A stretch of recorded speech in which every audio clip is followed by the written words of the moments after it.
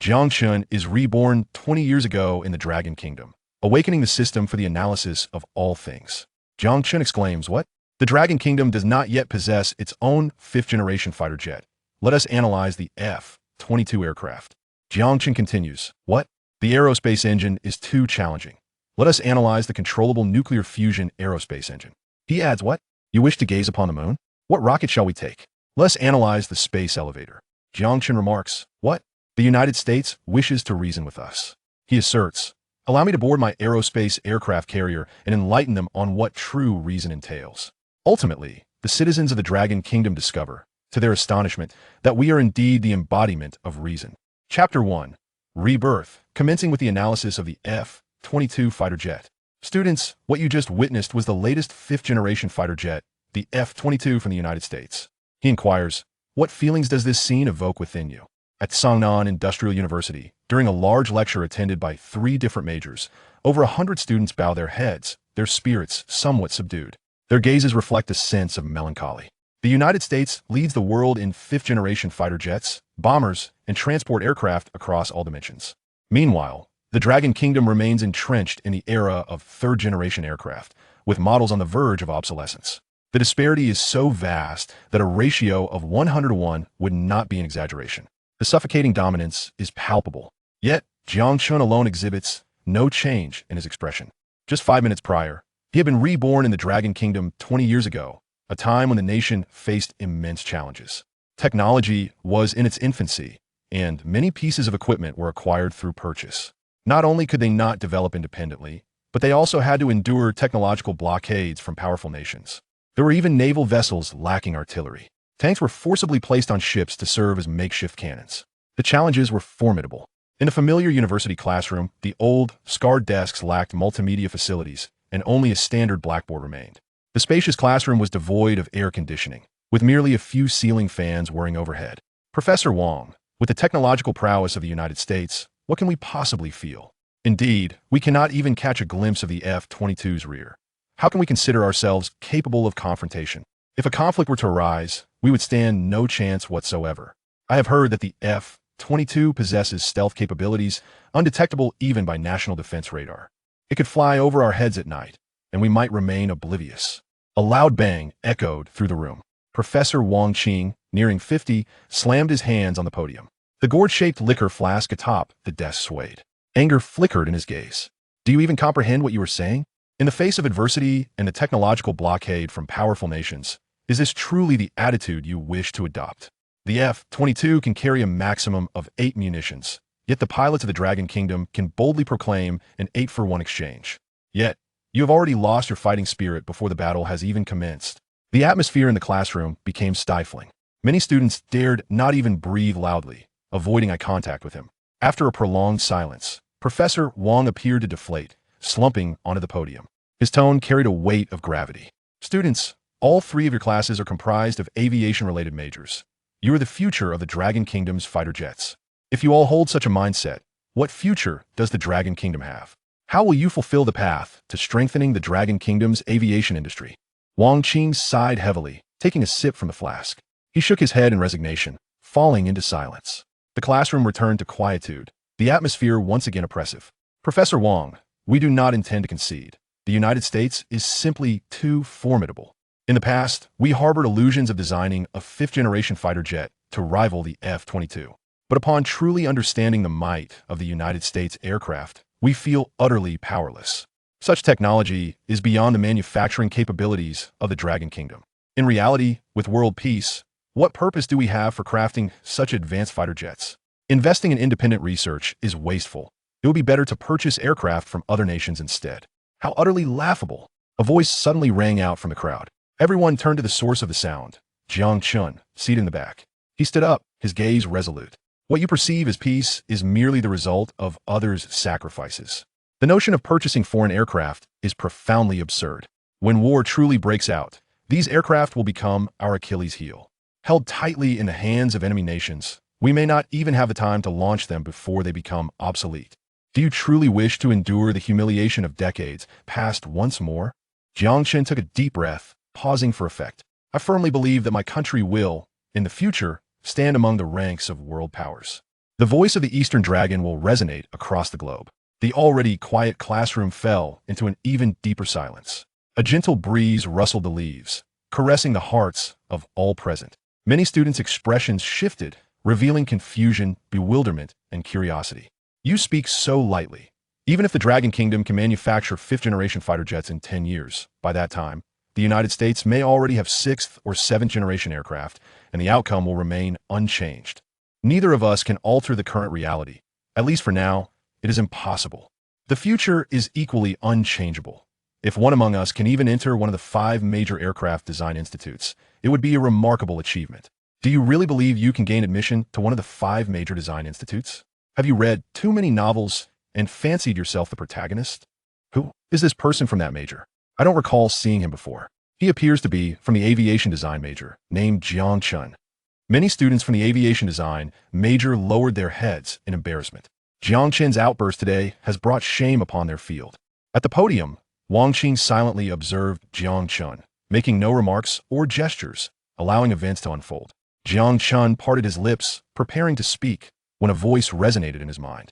Detection of the host's profound patriotism has occurred, awakening the Black technology system for the analysis of all things. This system rewards corresponding analytical abilities through the issuance of tasks. Task issued: ascend the podium and inscribe the 4 characters, revitalize the Dragon Nation, upon the blackboard.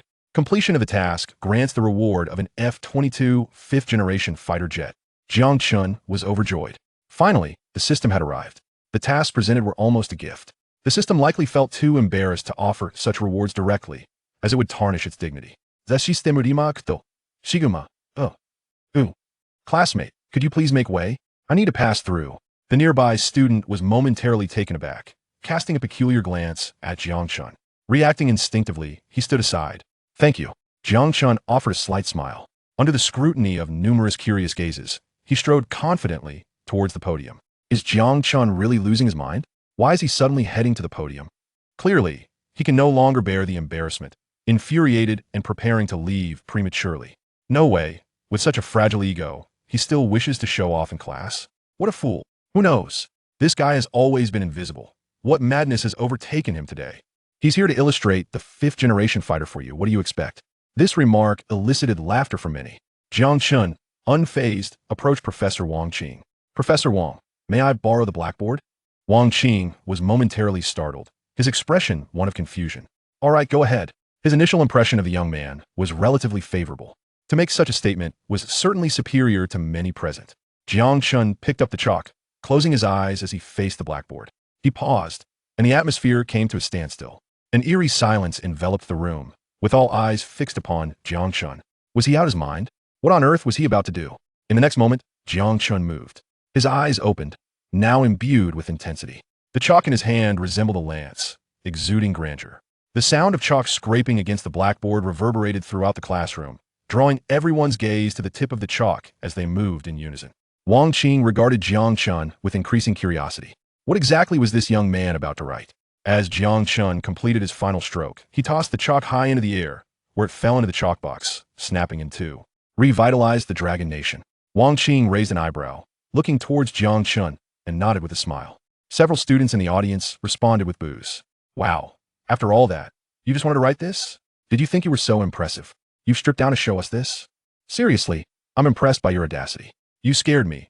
I genuinely thought he would, like in the novels, pull out a design blueprint for a 5th-generation fighter. Classmate, perhaps you've read too many novels. If he were the protagonist, I would be his father. At that moment, the voice of the system echoed in Jiang Chen's mind. Congratulations, host. You have completed the task and obtained the opportunity to analyze the F-22 fighter jet. Note, the system will optimize the analyzed blueprints, modifying any unreasonable aspects. Would you like to proceed with the analysis? Yes, analyze. In the next instant, an extraordinarily detailed blueprint of the 5th-generation fighter materialized in his mind. Jiang Chen was momentarily stunned. The blueprint in his mind was not of the F-22's exterior, but rather that of the future Dragon Nation's 5th-generation fighter, the J-20. System, what is going on? System, the system defaults to optimizing blueprints that are deemed the most perfect among 5th-generation fighters. So this is what optimization entails. Jiang Chen marveled. The future Dragon Nation's 5th-generation fighter was even recognized by the system. It was evident how formidable it was. All right, Jiang Chen, please return to your seat. Wang Qing's voice pulled Jiang Chen's thoughts back to reality. Professor Wang, may I inquire, if I am able to design the latest fifth-generation fighter, would I be eligible to enter one of the 5 major aircraft design institutes? Jiang Chen's words detonated like a bomb among the crowd. Everyone's minds buzzed, falling into a void. Was he joking? Did he genuinely think he was the protagonist? Chapter 2. Regret and my birth in this era. Is this lad insane? Has he just escaped from a mental institution? To claim he can produce the design schematics for a 5th-generation fighter jet is the most ludicrous joke I have heard all year. He must be trying to save face. He has no choice but to maintain this charade. The class is about to end in less than 5 minutes, and it will all be over soon. The entire nation struggles to develop a 5th-generation fighter, yet he dares to ask if accomplishing this feat would grant him admission to the prestigious Design Institute for Aerospace Vehicles. If he truly manages to achieve it, bestowing upon him the title of academician would be a mere formality. Academician Jiang, the performance has reached its conclusion. It is time to exit the stage. Wang Qing cast a disapproving glance at Jiang Chen, her brow slightly furrowed. All right, return to your seat. Next time, refrain from making such meaningless jokes. As students, you must remain grounded and take one step at a time. When you possess genuine capabilities in the future, it won't be too late to make such claims. Until then, all is mere talk. At that moment, the bell for the end of class rang abruptly. Wang Qing turned around, surveying the room. The reality for the students is both beautiful and harsh, depending on one's perspective. The future of our nation requires your contributions. Do not forget this semester's project on aerospace interests. You may form groups of 2 or 3 to collaborate on your designs. Class dismissed. Wang Qing approached Jiang Chen, patting him on the shoulder with a smile. Jiang Chen, I shall remember your words. As an advisor to the 2nd Aircraft Institute, when the day comes that you truly gain admission, I shall bring some fine liquor and delightful dishes for a heartfelt conversation between teacher and student. Jiang Chen could only manage a wry smile and shake his head. Professor Wang remains unchanged, ever fond of his drink. Back during school, many students yearned to sample the contents of his flask, yet not a single one dared to do so in 4 long years. For the sake of that modest amount of liquor, he must produce the design schematics by tonight. Most students chuckled at the absurdity of the situation and exited the classroom, while a select few took to the campus forum to share the incident, garnering considerable attention. Jiang Chen paid them no mind. Having endured the trials of society in his previous life, such trivial matters held no sway over him. As he gathered his belongings to leave, a voice called out from behind him. Hello, Jiang Chen. May I invite you to join my group? Jiang Chen turned around, taken aback to find his future wife, Mu Qing, standing there. What a surprise. He had almost forgotten about her. He looked at Mu Qing, clad in a white floral dress that fell just above her knees. Her long black hair cascading elegantly, and her youthful visage evoking a sense of dreamlike nostalgia. Could it be that the goddess Mu Qing would invite Jiang Chen to join her group? This defied all logic. What qualities could he possibly possess that would attract her? It was indeed a rare occurrence for a goddess to approach a boy first. It was astonishing. Some boys, unwilling to accept this twist of fate, contemplated approaching Mu Qing themselves, only to be paralyzed by her cool demeanor, hesitant to take a step forward. Jiang Chen was about to accept his wife's invitation when, unexpectedly, arriva l'emergif. A girl with black-framed glasses abruptly pulled Mu Qing away. Mu Qing, come on. I found a brilliant senior to guide us. We will undoubtedly complete this project and achieve high marks. Mu Qing cast an apologetic glance back at Jiang Chen as she was led out of the classroom. Jiang Chen shrugged his shoulders, realizing he could no longer rely on her. It seemed he would have to tackle the task alone. Life as a university student in this era was quite simple. There were no social media apps or smartphones. Classes ended, meals were taken, and then students either immersed themselves in a library or ventured to the internet cafe for gaming. This simplicity made the library a coveted sanctuary. The library boasted 5 floors, but discussions on drawings could only take place on the 3rd floor. Jiang Chen ascended to the 3rd floor, where the crowd was sparse. He borrowed some drafting tools from the librarian and settled into a corner by the window. Isn't that the student who claimed he would enter the 5 major design institutes? Someone mused. You may not have been in class. It was quite the spectacle. It seemed he was sketching with the drawing tools. Was he truly deluded enough to think he could design a 5th-generation fighter? Previously, he had not deemed it unusual, but perhaps the pressures of life had driven him to insanity. Keep your voices down. I heard that people with mental issues shouldn't be provoked, or they might lash out. Another whispered, let us keep our distance, then we wouldn't want to be caught in the crossfire. Jiang Chen chuckled softly. The rumors were becoming increasingly absurd.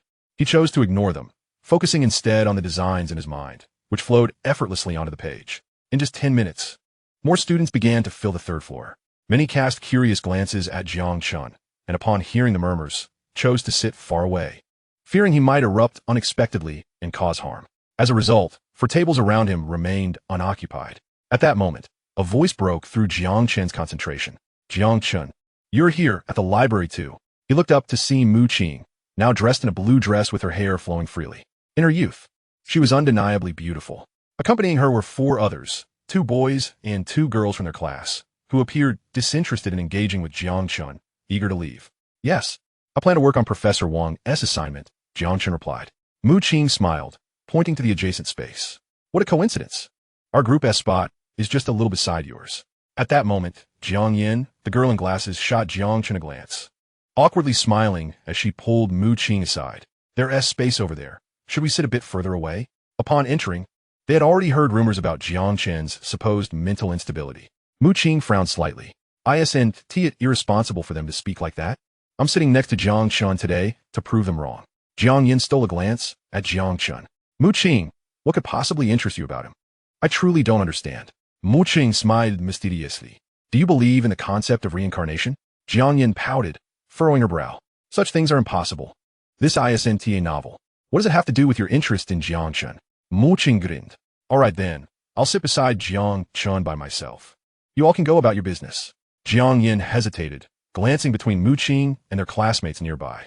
Finally, she sighed. Fine, I'll accompany you. Mu Qing laughed. No need, you go ahead and be busy. I'm perfectly fine by myself. Very well, Jiang Yin said, a look of disappointment on her face. But you must be careful. Just as they settled in, a tall, sunny boy approached them. Jiang Yin, what are you two discussing? His gaze landed on Jiang Chen, and he paused for a moment. Wait, you're Jiang Chen? He asked instinctively. You know me? Jiang Chen was equally surprised. The cheerful boy smiled and extended his hand. Hello, Gao Zhong. Jiang Chen stood and shook his hand. Jiang Chen. Gao Zhong chuckled with confidence. I truly admire your audacity and concur with your insights. The future of Longhua is destined to be immensely powerful. In the near future, I shall undoubtedly develop the 5th-generation fighter for Longhua. Jiang Chen shot him a sidelong glance, bemused by his arrogance. Could it be that he possessed a system as well? Gao Zhong's gaze inadvertently fell upon the blueprints Jiang Chen was sketching. He paused momentarily and jested. You aren't, by any chance, drafting your concept for a 5th-generation fighter, are you? Although it's not immediately discernible, your drawing skills are quite commendable. Rivaling my own, Jiang Chen was tempted to deliver a punch to him.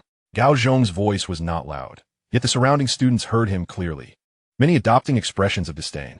With a grin, Gao Zhong patted Jiang Chen on the shoulder, saying, don't mind them, just focus on your own endeavors. However, rest assured, the future 5th-generation fighter of Longhua will certainly emerge from my hands. As for you, perhaps lend me a hand and simultaneously lament the misfortune of sharing an arrow with me. How about we make a pact? The one who designs the 5th-generation fighter first shall see the other don shorts and run naked across the school playground. What do you think? Jiang Yin slapped his forehead in exasperation. What on earth is this nonsense? Mu Qing's gaze remained fixed on Jiang Chen. He felt puzzled, sensing an inexplicable affection emanating from his wife. Could it be that she had also traversed time? That notion seemed absurd. Chapter 3. Causing a commotion.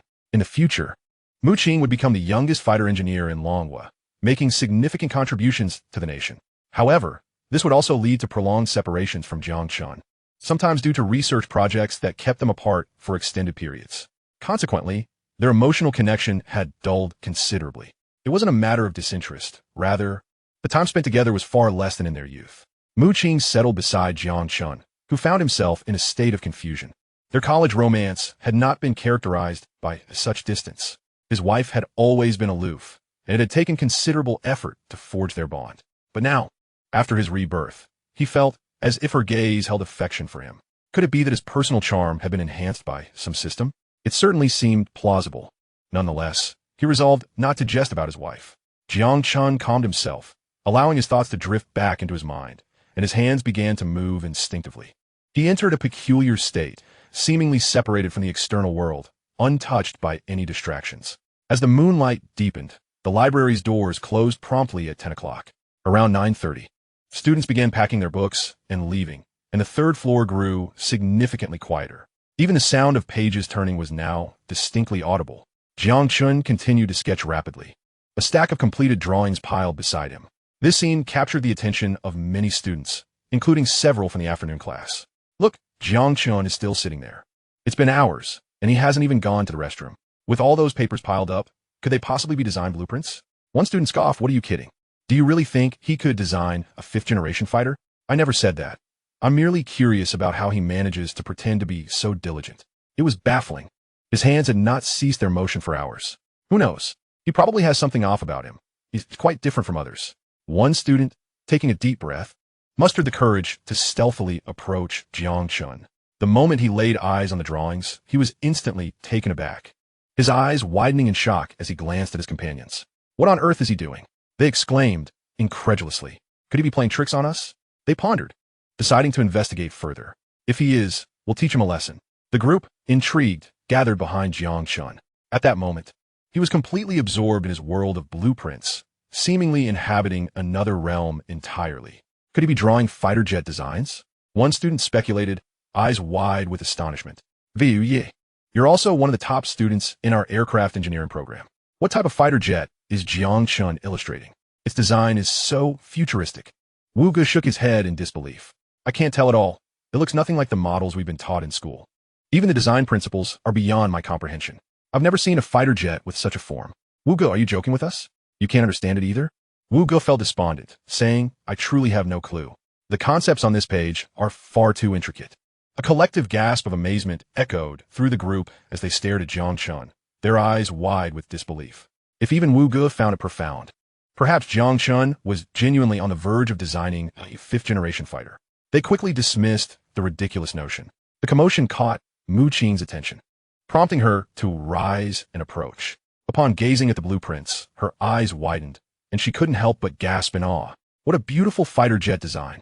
It was an embodiment of sci-fi aesthetics. As a student of aircraft engineering, she had seen many types of fighter jets, but this one was undeniably the most stunning, perfectly aligning with the aesthetic sensibilities of Eastern Longwa. The unusual atmosphere in the library drew the attention of numerous students, who gathered to witness the spectacle. Among them were Jiang Yin, Gao Zhong, and others. "Wow, isn't this the student you all said was a bit off this afternoon? Come on, tell me, is this something a crazy student could create? If he was indeed crazy, then what did that make me? Who would have thought that a fighter jet could be so beautiful? The aesthetic pleasure was exquisite. Could this be the fabled wisdom of the seemingly foolish, revealing that we were the true jesters?"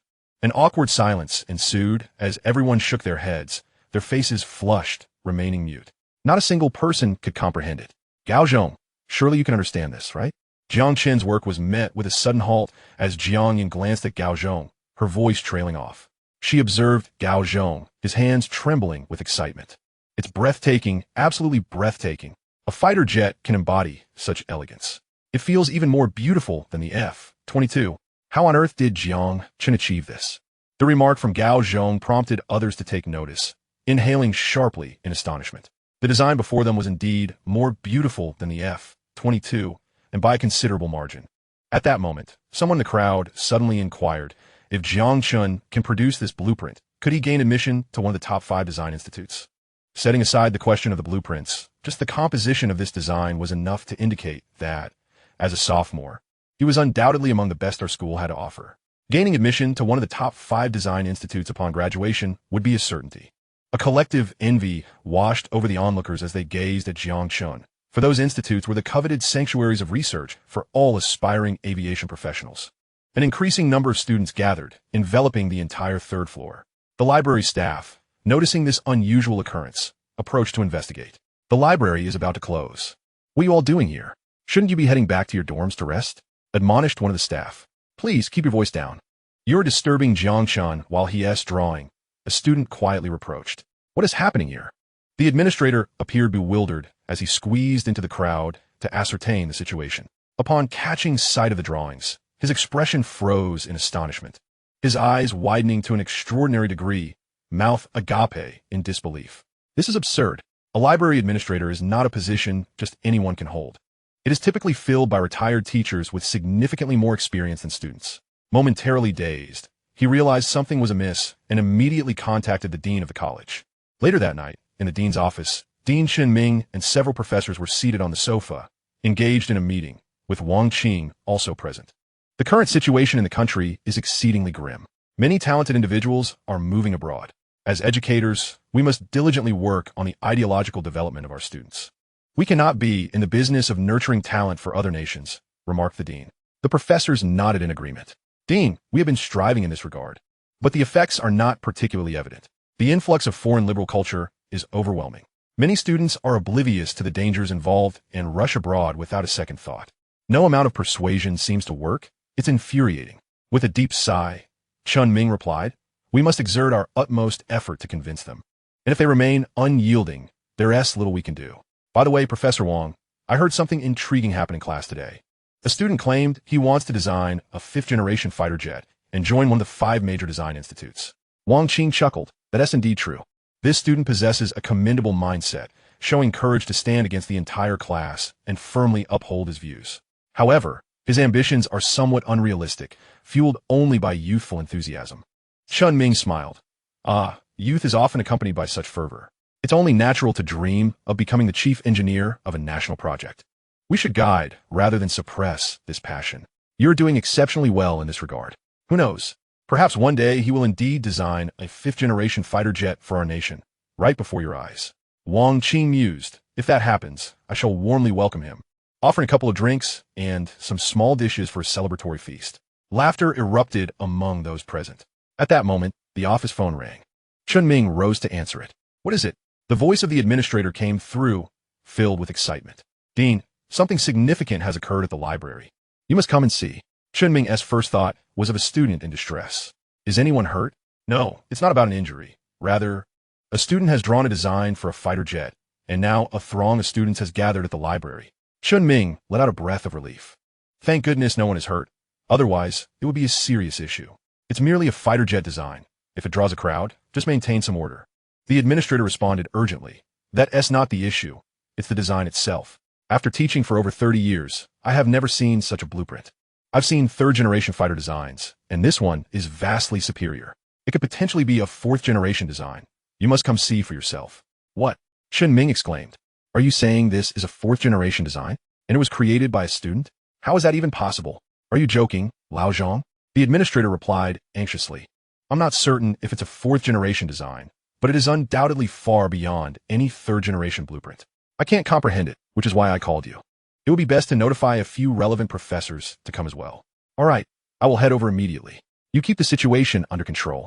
Chun Ming hung up the phone, and the others in the office turned to him. Dean, what happened? Chun Ming took a deep breath to steady himself. Lao Zhang says a student in the library has created a design that surpasses 3rd-generation blueprints. He suspects it might be a 4th-generation design and wants us to come take a look. What? A 4th-generation design? The others gasped in astonishment. Can a student really produce a 4th-generation fighter jet design? Chapter 4. Clear the entire 3rd floor. In the dead of night, the moon hung high in the sky like a plate. At this hour, most students were typically asleep. However, as news spread through the library, many students flocked to see what was happening. The 3rd floor became so crowded that it was nearly impassable. Jiang Chen, of course, was aware of the commotion outside, but remained undisturbed, continuing his work on the drawings. The school's less attention to the situation would certainly facilitate matters in the future. 10 minutes later, Chun Ming and his entourage arrived at the library. They were momentarily taken aback by the dense throng of people. The library administrator, Lao Zhang, had been waiting at the entrance. Upon seeing the dean, he rushed over. Dean, these students all came rushing here after hearing the news. Can you believe that so many have gathered just to see the drawings? Wang Qing expressed incredulity. Lao Zhang nodded. You'll see for yourself when you go inside. There will be even more people. At that moment, both Chun Ming and the professors felt a sense of unease. The magnitude of the commotion caused by a single student's fighter jet design hinted at something extraordinary. As the dean and the professors approached, the students parted to make way for them. Wow, even the dean and professors have been stirred by this. I told you this drawing must be extraordinary.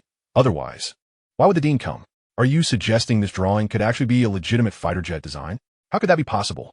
Regardless of its authenticity, I certainly cannot comprehend it. How did Jiang Chen become so remarkable all of a sudden? Indeed, just this afternoon, I thought he was boasting. Now, it appears he possesses some real talent. Such murmurs filled the air as Chun Ming and his colleagues made their way to the front. Wang Qing paused, momentarily stunned at the source of the event. Jiang Chen, Professor Wang, is this your student? Chun Ming was taken aback. Wang Qing nodded. He is indeed the student I mentioned to you. Chun Ming acknowledged this as his gaze fell upon the drawings, momentarily lost in thought. Adjusting his reading glasses, he picked up one of the completed drawings for a closer examination. The other professors followed suit, each studying the designs intently. A hush fell over the room, all eyes fixed on the professors, eager to learn the outcome.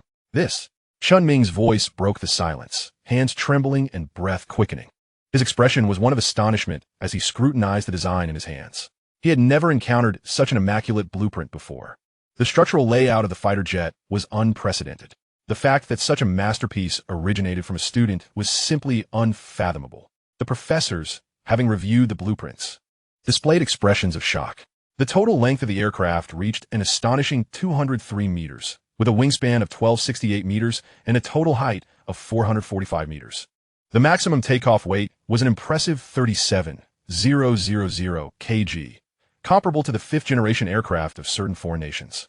You all are missing the most crucial aspect, the design of the fuselage. The avant-garde design of this duck-billed aircraft is utterly incomprehensible to me. My goodness, if this were indeed real, it would represent an extraordinarily terrifying fighter jet. Not to mention the Dragon Nation, apart from the illustrious F-22 of the United States. I doubt any other country possesses such a remarkable aircraft. The fact that such a design originates from a sophomore student is simply unbelievable. It's not just astonishing. Disregarding its authenticity for a moment, we are far from matching this design concept. At that moment, a professor gazed at Wang Qing with envy. What an exceptional student you have raised. You even dare to say he is somewhat arrogant and conceited. You can have him, based solely on this design. The top 5 design institutes would surely be vying for him. What are you talking about? When did I ever say such a thing? Wang Qing seized his flask and took a hearty swig. Truly exhilarating. The words of the dean and several professors were crystal clear to the surrounding students. Each one widened their eyes in disbelief as they looked at Jiang Chen. My heavens, a blueprint that even professors have never seen. And Jiang Chen has produced such an impressive piece. Did you not hear? The professors themselves have claimed they cannot surpass Jiang Chen. Is this something a sophomore could accomplish? It's simply outrageous. This fellow must be some kind of genius. I just want to say, those who called Jiang Chen crazy this afternoon, step forward now and witness what true genius looks like. This year, there will undoubtedly be a spot for Jiang Chen in one of the top 5 design institutes. A sophomore with the capability to enter such prestigious institutions is unprecedented in our academy's history. No, today we are indeed witnesses to the annals of our academy. Perhaps, this design could even lead to a real aircraft. That would be utterly magnificent. At this moment, many students voiced differing opinions. A mere blueprint is but an empty shell. The journey from design to completion of an aircraft requires a multitude of professional collaborations. First and foremost, the engine. Such a colossal aircraft necessitates a formidable heart. Currently, the Dragon Nation lacks the technological prowess to create an engine of this magnitude. Just then, Wang Qing, glancing at another blueprint in hand, nearly had his eyes pop out. His entire being was electrified with excitement. Dean, you are an expert in engine design. Please take a look at this blueprint. Is this not the schematic for the most advanced turbofan engine? The Dragon Nation has yet to master this technology. Chun Ming's eyes widened as he stared at the blueprint in Wang Qing's hand. In the next second, he seemed to be struck by lightning, standing there in shock. I have never seen a turbofan engine structure like this. I am utterly clueless about it. What? Even the dean cannot comprehend it. The students around erupted in chatter. Goodness. I recall the dean participated in the development of the third-generation fighter engines. How could he not understand this engine blueprint? This is unfathomable. Are you not focusing on a critical point? This design includes the engine schematic. Do you grasp the significance of this? The student who spoke paused momentarily, filled with excitement. Goodness, hurry up and say it. I'm about to burst. You can't just leave it hanging like that. At such a crucial moment, if you can hold it in, you are quite the talent. That student took a deep breath. It means that this fighter jet blueprint is already halfway to realization. Moreover, did you not see the towering stack of blueprints beside Jiang Chen? Surely, if it were merely the fuselage design, it would not require this much. This implies that it is likely a complete set of design blueprints. Hiss! All the students widened their eyes, gasping in astonishment. They looked at Jiang Chen as if he were an otherworldly being. A complete set of design blueprints. Something an entire research team would struggle to accomplish. This is the work of a sophomore. Meanwhile, Mu Qing was equally stunned, covering her mouth in disbelief. How is this possible? Jiang Chen has managed to reach this level. Could it be that the dreams were real? Dean, this situation has exceeded our expectations. Should we not take some action? Wang Qing surveyed the surrounding students. As of now, We are unaware of the nature of the blueprints. It would be prudent to speak with Jiang Chen privately. At this point, Chun Ming had grown numb, adopting a strangely calm demeanor. This young man likely anticipated our arrival. He has no intention of stopping. We can only wait here. It is 10 o'clock. The library should be closing. You must organize the students to leave in an orderly fashion. Just then, a professor inquired. Should we not do something? Perhaps notify the higher-ups? Send troops to seal off the information. From what we can ascertain, this design concept undoubtedly meets the standards of a fourth-generation fighter. Chun Ming's lips twitched involuntarily. Calling for the army to send helicopters would only draw unnecessary attention and escalate the situation. It is best to handle this matter discreetly. After tonight, we can provide a simple explanation. The professors nodded in agreement. They turned their gazes toward Jiang Chen, their faces etched with astonishment. Wang Qing chose to sit beside him, sipping from his flask. It seems we must prepare some drinks and snacks. The students departed in an orderly fashion, leaving only the dean and a few professors in the library. The atmosphere became serene, with the sound of pen tips scratching against paper ringing clearly. As the night deepened, the only sound outside was that of insects chirping. Inside the library, Yi Feng stretched languidly. He had finally completed the main structural components. Next came the internal structural details, which would require considerable effort and could not be finished in a short time. Jiang Chen, my dear fellow, has finally paused. If he had continued, us old fellows would surely have been unable to endure any longer. Chun Ming and several professors displayed signs of fatigue, the aftermath of their earlier excitement. Jiang Chen sheepishly scratched his head and smiled awkwardly. Well, it's 4 o'clock. Let us head back to rest. Come find me in the office tomorrow after a good sleep. Chun Ming glanced at the blueprints and smiled. And while you're at it, do explain to us what all this is about. Jiang Chen nodded and departed the library. Wang Qing watched him leave, shook his empty flask, and sighed heavily. Turning to the blueprints, Dean, how should we handle these designs? None of us can comprehend them. Should we submit them to the Research Institute? Chun Ming pondered for a moment. I have a safe in my office. Let us store them there for now. We can discuss the specifics tomorrow. Find me a single bed. I shall sleep in my office for the next few days. Otherwise, I want to be able to sleep at night. Upon hearing this, the other professors also expressed their desire to spend the night in Chun Ming's office. They could not possibly sleep without the blueprints nearby. Chapter 5. Simply absurd. The next day, Jiang Chen did not awaken until noon. Brother Chun, you've finally risen. Something big has happened. Did you know? His roommate, Qian Yoyu, was perched on the edge of his bed, his large eyes fixed on Jiang Chen. What happened? Jiang Chen asked groggily. He had expended quite a bit of energy last night and was still feeling tired even at noon. Qian Yoyu gazed at Jiang Chen with envy. Brother Chun, you are now the talk of the academy. Everyone is buzzing about your remarkable achievements. But that is not the main point. Qian Yoyu smirked. When did you and the goddess Mu Qing become an item? She waited for you outside for half an hour, specifically to bring you lunch. Jiang Chen rose from his slumber, dressing himself with a grave demeanor, casting a fleeting glance at Qian Yoyu. In a hushed tone, he confided, I shall reveal to you a secret, but you must not disclose it to anyone else. Mu Qing is my wife, the legitimate kind. Qian Yoyu stood dumbfounded, rooted to the spot. Jiang Chen swiftly completed his morning grooming and stepped outside, only to be met with the anguished cries of the single man behind him. Upon reaching the entrance, he overheard a flurry of murmurs. What on earth? The goddess Mu Qing is visiting the male dormitory, and she brings food. My heavens! Such a scene is beyond my wildest dreams. Which scoundrel has stolen my ice goddess away? Oh goddess, how could you descend to the mortal realm and show interest in an ordinary man? I demand to know who it is. Come forth. Jiang Chen chuckled, patting his shoulder. Pardon me, but Mu Qing is here to deliver my meal. The students gasped in disbelief. Mu Qing was engaged in a pleasant conversation with the dormitory supervisor when she noticed Jiang Chen's arrival and promptly stood up. The supervisor, sporting a knowing smile, remarked, Xiao Chun, your girlfriend is truly remarkable. Your parents would undoubtedly adore her if you were to bring her home. As soon as the words left her lips, Mu Qing's face flushed crimson, her gaze lowering as she murmured, Auntie, Jiang Chen and I are merely ordinary friends. The supervisor nodded knowingly. I understand. I was young once too. Who hasn't he had a boyfriend? She continued to smile encouragingly. Jiang Chen gave a thumbs up to the supervisor and took Mu Qing's hand, leading her away from the dormitory, while behind them, a chorus of lamentations arose from the single men. Release your grip, let go of my goddess. How could she be sullied? Brothers, draw your swords, the goddess belongs to me. As they walked along the campus path, a gentle breeze rustled the leaves, creating a soothing symphony. Mu Qing shyly withdrew her hand from Jiang Chen's grasp. Jiang Chen, this is for you. A pink lunchbox appeared before him. I knew you might not have eaten lunch, so I brought you a meal from the cafeteria. This lunchbox is brand new. It's my first time using it. You brought this for me? Jiang Chen scrutinized his wife with an inquisitive gaze. This feels unusual. Back in college, my wife was not this proactive. My dear wife, do you harbor feelings for me? The moment the words slipped from his lips, regret washed over him. What a blunder. Mukvinkis blush deepened, resemble a ripened peach. This is for you. I must be going now. She pushed the lunchbox towards Jiang Chen and swiftly turned to flee.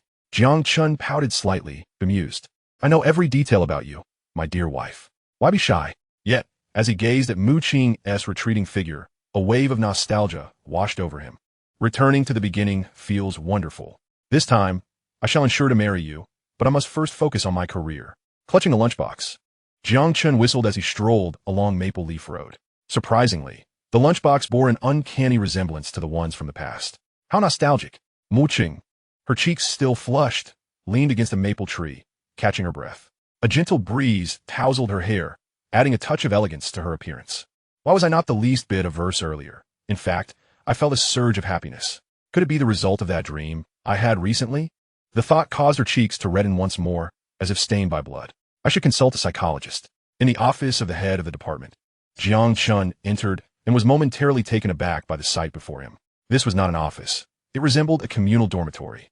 7 or 8 single beds were haphazardly scattered about, with disheveled bedding creating a chaotic scene. Jiang Chen, you've arrived. Wang Qing, sporting dark circles under his eyes and carrying a large bag of food, appeared from behind. Come in quickly. The head and the professors are freshening up and will return shortly. Thanks to your antics last night. They were too excited to sleep and only managed to catch a few winks at dawn.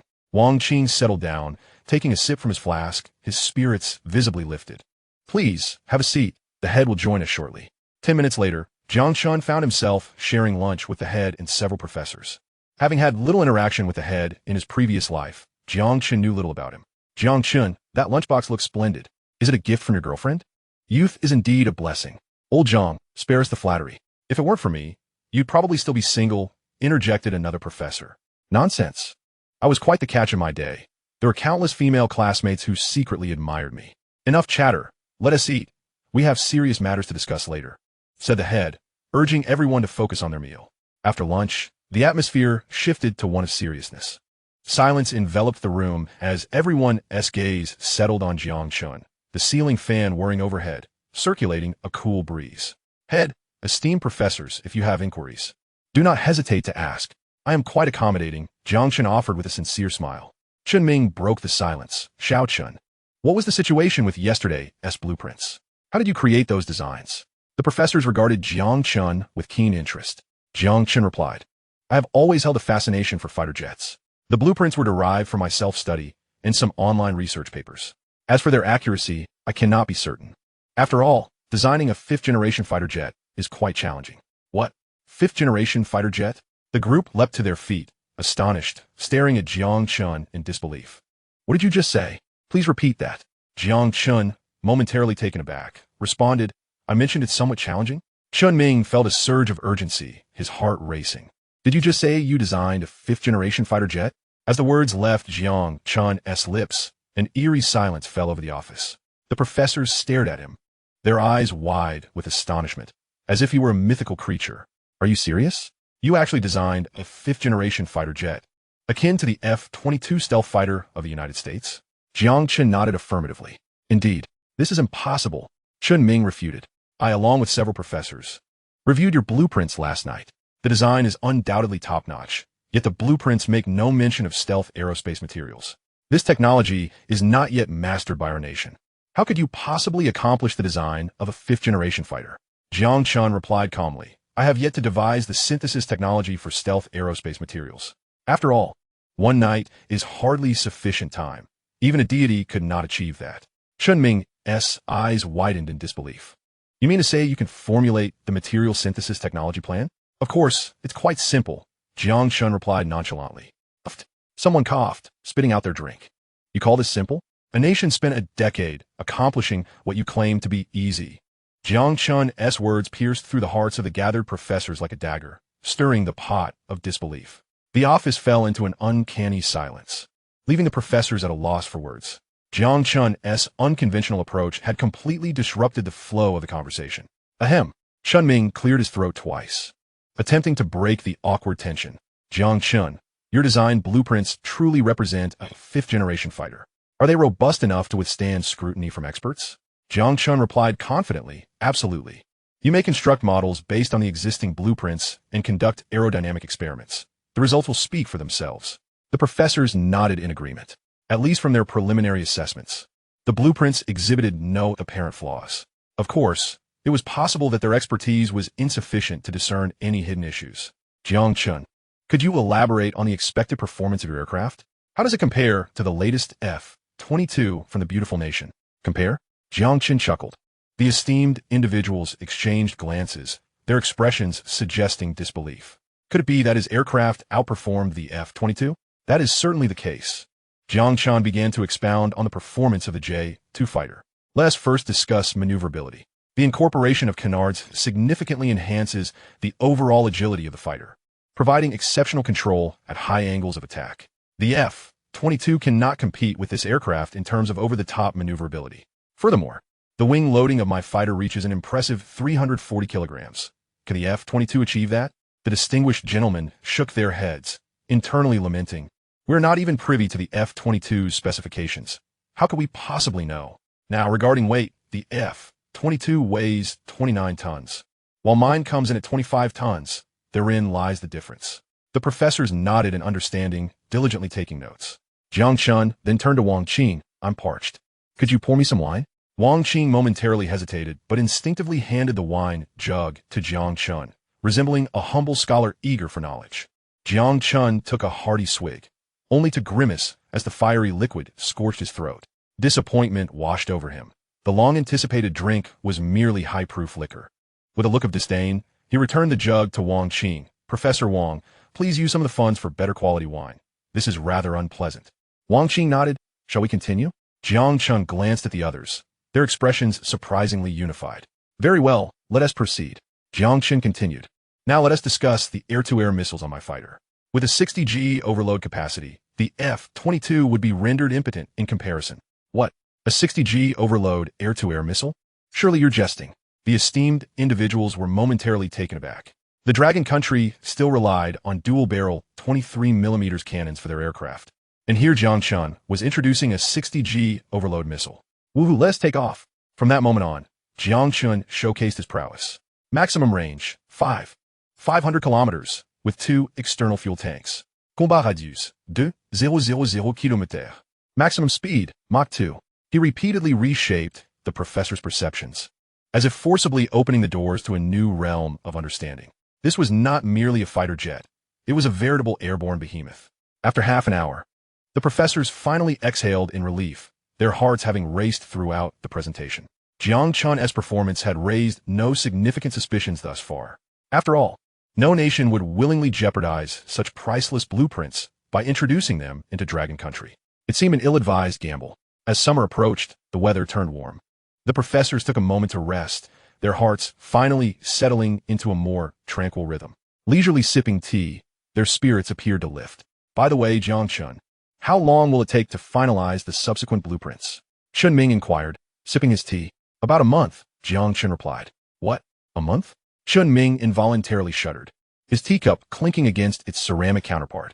The other professors froze mid-sip, their expressions betraying disbelief. Jiang Chen, misinterpreting their shock, pondered aloud. "If I don't have to attend lectures, I could probably complete all the blueprints in half a month. Well, if I work overtime, I could manage it in about 10 days.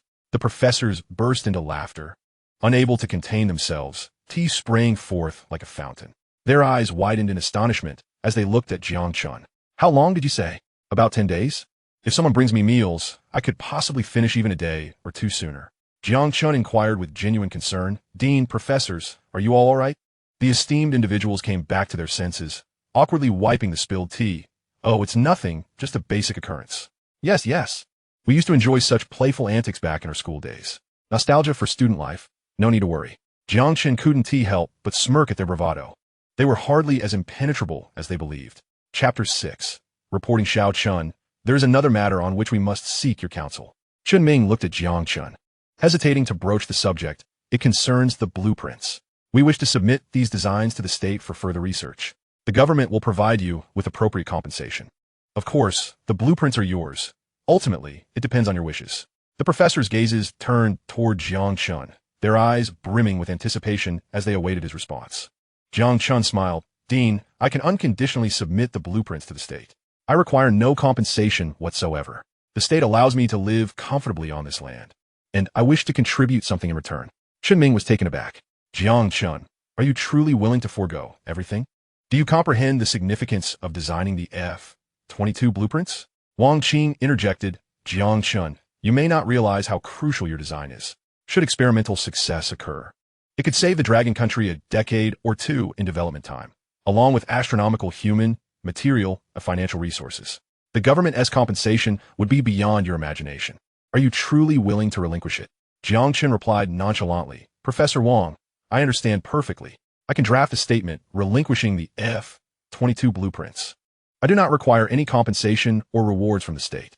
Silence enveloped the office once more. In that moment, everyone's gaze toward Jiang Chen transformed, filled with admiration, appreciation, and a myriad of complex emotions. It could be said that, purely based on his character, Jiang Chen had already won the respect of all present. Excellent. Ming praised loudly.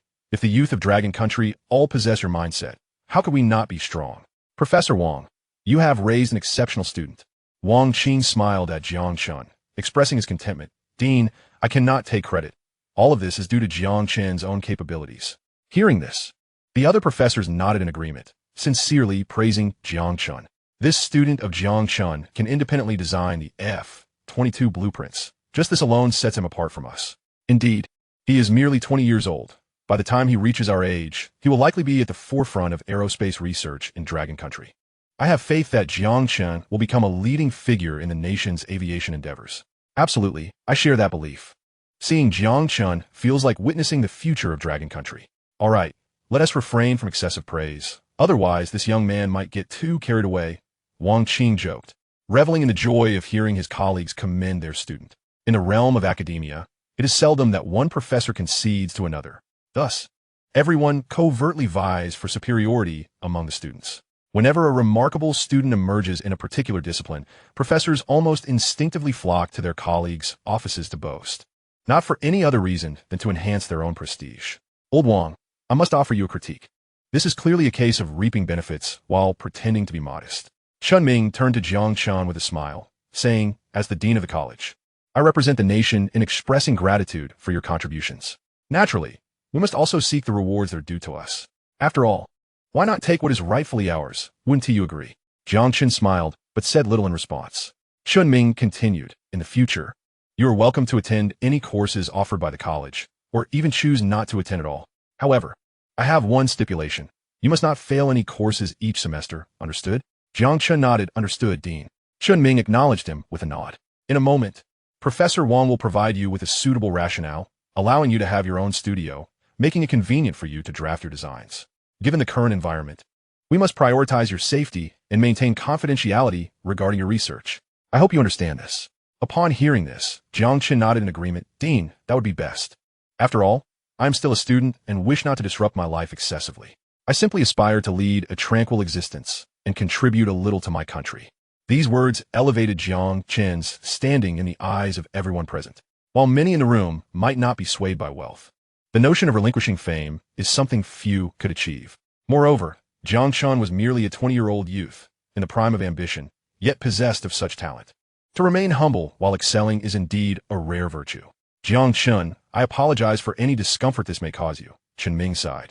Jiang Chen smiled. Dean, there is no discomfort at all. Our predecessors sacrificed their lives and labored in obscurity for decades for the sake of our country. I am fortunate enough to attend school, return home, and enjoy good food. Life couldn't be better. Ming and the other professors smiled warmly, recognizing that such youth would surely lead the Dragon Nation to prosperity and strength in the future. After a simple exchange of pleasantries, Wang Qing departed with Jiang Chen, leaving the office in a contemplative silence. Dean, it is time to notify the higher authorities. We are quite familiar with the 2nd and 3rd Aviation Institutes, and many professors here serve as consultants there. I believe we can contact the experts from the 2nd and 3rd Institutes to come over, one of them suggested. Jiang Chen continued working on his designs, while they hurried to commence data simulations and conduct aerodynamic tests. Once the process proved smooth, they would immediately apply for project funding and initiate research. I have had my fill of mere purchases. I yearn to swiftly produce our own fifth-generation fighter jet. Upon hearing this, Chunming nodded and rose to his desk, dialing a familiar number. At the Second Aviation Institute of the Dragon Nation, an elderly man with graying hair, donning reading glasses, was perusing documents in his office when the phone rang unexpectedly. "Hello, old Chun, what brings you to call? Are you inviting me for some fine tea?" Came the voice of Chunming. "Academician Mu, I have some important information to report," Chunming replied seriously. "Old Chun, we are old friends. There's no need for such formality. Just tell me what's on your mind," replied Academician Mu Qingshan with a chuckle. Chunming's tone turned grave. "Academician Mu, what I am about to share is of utmost significance. Is there anyone else with you?" Academician Mu grew serious, setting aside his documents. "Old Chun, it's just me here. Speak." Chunming continued. "Academician Mu, how has your health been lately? Is your high blood pressure still under control? What I am about to disclose might be rather alarming." Academician Mu retorted. "Who do you think you're talking to? I've consumed more salt than you've walked roads. What storms have I not weathered? I want to be frightened easily. Rest assured, I am in good health now." "What is it?" After a brief silence, Chunming finally spoke. "I have the detailed blueprints for the F-22. "What?" Academician Mu leapt to his feet, his excitement palpable. "Old Chun, you must be joking. Is this truly the detailed blueprint for the F-22? Chunming expressed concern. "Academician Mu, are you all right? Please don't get too worked up." Academician Mu, unable to contain his expletives, exclaimed, "Don't dilly-dally. Just tell me how this came to be." Chunming promptly explained the events from that night at the library. Suddenly, a crash echoed through the phone line. "Academician Mu, are you all right? Please, don't get too agitated. Your health is paramount." On the other end, there was a moment of silence, but Chunming could distinctly hear heavy breathing. "Old Chun, are you certain that a 20-year-old student can produce the designs for the F-119 PW-100 turbofan engine? This matter holds great significance. We must not speak lightly." Academician Mu's voice trembled with concern. Chunming assured him, "I am confident that these are indeed the designs for the F-119 PW-100 turbofan engine. However, the various data still requires validation, and the structure warrants thorough examination. We hope you can organize a team of experts to further verify the blueprints." Academician Mu, filled with enthusiasm, insisted, "Bring the blueprints and the student to the Second Aviation Institute immediately. I must meet him in person." Chunming replied, "Academician Mu, I believe we should proceed with caution." He shared his concerns. After a moment of contemplation, Academician Mu agreed, "Old Chun, you are right. This approach will save us from unnecessary troubles. Let us advance the schedule for visiting the Second Aviation Institute's Technology Museum this year, so our meeting won't attract undue attention." Chunming responded, "Academician Mu, I will make the necessary arrangements promptly." Unable to restrain his curiosity, Academician Mu inquired, "Is he truly a second-year student? What is his name and age?" Chunming replied, "He is 20 years old, named Jiang Chen, just a sophomore." Upon hearing this, Academician Mu couldn't help but twitch the corners of his mouth. The younger generation is indeed formidable. They surpass their predecessors by leaps and bounds. He mused, "By the way, how is Mu Qing doing at the academy?" Chunming replied with a smile, "That child is quite well-behaved and consistently excels in her studies. Of course, we must keep Jiang Chen out of the spotlight." After a lengthy pause, Academician Mu hung up the phone, shaking his head with a wry smile. This child, he then picked up the phone and dialed several numbers. Chapter 7, Midnight Conference. Chunming hung up the phone and called Academician Zhang Jiagua at the Third Aviation Institute. "What? You say a 20-year-old student has completed the design blueprints for a fifth-generation fighter jet? Old Chun, are you making an international joke? Is it your failing eyesight or mine?" Academician Zhang chastised Chunming over the phone. Chunming had no choice but to explain once more. After a prolonged silence on the other end, Zhang finally spoke. "Old Chun, this matter is of considerable weight. Are you certain this is indeed the blueprint for a fifth-generation fighter jet, and that it was designed by a sophomore student? This is beyond belief. Even you and I, along with several other academicians, lack such extraordinary capabilities." Chunming assured him, "Academician Zhang, I am highly confident. The meeting with Academician Mu has been arranged." Zhang Jiagua remarked, "I shall bring my team along as well. This prodigy you mentioned, if he truly lives up to your words. The rise of Long Nation is indeed imminent." After exchanging a few pleasantries, Chunming hung up the phone, exhaling deeply. Compared to Zhang Jiagua, he preferred conversing with Mu Qingshan, as the former had a somewhat volatile temperament. "Director, How are things with Fei and Fei? Several professors turned their attention towards Chun Ming. Everything has been arranged, Chun Ming explained. This year, the visit to the Fei Technology Museum has been moved up. We will send 2 classes of students, and you are all invited to accompany them. The professors exchanged knowing smiles. The 2 classes were merely a cover for Jiang Chen. The real focal point was the meeting between Jiang Chen and the titans of Fei and Fei. That afternoon, the school announced the rescheduled visit to the Technology Museum and provided a brief explanation regarding the library incident from the previous night. The gist was that the blueprints were commendable. Although not suitable for practical research, they held certain reference value. Upon hearing the news, many students let out a sigh of relief, thinking I was terrified, believing Jiang Chen had truly designed something applicable to practical research. The director had also stated that the blueprints were of notable reference value, which was overall quite impressive. Is it possible that this is merely a routine tactic of the academy to prevent the situation from escalating? One student pondered. What you described seems implausible. After all, how could a sophomore truly design blueprints for practical research? Nevertheless, even with this, just this statement alone guarantees Jiang Chen a position in one of the 5 major design institutes after graduation. Truly enviable, as our academy sends less than 3 graduates there each year. By the way, why has the visit to the Fei Technology Museum been advanced by several months? Who knows? In any case, there is nothing particularly worthwhile to see there. I just hope they don't select my major. It holds no interest whatsoever. 10 days later, on a crisp morning, 4 buses from the academy transported students to Fei. After a 5-hour journey, they arrived at the Fei Technology Museum. The students were assigned dormitories, and the 2-day visitation activities would commence the following day. That evening, in a meeting room on the top floor of the office building behind the museum, a dozen experts from the fields of aviation gathered. The purpose of today's assembly was to review a particular blueprint, but due to the inherently unpredictable nature of the situation, everyone was required to sign a confidentiality agreement to facilitate subsequent work. The meeting room was spacious, featuring an oval table with a flag of considerable size placed prominently in the center. Mu Qingshan presided over the meeting from the middle, with Zhang Jiagua seated closely beside him. Without hesitation, everyone signed the confidentiality agreement. Such formalities were customary for meetings of this caliber. Old Mu, we VE signed the agreement. Now, what is it you wish to share? One expert inquired. Indeed, what could possibly warrant a meeting outside the Fei Research Institute? This must be significant, as it's not often we see both Fei and Fei convening. Mu Qingshan glanced at Zhang Jiagua, who nodded in response. Mu then surveyed the room before declaring, "Let us commence with the formal agenda. Chun Ming, please bring in Xiao Chun." As the meeting room door swung open, Chun Ming entered, holding a document bag, with Jiang Chen following closely behind. "Jiang Chen, take a seat beside me," Mu Qingshan instructed. Turning to Chun Ming, he added, "Find a spot for yourself." Jiang Chen glanced at Mu Qingshan, his eyes glistening with emotion. Mu Qingshan, nearly 80 years of age, remained actively engaged in research. Having lost his parents at a young age, Mu Qingshan had raised Mu Qing as his own. The two had become inseparable, and upon Jiang Chen's entry into this family, Mu Qingshan had treated him like a beloved grandson, offering substantial support in both life and career. Let us hope this lifetime allows for ample time, Mu Qingshan thought, casting a glance at Jiang Chen, momentarily taken aback. "Are you all right, Xiao Chun?" he inquired with concern. "I'm fine," Jiang Chen replied with a smile. "It's just that seeing you reminds me of my grandfather. May I call you Grandpa Mu?" Nearby, Zhang Jiagua chuckled. "You're quite the bold child." Jumping straight to calling him Grandpa, Jiang Chen turned to Zhang Jiagua with a grin. "You must be academician Zhang, correct?" "Oh, you recognize me." Zhang Jiagua responded with interest. "This is our first meeting. Isn't it? How did you know who I am?" Jiang Chen explained.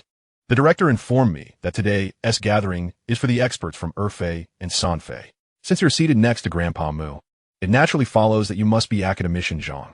With a hearty laugh, Zhang Jiagua replied, "You're quite clever. You may refer to me as Grandpa Zhang." Jiang Chen smiled, "But I must first call him Grandpa Mu. I prefer that title a bit more." Mu Qingshan laughed heartily. "Old Zhang, did you see? Xiao Chun favors me more." This exchange left everyone present in a state of bewilderment. Who was this youth, and how had he gained entry into such a high-level meeting? He appeared to be of a similar age to my grandson, surely still in university. We all signed the confidentiality agreement before the meeting. Why was this child exempt? It seemed he was quite at ease with both academicians, which was truly peculiar. One of the Fei experts turned to Chun Ming. "Old Chun, is this child one of your students?" "Who is he?" Chun Ming smiled. "He is a student from my academy, and the contents of this meeting revolve around him." "What? Several experts widened their eyes in disbelief, glancing at Chen Ming. You mean we are convening for this child? How could someone so young cause such a stir? Old Chen, you must be jesting with us. Chen Ming chuckled. You'll understand shortly. It's not the right time to elaborate. The experts regarded Jiang Chen with a mix of skepticism and curiosity. Did this lad truly possess such remarkable abilities? As night deepened, the outside air was occasionally pierced by the sounds of chirping insects. The lights in the meeting room dimmed, and the projector illuminated the space. Now, we shall commence with the formal agenda. Today, there is but one topic. We require your analysis and assessment of a blueprint for a fifth-generation fighter jet. Please offer your insights based on your expertise. As Mu Qingshan finished speaking, the room erupted in a commotion. A fifth-generation fighter jet blueprint? When did Long Nation acquire such a thing? Academician Mu, are you serious? Do we truly possess a fifth-generation fighter jet blueprint? This is surreal. It feels like a dream. Which research team has the capability to leapfrog to a fifth-generation design, bypassing the fourth generation entirely? Oldly, is it your team? Impossible. We've only just started our fourth-generation research. The thought of a fifth-generation jet is preposterous. If it's not your team, then whose is it? Amidst the rising tumult, only Chen Ming remained composed, observing the chaos unfold. Calm down, everyone. Why the excitement? It's merely a fifth-generation jet, he remarked with nonchalance. Mu Qingshan gently tapped the table. All right, everyone, let us settle down. We'll discuss other matters later. For now, let us focus on the blueprints.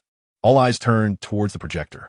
With complex emotions flickering in his gaze, anxious, fervent, and exhilarated, the images projected by the projector shifted incessantly. A series of design blueprints materialized before the assembly, enveloping the conference room in an eerie silence. It was so quiet that the soft breaths of colleagues nearby were distinctly audible. Time seemed to stretch indefinitely as the night deepened, shrouding the outside world in darkness. Occasionally, a few moths would flit against the window, their wings fluttering restlessly. Suddenly, an elderly gentleman, dressed modestly, sprang to his feet, his hands trembling with excitement. The design of the fighter jet could indeed be approached in such a manner, having dedicated his life to the study of fighter jet aesthetics. He had never witnessed such audacious innovation. A ripple of excitement surged among the attendees. It was not merely the exterior design that was groundbreaking. Had they not observed the engine? The F-119, the pinnacle of contemporary aviation engines, was presented with such meticulous structural analysis. If they took it back, they could realize a prototype in less than a month. Yet they overlooked the most crucial aspect, the design blueprint for the air-to-air missile. A missile capable of withstanding 60G overload was a rarity unparalleled anywhere in the world, not even in the United States. And as for the air-to-air missile, did they not see the design scheme for stealth aviation materials? This was the crux of what determined whether one possessed a fifth-generation fighter. Stealth technology was currently monopolized by the United States. If this were true, we would become the second nation to wield such a capability, playing a pivotal role on future battlefields. An array of staggering data lay before them, numbing their senses. Later, they seemed desensitized to more conventional technologies. Chen Ming cast a knowing smile toward the astonished crowd, his heart brimming with anticipation. They understood that this was the brainchild of Jiang Chen. He was eager to see their reactions. As the lights flickered on, the atmosphere remained charged with disbelief. Academician Mu remarked, as of now, we cannot discern any issues with the blueprints. We shall only ascertain their practical efficacy post a series of wind tunnel tests. Nevertheless, from our current perspective, the blueprints possess at least an 80% likelihood of success. What piques our curiosity now is which team has crafted such a stunning design. They are indeed the benefactors of the Dragon Nation. With this blueprint, we could potentially save a decade's worth of progress. Mu Qingshan surveyed the room with a smile. This blueprint does not hail from any domestic team. It is the work of a single individual. What? The collective calm of the audience was abruptly disrupted. Akin to a roller coaster ride, the realization that such intricate blueprints were the handiwork of one person was astonishing. A single individual, encompassing numerous fields related to fighter jets, existed within the nation, yet they had never heard of him. A lone genius rivaling an entire research team, capable of completing the design of a fifth-generation fighter. What a prodigy. Academician Mu, who is this remarkable individual? Might we be fortunate enough to meet him? Many had noticed the suddenly emerging Jiang Chen, but quickly dismissed him due to his youth. It seemed implausible that he could achieve such feats. Had he been in his 50s or 60s, they would have immediately thought of him. Enough speculation. I shall reveal the truth. The genius is among us, Mu Qingshan declared, turning his gaze toward Jiang Chen. The crowd's attention shifted, eyes widening in disbelief, swallowing hard. Surely you cannot be referring to this young lad, they thought, incredulous at the thought. Chapter 8. Surely, this one T lead to a confrontation. As the night deepened, the top floor of the Science and Technology Museum's office building glowed brightly, heralding an evening fraught with significance.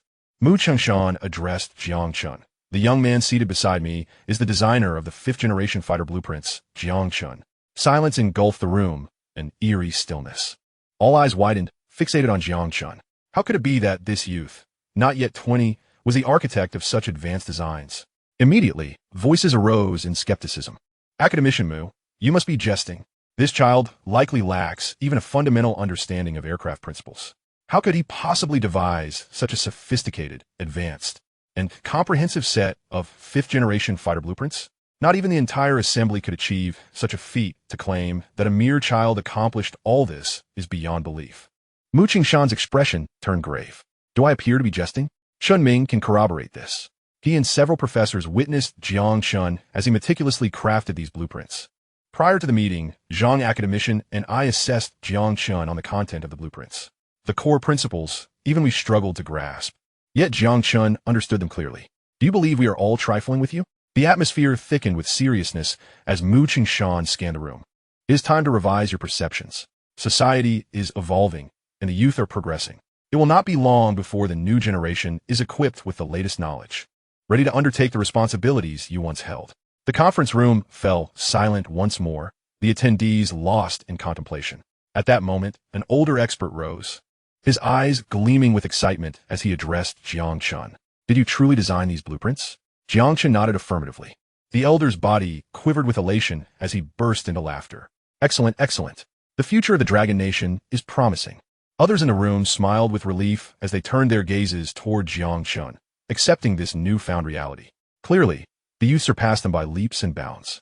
The future indeed belonged to the younger generation. Little Chen, we old-timers must apologize for our earlier skepticism. We have grown weary and myopic in our thinking.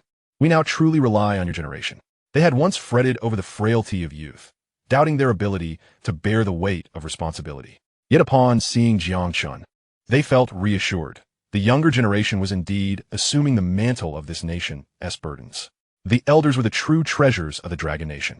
Jiang Chen expressed his heartfelt gratitude. Without your foundational efforts during the most challenging times, we would not enjoy the stability we have today. Your contributions will forever be etched in the annals of Dragon Nation's history, rendering you heroes in the hearts of every citizen. Unpretentious yet dignified, humble yet composed. These were the impressions Jiang Chen left on all present.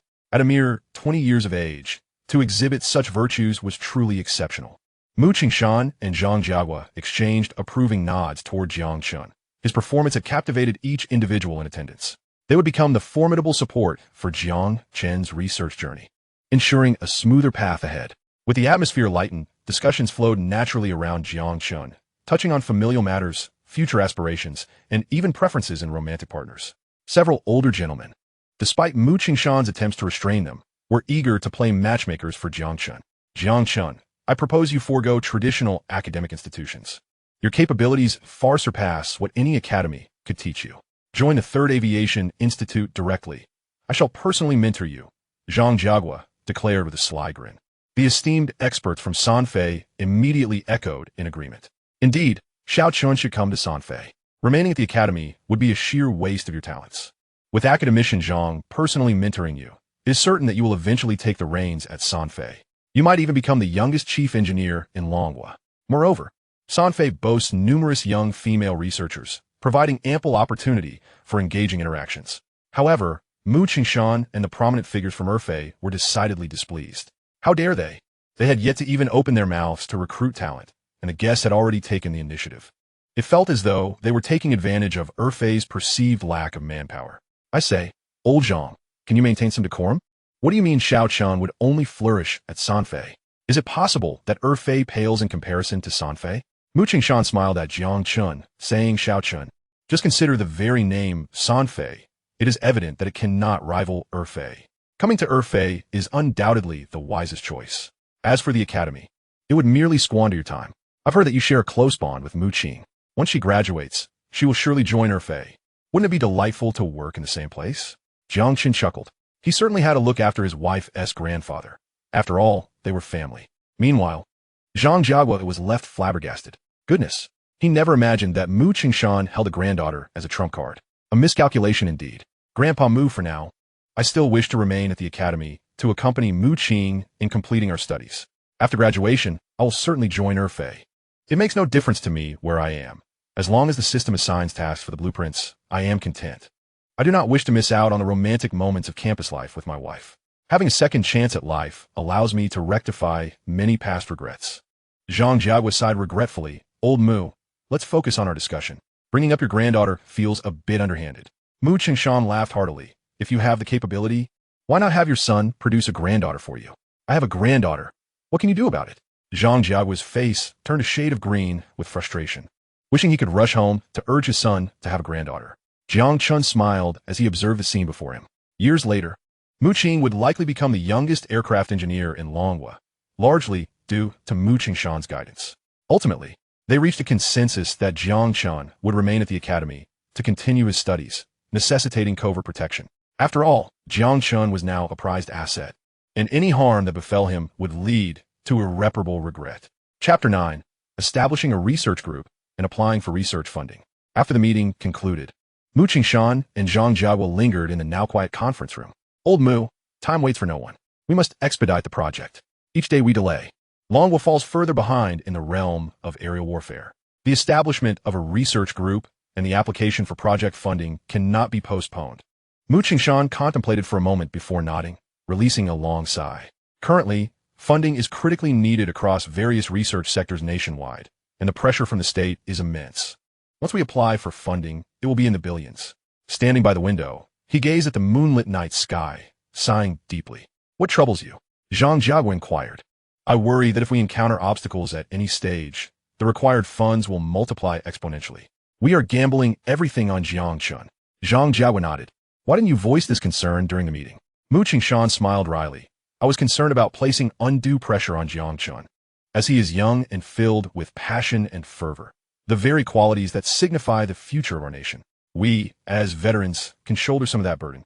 What are your plans then? Zhang Jiagua asked. Mu Qingshan glanced at the blueprints on the table, seemingly engaged in an internal struggle.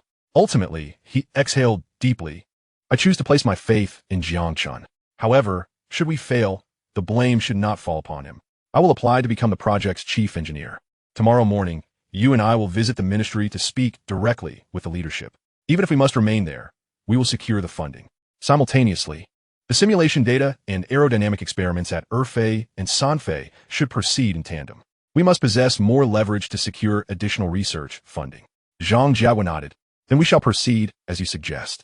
However, I must serve as the project's deputy chief engineer. This heroic endeavor cannot rest solely upon your shoulders. Mu Qingshan paused, then chuckled. Ah, you remain unchanged. Very well, make the call to the leadership. Otherwise, we may as well retire for the night. Zhang Jiagua advised. Mu Qingshan nodded and dialed a special number. After 2 rings, a deep voice resonated through the line. Academician Mu, what brings you to call at this late hour? Mu Qingshan recounted the events. After a lengthy silence, the voice responded, Academician Mu, do you truly believe in that sophomore student? The magnitude of this matter is beyond what you and I can bear. We could very well become scapegoats for Longhua. Mu Qingshan clarified, Minister Zhang. I fully comprehend the gravity of this situation. Therefore, I intend to visit you alongside Zhang Jiagua to explain everything in person. The man on the other end replied, Very well, I will be available tomorrow afternoon. Please come by. After hanging up, Mu Qingshan and Zhang Jiagua both released a sigh of relief, their gazes drifting to the profound night sky outside, lost in contemplation. The following morning, Mu Qingshan and Zhang Jiagua, armed with blueprints, took a special aircraft to the capital. After an afternoon of discussions, the funding was ultimately secured. Old Mu, Old Zhang, you both did remarkably well this time. Minister Zhong Weimin said in his office at the Longhua Research Department. Now, let us have some tea and chat about this remarkable young man you mentioned. After discussing for an entire afternoon, I still do not even know his name. Mu Qingshan and Zhang Jiagua smiled and took their seats. The young man in question is Jiang Chen, a sophomore from Tsangnan Academy. This blueprint for the 5th-generation fighter was his creation, drawn up in the library. Minister Zhong nodded as he sipped his tea. According to your accounts, it seems that prior to the unveiling of this design, No one at the academy had taken notice of this student named Jiang Chen. Mu Qingshan chuckled. Indeed, he emerged like a gem from within a stone, astonishing us all. Zhang Jiagua added, he is not merely a prodigy in research. Jiang Chen possesses a remarkably upright mindset. According to information from the academy, he once stood against over 100 individuals, staunchly proclaiming that Longwa would one day surpass the beautiful nation. It seems he had intended to unveil the fighter jet blueprints even then. He continued, furthermore, when the academy inquired if he had any requests upon submitting the blueprints. Can you guess what he asked for? Minister Zhong was greatly intrigued. From your tone, it seems he did not request any monetary compensation. Zhang Jiagua explained with a smile. He made 3 requests. The first was to be exempt from attending classes at any time. How interesting. Minister Zhong inquired with curiosity. And what is the second request? Zhang Jiagua cast a glance at Mu Qingshan and feigned a whisper, saying, the second request pertains to old Mu's granddaughter. It's rather inconvenient to discuss. But in any case, the lad has given up. Ha ha! Zhong Weimin turned to Mu Qingshan and laughed heartily. Old Mu. It appears that the boy has his eye on your granddaughter. You must be vigilant. Otherwise, such an outstanding child as Xiao Chun might whisk her away one day. Mu Qingshan smiled lightly. As far as I can observe, Xiao Chun possesses commendable character. I would not mind at all if he were to become my granddaughter's spouse. Zhang Jiagua sighed deeply. Why is it that I have no granddaughter? And what about the third request? I find myself quite intrigued by it, Zhong Weimin inquired. Zhang Jiagua chuckled. The third request is entirely unexpected. He wants the academy to provide him with a new mobile phone and, in addition, a monthly stipend of 1,000 yuan for living expenses. I suspect he intends to use this money to pursue old Mu's granddaughter. Zhong Weimin was taken aback. Is it truly all that he desires? Does he not realize how invaluable his design blueprints are? Even if it were a larger sum, Longwa would surely comply. He is fully aware of that, Mu Qingshan remarked calmly. However, his words have profoundly impressed me. Zhong Weimin asked, what did he say? With great power comes great responsibility. Mu Qingshan replied with tranquility. With great power comes great responsibility. Zhong Weimin fell into contemplation. Isn't that a reflection of ourselves? We bear the weight of millions in Longwa. The office fell silent. With a single phrase, all 3 were lost in thought. At that moment, Mu Qingshan's phone rang. It was from the second flight team. Understood. Accelerate the wind tunnel testing. After answering the call, Mu Qingshan's excitement was palpable. Zhong, we have good news. The simulated data tests have yielded remarkably perfect results. Never before has any aircraft passed the data simulation in one go. This indicates that Xiao Chen's design is truly exceptional. I recommend we proceed with the wind tunnel tests immediately. Let the project commence without delay. Excellent. Zhong Weimin rejoiced. You need not worry about funding. I will find a way. You must ensure the maiden flight occurs in the shortest time possible. Longwa has awaited this day for far too long. Following this, the second and third flight teams commenced wind tunnel testing, yielding outstanding results with impeccably perfect data. Wang Qing promptly relayed the news to Jiang Chen at the academy. This is fantastic, Professor Wang. Next, we shall manufacture our own 5th-generation fighter jets for Longwa. That night, deep in the hours of darkness, at the border of Longwa's airspace, a military green F-22 fighter jet streaked across the sky. In the night, it moved like a ghost, silently infiltrating Longwa's airspace. Chapter 10. Without evidence, what can you say? In the dead of night, the Longwa Air Defense Forces were returning from a completed mission. Calling Command Center, this is Hong 028. Current altitude 15,000 meters. Patrol mission accomplished, requesting to return. Command Center acknowledges, you are cleared for return. 028 received, commencing return. With that, the pilot of Hong 028 disconnected from the radio and switched to the squadron channel, giving an OK gesture to the adjacent aircraft. 029, we're heading home. Back home. Indeed, laughed Hong 029. Just as the 2 aircraft prepared to turn back, a shadowy jet flew between them in the night. 028, did a fighter jet just pass by? Hong 028 glanced at the radar. The radar did not seem to alert us. Are you sure a jet flew by? I'm certain a fighter jet passed. Why didn't the radar pick it up? Could it be? At this moment, both pilots realized the severity of the situation and promptly reported to the command center. Hong 028 to command center, we may have detected an F-22 from the beautiful country, which has now entered our airspace. Can your radar detect it? Command center acknowledges. Currently, the radar has not detected any targets. I will report to higher authorities immediately. You should attempt to search. Hong 028 understood and hung up the radio, unable to restrain an expletive. Damn it, let me find that guy. Otherwise, I swear I will take him down. In the night, with the F-22's stealth capabilities, we cannot detect it at all. Even if we did, we would be like blind men with broken legs. Damn, this is frustrating. The two fighter jets searched for several minutes, but found no trace of the F-22. After a prolonged flight, fuel was running low, and they had no choice but to return. With a whoosh, the F-22 provocatively flew past the two, then executed a sharp turn, zooming past them once more before accelerating away, disappearing into the darkness. Damn it, I must chase him down and take him out. I cannot tolerate such an affront to my country. Calm down, 028. The command center has ordered us to return immediately. Do you understand? Your fuel is running low. Follow orders. Let me repeat. Follow orders, follow orders. Reluctantly, Hong 028 replied, yes, I will follow orders. Damn it, if only I could fly a jet like his. I would show him what it means to be a Longwa pilot. Meanwhile, the F-22 that had just crossed into Longwa's borders and was now returning actually consisted of two aircraft. Mike, did you see that? Those two shabby jets from Longwa are nothing to fear. Entering their airspace is like strolling through a backyard. I truly don't understand what you're worried about. Why not come out and play? At that moment, another F-22 dove from above, having remained hidden at an altitude of over 22,000 meters. Longwa's most advanced aircraft only reached around 20,000 meters. Thus, 22,000 meters was exceedingly safe. Joss, you fool. I will definitely report you to the authorities when we get back. We are on a mission, not here to provoke. Josh chuckled. Mike, we executed the mission splendidly. A little playtime on the way back, 1T hurt. Relax, buddy. Mike snapped, fuck off, I don't want to chat with you, you idiot. Your head is filled with nonsense. If it weren't for the night, you would be finished. Do you know that, fool? Joss dismissed him. Mike, you're being overly tense. Even in daylight, with those outdated machine guns on Longwa's jets, could they ever hit us? Calm down, buddy, you're overestimating Longwa. Mike retorted angrily, you fool. Longwa pilots would crash their jets into you directly. At that point, you can fly to hell. After saying this, Mike hung up the radio, no longer wanting to converse with his foolish teammate. Joss, unfazed, paid him no mind. In the darkness, the two fighter jets departed Longwa's airspace. In the late hours of the night, in the office of Zhong Weiman at the research department, he sat with a dark expression, clenching his fists. He struck the desk with a heavy thud, producing a muffled sound. Damn it, do they really think Longwa is easy to bully? As he spoke, he picked up the phone and dialed Mu Qingshan's number. Old Mu, I give you 3 months.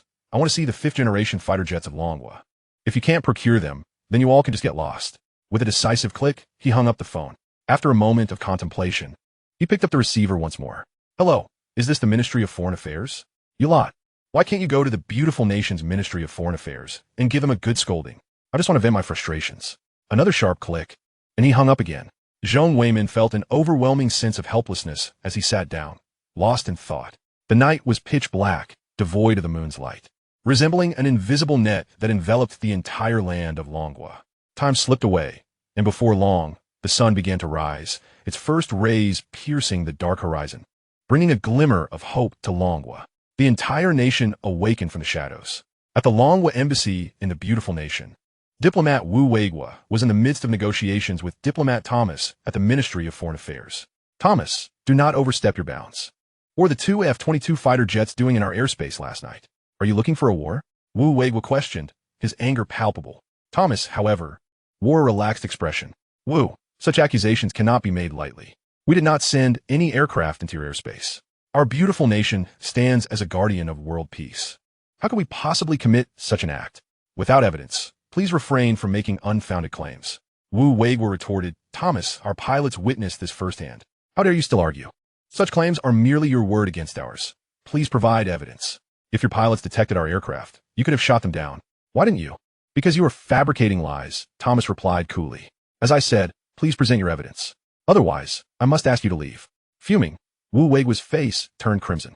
Were it not for the fact he was on foreign soil, he would have lunged at Thomas with a punch. Deep down, he felt an immense sense of powerlessness. The truth always lies within reach, regardless of the era. Just as Wu Weigua was about to abandon the conversation, his pocket phone suddenly rang. A deep male voice emanated from the other end. Weigua, a research team for the 5th-generation fighter jet, has been established domestically. Our 5th-generation aircraft will soon be unveiled.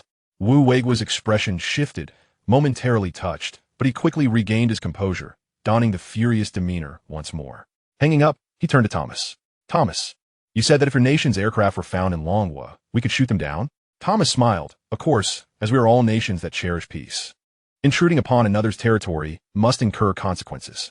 Wu Wei nodded and turned to leave. Thomas, somewhat puzzled, watched him depart. He then chuckled and picked up the phone. Hello, this is Thomas. Inform the Air Force that they can be more brazen when entering Longwa's airspace.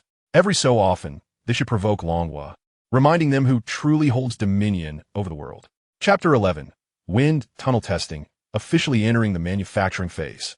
Several major flight design institutes collaborated extensively in the manufacturing process of Longwa's new fifth-generation fighter. During this time, Jiang Chen was also busy, delving into research on the system in hopes of attaining greater analytical opportunities. However, after half a month of study, the system remained unresponsive, forcing Jiang Chen to abandon his efforts. Life returned to its tranquil rhythm. 3 months later, summer vacation arrived. Many students discussed their travel plans, while others decided to remain on campus to focus on their studies or prepare for graduate school. Brother Chen, I'm leaving now. Don't miss me, Qian Yu said, embracing Jiang Chen with a heartfelt hug before tearfully bidding him farewell.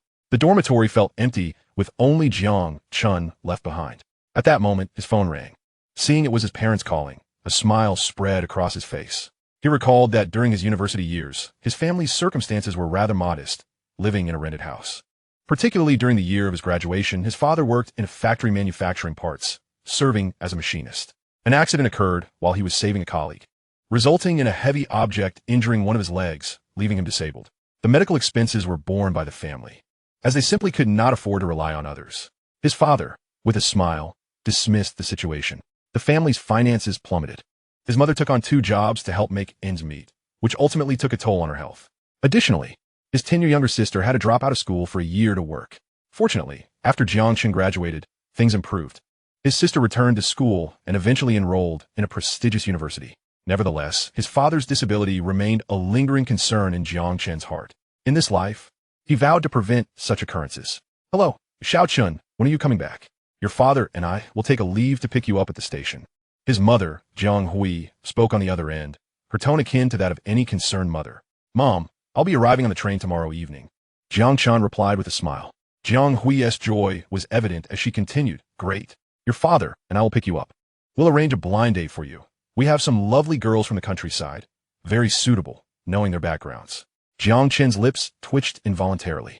Even in this reincarnation, he could not escape the fate of blind dates. Mom, I SNT it a bit too early. I'm only a sophomore. Besides, I already have a girlfriend. I don't need a blind date. Upon hearing of his girlfriend, Jiang Hui's excitement grew. Why didn't you tell me sooner?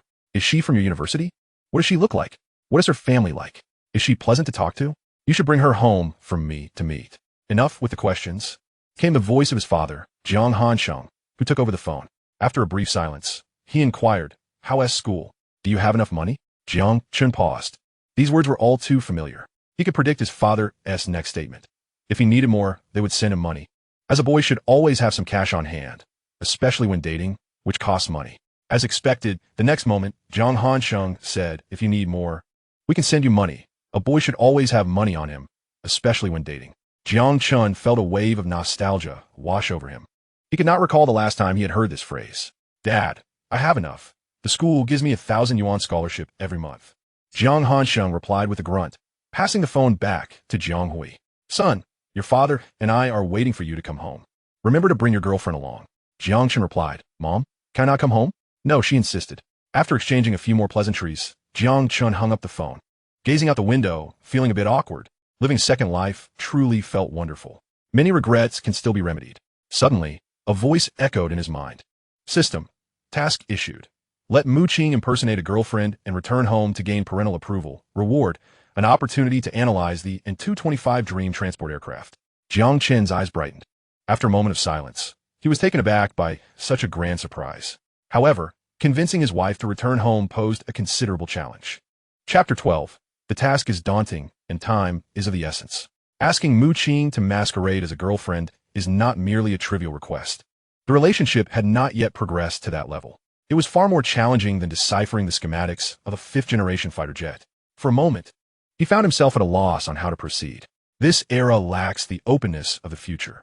Not only must he bring Mu Qing home, but he also needs to ensure his parents are satisfied. It felt as difficult as climbing to the heavens.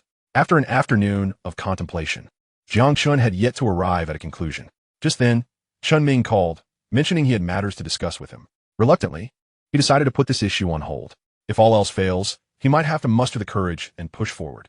In the dean's office, with the summer break underway, the progress on the fifth-generation fighter was going smoothly, and Chen Ming was in high spirits. Savoring tea while gazing at the beautiful twilight, he remarked, "Jiang Chen, although you have declined rewards, the higher-ups have decided to grant you some form of compensation. This is something Academician Mu asked me to pass on to you." Chen Ming placed an envelope before him. "Take a look for yourself, and feel free to voice any further needs." As Jiang Chen opened the envelope, he did not hesitate to accept what was inside. Chen Ming explained, "Within, you will find a property deed for a 150-square-meter house located in your hometown's urban area. Additionally, there are 3 documents: your parents' employment contracts and your sister's school transfer application. I glanced through them, and your father is set to work at a military factory, processing components with a decent salary. Your mother will be at a state-owned enterprise, which is less demanding, allowing her to care for your sister. The school your sister is transferring to is also the best in the city. With these arrangements, you can focus on your research without worry."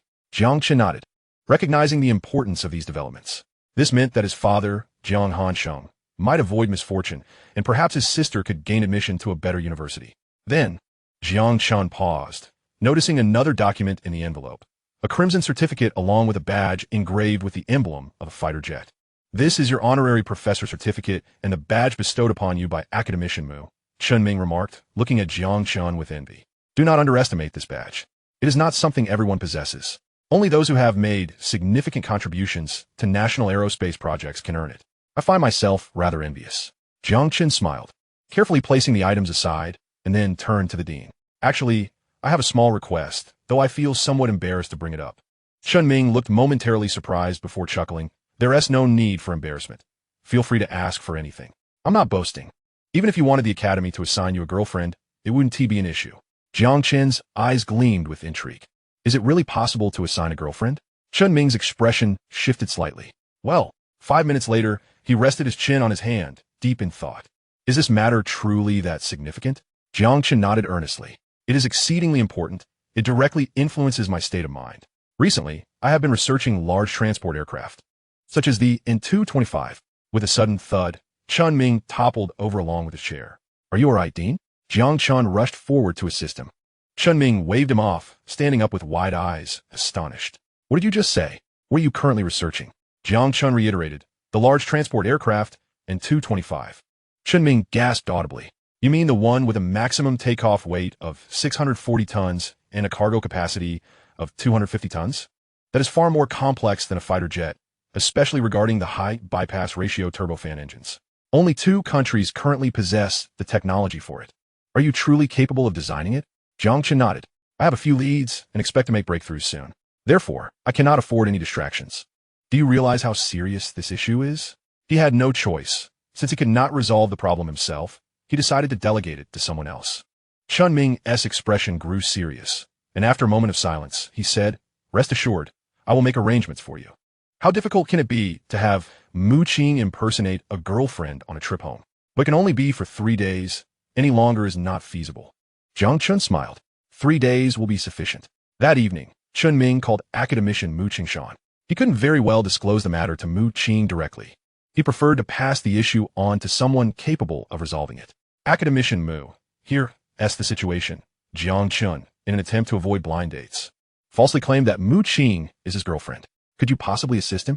He anticipated that Academician Mu would take some time to consider the request. Instead, in the next moment, Mu Qingshan readily agreed. "Old Chen, you've handled this admirably. Rest assured, Mu Qing will meet that lad first thing tomorrow morning. 3 days, 1 tea suffice. I suggest a whole summer." Chen Ming's mouth twitched slightly. He had essentially sold his granddaughter.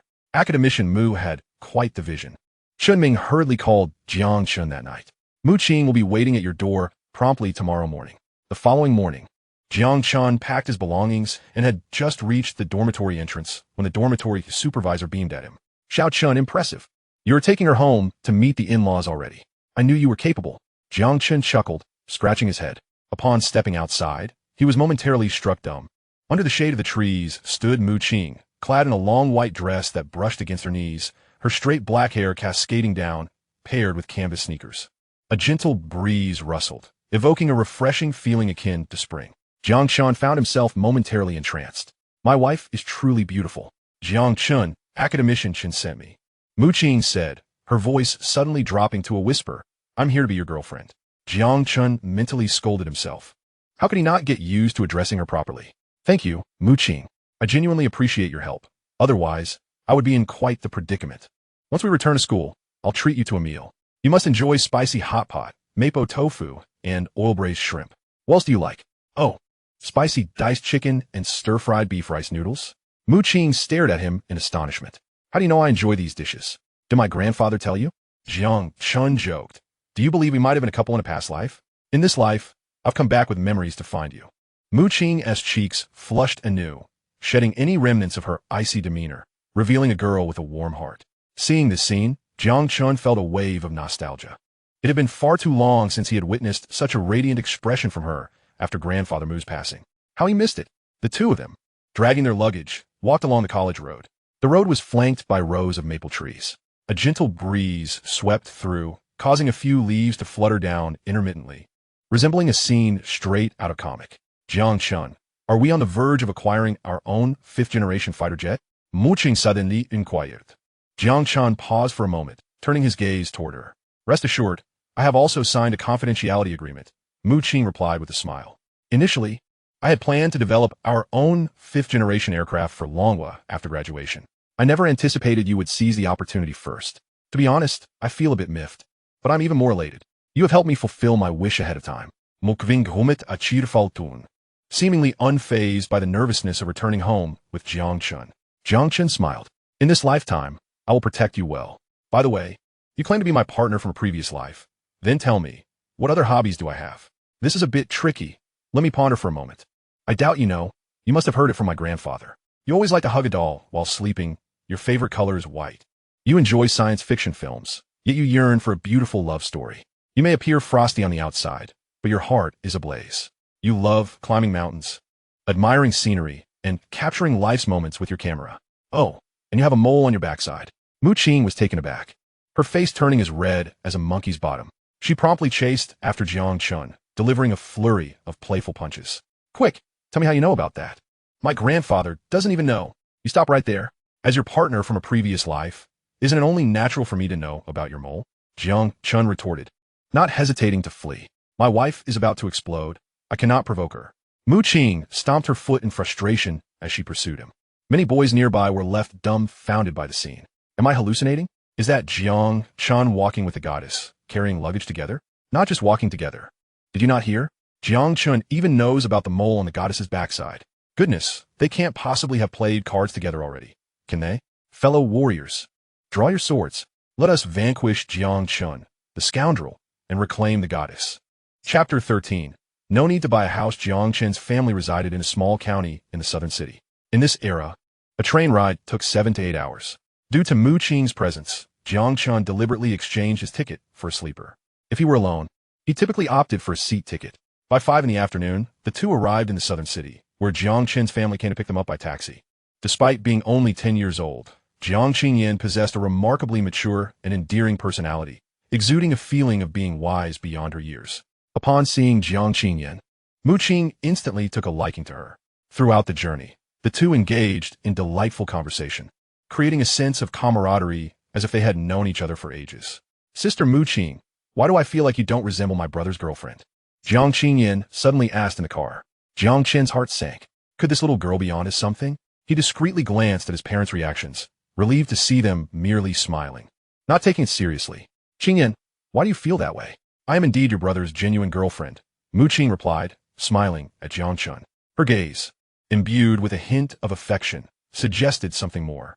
Jiang Chen, well acquainted with his wife's demeanor, recognized that, look, she was indeed fond of him. The prospect of bringing her home was drawing closer. Not quite. Jiang Qingyan shook her head. You are simply too beautiful. You resemble a star from a television drama. She then nodded toward Jiang Chen. Although my brother is not bad-looking, he still falls short of being a match for Sister Mu Qing. Jiang Chen interjected. Who is really your brother here? Mu Qing merely smiled, glancing at Jiang Chen as if to say, did you see that? You better pursue her properly. The Jiang family's rented apartment in the county was modest, around 90 square meters, with 3 rooms. The decor was simple yet warm. Upon returning home, Jiang Chen's parents busied themselves preparing dinner. To Jiang Chen's surprise, Mu Qing had brought gifts for everyone. while not extravagant, it was evident that she had put thought into them, winning the family's fondness. Jiang Chen felt as if he had returned to a previous life, filled with warmth. Xiaoqing, eat more. I wasn't sure what you liked, so tell Annie later, and I'll make your favorite dishes tomorrow, Jiang Hui said with a smile. Mu Qing beamed, reminiscent of child. Auntie, your cooking tastes just like my mother's. I haven't had such delicious food in ages. Jiang Hui beamed with joy, nearly uttering the word daughter-in-law. Witnessing the smiles on his parents' faces, Jiang Chen couldn't help but reflect on how long it had been since he had seen them so genuinely happy. Suddenly, a voice echoed in his mind. Congratulations, host, for completing the task and obtaining the opportunity to analyze the N-225. Would you like to proceed with the analysis now? Jiang Chen was elated. Clearly, his parents were very satisfied with Mu Qing. Just after their first meeting, the system indicated that the task was complete. Analyze. Instantly, a blueprint for a large transport aircraft, more complex than the J-20, materialized in his mind.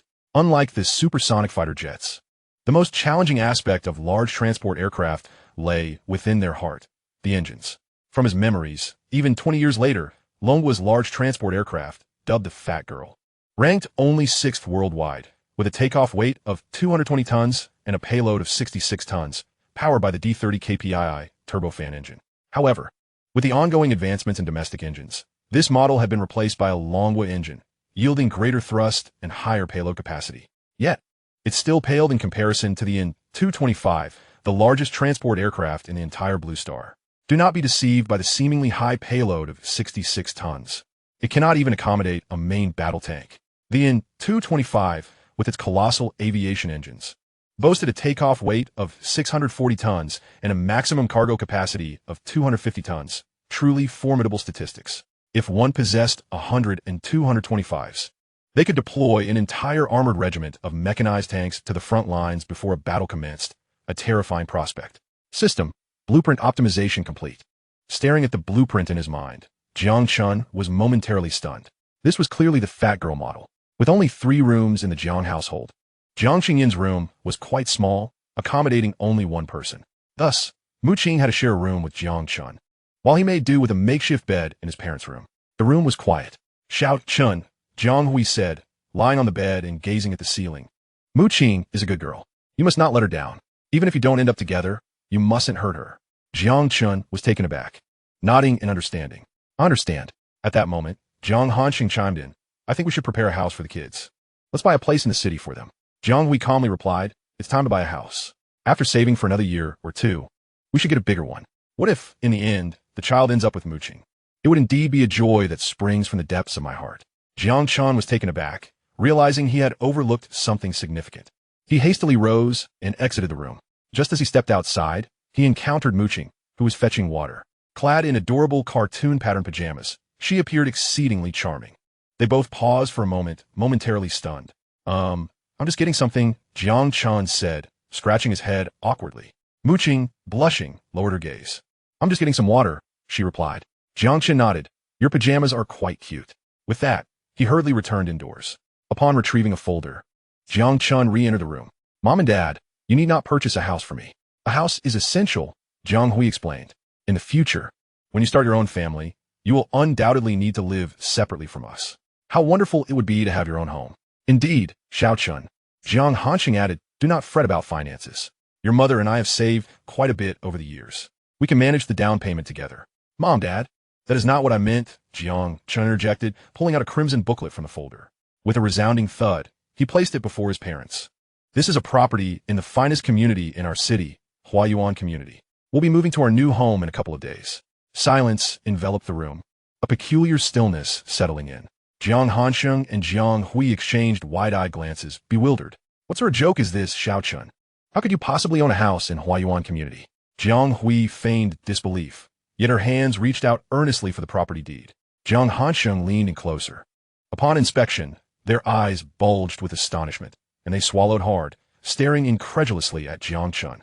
Xiao Chen, you haven't resorted to robbing a bank, have you? Jiang Chen chuckled. What are you thinking, Mom and Dad? I'm here to study. How could I ever rob a bank? This house is a reward from the academy. If you don't believe me, take a look at this. He then produced 3 documents from the folder and laid them before his parents. Jiang Hui instinctively grasped one of the documents, while Jiang Hanxing scrutinized another. The two could not suppress their gasps of shock as they looked again at Jiang Chen. Xiao Chun, is this an employment document from a state-owned enterprise? Where did you obtain this? Jiang Chen smiled. It was arranged by the school. My sister's school has also been organized. At that moment, their eyes were filled with astonishment, devoid of any other emotion. Chapter 14. Completing ahead of schedule. Returning for the test flight. 3 days later, the Jiang family moved into their new residence. The new home was spacious, featuring 4 rooms and 2 bathrooms. Consequently, Jiang Chen no longer had to sleep on a makeshift bed. The days that followed were marked by ease and joy. He spent his days exploring with Muqing and spent his nights drafting blueprints in his room. After 3 days, his parents reported to the state-owned enterprise. The work was light, with weekends off, and the salary was quite satisfactory. Everything seemed to be progressing favorably. One night, as usual, Jiang Chen was in his room sketching blueprints when a knock at the door interrupted him. Muqing entered, still clad in her cartoon-patterned pajamas, holding books related to aviation. You're still awake at this late hour? Over the course of their recent interactions, their relationship had grown more familiar, and the awkwardness of the past had faded. I've had some inspiration that I want to put on paper, Jiang Chen replied with a smile. Upon hearing this, Muqing's eyes lit up. She had witnessed Jiang Chen's prowess in drafting blueprints for 5th-generation fighter jets, an experience that lingered vividly in her memory. When she glanced at the blueprints on the table, she was taken aback. Her eyes widened in shock as she exclaimed, "Such a large aircraft? What type of blueprint are you working on?" Jiang Chen responded, "This is a blueprint for a large transport aircraft, with a payload capacity exceeding 100 tons. A large transport aircraft?" Muqing gasped in astonishment. As a student in the field of aviation, she was acutely aware of the challenges associated with such aircraft, which were exponentially more complex than fighter jets. The hurdles she knew of numbered in the hundreds, and countless researchers, both domestically and internationally, dared not venture into this project lightly. That Jiang Chen aimed to design such a massive aircraft was almost inconceivable. "Jiang Chen, do you truly have the confidence to design this?" With a smile, Jiang Chen gazed at the blueprints.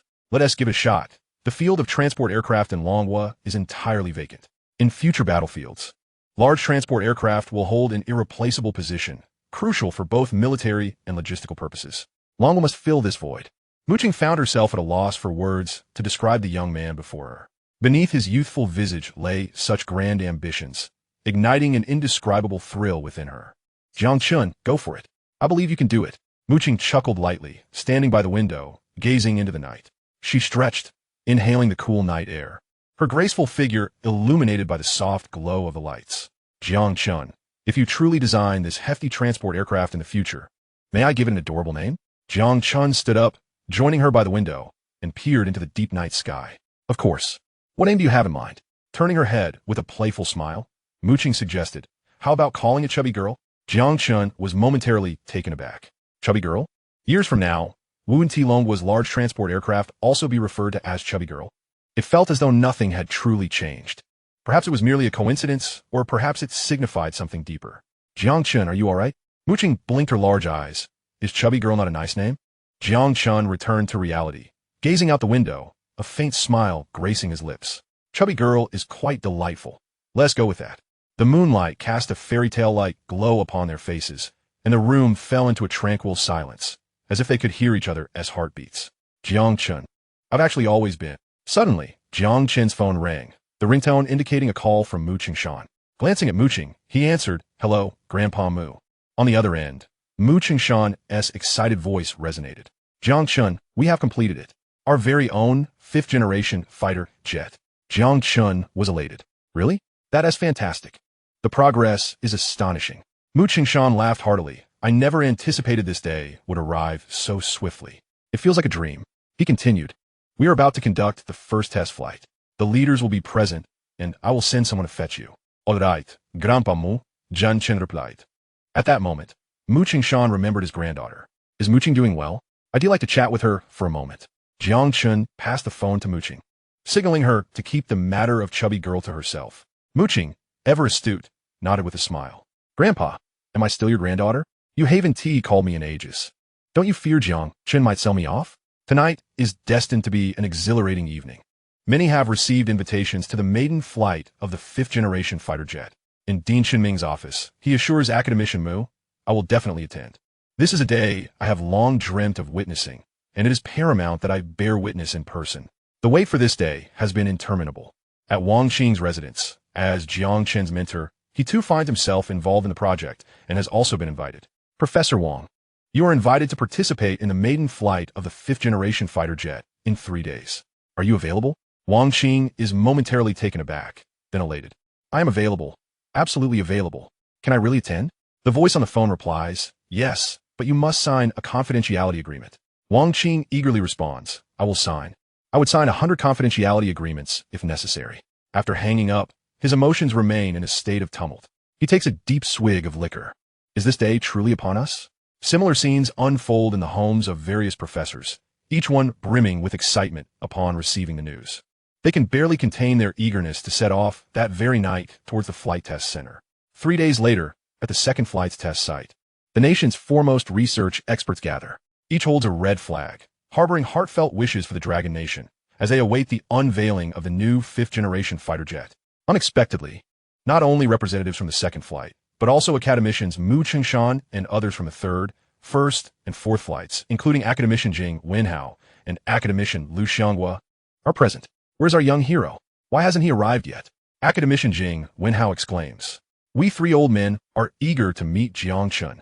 Academician Lu Xianghua glances at Mu Qingshan, reproaching him, Old Mu, I heard you arranged for your granddaughter to be by Jiang Chen's side. How scandalous. Had I known, I would have thwarted your scheme. Mu Qingshan chuckles. I believe you wish to introduce your granddaughter to Jiang Chen, don't you? Alas, it is too late. Mu Qing has already gone to meet his parents with Jiang Chen. You sly fox, Old Mu. You are indeed crafty, Lu Xianghua jests. Old Lu, I wholeheartedly agree with your assessment. Academician Feng Shida cannot help but laugh.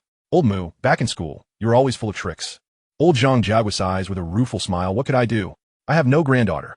He feigns anger, directing his gaze at Mu Qingshan.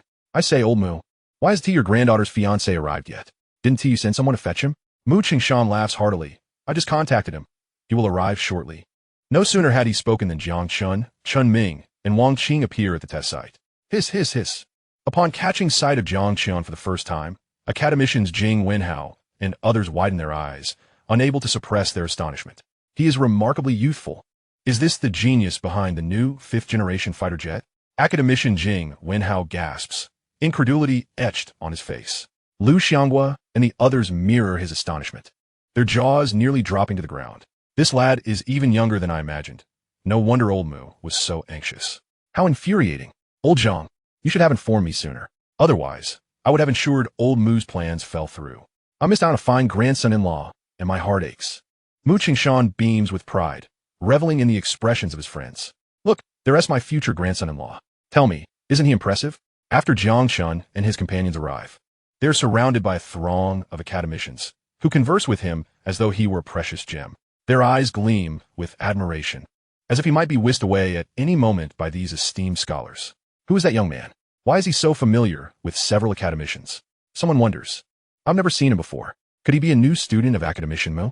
Surely not. He seems too young, likely still in university. How enviable to converse so intimately with such prominent figures. Before long, the prominent figure from the research department, Zhong Weiman, arrives on the scene. Instead of immediately greeting the academicians, he strides directly to Jiang Chen, shocking many professors present. Why is the esteemed Minister Zhong being so cordial with this young man? What is going on? Murmurs the crowd. This youth is the mastermind behind the fifth-generation fighter jet that is about to make its maiden flight. What? The design is by a mere youth? Why was I not informed of this? Zhang Jiagua exclaims. Well, I only found out shortly before coming here myself. Otherwise, do you think I would have signed a mountain of confidentiality agreements for nothing? Such a remarkable talent has emerged in our Dragon Nation. This is a fortuitous blessing. Zhong Weiman exclaims, eliciting laughter from the crowd. There are countless talented individuals in the world, but our Dragon Nation boasts one exceptional genius. As the conversations continue, the fifth-generation fighter jet, shrouded in a black cloth, is slowly drawn from the factory, its imposing silhouette hinting at its sci-fi grandeur. Xiao Chun, it would be an honor for us to unveil the aircraft together, Mu Qingshan says. Standing beneath the aircraft, they remove the black cloth amidst the gaze of all present. Under the sunlight, a military green jet, exuding the aura of a ferocious beast, emerges before their eyes. With its dual hammer tail, bulged air intake, duck-like aerodynamic configuration, and diamond-shaped fuselage, it presents an almost flawless aesthetic, imbued with a dreamlike quality. The massive jet engine exhaust ports resemble a beast ready to pounce, imparting a sense of immense power. This jet is astonishingly handsome, undoubtedly the most striking fighter I have ever seen. It resembles something out of a dream from a movie. Only a mind as imaginative as that of a youth could conceive such a fantastical aircraft. If given the chance, I would love to engage in a deep conversation with that young man. Zhong Weiman interjects. The aircraft has yet to be named. Mu Qingshan smiles, looking at Jiang Chen. This is a task that should rightfully fall to you.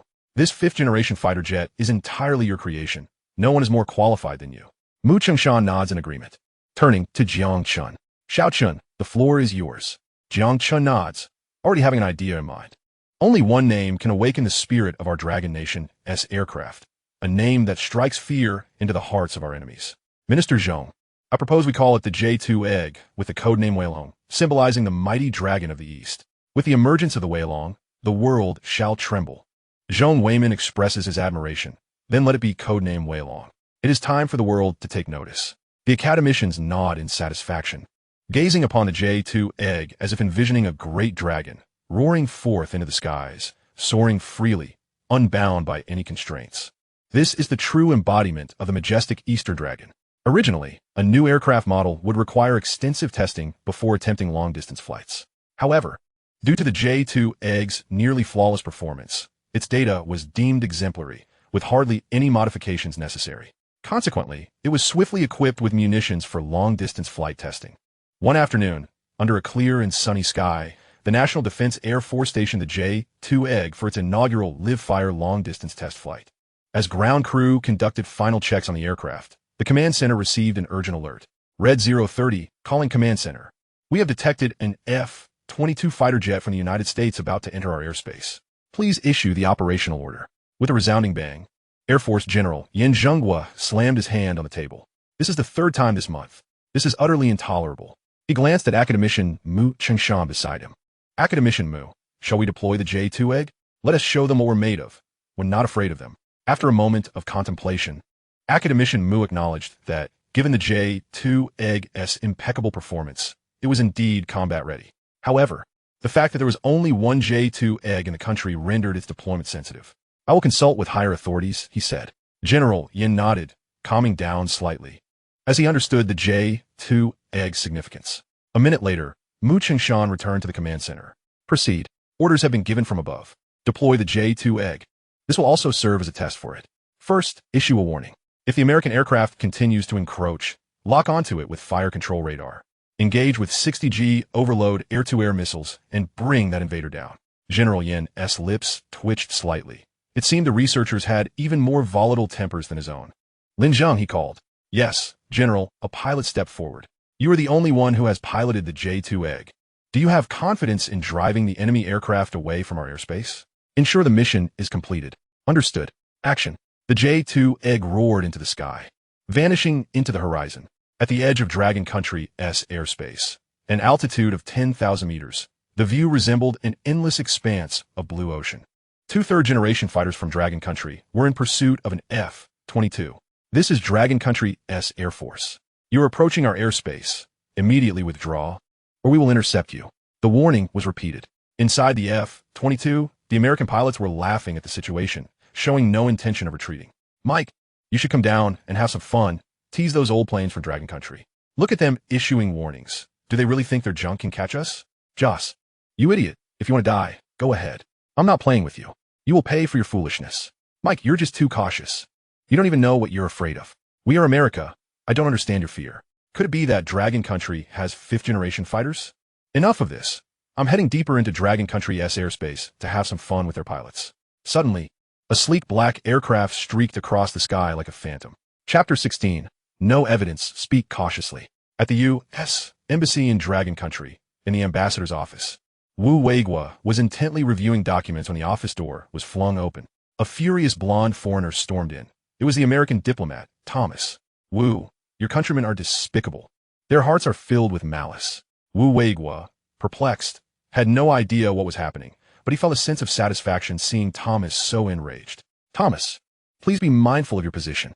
This is the Dragon Country Embassy, and I do not understand what you're referring to. Wu Weigua remained composed, sipping his tea. Thomas, his face flushed with anger, retorted, Wu, do not pretend to be ignorant. You know exactly what I'm talking about. Your fighter jets dared to fire upon our F-22, destroying one of them. You are declaring war on the entire Blue Star Alliance. America can impose sanctions on you. Wu Weiguo felt a pang of anxiety. The destruction of an F-22 was a serious matter, and he hadn't been informed. Though internally unsettled, he maintained his calm exterior. Thomas, you can eat whatever you want, but do not speak recklessly. How could we have destroyed your F-22? Dragon Country does not possess any fifth-generation fighters capable of matching yours. You must be mistaken. I suggest you inquire with the Russians to see if they found your downed aircraft. He continued, in Dragon Country, if we find even a penny on the road, we return it to the police. If a large aircraft were to be found by fishermen or farmers, it would surely be turned over to the state, and we would notify you immediately. Don't try to muddy the waters here, Thomas exclaimed heatedly. Our aircraft disappeared over your airspace. At this, Wu Weiguo slammed his hand on the table, causing the teacups to rattle. Thomas, can you explain why your aircraft was in our airspace? I have the right to suspect your country of provocation. Are you looking for conflict? I would not hesitate to deploy the mushroom egg. Thomas felt a chill run down his spine, beads of sweat forming. Since the advent of the mushroom egg, Dragon Country had become less easy to intimidate. Just then, a Dragon Country official entered and whispered something in Wu Weiguo's ear. A smile suddenly spread across Wu Weiguo's face, one of genuine amusement. Before he quickly regained his composure. Wu, you just smiled. You must know where the wreckage of our F-22 is, Thomas pressed. I am now notifying Dragon Country to return the wreckage to us. Wu Weiguo feigned confusion. Did I smile? I've maintained this expression all along. Perhaps you misinterpreted. Just moments prior, his subordinate had informed him that the fleeing F-22 had been successfully shot down within Dragon Country's airspace, and the wreckage had been retrieved by local forces for analysis. You clearly smiled, and it was rather smug. Thomas fumed, his face turning a deep shade of crimson. Fine. I admit it, I smiled. Wu Weiguo gently lifted his teacup. But what does that have to do with your F-22? You have yet to explain why your aircraft was in our airspace. Internally, Wu Weiguo exhaled in relief, grateful that the shoot-down had occurred within their airspace. Otherwise, it would have been a challenging issue to address. Upon hearing this, Thomas stuttered. His mission today was to retrieve the wreckage of the F-22 fighter jet. Realizing the difficulty of the task at hand, he was compelled to adopt a different approach. Very well, Wu. Our aircraft experienced a system failure and inadvertently crashed within the territory of the Dragon Country. I possess satellite images as evidence that your military has removed the aircraft. Wu Weiguo felt a knot tighten in his chest. Goodness, we were captured on camera. How careless of these soldiers, and they didn't even attempt to disguise it. This will be hard to cover up. Thomas presented a satellite image, clearly depicting the wreckage of a plane adorned with the emblem of the beautiful country, being handled by a group of bare-chested, muscular young men. Wu Weiguo was taken aback. How splendidly muscular they are. Thomas pointed at the photo. Does this not resemble your Dragon Country's forces? Wu Weiguo maintained his composure. Where do you see the Dragon Country's military? This is evidently a group of farmers from the Dragon Country. Thomas was flabbergasted. You claim these brawny lads are farmers from the Dragon Country? Wu Weiguo chuckled lightly. Is it not normal for farmers to be robust? They toil daily, chopping wood and carrying loads. Heavens, you call that merely robust? Thomas's mind was overwhelmed, momentarily at a loss for words. However, upon spotting the olive-green military truck in the photograph, his spirits lifted. Wu, you still insist they are not your military? This olive-green truck, transporting the aircraft, is unmistakably from your Dragon Country's army. Return the aircraft to me at once, or I shall report you to the Alliance. Wu Weiguo remained exceptionally calm. What military transport truck? That is clearly a green vehicle used by Dragon Country farmers for hauling rice. Thomas, you are overcomplicating matters. Thomas felt a surge of frustration. You can twist anything to your advantage. With a mouth capable of plowing fields, not farming would be a waste. With no other options left, he resolved to pursue a softer approach. Since you assert they are your farmers, have them return the aircraft to me. Wu Weiguo smiled. That can certainly be arranged. I will check the identities of these individuals upon my return. It will take some time, but rest assured, once the aircraft is located, I shall return it to you. You are utterly shameless. Thomas, incensed, turned and left abruptly, fearing he might collapse from anger. Wu Weiguo merely smiled faintly. The cultural depth of the Dragon Country is profound. Mr. Thomas still requires practice in the Dragon language. After Thomas departed, Wu Weiguo slumped into his chair, exhaling deeply. He had nearly been outwitted. How could such a significant matter occur without prior notification? He would have to reprimand them thoroughly upon his return. Yet, a smile soon graced his face. The Dragon Country had truly acquired its own fifth-generation fighter. He had not anticipated this day would arrive so swiftly. Chapter 17. This item is not for sale, high-end technology. After participating in the inaugural flight of the J-2 Egg, Jiang Chen did not return home. With over a month of summer vacation remaining, he returned to school to focus on the design drawings for the fat girl. This endeavor was infinitely more challenging than designing a fighter jet, and would require at least a month to complete. Mu Qing also returned to school to accompany Jiang Chen, overseeing his daily needs. After all, during the holidays, the cafeteria was typically closed. Each day, Mu Qing would punctually deliver meals to Jiang Chen, striving to catch a glimpse of the fat girl as soon as possible. At the Great Bear Country's International Fighter Research Institute, academicians Jing Wenhao and Liu Xianghua were touring the aircraft manufacturing plant of the Great Bear Country, intending to purchase some large transport aircraft. What you see here is our country's aircraft manufacturing facility. It houses some rare treasures. Feel free to explore, introduced Fusk, the chief fighter designer of the Great Bear Country. If you wish to purchase any of those, let me know. We offer a discount of 50%, not 30%. Jing Wenhao chuckled. Old Liu, since they are so hospitable, let's take a good look and buy some planes we fancy. Liu Xianghua smiled knowingly. Fusk laughed heartily. Feel free to browse and choose. If you like something, do let us know. We're old acquaintances after all. Remember to bring some Dragon Country Erguo too for me. Jing Wenhao chuckled. I have brought several boxes this time. We shall enjoy a drink together and deepen our friendship. Hearing this, Fusk pressed his lips together, somewhat hesitant. Just then Liu Xianghua laughed. Fusk, this Erguo too is aged. I searched for it domestically for quite some time before finding it for you. Not sharing a drink would be a waste. Fusk's eyes brightened. Really? Aged?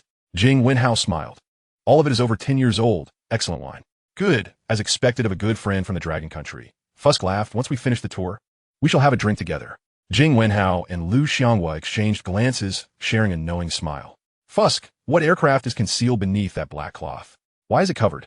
Indeed, you promised we could see everything. How can we choose if you cover it? As Liu Xianghua moved forward to lift the black cloth for a closer look, Fusk, looking anxious, rushed to stop him. With an awkward smile, he said, Liu, this is not for sale. You cannot see or purchase it. Upon hearing not for sale, Jing Wenhao's interest peaked. You must be kidding, Fusk.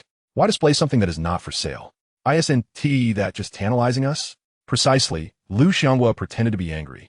It seems the brothers from the Great Bear Country do not regard us as friends.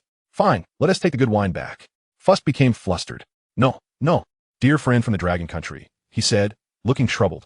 This truly is not for sale. It is our country's latest research on a fourth-generation fighter jet, highly classified. This is genuinely not for sale. You must understand.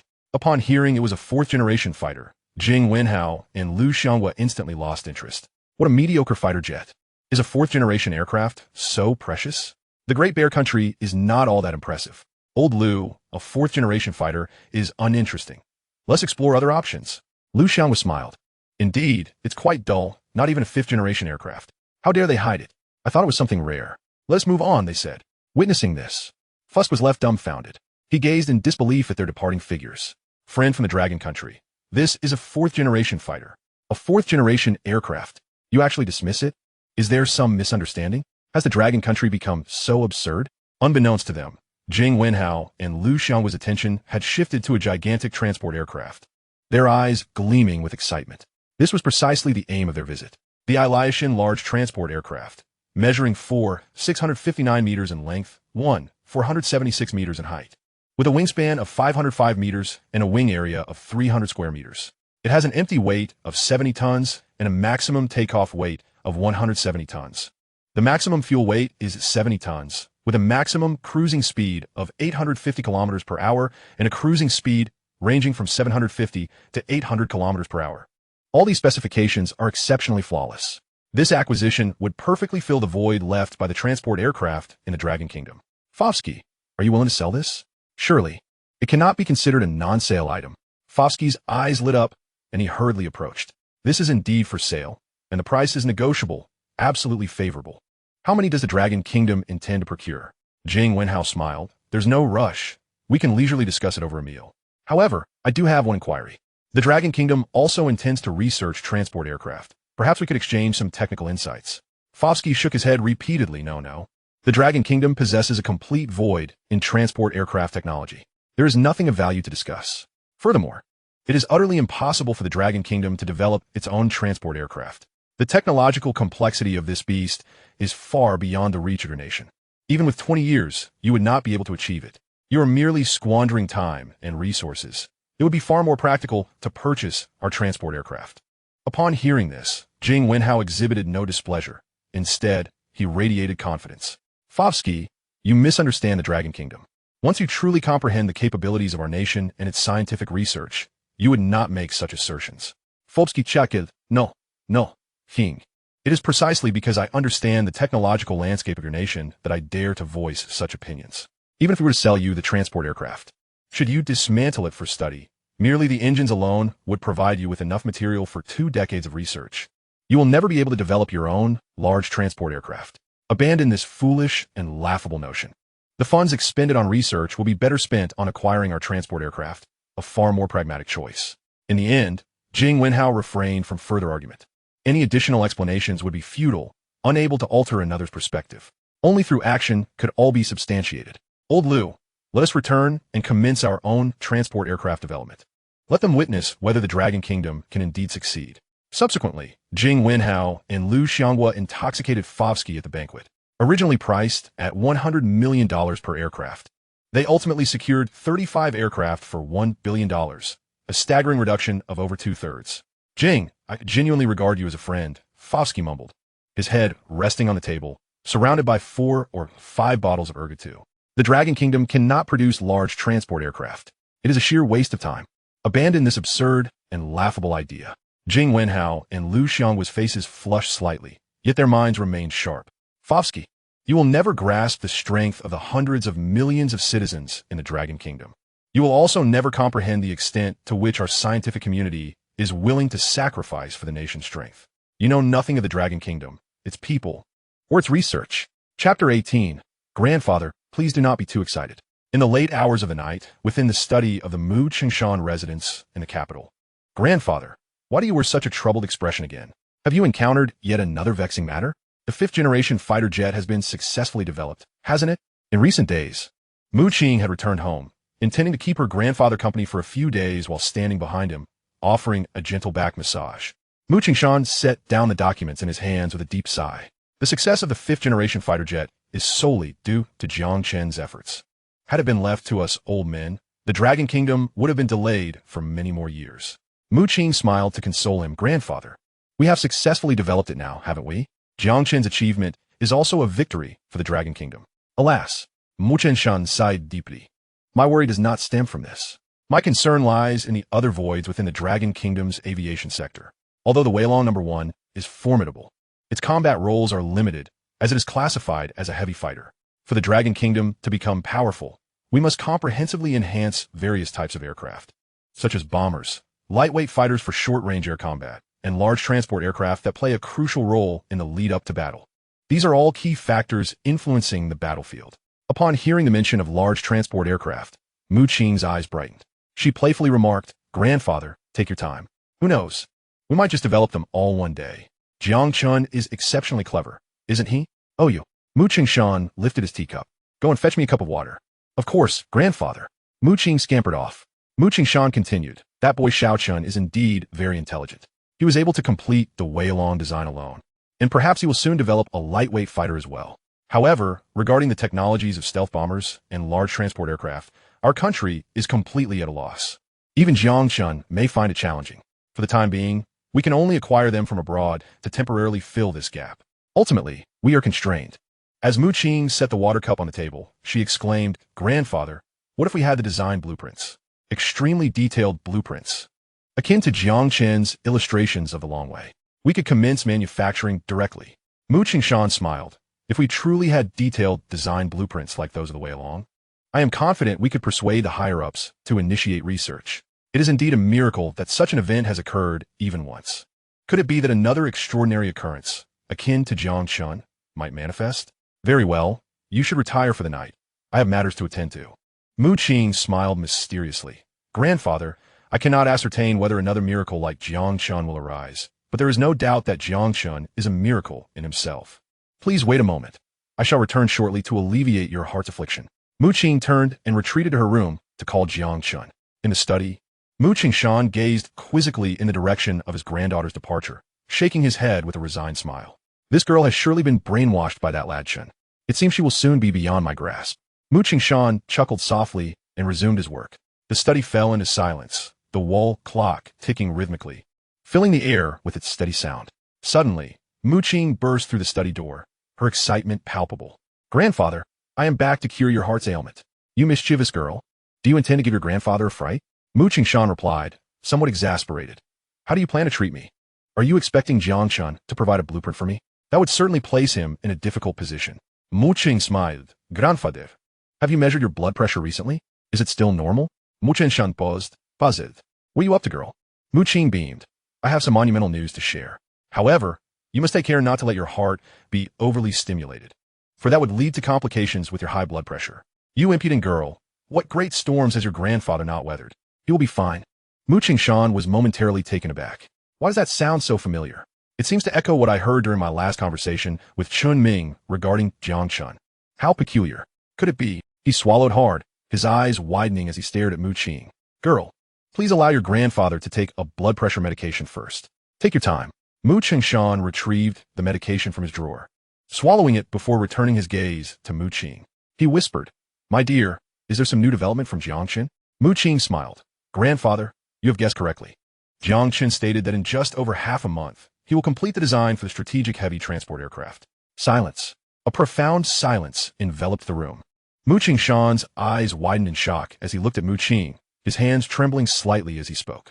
"My dear, what did you just say? Could you repeat that?" Mu Qing supported her grandfather. "Grandfather, Jiang Chen said that in about half a month, he will finish the design blueprint for the large strategic transport aircraft." Chapter 19. Establishment of the Transport Aircraft Research Group. After receiving the news, Mu Qingshan immediately contacted the research department's Zhong Weiman, informing him of the relevant details. "Old Mu, why are you calling so late?" Mu Qingshan replied anxiously, "Director Zhong, I suggest we immediately notify Old Jing and the others to halt the purchase of transport aircraft from the Great Bear Nation. We are now capable of developing our own large transport aircraft for Longhua." Zhong Weiman cautioned, "Old Mu, I have mentioned this to you numerous times. Setting aside the technical issues, let us discuss the funding. The conservative estimate for the development cost is in the hundreds of billions of Longhua currency. That is no small sum, and we cannot afford to squander such resources." He continued, "Let us take a step back. We should purchase a batch of transport aircraft first, disassemble them gradually and thoroughly study their technology. We can then build upon that foundation to create our own aircraft. This approach may take more time, but it maximizes the utilization of our research funding. We cannot act impulsively and waste the people's money. Longhua has endured a dark era. Over the years, we have made significant progress both economically and in research. Yet compared to developed countries abroad, we still face considerable disparities. Additionally, Longhua requires funding not only for research, but also for national infrastructure and public facilities, which amount to astronomical figures annually. Hence, every penny must be utilized to its fullest potential. Director Zhong, I fully understand your concerns. If I lacked confidence, I would not have brought this matter to you again." Mu Qingshan smiled. "Just now, I received some monumental news from Jiang Chen. Can you guess what it is?" Zhong Weiman paused momentarily. Could it be that Jiang Chen has made another breakthrough? He quickly dismissed this absurd notion. If Jiang Chen were truly conducting research like this, Longhua would be soaring high. "Old Mu, please stop with the suspense and tell me." Mu Qingshan smiled. "Just now, I received news from Jiang Chen that he will complete the design for the large strategic transport aircraft in no more than half a month. Longhua will soon possess its own transport aircraft, no longer at the mercy of other nations." A loud crash echoed from Zhong Weiman's end of the line, something evidently falling. "Old Mu, is what you said true? Did that lad Chen tell you this himself?" "Director Zhong, do you think I would joke about such matters?" Mu Qingshan explained. "That is why I called you so urgently tonight. I need you to immediately inform Old Jing and the others to abandon the purchase of transport aircraft from the Great Bear Nation and to allocate the funds towards producing Longhua's own large transport aircraft." "Wonderful, this is truly fantastic." Zhong Weiman laughed heartily. "Jiang Chen is truly a blessing and a good fortune for Longhua.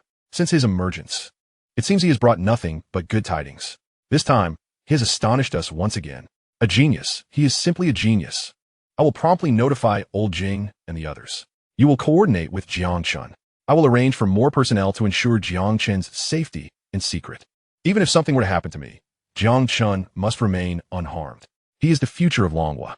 After hanging up, Zhong Weiman found himself unable to calm his emotions. His gaze drifted out the window, The starry sky appeared to revolve around Longhua. Truly, a reincarnation of a fortunate star. If this continues, Longhua will not be long in breaking through its current predicaments and becoming a true global powerhouse. At a hotel in the Great Bear Nation, hosting foreign dignitaries, Jing Wenhao and Liu Xianghua found themselves somewhat sentimental after a few drinks during negotiations with Fusiki. Old Jing, I feel rather heavy-hearted tonight. Are we to continue buying endlessly? When will we be able to equip our arsenal with high-tech marvels like Fusiki? Jing Wenhao chuckled, somewhat wistfully. Longhua's path ahead is still a long one. Fortunately, with Jiang Chen's appearance, we have gained some confidence. At least today, we looked upon that shabby fourth-generation aircraft with disdain, while Fusiki treated it as a treasure. Ha ha ha. Liu Xianghua stood before the floor-to-ceiling window, laughing heartily, releasing the emotions that had long been pent up within him, wielding the sword at my waist to cut down the forces of Luolan. That lad Shun has provided Longhua with a sharp blade, cutting through obstacles with ease. Witnessing Fusiki's expression today was a rare delight. This is confidence. This is the essence of our nation. If only that lad Shun could assist us in securing transport aircraft as well. That way, we would even save money on purchasing them. Jing Wenhao shook his head with a smile and remarked, Do you truly regard Xiao Chun as a deity? At such a tender age, achieving what he has is a rarity throughout history. It is indeed rare for anyone to have accomplished such feats. To hope for another miracle? How many miracles can possibly befall Longhua, or us for that matter? Liu Xianghua chuckled. I merely mentioned it casually. The world is vast and wonders abound. If a miracle like Xiao Chun can manifest, why shouldn't we dare to dream of another? What if by chance, the Ministry of Industry calls to inform you not to purchase the transport aircraft, but rather to return? For that child Xiao Chun has designed the blueprints for our own transport aircraft. Just then, Jing Wenhao's phone rang. It was a call from Zhong Weiman. Both men were taken aback, their eyes widening as they swallowed hard. Old Jing, could it be that I spoke too soon? Could a miracle truly be upon us? You haven't sobered up yet, have you? Dreaming here. Jing Wenhao regained his composure, shook his head with a smile, and answered the call. The next moment, he was left dumbfounded, his eyes wide and staring at Liu Xianghua. The Ministry of Industry has informed us. We shall handle it promptly and return tomorrow. Yes, understood. After hanging up, Jing Wenhao stared in disbelief at Liu Xianghua, his breath quickening and his smile fading. Old Jing, what happened? What did the ministry say to elicit such a reaction from you? Jing Wenhao took a deep breath, striving to contain his emotions. Old Liu, I think you should abandon research and consider a career in fortune-telling. Your predictions are astonishingly accurate. Liu Xianghua was bewildered. What are you talking about? Fortune-telling? I am confused. Jing Wenhao burst into excited laughter, grasping Liu Xianghua's hand. Old Liu, a miracle has indeed occurred, gracing us once more. Xiao Chun has truly designed the blueprints for a transport aircraft. Longhua is about to embark on developing its own large-scale strategic transport aircraft. Shouldn't you consider a career in fortune-telling? Liu Xianghua could not suppress a burp, his eyes wide in disbelief as he gazed at Jing Wenhao. Is it really that miraculous? Could it be that I am indeed suited for fortune-telling? Chapter 20.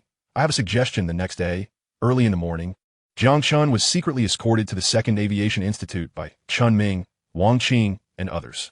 The 5 academicians from the Aviation Research Institute gathered in Mu Qingshan's office, each one restless and visibly agitated. Old Mu, why hasn't Xiao Chen arrived yet? Wasn't it agreed upon that he would be here promptly at 10? It's already 10:01, and he is yet to appear. Indeed, Old Mu, your punctuality leaves much to be desired. I think we should have our discussions at my 3rd Aviation Institute from now on. I can guarantee a more organized arrangement. Hey, old Zhang, what are you implying? Why not hold our discussions at my 4th Aviation Institute? Are you trying to secretly recruit Xiao Chun for yourself? Such petty ambitions do not escape anyone's notice. Zhang Jiagua retorted, Old Liu, why have you suddenly returned? Look at those dark circles under your eyes. You don't need to adjust to the time difference? What secretive plans? Who would Tiwa bring home such an exceptional child as Xiao Chun? Don't you? Liu Xianghua smiled awkwardly. It seems I do indeed have that desire. The others exchanged glances at the two, shaking their heads in resignation. At that moment, several agents from the Secret Service appeared at the office door. Jiang Chen was holding a black leather case, instantly capturing everyone's attention. You have finally arrived. We've been anxiously waiting, old men like us. Zhang Jiagua rushed forward to take the case, extracting the documents inside. Xiao Chun, you take a seat first. We old fellows will examine the blueprints. We'll chat later. The others gathered around, spreading the blueprints across the carpet, bending down to study them intently.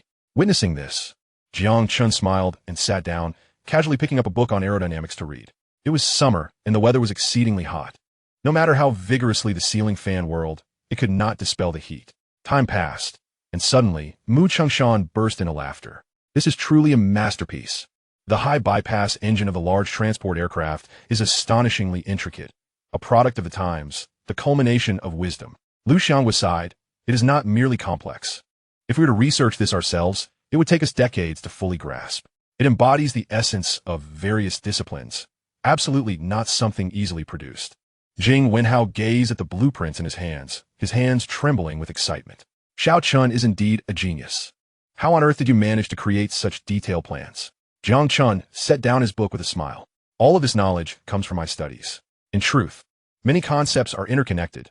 They are quite simple. Silence ensued. A profound stillness enveloped the room.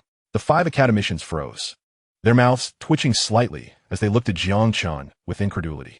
You call this simple? Is that a statement a mere mortal can make? And interconnected? Why are we so clueless then? Forget it.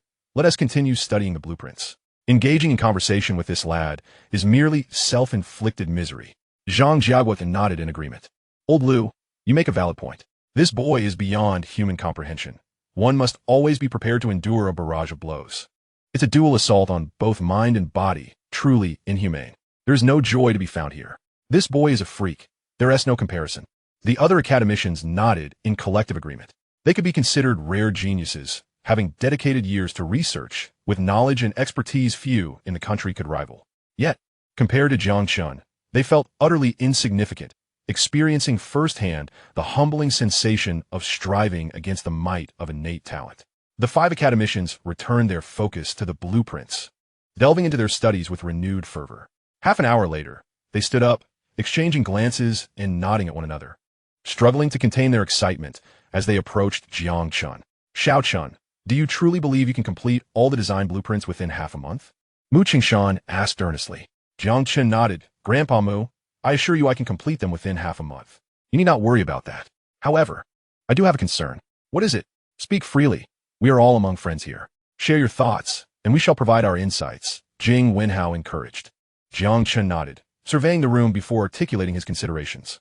While I can draft the design blueprints, Long will lacks any experience in manufacturing large transport aircraft. Some component processing facilities have never dealt with such colossal aircraft parts. The challenges we will face will be numerous and daunting. It certainly will not be as straightforward as the 5th-generation fighter jets. Upon hearing this, the 5 men fell silent. They were acutely aware of the truth in Jiang Chen's words. In any scientific endeavor, moving from 0 to 1 is always the most challenging phase. The difficulties encountered are unimaginable, akin to the creation of the world itself. Xiao Chun, your consideration brings great solace to us old-timers. Jing Wenhao glanced at Jiang Chen and nodded. Your vision has not been clouded by the immediate triumph. Indeed, you have already demonstrated the essential qualities of a leader. The others also nodded in agreement, their faces reflecting expressions of satisfaction. Xiao Chun, please continue to share your insights. Jing Wenhao chuckled. I suspect your concerns extend beyond this matter. Jiang Chen smiled and nodded. There is one critical aspect, which is funding. In the long run, this should not pose a significant issue. However, if we aim to manufacture a large transport aircraft in the short term, the financial requirements will be astronomical, with figures in the hundreds of billions not being an exaggeration. It is likely that the budget from Minister Zhong's side will face some difficulties this year. The others present nodded, falling into contemplation. This concern had already crossed their minds prior to Jiang Chen's arrival. They had recently completed the 5th-generation fighter jet, and now the immediate push for a large strategic transport aircraft would place considerable pressure on national funding. The budget for this year would undoubtedly exceed expectations, and establishing a project worth hundreds of billions for the transport aircraft would prove to be quite challenging, leaving them in a precarious position. Xiao Chun, might we consider postponing our proposals and complete part of the project this year, commencing large-scale research and development next year? Jiang Chen shook his head. He was well aware of the challenges at hand. However, there were subsequent matters to attend to: the Navy, the Army, the space station, lunar exploration, and missions to Mars, among others. The future contention for Blue Star will undoubtedly unfold in space. If we continue to proceed methodically and at a leisurely pace, it would be utterly meaningless. We must expedite the strengthening of Longhua.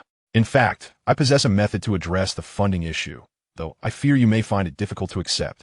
A month later, within the largest conference room of the Longhua Research Department, Over 50 of the nation's premier aircraft design and research personnel gathered. Zhong Weimin and the academicians from the 5 major flight research institutes presided over the meeting. The assembly tonight is convened to announce several significant matters pertaining to the future trajectory of Longwa's aircraft development. After a brief introduction, Zhong Weimin swiftly transitioned to the main agenda. Before you lies a confidentiality agreement. As per protocol, please sign it. Many in attendance wore puzzled expressions. With over 50 research personnel present, representing various specializations within the field of aircraft, this broad-reaching confidentiality agreement was an unprecedented experience for many. Nonetheless, they proceeded to sign the agreement. At this moment, someone could not restrain their curiosity and inquired, "Minister Zhong, today's matters must not be trivial. Could you perhaps give us a hint as to whether they are good or bad? It would help us prepare ourselves mentally." Laughter erupted among the attendees. Such a large-scale meeting typically only occurs at year-end. Suddenly convening such a gathering left everyone feeling utterly uncertain. Could it be that funding would be cut again? Times are indeed becoming increasingly difficult. Spare us the complaints. Wasn't it your aviation engine project that required the most funding? One retorted, "You're fortunate to be able to complain. I feel too embarrassed to say anything." The atmosphere in the conference room grew lively as everyone chimed in. Zhong Weimin raised his hand with a smile, and the room gradually quieted down.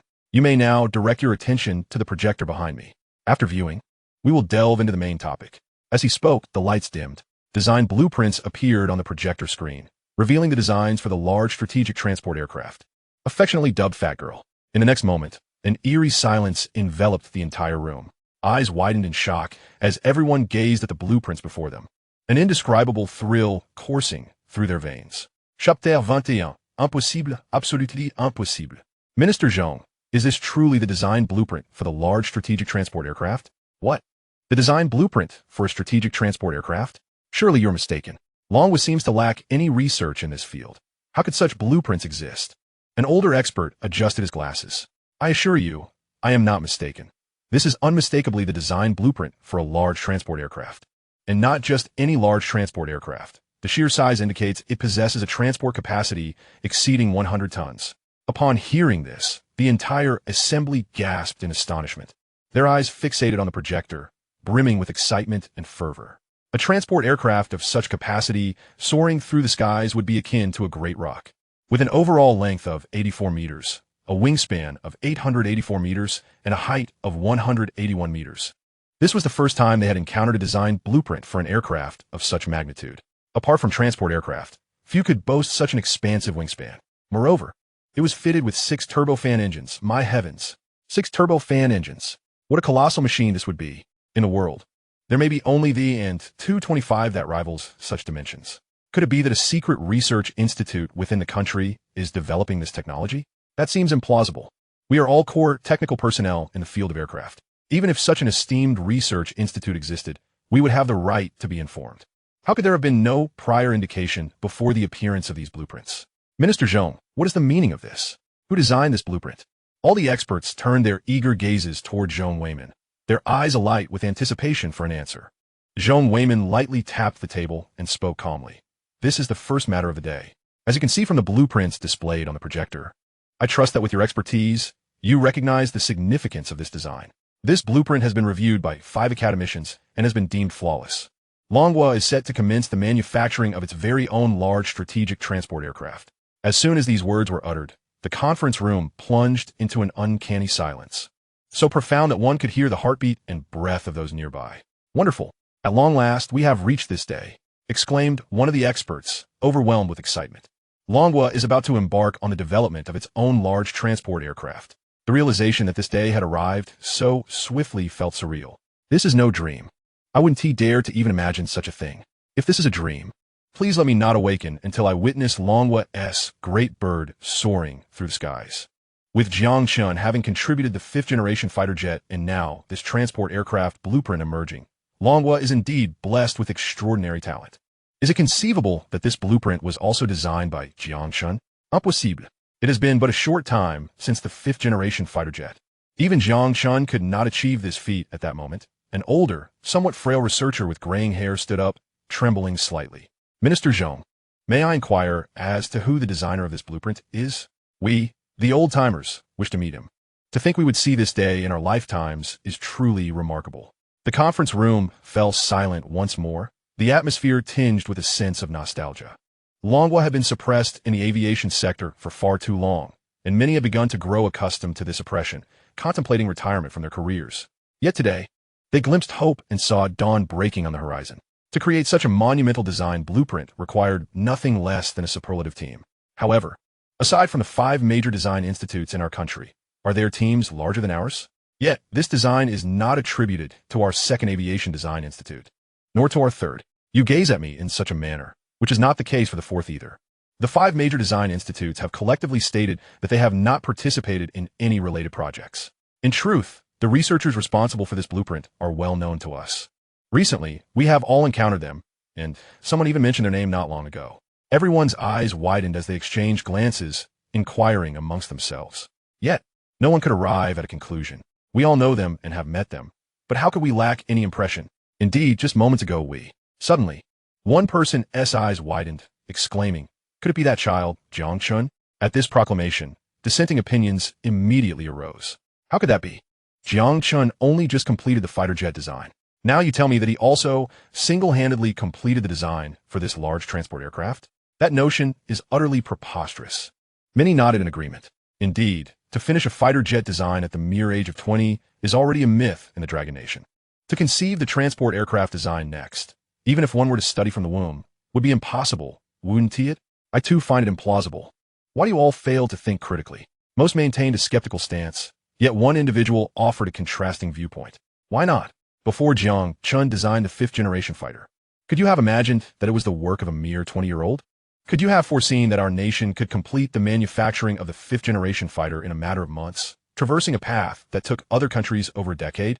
The emergence of Jiang Chen is already a miracle. Why can't another miracle occur? The conference room fell silent as everyone turned their gaze toward the speaker, whose eyes sparkled with hope. Indeed, why can't it be Jiang Chen again? Why can't the youth of our nation create yet another miracle? He is the only one capable of achieving such a grand feat. Zhong Weiman smiled and raised his hand. All right, at this point, everyone already harbors an answer in their hearts. It's simply too shocking to fully believe. I, like all of you, initially found it hard to accept. Yet the miracle is right before us. We must believe. He directed his gaze toward the conference room's entrance. Jiang Chen, please come in. If you don't, I fear these individuals might go mad. As the door to the conference room swung open, a young man entered, his smile radiating confidence. As if illuminated by an inner light, a collective gasp resonated in the room. Truly, this young man had accomplished another remarkable feat.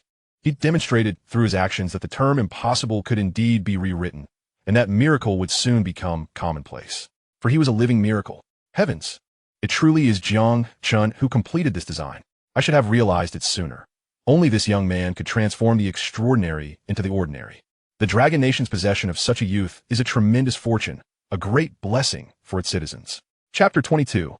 3 years later, the 6th-generation aerospace fighter is no longer a dream. The inky night was particularly serene. The chorus of insects outside was unending. Occasionally, a moth would flutter into a street lamp, producing a faint sound as it collided with the shade. After a brief shock, the conference room settled into a semblance of calm, with emotions gradually stabilizing. Now, I must announce a significant decision. Zhong Weiman's voice resonated through the loudspeaker, reaching every ear. After discussions with several academicians, we have decided to establish a project group for a large strategic transport aircraft, codenamed Fat Girl. The group leader will be Jiang Chen, with academicians from the 5 major aircraft design institutes serving as deputy leaders. I, myself, will oversee the entire group from the rear. Upon the announcement, it was as if a bomb had detonated within the crowd.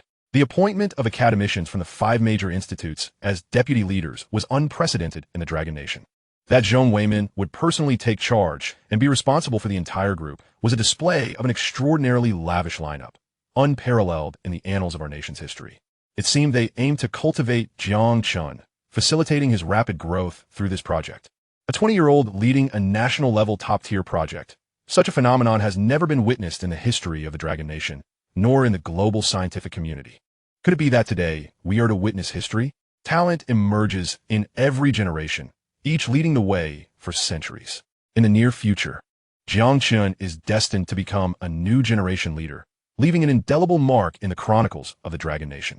At the podium in the conference room, Jiang Chen was taken aback. He was unaware of these developments in advance. That Zhong Weimin would go to such lengths for him was a pleasant surprise. From this point forward, whatever he said would require careful consideration. Minister Zhong, thank you for your support.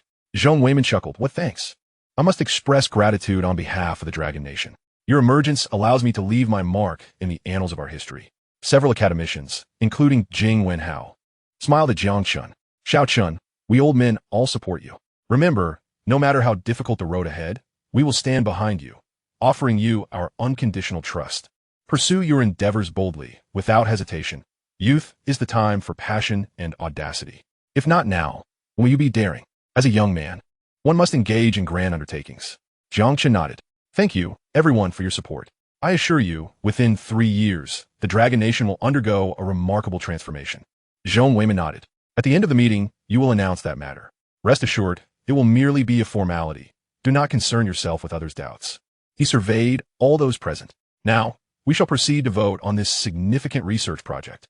Those in favor of Jiang Chen serving as the leader of the Fat Girl Project Group, please raise your hands.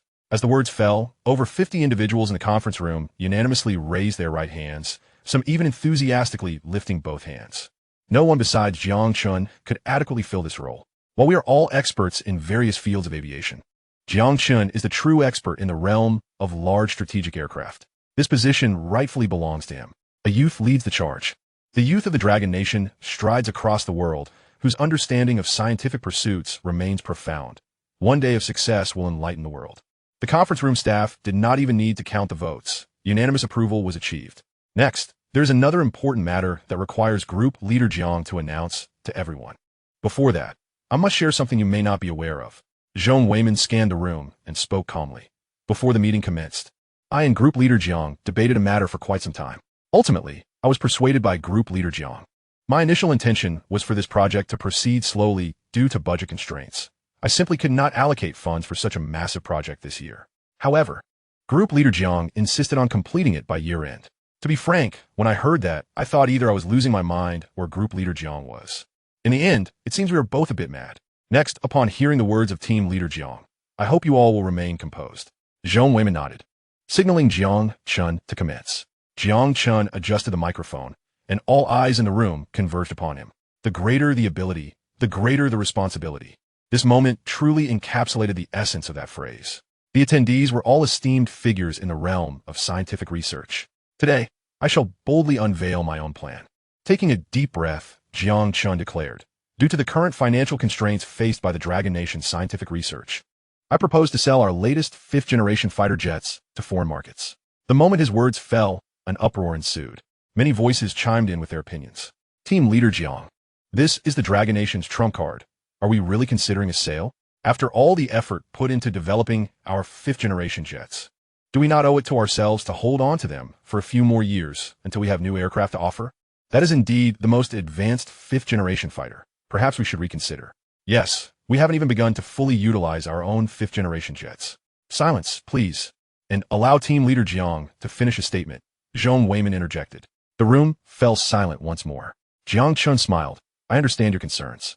The 5th-generation fighter is an exceptional asset. Commencing sales before we have fully integrated them into our own arsenal may seem premature. He surveyed the crowd, and many nodded in agreement. Jiang Chen continued. However, this external sale would bring only benefits to our nation, with no foreseeable drawbacks. What I am proposing is a pre-sale, with deliveries commencing 3 years from now, and only full payment will be accepted for these pre-sales. Upon hearing this, numerous faces transformed with intrigue regarding Jiang Chen's proposal. At this juncture, a researcher from the audience spoke up. Team Leader Jiang, could you elaborate on your plan? Certainly, Jiang Chen replied with a smile. Given the current circumstances, it appears that many are open to this proposition. Based on preliminary estimates, the cost of one 5th-generation fighter jet is approximately 600 million Dragon coins.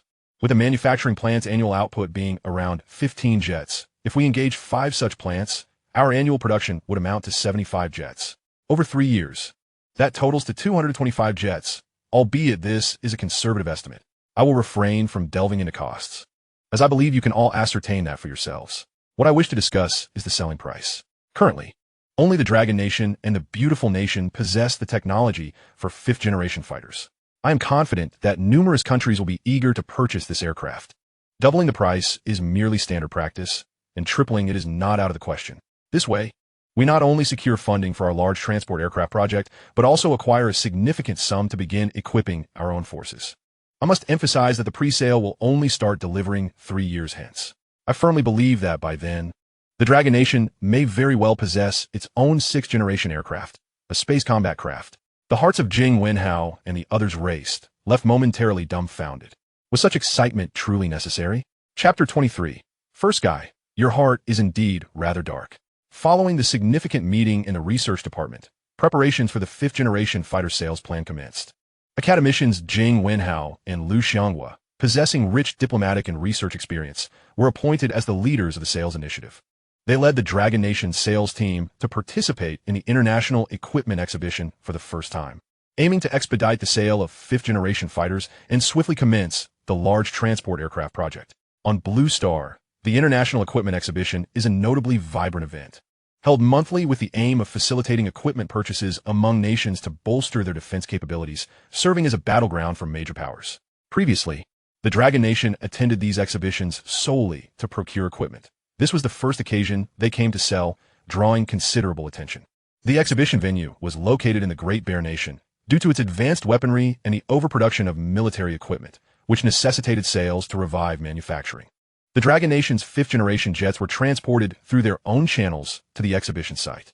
As an Eastern power, the Dragon Nation was gracing the exhibition for the first time as a seller, capturing the interest of many nations. Hey Jing Liu, I didn't expect you to come here to sell equipment as well. Is this the Dragon Nation's first time participating? First Guy, as the host and friend of the Dragon Nation, made a special trip to greet them and discreetly inquire about what equipment the Dragon Nation intended to sell. According to his knowledge, the Dragon Nation had always procured equipment from him, so it was puzzling that they had items to sell. Jing Wenhao smiled. First Guy, we appreciate the exhibition space you arranged for us. This is our first time selling equipment, and we hope for your assistance in promoting it. No problem. As a friendly nation, I am more than happy to help. First Guy replied, glancing at the Dragon Nation's booth.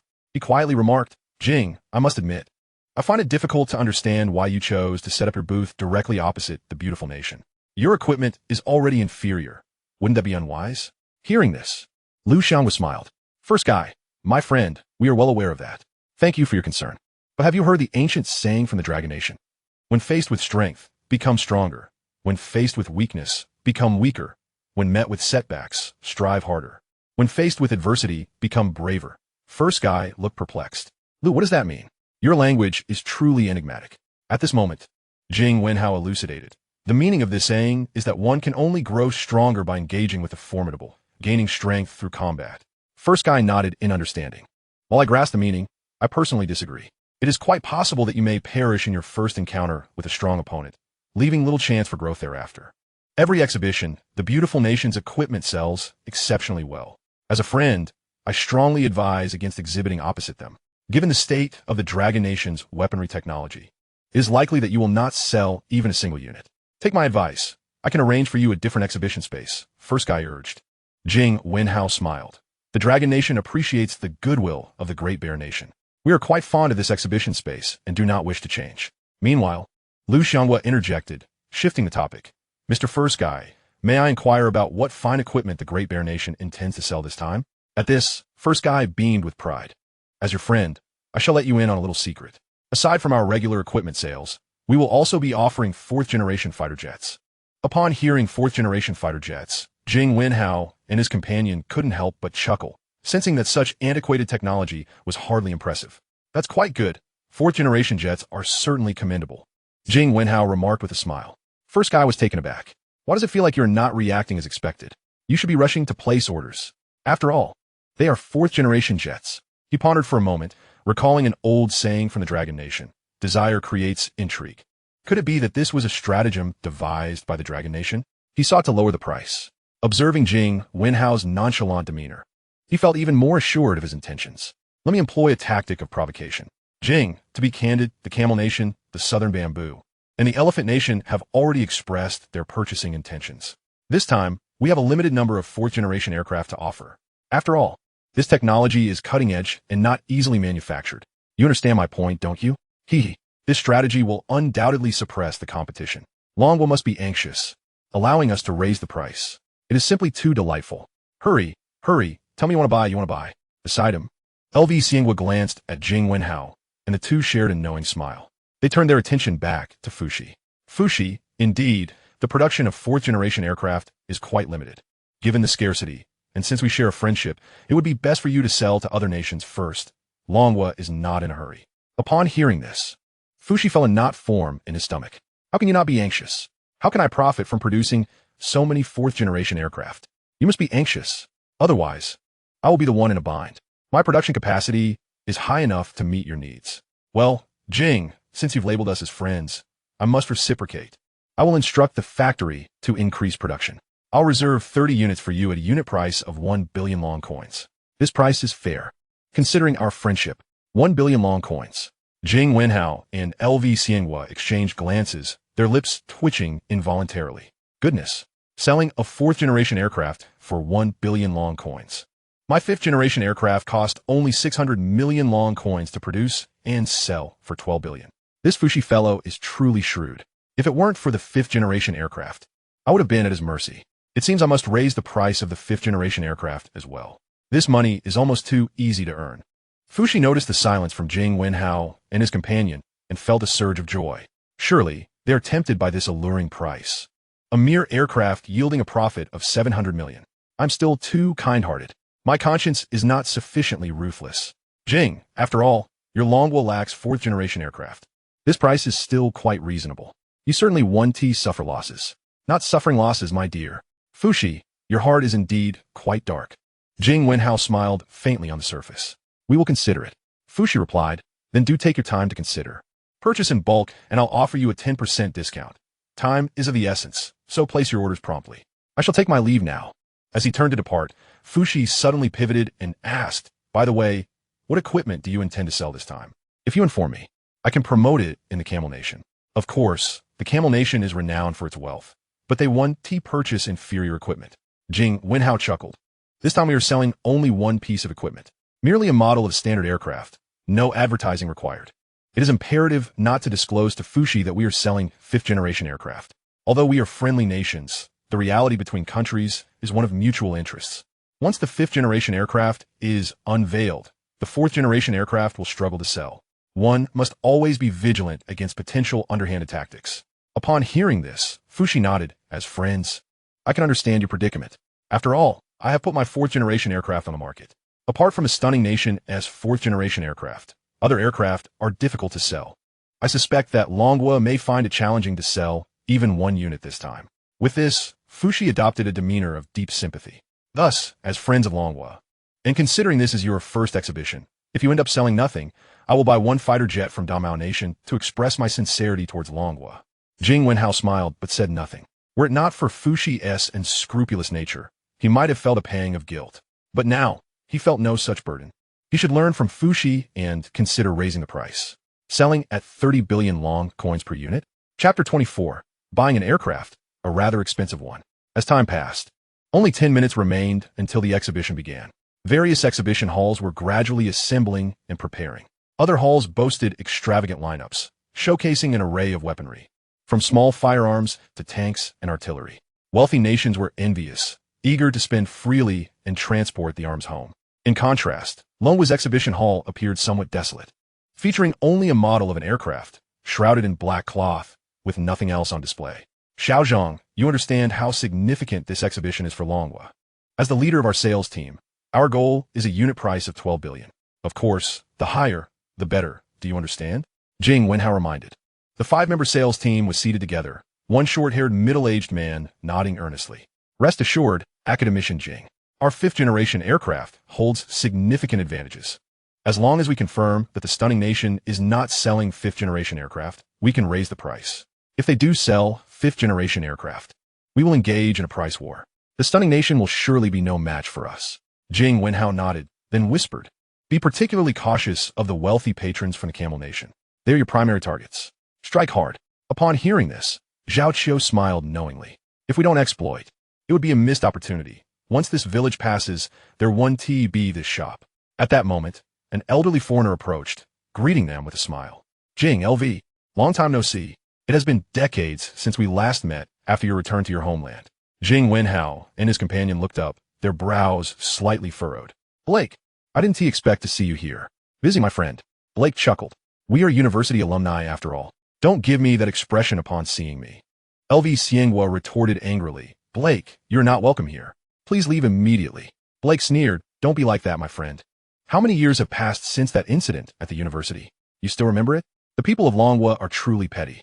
LV Xianghua was about to argue, but Jing Wenhao intervened. Blake, we have no ties between us. Please leave. Blake replied. As an invited exhibitor, it is quite normal for me to be here. Besides, my actions at the university were entirely well-intentioned. It was merely the manner of handling that was somewhat unfriendly. For that, I apologize. I sincerely invite you to join the Stunning Nation's research team. Academic pursuits know no borders. You should not approach it with prejudice. Only in the Stunning Nation can you access cutting-edge fighter jet technology, such as fifth-generation aircraft. As he spoke, Blake cast a cold glance at the black cloth concealing Longhua's exhibit. Fifth-generation aircraft are not something your third-generation aircraft can compare with. Only those who have worked with fifth-generation aircraft can truly appreciate their allure. In the Dragon Kingdom, your talents are squandered. Come to the beautiful country. Jing Wenhao remarked with a cold laugh. Blake, one must not be blindly confident at times, nor should one look down upon other nations, people, or things in this world. Otherwise, one may suffer a painful slap to the face. Blake chuckled in response. Jing, your humor remains as sharp as ever. Are you suggesting that with your outdated third-generation fighters, you aim to strike my face? That is a rather delusional notion. Even if you were given 50 more years, do not expect to produce your own fifth-generation fighters. You are utterly oblivious to the challenges surrounding fifth-generation aircraft research. In the Dragon Kingdom, you are akin to a frog at the bottom of a well, forever ignorant of the vastness of the world. Blake paused momentarily before continuing. All right, I shall not waste more words with you. Should you change your mind, you're always welcome to seek me out in the beautiful country. Science knows no borders. The beautiful country will always welcome you. With that, he turned to leave but suddenly glanced back, smiling. Continue selling your outdated third-generation fighters. I wish you good luck. Lu Xianghua laughed heartily and called out. Blake, since science knows no borders, why not come to the Dragon Kingdom? A talent like you would be quite welcome to sweep the streets here. Damn. Blake did not linger for a moment longer and turned away. Jing Wenhao chuckled. Old Lu, where did you learn such insults? Lu Xianghua replied with a grin. The exhibition is about to begin. We should start preparing. I can hardly wait for the world to see the Dragon Kingdom's own fifth-generation fighter. At 10 o'clock in the morning, the exhibition officially commenced. In all major exhibition, halls grew, bustling with activity. Particularly, the halls of the Big Bear Country and the Beautiful Country were crowded with attendees from various nations. After all, their weaponry was significantly more advanced than that of other countries. Dear friends from Big Bear Country, how much do you sell this fourth-generation fighter for? Please name your price. We, the Camel Country, are very eager to purchase a batch. Upon seeing the wealthy patrons from the Camel Country, Fusky's eyes lit up. Dear friend Faisal, welcome to Big Bear Country. Our fourth-generation fighter is quite affordable. As your friend, I will offer you a very reasonable price. Just $300 million each. What do you think? Upon hearing this, Faisal frowned slightly. Why is it so cheap? The Beautiful Country sells theirs for $500 million. Your price of $300 million does not appeal to us. Cheap goods are often of poor quality. We might as well buy fourth-generation fighters from the Beautiful Country. What the hell? Fusky was taken aback. Is that how wealthy patrons bargain? Old friend Faisal, I misquoted the price earlier. In fact, my fighters are $600 million each. There's an old saying in the Dragon Kingdom. You get what you pay for. It is truly worth every penny. As his words fell, the air sank into an awkward silence. The patrons from the Camel Country silently regarded Fusky. Fusky, do you really think I'm a fool with money? Let's go. We will buy fourth-generation fighters from the Beautiful Country. Fusky regretted being too kind-hearted and not harsh enough in business. Before long, the patrons from the Camel Country arrived at the Beautiful Country's exhibition booth and immediately set their sights on the fourth-generation fighter model, the F-Series. Friends from the Beautiful Country, how much do you sell this fourth-generation fighter for? For various nations, the wealthy patrons were simply a source of frustration. Wherever they went, the air was filled with the scent of opportunistic merchants. Blake promptly stepped forward and said, Dear Faisal, you have an excellent eye. This is the fourth-generation fighter from the Beautiful Country, with outstanding performance in every aspect. Just look at its super cool design. It perfectly matches your esteemed status. Each one is priced at $500 million. What do you say? It is truly a bargain. Hearing this, Faisal fell silent, staring intently at Blake. Blake felt a twinge of anxiety. Could it be that I am making too much profit? It is only less than $450 million. Suddenly, Faisal burst into laughter. The price is very reasonable, and we are very interested. We would like to purchase 50 units. Faisal let out a sigh of relief. At that moment, a figure from the Dragon Kingdom appeared behind Faisal, none other than Zhao Qiu, the leader of the sales team. Friends from the Camel Country, would you be interested in taking a look at our 5th-generation fighter? The price is quite steep. Chapter 25. The Dragon Kingdom cannot possibly have a 5th-generation fighter. In the Dragon Kingdom's exhibition hall, Fusky, distressed over a significant deal that had fallen through, came to lament his misfortune. He was almost in tears, feeling immense heartache. However, he felt slightly better knowing that the Dragon Kingdom might not sell a single aircraft. Jing, so you set up the exhibition hall directly across from the beautiful country with this intention, planning to lure some customers from their side, are you? But Fusky cast a glance at the wealthy patrons from the opposite hall, his heart aching anew. Yet, the wealthy patrons from the Camel Country were not fools. Even if they came over, they would not look favorably upon your outdated fighters. Even my 4th-generation fighter was deemed too cheap by that scoundrel Faisal, who called a bargain an unworthy. Can you believe the audacity? Jing Wenhao chuckled. Fusky, you are still too kind-hearted. For wealthy patrons like Faisal, money is merely a number. That is why I intend to sell each unit for 36 billion dragon coins. What? Fusky's jaw dropped in shock. His eyes wide in disbelief as he stared at Jing Wenhao. Jing, have you lost your mind? You are selling a 3rd-generation fighter for 36 billion dragon coins. Do you truly believe that wealthy patrons are fools? This is simply madness. Lu Xiangwu laughed and replied, Fusky, calm down. Have you not heard the ancient saying in the Dragon Kingdom? For wealthy customers, we only sell expensive items, not the right ones. Fusky felt a surge of blood rising in his throat. Is this how you conduct business in the Dragon Kingdom? Lu, you are absolutely insane. This is madness. At this price, the Camel Country could add a little more and buy a 5th-generation fighter from the beautiful country. Do you really think the wealthy patrons are so ignorant that they would mistake your 3rd-generation fighters for 5th-generation ones? Unless Faisal has gone blind. It is the world that has gone mad if they would pay this price for your aircraft. No sooner had he finished speaking than Faisal, the wealthy patron from the opposite exhibition hall, hurried over to the Dragon Kingdom's exhibition booth, visibly excited as he grasped Jing Wenhao's hands. Friends from the Dragon Kingdom, we wish to purchase your fighters for 40 billion dragon coins. Please let us have a look at your aircraft. Fusky nearly spat out blood in disbelief, his eyes bulging in shock as he regarded the wealthy patron before him. Is this really the Faisal I know? This is simply a laughable situation. A wealthy patron with nowhere to spend his money. What a calamity. Fusky was left speechless, astonished. Are you truly planning to use 40 billion to purchase the Dragon Kingdom's fighters? Faisal responded incredulously, why not? Am I supposed to buy your 4th-generation fighters for 36 billion dragon coins? Unless I have lost my mind. Fusky paused for a moment, his CPU seemingly on fire. Does that statement sound a bit strange? Am I really the fool here? He looked somewhat bewildered at Jing Wenhao and asked, Jing, am I a fool? Jing Wenhao chuckled and replied, Fusky, why do you belittle yourself so? At that moment, Faisal, in a state of urgency, urged, Friend from the Dragon Nation, please allow me to examine your model. I also wish to see the real aircraft. If it's genuine, the Camel Kingdom is prepared to purchase 50, if not 100, aircraft for 40 billion dragon coins. 100 aircraft, 400 billion dragon coins. Such a substantial order is unprecedented to me. Fusky found it difficult to believe his ears. Lu Xiangwu interjected with a smile, Friends from the Camel Kingdom, I sincerely apologize. I am unsure if our representatives have conveyed the situation to you. We are offering a limited sale of only 75 aircraft, and deliveries will commence 3 years from now.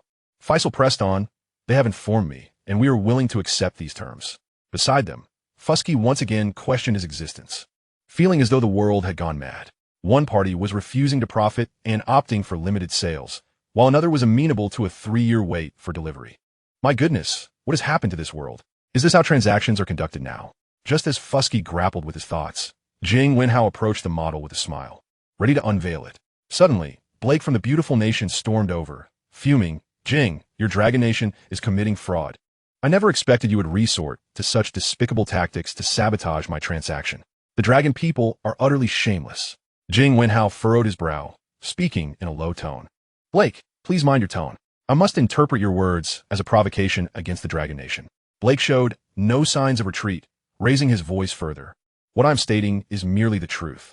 You Dragon Nation audaciously claim to possess 5th-generation aircraft, undermining my deal with Faisal, and luring Faisal to your exhibition hall. Is this not deceit? You Dragon Nation boast of being an Eastern power, a civilization with ancient roots, yet this is how you conduct yourselves? Fusky momentarily froze. seemingly taken aback by the mention of those three words. The commotion drew the attention of representatives from various countries, who gathered around the Dragon Nation's exhibition hall. The Turtle Nation, speaking in their native tongue, stepped forward to inquire, "Blake, could you enlighten us on the matter at hand? Why are you so displeased?" Blake turned to the representatives of other nations, explaining, "The Turtle Nation, the Dragon Nation has falsely claimed to possess fifth-generation aircraft, thereby disrupting my transaction with Faisal.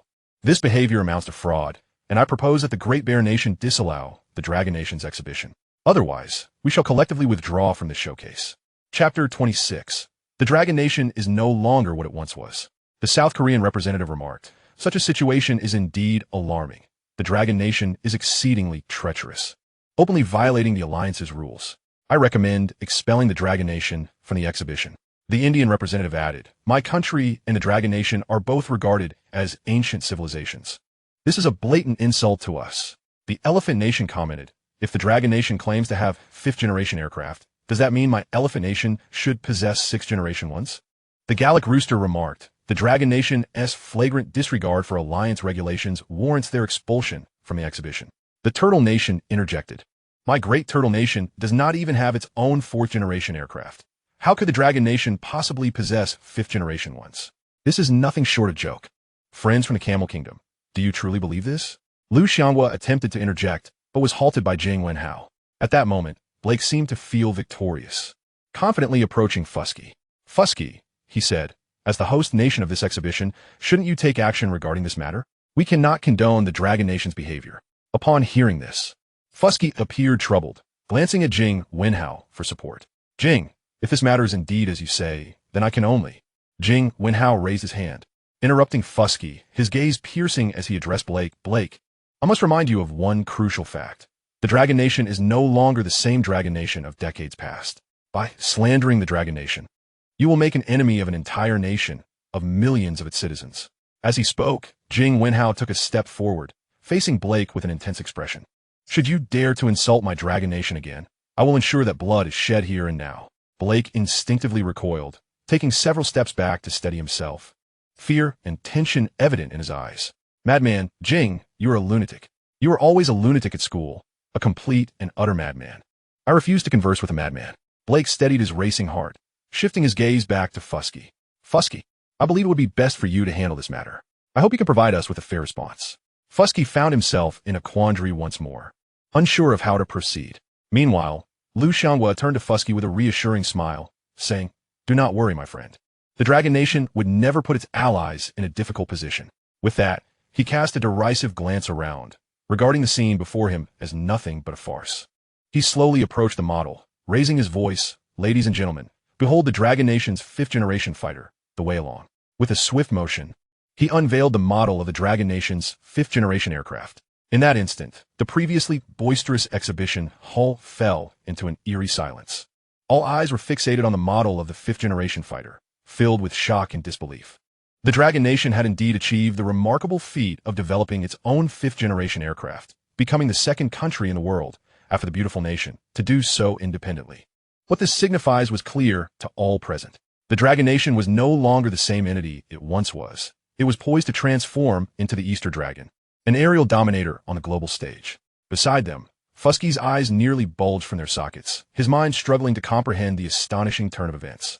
The unfolding developments had far surpassed all expectations. Liu Xianghua glanced at Jiang Wenhao and nodded before redirecting his attention to the aircraft model, ready to present the Dragon Nation's fifth-generation fighter to everyone present. "Friends from the Camel Kingdom, what you see before you is the model of the Dragon Nation's fifth-generation aircraft, codenamed Weilong.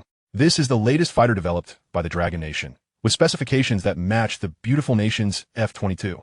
In several performance aspects, it even surpasses the F-22, achieving speeds of up to 28 Mach. Its duck-bill design allows for greater velocity. In underloaded conditions, its maximum range can reach 4,000 kilometers, exceeding the beautiful nation's 296 kilometers. In fact, Jiang Chen had also found it curious regarding the aircraft's performance, although it was designed based on the F-22's specifications. After the system produced the blueprints, many characteristics had undergone significant optimization, as if certain minor flaws had been rectified by the system. Liu Xianghua's presentation detonated like an atomic bomb in the minds of those present, leaving them stunned and blank. faced with the events that had just transpired. Everyone was render numb. Hiss, hiss, hiss. Beside them, Fusky could hardly suppress a gasp of astonishment. With wide-open eyes and a tingling scalp, disbelief washed over him. The Dragon Kingdom not only possessed the capability to manufacture fifth-generation fighters, but had also surpassed the prowess of the beautiful country's aircraft. How little time had passed since he last sought equipment from them. Astonishingly, the Dragon Kingdom appeared to be on the verge of outmatching the Great Bear Nation. This was inconceivable, absolutely impossible, Blake exclaimed in excitement, pointing at the model of the fifth-generation fighter before him. Impossible. How could your Dragon Kingdom possibly have the capability to produce fifth-generation aircraft, especially one more formidable than our own? You are merely fabricating grand illusions, presenting a model to deceive us. At this, Blake reaffirmed his suspicions. After all, why would the Dragon Kingdom promise delivery 3 years from now? There must be something amiss. The fifth-generation fighter from the Dragon Kingdom was undoubtedly a ruse. They surely could not produce a genuine aircraft. Is that so, Blake? Jiang Chen sneered. Do you truly believe that the Dragon Kingdom cannot produce authentic fifth-generation fighters? You remain steadfast in your old beliefs, dismissing anything that exceeds your comprehension or prowess as mere illusion. This time, allow me to demonstrate what the Dragon Kingdom's fifth-generation aircraft truly entails. Jiang Chen turned his gaze toward Faisal. Friend from the Camel Kingdom, might I request that you accompany us to the aircraft runway outside? Let us verify the product, lest anyone think we are deceiving you. Faisal smiled, feeling honored. Typically, nations exhibit their equipment on runways to provide a more intuitive understanding for potential aircraft buyers. In such exhibitions, several runways are prepared to showcase the aircraft's capabilities to prospective buyers. As everyone arrived at the runway, Blake felt an unsettling apprehension. The Dragon Kingdom's display did not appear to be a jest. It was highly probable that it was indeed genuine. Yet at that moment, he had to maintain an air of confidence. Otherwise, he would become a laughingstock in the realm of global scientific research. Esteemed guests, please direct your attention to the starting point of the runway. Jiang Chen indicated toward the distance.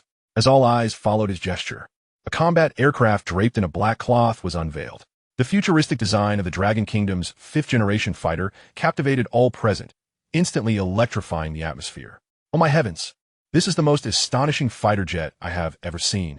It must be acquired, exclaimed the Camel Kingdom representative.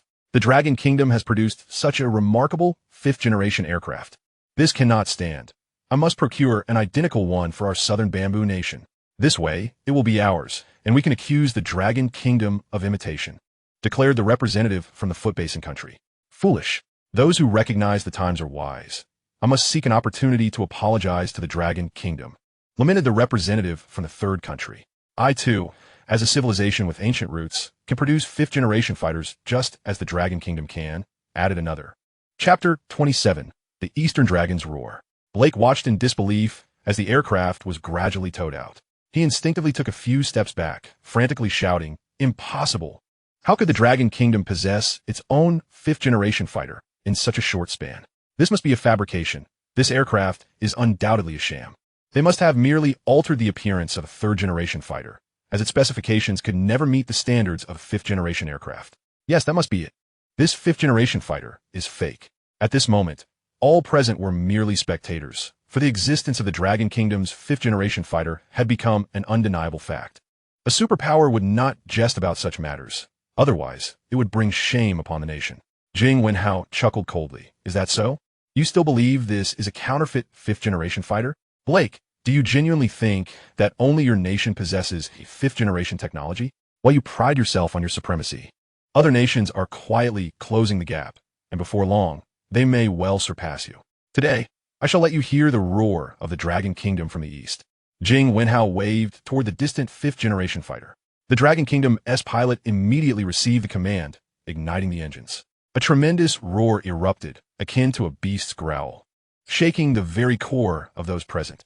Everyone listened intently, their eyes wide with astonishment as they gained a renewed understanding of this mysterious ancient civilization from the east. They even sensed an aura comparable to that of the superpower, the beautiful country. Gradually, the engine reached its peak RPM, and the fifth-generation fighter launched into the sky like an arrow, emitting a piercing whistle as it ascended. In the blink of an eye, it vanished into the distant clouds. At that moment, Fuskage promptly contacted the command center to test the data from the fifth-generation fighter. What did you say? The National Defense Radar is completely unresponsive. You are unable to detect Any data? Fuskige's words detonated like a bomb among the crowd, leaving everyone stunned and blank, their minds buzzing. They stared in shock at the direction where the fighter had disappeared, and the atmosphere fell into an eerie silence. Activate all national defense radars. A fighter jet flew right under your noses, and you have no idea where it went. What are you doing? After the initial shock, Fuskige felt a chill run down his spine, drenched in cold sweat. If this had occurred on the battlefield, the appearance of a single fifth-generation fighter from the Dragon Kingdom within their borders would pose a threat greater than an entire brigade. It was terrifying. Impossible, impossible. Time and again, Blake seemed to lose his grip on reality, shaking his head repeatedly while muttering, impossible, impossible. How could the Dragon Kingdom possess stealth technology for fifth-generation fighters? This technology took the beautiful country over a decade to develop. How could the Dragon Kingdom achieve this? In response, Jiang Chen stepped forward, exuding an aura of a great nation. You ask how the Dragon Kingdom can accomplish this? Allow me to enlighten you. Behind the Dragon Kingdom's scientific research lies the unwavering support of millions of citizens. Countless researchers dedicate their lives to this pursuit, forsaking fame and wealth. They only wish for that red flag to shine brightly across the world, allowing the Dragon Kingdom to stand among the ranks of powerful nations. Upon finishing, Jiang Wenhao's chest heaved violently, his emotions tumultuous. The flame of the Dragon Kingdom's legacy burned fiercely within him, a force that had been suppressed for years. Now fully unleashed. Before the world, the strength of the Dragon Kingdom was on display, sending a clear message to other nations. The Dragon Kingdom is no longer what it once was. Anyone harboring ill intentions toward the Dragon Kingdom and its people should weigh their own worthiness and qualifications. The people of the Dragon Kingdom, including Liu Xianghua, were filled with fervent emotions, pride swelling within them. They felt immense pride in being citizens of the Dragon Kingdom. The rise and fall of a nation is the responsibility of its people, a sentiment deeply ingrained in the hearts of the Dragon Kingdom's citizens for millennia, a fire of civilization etched in their souls. This represents a culture and a spirit of legacy that no other nation in the world can compare with. At this moment, the venue fell into a profound silence. A myriad of complex emotions flickered in the eyes of all present. After today, it seemed that the standing of the Dragon Kingdom on the world stage would be significantly elevated. Suddenly, the piercing roar of fighter jets reverberated through the air once more, drawing everyone's gaze towards the runway. There, the formidable Dragon, a supersonic aircraft, soared through the skies, creating sonic booms around its fuselage. The cacophony jolted everyone awake, as if proclaiming the might of the Dragon Kingdom. Impossible. This cannot be, one voice exclaimed. The Dragon Kingdom could never possess fifth-generation fighters. Jing, you are nothing but a fraud, a charlatan. Ha ha. Meanwhile, Blake appeared to be either genuinely deranged or feigning madness in a desperate bid to escape, dashing out like a lunatic. Now that our friend from the Dragon Kingdom has departed, shall we proceed with our negotiations? One individual inquired eagerly, brimming with anticipation to procure their aircraft. It's simply too impressive. We must increase our order. Faisal, filled with excitement, seemed ready to part with his money and sign a contract on the spot, fearing that the Dragon Kingdom might retract their offer. With a smile, Jiang Wenhao replied, Faisal, we are only selling 75 units. I sincerely apologize. Faisal's face fell in disappointment. All right then, 75 it is. Let us sign the contract immediately. He grasped Jiang Wenhao's hand, as if afraid to miss this opportunity. At that moment, Fuskige approached with a grin. Jiang, as friends, could you perhaps speak to your domestic manufacturers about slightly increasing production? I would like to purchase a few units as well, if that is possible. Jiang Wenhao chuckled. It's not out of the question. But you must understand that increasing production means overtime work. The cost will rise significantly. I trust you grasp the implications. Fuskige laughed awkwardly. Jiang, you can't take advantage of me like this. We've shared drinks together. We are good friends. Liu Xianghua interjected. Fear not, my friend Fuskige. The price remains the same. 6 billion dragon coins per aircraft, a most reasonable offer. Excellent. Let us proceed to sign the contract.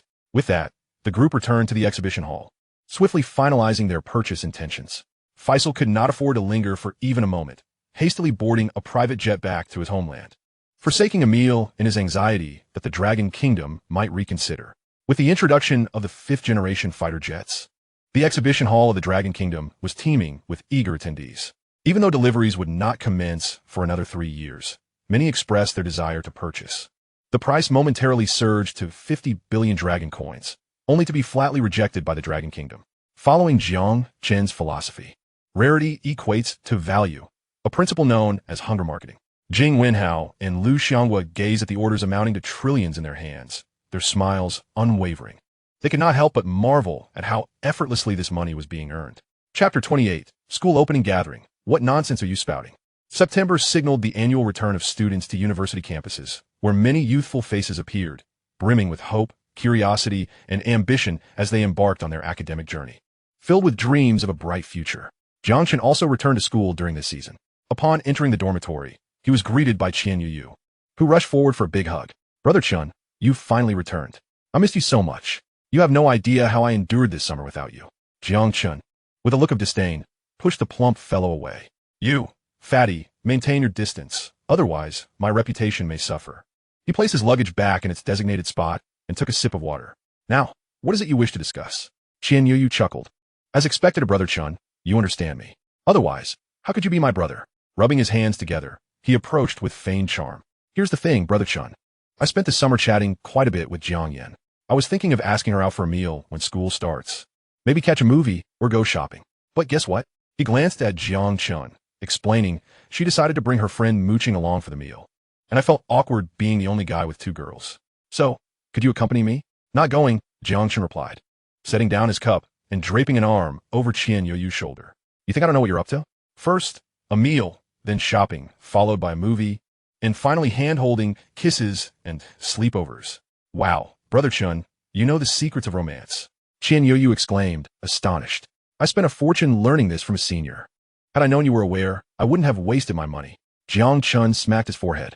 This guy is hopeless, spending over 1,000 yuan, which is equivalent to a month's salary for an average family, just to learn such things. Are you out of your mind? All right, go have your meal. I've got things to attend to, he concluded. I'll treat you and even support your meals for the entire semester. Come on, this is when brotherhood truly matters. Qian Yuyu insisted. That evening, they gathered at a local hot pot restaurant near the school, a popular choice among students for casual meetups, as it offered hearty meals at reasonable prices. Yen, eat more. If it's not enough, I'll order more. This pig brain is delicious and good for the brain. Qian Yuyu exclaimed, ladling a generous spoonful of pig brain into Jiang Yan's bowl.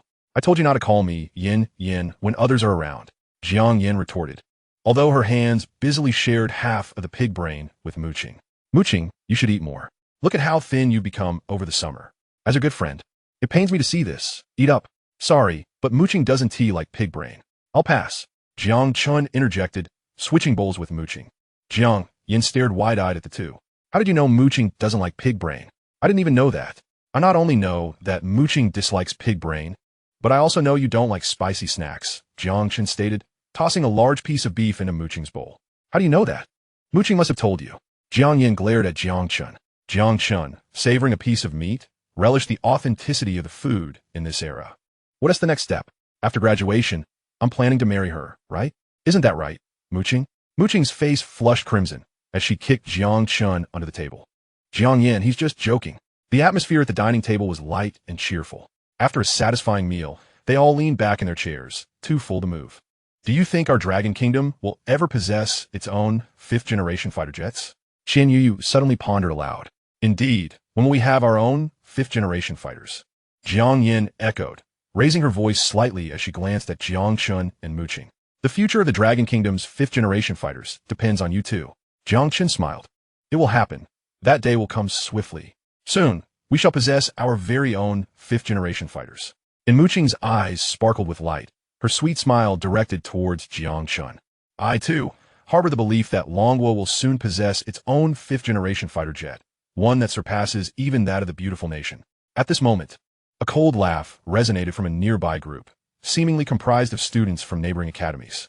It was preposterous to assert that Longwo would soon boast its own fifth-generation aircraft. Gentlemen, that is the most ludicrous joke I have heard this year.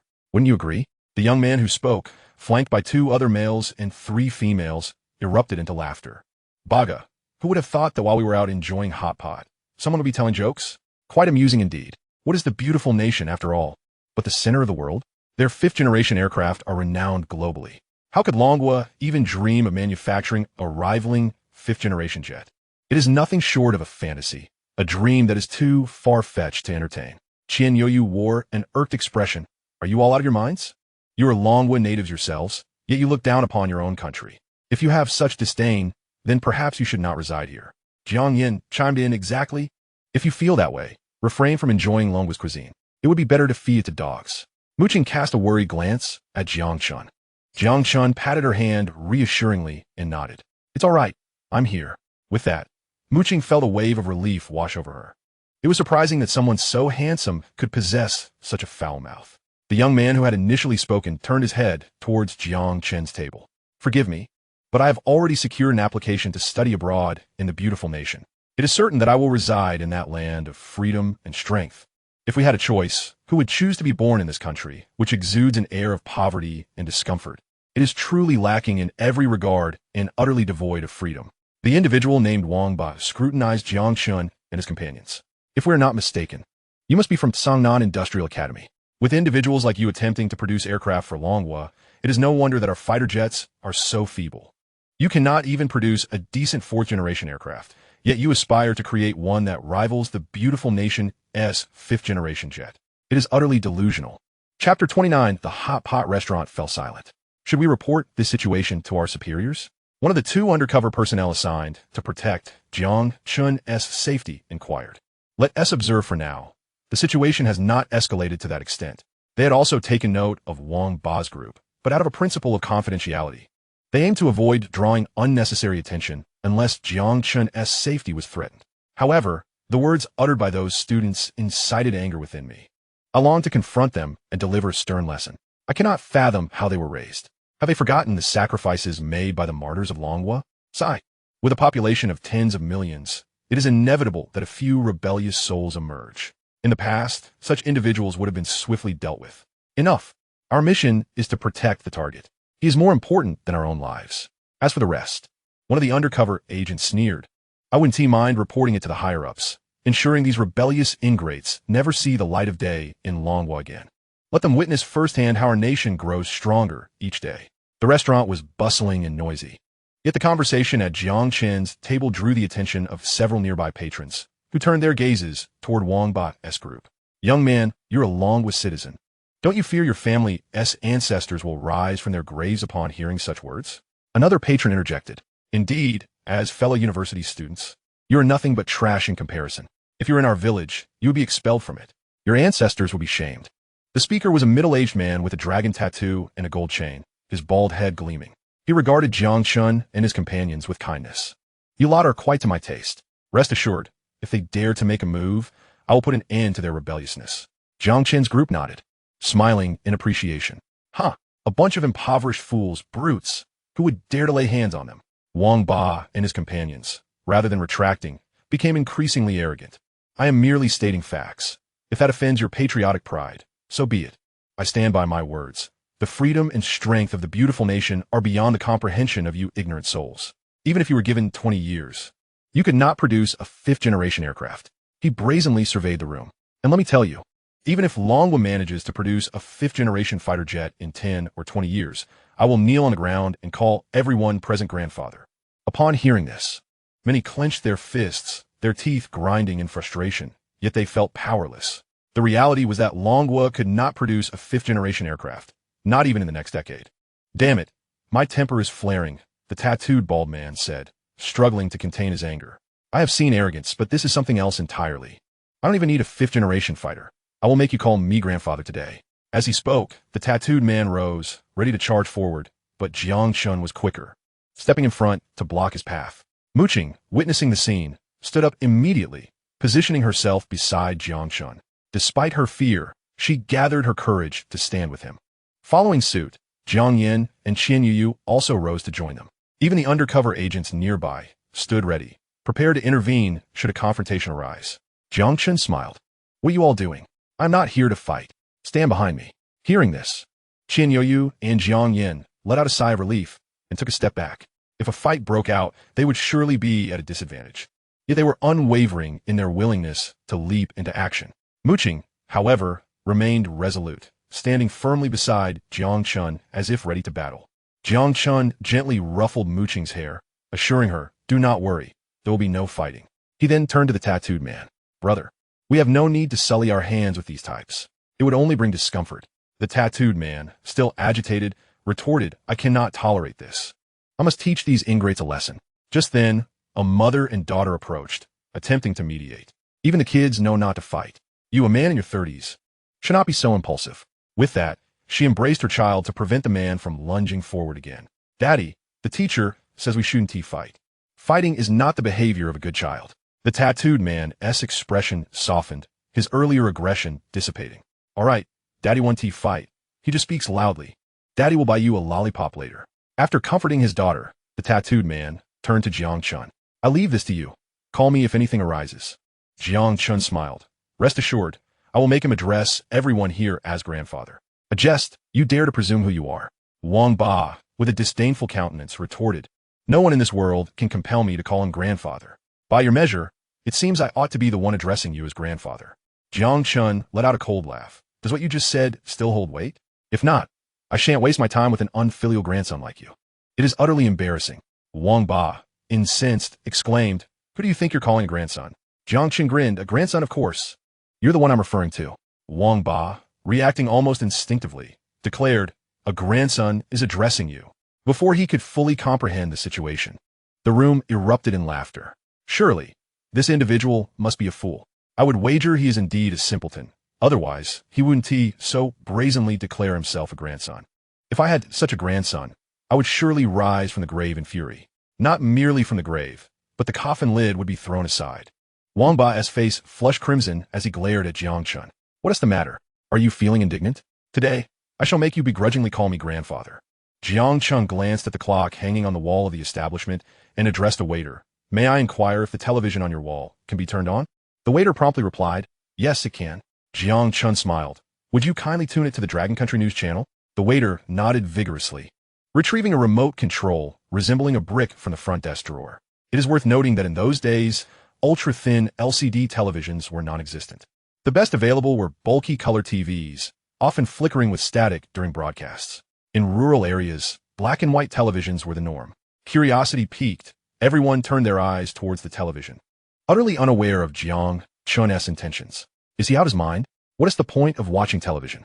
One remarked, as if a fifth-generation fighter jet would appear on screen. No sooner had Wang Ba's words left his mouth than the television aired news about the sale of fifth-generation fighter jets.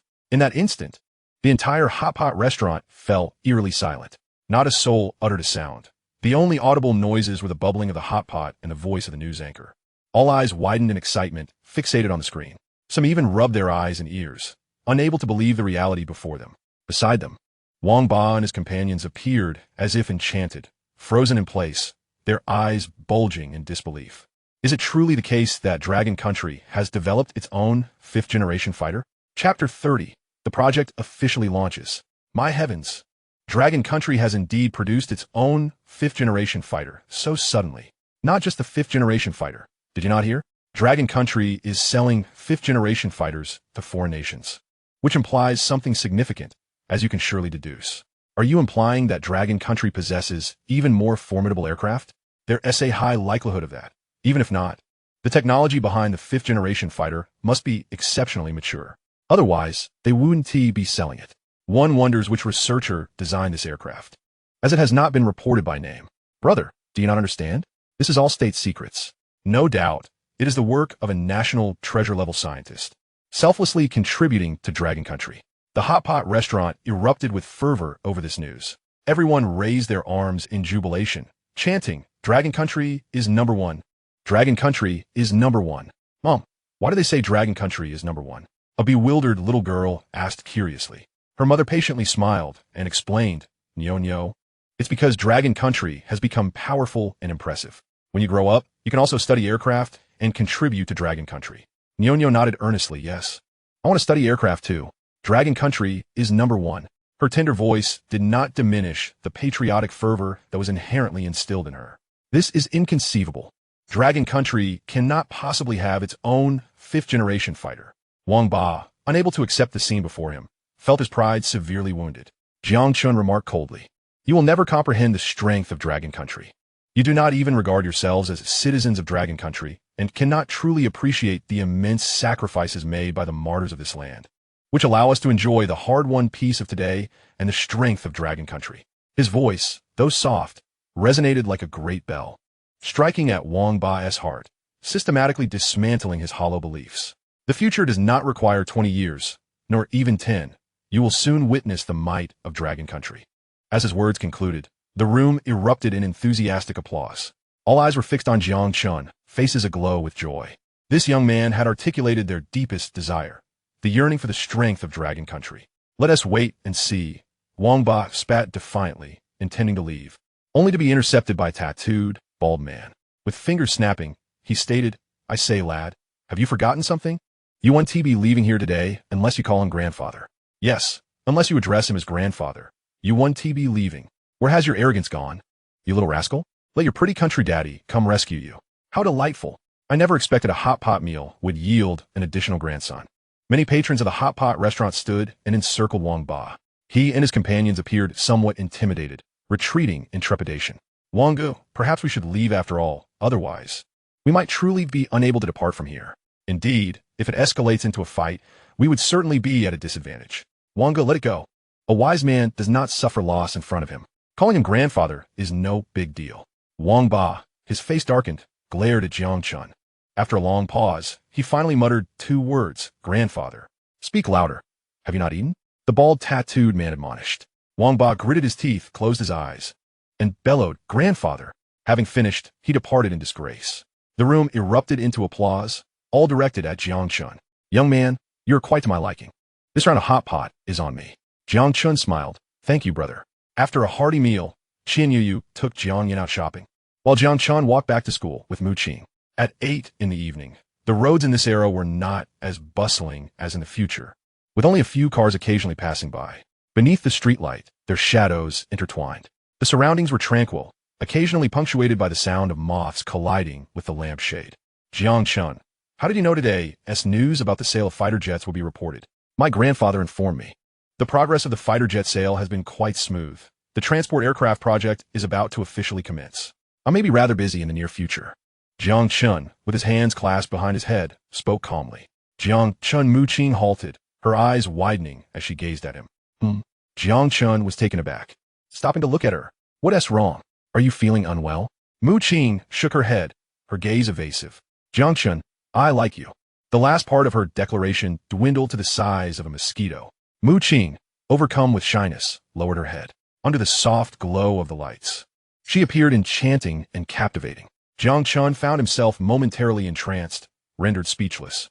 He extended his arms, enveloping Mu Qing in a profound embrace. She resembled a startled little rabbit, struggling briefly before succumbing to his warmth, resting against his chest, attuned to the unfamiliar rhythm of his heartbeat. A wave of security washed over her.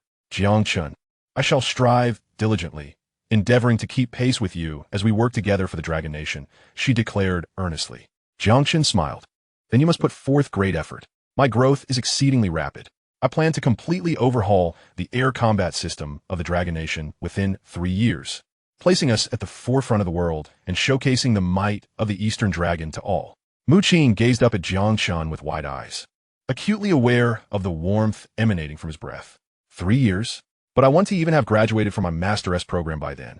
How can I possibly engage in research alongside you? A hint of disappointment flickered across her face as she stepped away from his embrace. Her head bowed as she walked ahead, kicking a small stone in her path. Suddenly, she turned with a smile and exclaimed, I never imagined my boyfriend to be this remarkable. Jiang Chen, you must persevere. I will silently support you from behind. You must ensure the Dragon Nation rises to greatness. I yearn to witness the future you envision for our country. Jiang Chen smiled, his resolve seemingly solidifying within him. In this world, there were countless people and things he wished to cherish and protect. He eagerly anticipated with the system's assistance the Dragon Nation's ascent into cosmic civilization, establishing bases on the moon and transit stations on Mars, piloting spaceships through the vastness of the universe. Those phenomena that had once existed solely in the realm of science fiction might very well become reality in this lifetime. What a resplendent world that would be. Just as Jiang Chen prepared to catch up with Mu Qing, his phone buzzed in his pocket. It was a call from Mu Qingshan. Jiang Chen. The Fat Girl project has officially commenced. The Dragon Nation is beginning to manufacture its own transport aircraft. Understood. Grandpa Mu, Jiang Chen replied. If there are any issues with the project, reach out to me directly. I will come at once. After pondering for a moment, he continued, Grandpa Mu, could you compile a report on the shortcomings of the Dragon Nation's air combat system? Mu Qingshan paused, taken aback. Jiang Chen, what do you mean? Jiang Chen smiled. Since we have the time now, I wish to comprehensively enhance the Dragon Nation's air combat system.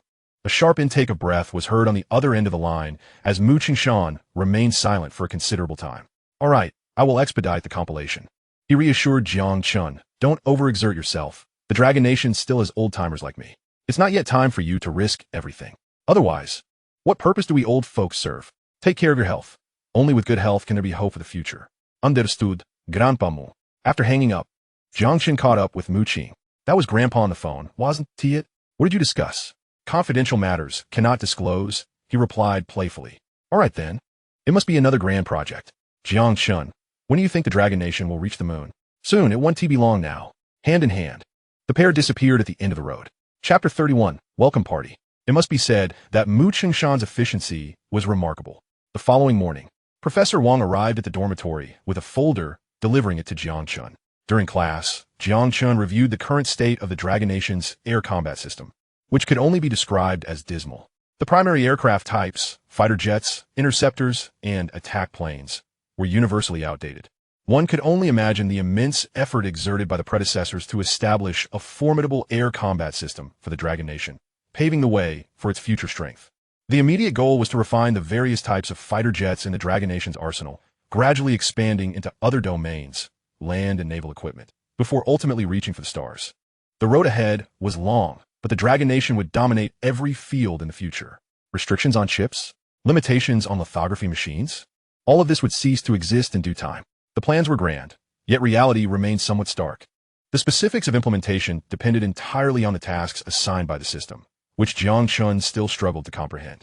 The tasks appeared entirely random, devoid of any discernible pattern. At noon, in the cafeteria, Mu Qing inquired, Jiang Chen, our school's annual welcome party is coming up in a few days. Do you have any plans? Jiang Chen replied, not at the moment. ISNT, the welcome party, typically organized by the student council. Beside him, Jiang Yin interjected, Jiang Chen, you're not unaware, are you? Mu Qing is the president of our student council. She is the one orchestrating the welcome party. Mu Qing, you're the student council president? Qian Yuyu exclaimed, wide-eyed. Could I possibly be the vice president? I would be willing to sponsor the welcome party. What are you up to? Jiang Yin retorted, if you become the vice president, what will happen to me? You don't intend to usurp my position, do you? Qian Yuyu immediately shook his head, fearing for his life. He quickly changed the subject. Mu Qing, is there a problem with the party? Speak up. There's nothing my brother can't resolve. Mu Qing smiled. Well, it's like this. Since our country has recently unveiled its fifth-generation aircraft, the school wants to use some performances to inspire the new students and remind them that they're the future of the Dragon Nation. Only through their efforts can the nation grow strong. After much deliberation, Jiang Yin and I believe that expressing this through song would be the most direct approach. Nothing strikes the heart quite like music. Upon hearing this, Jiang Chen contemplated for a moment before nodding. Your idea is indeed commendable. However, many patriotic songs are already familiar to the students. To achieve a sense of resonance, considerable vocal skill is required. I doubt anyone among the students can accomplish that. Jiang Yin agreed. Yes, we have approached a few students from the music department. While they expressed eagerness to participate in the event, they lack confidence in their ability to create an engaging atmosphere. Mu Qing and I have been quite troubled about this. You can count on me. I'm a karaoke champion. Qian Yuyu exclaimed, bursting into song. 10 years ago, you didn't know me, I didn't know you, you didn't belong to me. Jiang Chen couldn't help but wince at the sound. Brother, could you kindly refrain from singing? Jiang Yin interrupted, unable to bear it any longer. Not only is it unpleasant, but you're also singing the lyrics wrong. If you take the stage, you'll likely be carried off. Why? Qian Yuyu asked instinctively. Jiang Yin replied, because you'd be booed off the stage. Jiang Chen and Mu Qing nodded in agreement. Being booed would be the least of your worries. I fear that after the party, the new students might drop out one by one. Fatty Qian, your singing is far too off-key. You didn't perform well. You were out of sync. Qian Yuyu forced a smile and took a seat. Mu Qing looked at Jiang Chen with a grin. After some discussion, we have decided to have you perform a song on stage. Upon hearing this, Jiang Chen hurriedly declined. I can't. My singing is quite mediocre. Please find someone else. The audacity of asking Changgu to sing was truly remarkable. Qian Yuyu chuckled. If my singing is dreadful, then Chunji's is abysmal. I can barely manage 5 notes for 5 lyrics. Jiang Chen's expression darkened. His singing was indeed far from impressive. To put it in the words of his past life, while others sang for money, he he sang for his life. Hence, he instinctively rejected the offer. Beside him, Mu Qing smiled reassuringly. Jiang Chen, you need not worry about your singing skills. A dedicated teacher will guide you, and mastering a song in a few days is certainly feasible. We wish for you to perform because, in the eyes of the new students, you are a paragon of academic excellence. You have no idea how many new students chose our institution because of a photograph of you in the library. Jiang Chen was taken aback. Was he really that famous? Jiang Yin looked at Jiang Chen in confusion. Haven't you been keeping up with the school forum lately? The top post in the admissions section is about you. And that night, in the library, the professor surrounded you. Though the photo was blurry, the atmosphere was palpable. If you take the stage to sing, that inspirational vibe will certainly resonate, establishing you as the academic idol in the eyes of the freshmen. In this era, most students used low-end mobile phones with limited functionality. While they could take pictures, the quality was abysmal, making it nearly impossible to discern faces from a distance. Jiang Chen had not anticipated that a single photograph could wield such influence. Nevertheless, he still had no intention of performing on stage. Singing was simply not his forte. The idea of learning a song in a few days seemed utterly insane. He would likely drive the instructor mad before he could master it. Just as he was preparing to decline once more, the system's voice echoed in his mind.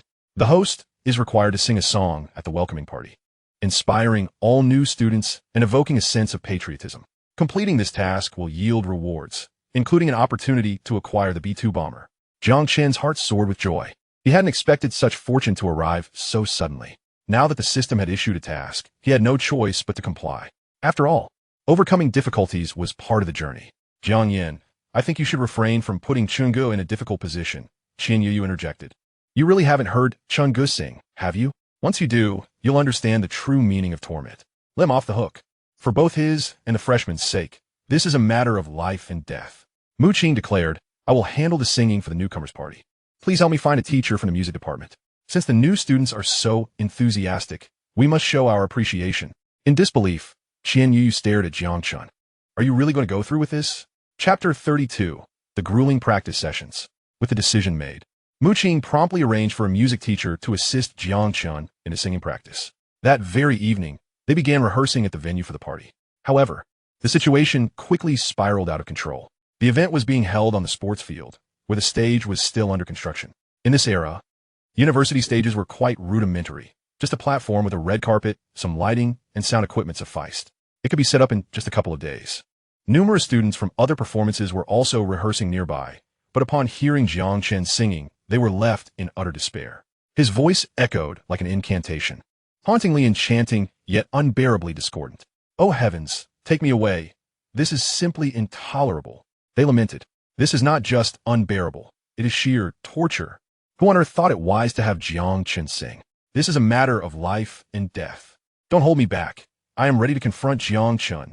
Today it is either him or me. Many from the student council could no longer endure the auditory assault and rushed to Mu Qing to express their grievances. President Mu, please make him stop. We truly can't take it anymore. This is not singing. It's a death sentence. I cannot afford to lose my life for a party. My family has been single-line descendants for 9 generations. President, please wake up. Yes, President, you need to regain your senses. Don't let love cloud your judgment. We are innocent. We cannot bear this inhumane torment any longer. Really? I think it sounds quite nice, Jiang Yin chimed in. Don't you think Jiang Chen's singing is rather pleasant? Mu Qing, gazing at Jiang Chen on stage with an expression of admiration, seemed entranced, oblivious to the complaints around her. Jiang Yin rolled her eyes and smacked her forehead. Sister, wake up. What kind of nonsense has that guy fed you? You call that pig slaughtering sound pleasant? For heaven's sake. Look at Qian Yu next to you. He's about to lose it. The surrounding students exchanged glances filled with longing, sorrow, and desperation, all silently pleading with Mu Qing. Look at us. If Jiang Chen doesn't die today, then we shall. Huh? Mu Qing turned her head to the side, noticing the absence of Yo-Yu. After scanning the area, she couldn't help but inquire, Jiang Yin, where's Qian Yo-Yu? He was just here. Sis, I'm over here. Mu Qing followed the sound and found Qian Yo-Yu lying on the ground, frothing at the mouth and twitching occasionally. When had he collapsed? Jiang Yin rolled her eyes. Is there anyone in your sight besides Jiang Chen? Is that so? Surely not. You can see us all right now. Mu Qing blinked and looked at the surrounding members of the student council. Everyone's eyes were filled with tears, and they nodded in agreement. President, you finally see us. If you don't act soon, you may never see us again. Sis, don't listen to them. We must support Chen Ji's musical aspirations. Qian Yuyu lay there, more froth accumulating. I might be hurt, but this pain is insignificant. For Chengge, we must persevere. With that, he gazed at the stage where Jiang Chen was singing, tears of pride welling in his eyes. Go, Chengge! Before he could finish, he fainted. Mu Qing hesitantly asked, is Jiang Chen really that dreadful at singing? To her surprise, everyone around her nodded in unison. Jiang Yin even demonstrated her disapproval by kicking Qian Yuyu. Is this not enough? Qian Yuyu muttered. With an awkward smile, Mu Qing explained, Jiang Chen has just begun. Give him a few days, and he should be fine. Once he finishes practicing this time, I'll take him to the music room tomorrow. Upon hearing this, everyone's eyes widened in disbelief, staring at Mu Qing. President, are you really going to let Jiang Chen perform at the party? Surely, one cannot fathom the state of vocal prowess on display. It may instill a profound sense of despair, even among the newcomers. The impulse to despair is but a trivial matter. I fear we must prepare an ambulance. Just in case. Perhaps we should also have some motion sickness medication on hand, for the sound of this singing is truly overwhelming. President, perhaps we should reconsider. Jiang Chen seems rather ill-suited for this. At that moment, Jiang Yin nodded earnestly. Mu Qing, heed my advice. Jiang Chen is genuinely not a fit. Just look at Qian Yuyu. With that, another kick was delivered. Qian Yuyu, upon hearing this, Mu Qing surveyed the surrounding individuals, then glanced down at Qian Yuyu beneath her feet, and finally at Jiang Chen practicing on stage. Why don't we give it a try for a couple of days? If it truly doesn't work out, we can always change personnel later. The crowd collectively smacked their foreheads, shook their heads, and departed. It seems the president is beyond saving. Women in love can be quite fearsome. Jiang Yin sighed in resignation. Let us observe Jiang Chen's practice over the next couple of days. If it proves unworkable, then we must indeed find a replacement. Mu Qing appeared oblivious, her gaze fixed on Jiang Chen on stage, once more ensnared by the enchanting melodies. It was that time of year again for the annual welcome party, a period of bustling activity at the academy. Dean, I've heard that Mu Qing has invited young Chen to participate in the gala, apparently, as the grand finale. Oh, is that so? On the playground. Dean Shenming smiled at the side of Wang Qing. Who would have thought that young Chen is such a polymath, not only excelling in research, but also a remarkable singer. You've nurtured an exceptional student. Wang Qing chuckled. I too was surprised to discover that young Chen possesses such vocal talent. His ability to perform on stage is indeed quite unexpected. Shenming nodded with a smile. It is beneficial for young Chen to cultivate diverse interests. Academician Mu has also urged us to keep an eye on him. He should be encouraged to explore hobbies, as he is still but a child. One cannot be solely devoted to research. He must also enjoy the life appropriate for his age. Come, after a long day, let us indulge in the pleasure of young Chen's singing. Relaxation is in order. Wang Qing smiled. Yes, it is indeed time to unwind. You've been so busy every day. Shenming chuckled. The two proceeded jovially towards the stage on the playground. Chapter 33. Teacher Liang, I can no longer endure this. On stage, Jiang Chen was wholly absorbed in his practice. The tasks set forth by the system were daunting, and even he himself harbored doubts about his ability to complete them. Yet, the opportunity lay before him. Fulfilling the task would grant him access to the analysis of the fifth-generation bomber. Such an aircraft holds immeasurable significance for Longhua. He must exert every effort to succeed. Teacher Liang, shall we run through it once more? Dressed in a red floral sundress, Teacher Liang Shanshan's lips quivered slightly. Jiang Chen, perhaps we should call it a day. You have already practiced for over 2 hours. Jiang Chen replied earnestly. Teacher, I'm still capable. Liang Shanshan's mouth twitched involuntarily. You may feel capable, but do you have any idea how I have endured these 2 hours? It has been sheer torment. That Jiang Chen, in truth. I have a question for you. To be frank, you possess little in the way of innate singing talent. Why do you strive so ardently to improve? After all, this is merely a welcome party. It offers you no tangible benefit. Jiang Chen smiled. Teacher, is it not true that many endeavors yield rewards? Beneath the peace, countless individuals contribute silently to our nation. I wish to inspire the newcomers through my efforts. They're the future talents of Longhua. Liang Shanshan gazed intently at the young man before her, seemingly taken aback by his words. She nodded. Let us continue. Indeed, Jiang Chen commenced another round of torment. The surrounding students distanced themselves, unwilling to endure further suffering at Jiang Chen's hands. Below the stage, Mu Qing watched Jiang Chen intently, her eyes alight with admiration. There is no salvation for her. Mu Qing has undoubtedly succumbed to Jiang Chen's enchanting allure, rendering her incapable of sound judgment. Ah, who could argue otherwise? Jiang Yin sat beside Qian Yuyu, observing Mu Qing with a look of deep reflection. At that moment, Chun Ming and Wang Qing approached, greeting them with smiles. Little Qing, how is young Chun's practice coming along? Wang and I have come specifically to listen to his singing and unwind. Mu Qing replied with a smile. Uncle Chun. Professor Wang, Jiang Chen is faring quite well. Is that so? Then we must approach the front to lend our support to young Chen.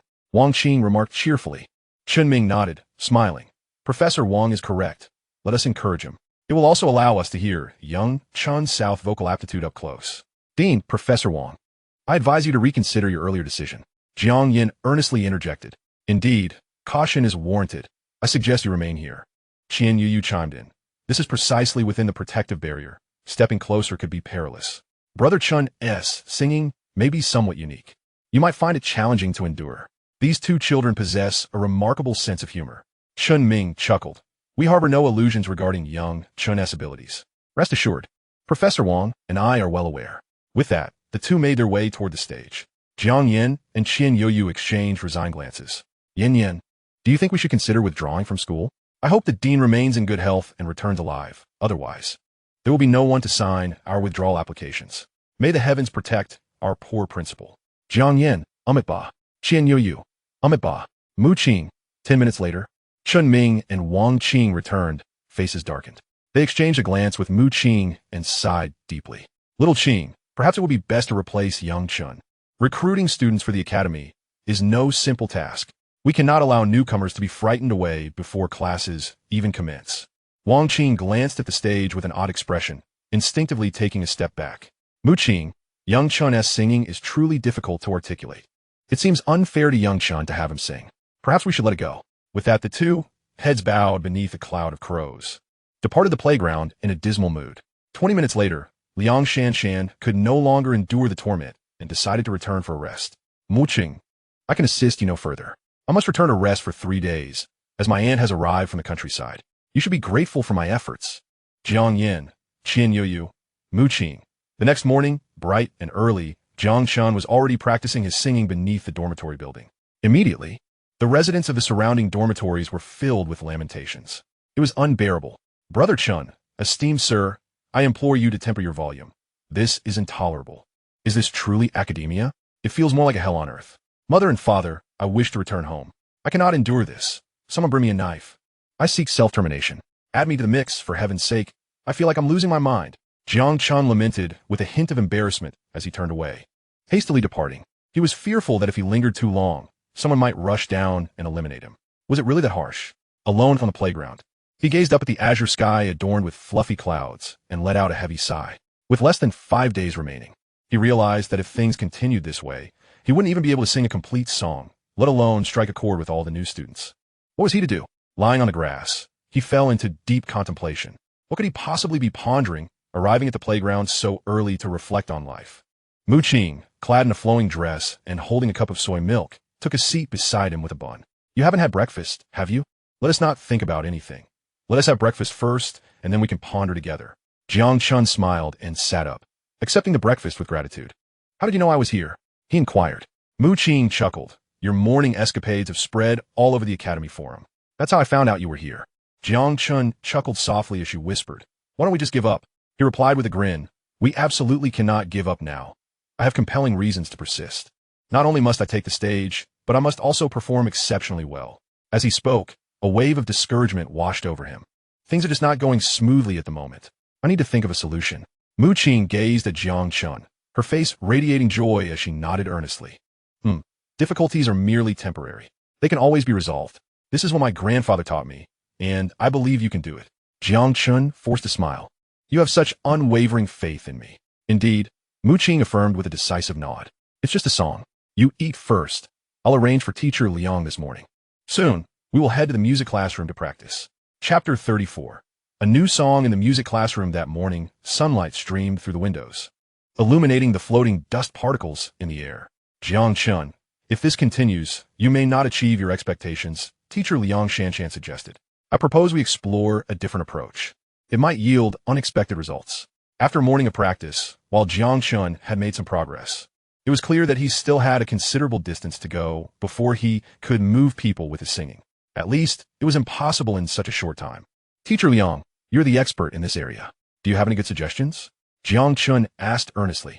After a moment of contemplation, Liang Shanshan replied, what you're doing currently is not feasible. However, we could take an alternative route.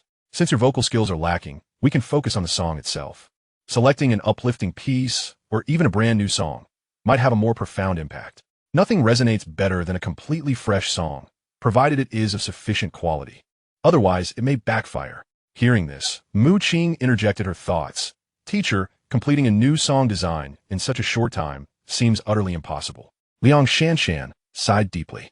You are correct. If we had more time, I might be able to assist you. She turned her gaze toward Jiang Chen. If it truly proves impossible, I advise you to consider giving up. The current circumstances make it unfeasible. Teacher, if I can write the lyrics, would you be able to compose the melody based on the tune I hum? Jiang Chen suddenly inquired. Fortunately, it was Liang Shanshan's guidance that sparked a new idea within him. He recalled a particularly invigorating song from his past life, one that had even been praised by national media. It would be perfect for his needs. Although he remembered the lyrics well, he was utterly clueless about composition. Liang Shanshan pondered for a moment. If that's the case, we might be able to finish the arrangement in an afternoon. Are you really going to attempt to write a song yourself? Jiang Chen nodded affirmatively. Teacher, I wish to give it a try. There's been a voice in my mind that I have longed to express. Now seems the perfect time. Upon hearing this, Liang Shanshan cautioned Jiang Chen. You may not fully grasp the challenges of composing. The foundational requirements are even higher than for singing. Even professionals cannot produce a good song in such a short time. You have no prior experience in music. It is simply unachievable. Jiang Chen smiled confidently. Just wait a moment, teacher. He approached the blackboard and wrote large characters. The youth speaks. He then proceeded to jot down the lyrics. Chorus. The wisdom of the youth means the wisdom of the nation. The wealth of the youth means the wealth of the nation. The strength of the youth means the strength of the nation. The freedom of the youth means the freedom of the nation. The wisdom of the youth means the wisdom of the nation. The wealth of the youth means the wealth of the nation. The strength of the youth means the strength of the nation. The freedom of the youth means the freedom of the nation.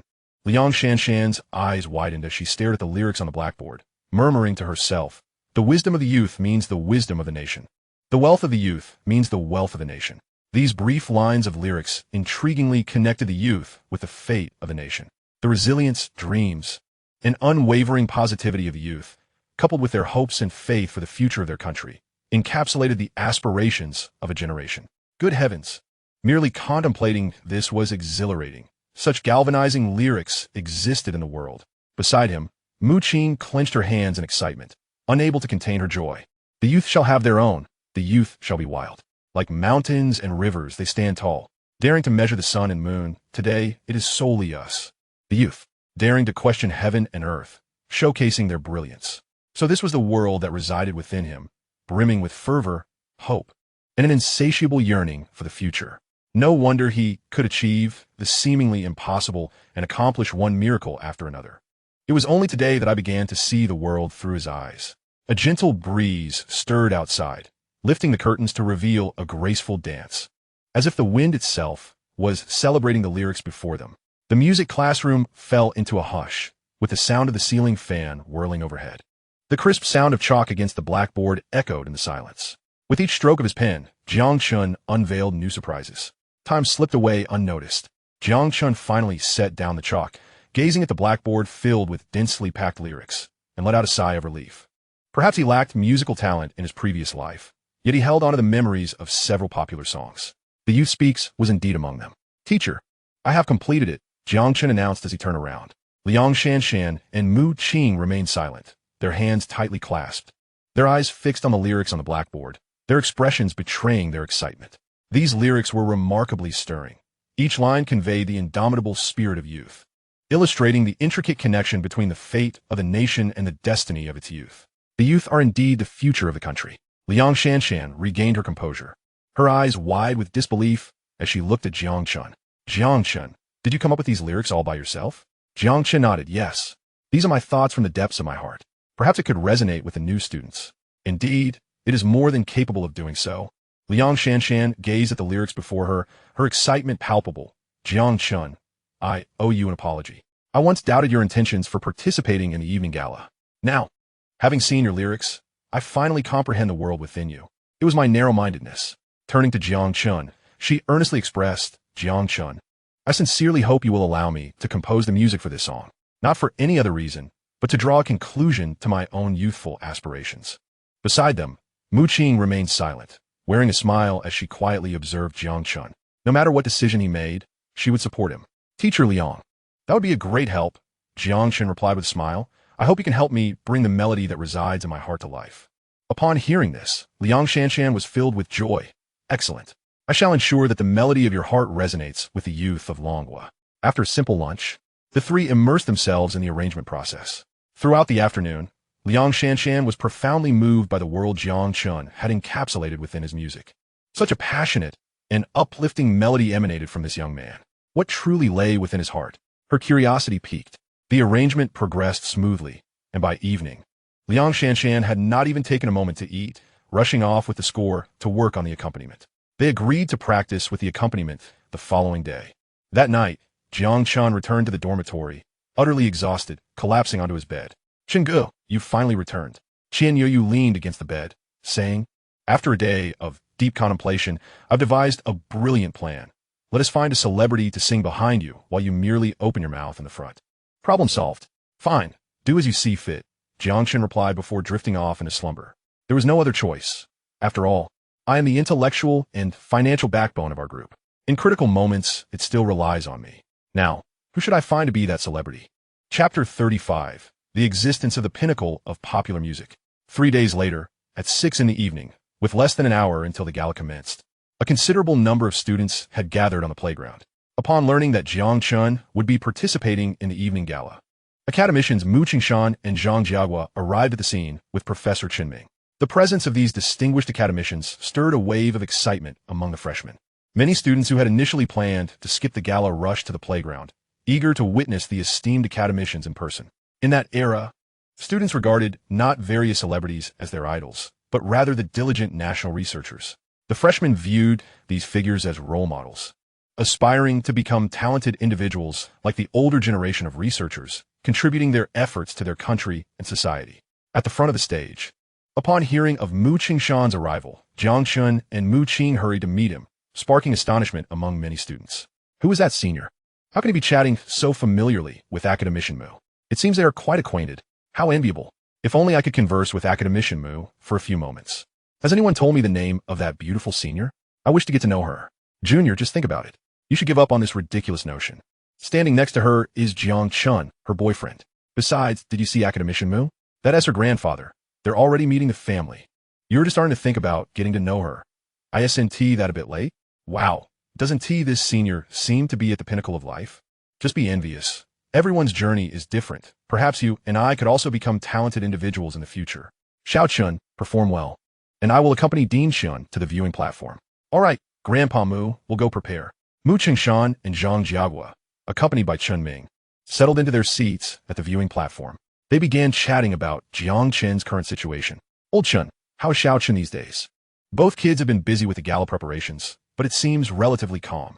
Mu Qingshan nodded, seemingly recalling something. By the way, how did you come up with the idea of letting Xiao Chen sing on stage? It's quite a remarkable idea. Professor Chen chuckled as he explained. It was all Mu Qing's idea. She said Xiao Chen has a good image and decent popularity among the freshmen, which led to the decision to let him take the stage. Oh, I see, Zhang Jiawa said, looking forward to the stage. I didn't expect Xiao Chen to excel in research and possess a talent for singing. How would one describe it? Ah, yes, talented and spirited. Upon hearing this, the others chuckled softly. Indeed, Zhang, your description is quite apartment. At such a young age, achieving so much is akin to being the top scholar in ancient times. He undoubtedly qualifies as a talented individual.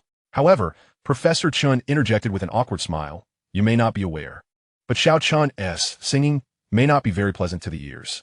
You might want to prepare yourselves for that. Mu Qingshan tilted his head, laughing. Oh, come now. Old Chen, aren't you exaggerating a bit? How bad could it possibly be? Professor Chen looked embarrassed. It's hard to describe. It might improve after a few days of practice, but I suggest you prepare yourselves mentally and watch with a rational mindset. Mu Qingshan grew increasingly curious, smiling as he gazed at the stage. Interesting. Old Zhang, it seems we made the right choice coming today. I'm eager to see if it's as unpleasant as Old Chen claims. I'm looking forward to it as well, Zhang Jiagua replied with a grin. Nearby, Wang Qing whispered to Chen Ming, Dean, should we have the emergency team on standby? Chen Ming glanced at the stage, his lips twitching slightly. It's best to prepare, just in case. Xiao Chun's singing can be quite unpredictable. Backstage at the gala, Qian Yu led a young man wearing a mask and a cap into the area. Mu Qing, Chengge, I brought the person you requested. Shall we proceed as planned? Both Jiang Chen and Mu Qing were taken aback, looking at Qian Yu. Fatty Qian, what plan? Qian Yu glanced around cautiously, responding in a hushed tone. Didn't I say I'd find a celebrity to lip sync for you? I've brought him. He is definitely a big star. His gaze fell on the masked figure. This is the singer Chen Yixuan. Jiang Chen was shocked, his eyes widening as he looked at the man in black. Fatty Qian, are you certain that he is Chen Yixuan? In his previous life, Jiang Chen had many idols, but Chen Yixuan was one of them. He listened to nearly every song, finding them utterly captivating. Brother Yixuan, could you please sign my paper? Jiang Chen transformed into an eager fan, approaching with paper and pen in hand. Chen Yixuan chuckled and gladly signed. However, he soon mentioned, I'm really sorry, but we plan to sing ourselves. Tian Yi, don't get disheartened. Please don't let me down. Qian Yu wore a bitter expression. Chengge, it took considerable effort to have my father invite you. He spent a great deal of money, and it would be a waste if you don't sing. Jiang Chen contemplated and nodded slightly. Indeed, money spent should not go to waste. Chen Yixuan raised his brow, a flock of crows flying overhead. The two seemed to resemble human traffickers in a peculiar way. How about we let Yixuan Gu sing the first song? It could serve to warm up the atmosphere, Mu Qing suggested. Jiang Chen agreed with a nod. Eventually, Qian Yu reluctantly conceded to the proposal. That evening, at 7 o'clock, the Sangnan Academy's welcome party officially commenced. Many local residents, upon hearing the news, hurried to the playground. In that era, there was no TikTok or short videos. Whenever something lively occurred, people would rush to join in the festivities, seeking nothing but a vibrant atmosphere. As Chen Yixuan took the stage first, enthusiastic cheers erupted from the crowd. The opening song 10 years set the entire venue ablaze. If those two words did not tremble, I would not have noticed my discomfort. How could I articulate it? It is merely a breakup. The live performance was far more melodious than the recordings. Who could deny this? This was the essence of 10 years. The Academy's welcome party was remarkable, opening with Chen Yixuan. There was a lingering anticipation for the closing performance. Brother, it's better not to have high expectations. The finale features senior Jiang Chen. When it came to studies, Jiang Chen was undoubtedly exemplary, but in terms of singing, during the rehearsal that night, I secretly listened and could only describe it as beyond words. At that time, I might need to leave early. Seriously, is it that unbearable? It can't be, right? Brother, let's just say, be prepared for the worst. Chapter 36. Igniting the resonance of new students. The party lasted for over an hour and progressed smoothly. However, many students left early due to fatigue. The majority chose to stay, eager for the grand finale. Should we head back? I've heard the final act isn't so great. I've heard too. It seems senior Jiang Chen's singing is rather unpleasant. Should we leave? Let us just stay for a bit. It's the last performance anyway. Just a few minutes. Even if it's bad, it will end soon. I want to see just how dreadful it is. All right, let's stay and hope it's not excessively unbearable. The final performer's singing appeared to be quite unpopular among the students. No wonder they initially wanted me to sing in his place. Yet, it seemed he had written a song himself and opted to perform it, which piqued my curiosity. In the observation area, Chen Yixuan, as a guest, was seated behind the dean, chatting casually with his manager. Do you think anyone can be as talented as you? In terms of singing, you are the most gifted person I've ever seen. I spotted you among the crowd instantly. It's just a matter of time before you become a superstar. All right, after this song, we should head back. There's still numerous engagements ahead. Chen Yixuan nodded, his gaze returning to the stage. The lights dimmed. A grand and majestic chorus suddenly resonated, echoing throughout the playground. In the next moment, the entire area fell into silence. When the youth are wise, the nation is wise. When the youth are prosperous, the nation is prosperous. When the youth are strong, the nation is strong. When the youth are free, the nation is free. The opening chorus, accompanied by magnificent music, left everyone in the audience astonished, gazing at the stage. What are these lyrics? When the youth are strong, the nation is strong. When the youth are free, the nation is free. My goodness, is this referring to us? The audience felt a surge of passion. Do you feel a fire igniting in your hearts? At this moment, I seem to understand that hope is right before our eyes. We are the future of our nation. Yes, we are the future of our nation. What we become will reflect what our country will be. Why have I never heard this song before? Have any of you? You don't know? These are lyrics written by senior Jiang Chen himself. Oh my heavens, What an extraordinary senior to write such lyrics. Many students who had planned to leave were captivated by the song and chose to stay. As the chorus concluded, a spotlight fell on Jiang Chen. He was dressed simply in casual sportswear, exuding the charm of a friendly older brother. His voice began to resonate softly, filling the entire playground. As the red sun rises, its path is radiant. The river flows forth, cascading into the vast ocean. The youth possess their wildness, their spirits akin to mountains and rivers, standing tall. They dare to measure the sun and moon. Today it is only I, the young man. In the observation area, Jiang was visibly moved, his eyes glistening. Old Jiang, did you hear that? This is precisely the voice of Jiang Chen. Everything he has done for our country in such a short time is a testament that a young person can indeed measure the sun and moon. Indeed, Jiang Jiawa remarked, I never imagined Jiang Chen could articulate his thoughts into lyrics, conveying his feelings through song to all the youth of Longhua. When the youth are strong, the nation is strong. We are aging. The future relies on these children. Jiang looked at Jiang Chen, his eyes filled with excitement. This child's presence in Longhua is a blessing for our nation. As he spoke, he turned to Chen Ming beside him. Old Chen, this seems somewhat different from what you described. Jiang Chen seems to have given us a great surprise. Chen Ming took a deep breath, gazing at Jiang Chen in disbelief. Academician Mu, to be honest, these few lines of lyrics make me feel a longing to return to my youth. Back then, my heart was full of passion and ambition, striving for the betterment of Longhua. But now, Jiang reflected, Old Chen, you have cultivated generation after generation of talent for Longhua, particularly nurturing someone like Jiang Chen. Your contributions are no less significant than ours. Indeed, Jiang Jiawa solemnly added, one might even say your contributions surpass ours, continuously providing fresh blood to Longhua. Looking at these children before us, it's as if we see the future of Longhua. A powerful, prosperous, and wise Eastern nation is rising.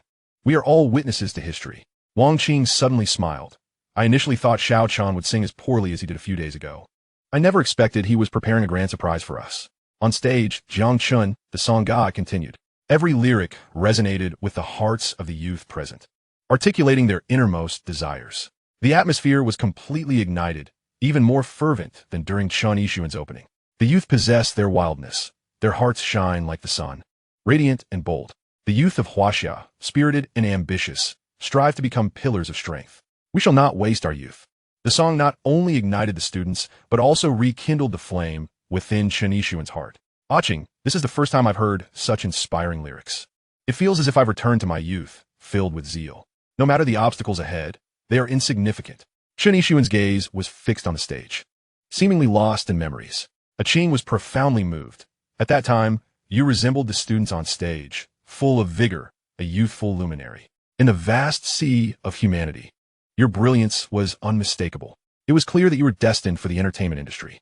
Chen Yixuan, also reflecting deeply, felt a twinge of inadequacy in comparison to the youth before him.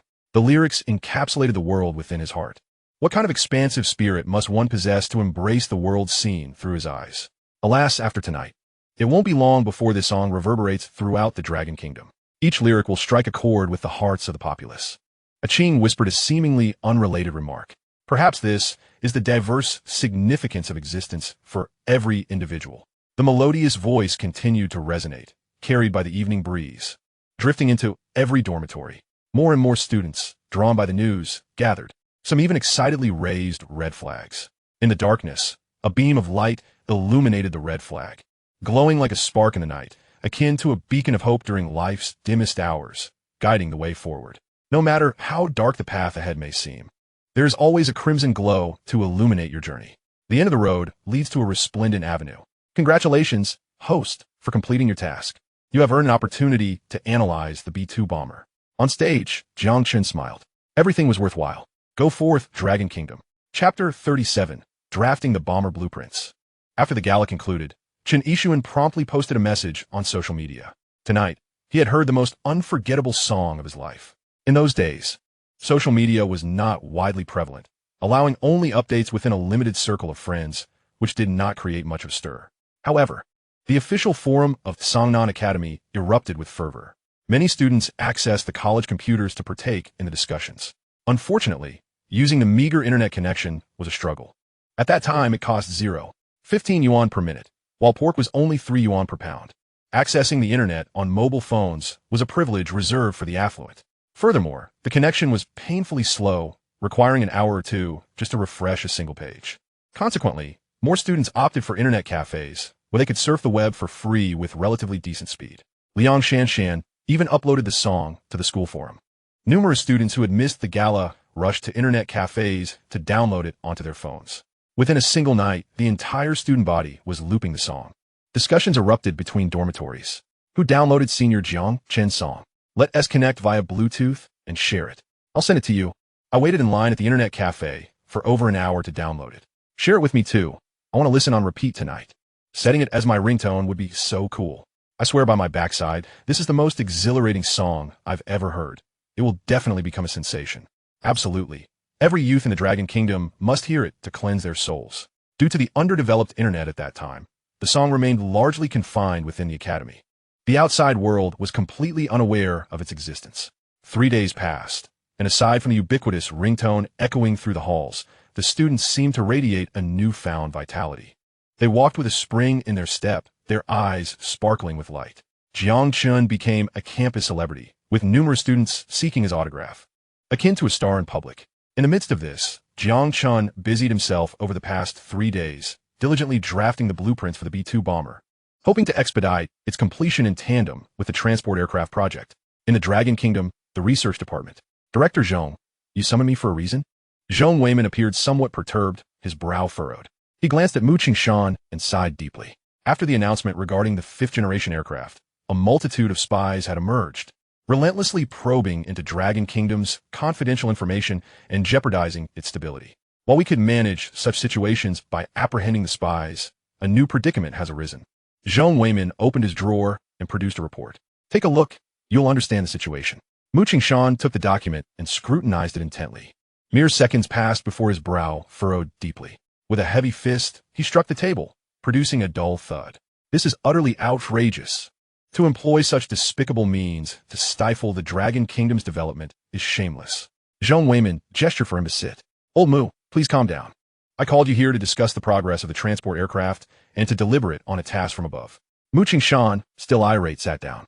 Director Zhong, the beautiful nation is enticing capable young individuals with lucrative salaries and impressive research teams, only to sequester them and squander their potential. This is tantamount to stifling the Dragon Kingdom's fresh vigor. Zhong Weiman nodded. We are fully aware of your concerns, and the higher-ups are equally cognizant of their nefarious intentions. That is why we are having this conversation. He produced another document and placed it before Mu Qingshan. This is the task just assigned to our research department by the higher-ups. We are to stabilize the hearts of the Dragon Kingdom's youth through promotional strategies akin to those used for the fifth-generation aircraft, reminding them that the Dragon Kingdom is the future of the world. We must reignite the fire within them and awaken the hearts of all Dragon Kingdom citizens. With Jiang Chen's emergence, the Dragon Kingdom is developing at an astonishing pace, yet time is necessary. At this juncture, we must kindle this flame and let it burn even brighter. The future of the Dragon Kingdom is destined to belong to the youth. Mu Qingshan remained silent. It is easy to speak, yet difficult to execute. For the Dragon Kingdom to progress, it must align with the world, which has led to an overwhelming cultural infiltration from abroad, cloaked in a facade of allure, while harboring insidious intentions. It continually erodes the minds of the youth of the Dragon Kingdom to achieve their vile objectives. Director Zhong, this. Suddenly, Mu Qingshan had a thought and looked at Zhong Weiman. Director Zhong, perhaps I have an idea that could accomplish what you're suggesting. Zhong Weiman's eyes brightened. He had been troubled by this matter for days, considering various approaches without satisfactory results. Old Mu, please share. It's like this, Mu Qingshan explained. We can utilize songs for promotional purposes. By leveraging some rousing anthems, we can inspire the fighting spirit of the youth. Upon hearing this, Zhong Weiman felt disheartened. That approach had already been suggested, but dismissed due to its lack of discernible impact. Old Mu, I'm afraid that won't work. The effect will be negligible. Mu Qingshan countered, if it were just any ordinary song, perhaps it wouldn't yield results. But there is one person and one song that will undoubtedly achieve the desired effect. Zhong Weiman inquired with curiosity, are you referring to Jiang Chen? Mu Qingshan briefly recounted the concert's events and played the song youth's voice. Zhong Weiman's eyes widened in astonishment. Old Mu, are you saying that these lyrics were penned by that young lad? Chen? Chapitre 38, Nation 8 Promotion. After the initial shock, Zhong Weiman composed himself and pondered for a long while. Old Mu, Should we reconsider this matter? After all, Xiao Chen's identity is rather exceptional. Wouldn't a large-scale exposure attract unnecessary attention? Rest assured, Director Zhong, Mu Chengshan reassured him. I have contemplated this issue as well. I believe this could serve as the most impeccable cover for Xiao Chen.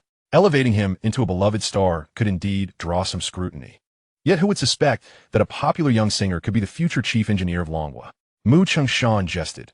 Even if I were to say this in your presence, you probably wouldn't believe it, would you? Zhong Weiman nodded thoughtfully. The office fell into a contemplative silence. In that case, I shall reach out to the confidentiality team. They possess expertise in this regard. If they deem it feasible, we shall proceed according to this plan. He dialed the number for the confidentiality team. 10 minutes later, a middle-aged man clad in black, his expression impassive, entered the room. Director Zhong, you summoned me. Please, have a seat. Let us discuss this matter at ease.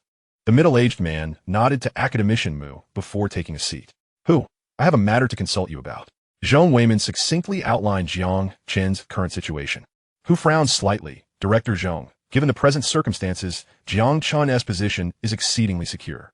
As you mentioned, he will undoubtedly have numerous interactions with Academician Mu in the future, which will certainly attract attention. He continued with his professional insight. From a short-term perspective, it would be best to avoid any exposure. However, in light of long-term goals, having a concealed identity would ensure greater safety. This cover could facilitate your meetings. Initially, it may draw some attention, but over time, that attention will wane, leading to greater security. Zhong Weiman nodded, glancing at Mu Chengshan. Old Mu, what are your thoughts? Mu Chengshan replied, I believe it is entirely worth a try. In just a few months, we have had multiple interactions with Xiao Chen.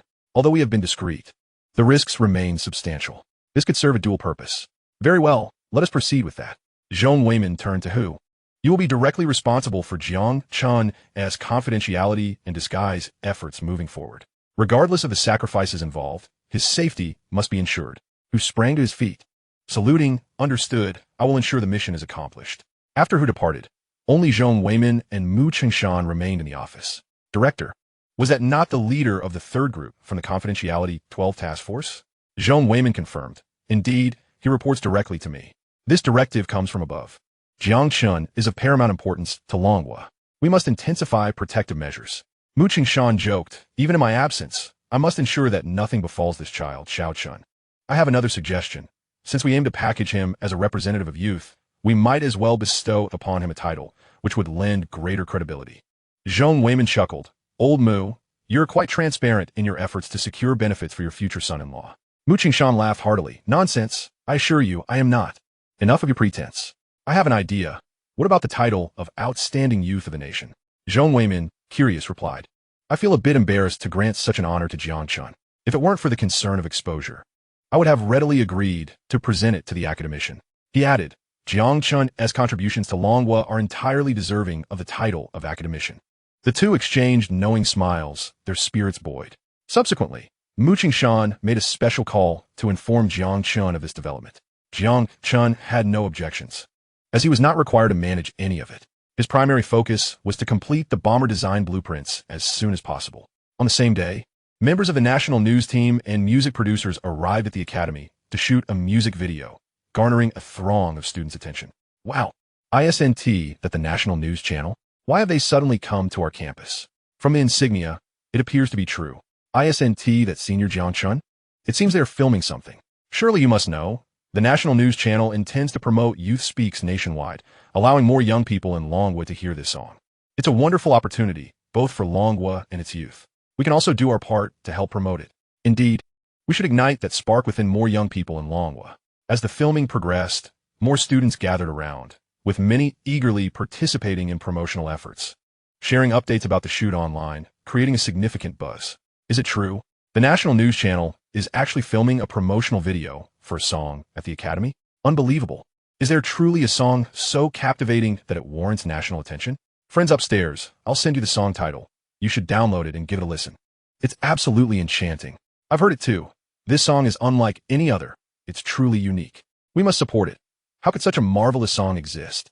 The filming proceeded smoothly, with the main scenes shot on campus, where students served as the backdrop, perfectly aligning with the essence of Youth Speaks. By that afternoon, the filming was completed, and they worked late into the night to produce the promotional video, clearly in a hurry.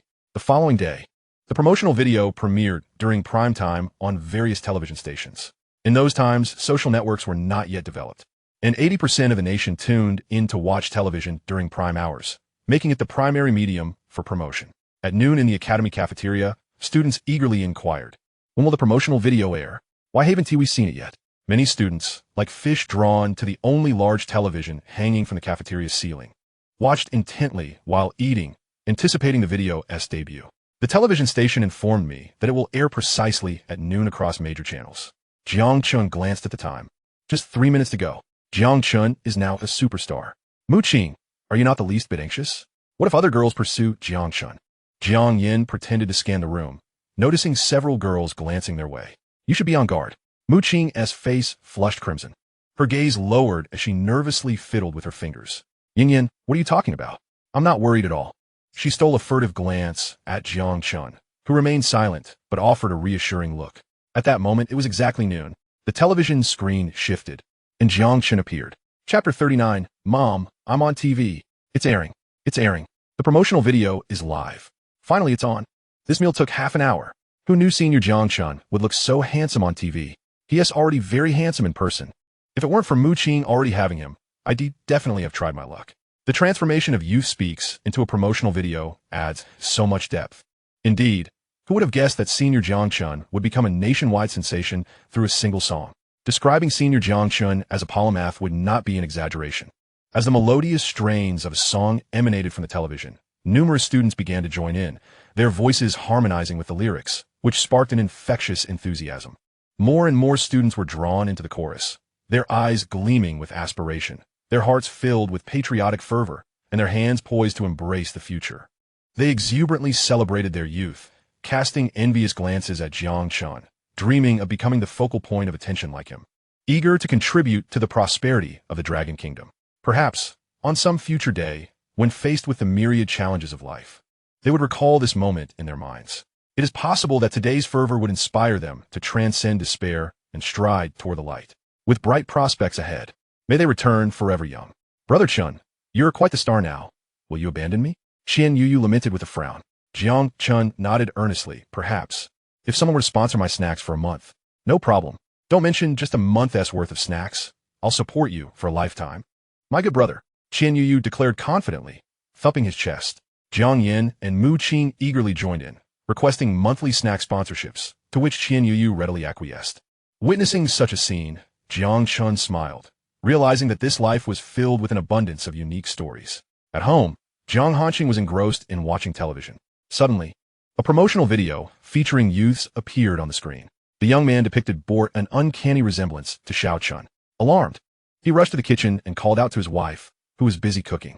Dear, come quickly and see if that person on television is our son. Oh, Jiang, you must be seeing things. Our son is at school right now. How could he possibly be on TV? Now, let me finish cooking in peace, Jiang Hui replied, dismissively continuing her culinary tasks. No, dear, you must come take a look. He looks just like our son, Jiang Hanqing insisted, pressing his face against the screen, convinced that it was indeed Xiao Chun. Please, just take a moment to look. I'm not lying. He looks exactly like our son. With a long sigh, Jiang Hui set down her knife, wiped her hands on her apron, and stepped out of the kitchen. Where is it? Let me see. At your age, you should at least recognize your own son, she chided. Upon glancing at the television, her voice faltered in disbelief. Jiang, that boy looks remarkably like our Xiao Chun. Could it be that he is truly on TV? I told you so. He really does look like him, Jiang Hanqing urged. Quickly, call our son. We need to confirm if that boy is indeed him. How could such a significant event go unmentioned? You wouldn't believe it. Several channels are airing this promotional video. Jiang Hui was flabbergasted, scrambling to find the phone. After a moment's struggle, she forgot the number. What is our child's number again? Jiang Hanqing was nearly frantic. Check the phone book, but you usually remember it. Oh. Jiang Hui hastily flipped through the phone book, dialing the number listed. As the phone rang, she took a deep breath to alleviate her anxiety. Put on speaker. I want to hear what our child has to say, Jiang Hanqing prompted. Jiang Hui had never felt so flustered. Her mind was blank. After 2 rings, the call connected. Mom, have you eaten yet? Not yet. Have you had your meal?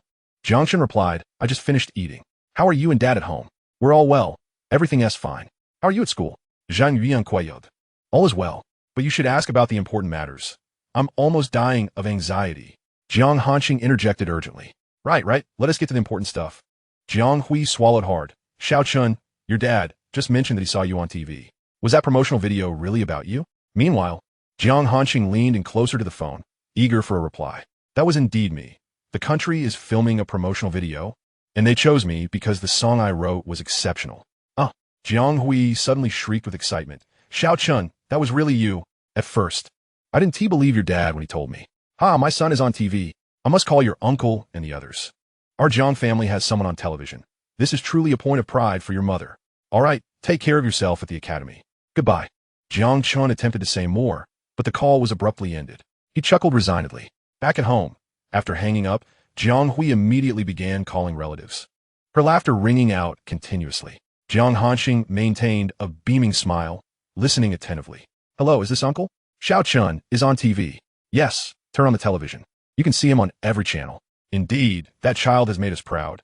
The country invited him to shoot a promotional video. After hanging up, he dialed his second uncle. Uncle, Xiao Chun is on TV. Really? Have you seen it? Yes, it's our Xiao Chun. He looks quite handsome on television. I almost didn't recognize him. Hello, Mom. Your grandson is on TV. Yes, that one. Quickly, turn on the television. Your grandson looks so dashing. Within 10 minutes, he had made 20 calls. Jiang Hanqing was growing impatient. Dear, how many calls do I have to make? Our son being on TV is such a significant event. My friends must know about this. What a source of pride. Jiang Hui shot him a glare. Let me finish calling my relatives first. This is big news. They all need to know how capable Xiao Chun is. This is a moment for our Jiang family to shine. Once I'm done, then you can make your calls. Jiang Hanqing nodded with a smile. Hurry, I'll watch our son as promotional video in the meantime. His gaze returned to the television, still smiling. I must say, Xiao Chun looks quite dashing on TV, reminiscent of my youthful charm. He truly is a credit to the Jiang family. At that moment, a scrolling text appeared at the bottom of the promotional video. Jiang Hanqing squinted, reading intently. After thorough research, Jiang Chen has been awarded the National Outstanding Youth title. Jiang Hanqing's eyes widened as he turned to Jiang Hui. Dear, it says Xiao Chun has been recognized as a National Outstanding Youth. Oh dear, I'll have to call everyone again. Chapter 40. The Blueprint of the Bomber in My Dreams. After the broadcast of Jiang Chen's promotional video, it swept across the Dragon Kingdom like a tempest. The song sung by the youth was heard in institutions both large and small, significantly shifting the cultural landscape among the youth of the Dragon Kingdom. Many aspiring talents who had intended to study abroad chose instead to remain, recognizing that the Dragon Kingdom was on the rise, although it may still lag behind certain foreign nations. The day when the Dragon Kingdom would stand among the world's great powers was believed to be drawing near. Many sensed that this day was not far off. The protagonist of the events, Jiang Chen, remained focused in the studio arranged by the Academy, diligently sketching blueprints for bombers, oblivious to the world outside. Wholly absorbed in his artistic endeavor. 7 days have swiftly elapsed. Jiang Chen's drawings have begun to take shape, and it is estimated that within a week, the drafting will be completed. At this moment, Jiang Chen's phone buzzed. It was a call from Mu Qing, inviting him to accompany her for a leisurely stroll. Having spent an entire week cooped up in the studio, a bit of activity was indeed in order. He organized the drawings, stowed them away in a file, and ventured out. Outside the academy, a black sedan rolled in, carrying Mu Qingshan and Zhang Jiagua within. Old Zhang, Mu Qingshan remarked. Why accompany me just to deliver a certificate? Zhang Jiagua chuckled as he gazed out the window. Perhaps it's the atmosphere of the school that appeals to me. As one ages, the yearning for youth becomes ever more poignant. Mu Qingshan scoffed softly. Yearning for youth? Who would believe that? I suspect you're merely eager to see that lad Chun and to ascertain whether he's been working on any design drawings. Zhang Jiagua could only smile in acknowledgement. I must ask you to be more sensible. Do you seriously believe that Jiang Chen could produce a new aircraft design in just a month? It's a dream I would not even dare to entertain, Mu Qingshan retorted. Zhang Jiagua laughed. I dreamed of it last night. In my dream, Chen burst into my office, flinging a stack of design drawings at my face. You weren't in my dream, but the sensation was exhilarating. Mu Qingshan closed his eyes, shaking his head in disbelief. Ever since Jiang Chen had appeared, those around him seemed to have grown a bit eccentric. Old Zhang, you admit it was a dream? Yet you take it to heart? Tell me, what drawings did Jiang Chen supposedly show you? Zhang Jiagua racked his brain, recalling vaguely. It seemed to resemble a bomber's design. I can't be certain. My memory of the dream is a bit hazy. Mu Qingshan sighed, glancing at Zhang Jiagua with exasperation. Old Zhang, we are researchers, not theologians. We must respect science. Your musings concern me. Zhang Jiagua rolled his eyes. By your reasoning, Do you think I'm a bit mad? Haven't you heard the saying? The pinnacle of science is theology. Besides, I'm not taking my dream too seriously. I merely came to take a look. Consider it a form of solace for the dream. Suit yourself. I can hardly be bothered to engage with your whimsical notions, Mu Chengshan replied, his gaze drifting as he mused. Should you dream that Jiang Chen designs a new aircraft, I would gladly tend to you while you slumber at home. In the corridor of the staff building, accompanied by Dean Chunming, Mu Chengshan and Zhang Jiahua made their way toward Jiang Chen's studio. That young lad has been busy in the studio all week. I ran into him this morning. He must be there now, Dean Chen remarked, gesturing toward an office not far ahead. That's the only office he occupies, and typically, only Mu Qing brings him meals. Others seldom visit. Dean Chen knocked on the door, but there was no response. Pushing it gently, the door swung open. Does this boy not lock his door? The three entered the room. The 20-square-meter space contained a desk neatly arranged with a stack of documents. Apart from some drafting tools, there were merely a few specialized books on aviation. The trio settled onto a nearby coffee table as Dean Chen hurriedly poured water for them. I saw him here a moment ago. Where could he have gone? Dean Chen wondered aloud. Academician Mu, Academician Zhang, please sit tight. I'll step out to contact him. After Dean Chen exited, the two men surveyed Jiang Chen's working environment. Old Zhang, I must say this boy does remind me a bit of our younger selves, Zhang Jiahua observed, taking a seat at Jiang Chen's workspace and absorbing the surroundings. His demeanor is even more admirable than ours at that age. Despite his remarkable achievements and the nation's generous rewards, he seems utterly uninterested in the trappings that preoccupy him most. Every encounter revealed the same unchanging demeanor. He had even worn the same outfit on several occasions. Such consistency is not something an ordinary person can maintain. Mu Chengshan casually picked up a specialized book on aviation from the desk and opened it, finding meticulous notes within. Achieving success at a young age while retaining one's original aspirations is no common feat, he mused. Setting the book down, he noticed a file beside him and curiously picked it up. Zhang Jiahua stood and approached a nearby bookshelf to examine the titles within. It was no wonder Jiang Chen had achieved what many could only dream of in a lifetime. Wouldn't you agree, old Mu? He prompted. The room remained silent, prompting Zhang Jiahua to glance back. Finding Mu Chengshan trembling, his breath quickened and his expression transformed. Old Mu, are you all right?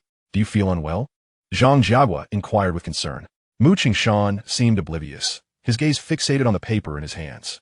Zhang Jiahua stepped closer to investigate, and upon seeing the drawings, he froze, his eyes widening in disbelief. Could this possibly be the design drawings for the fifth-generation bomber?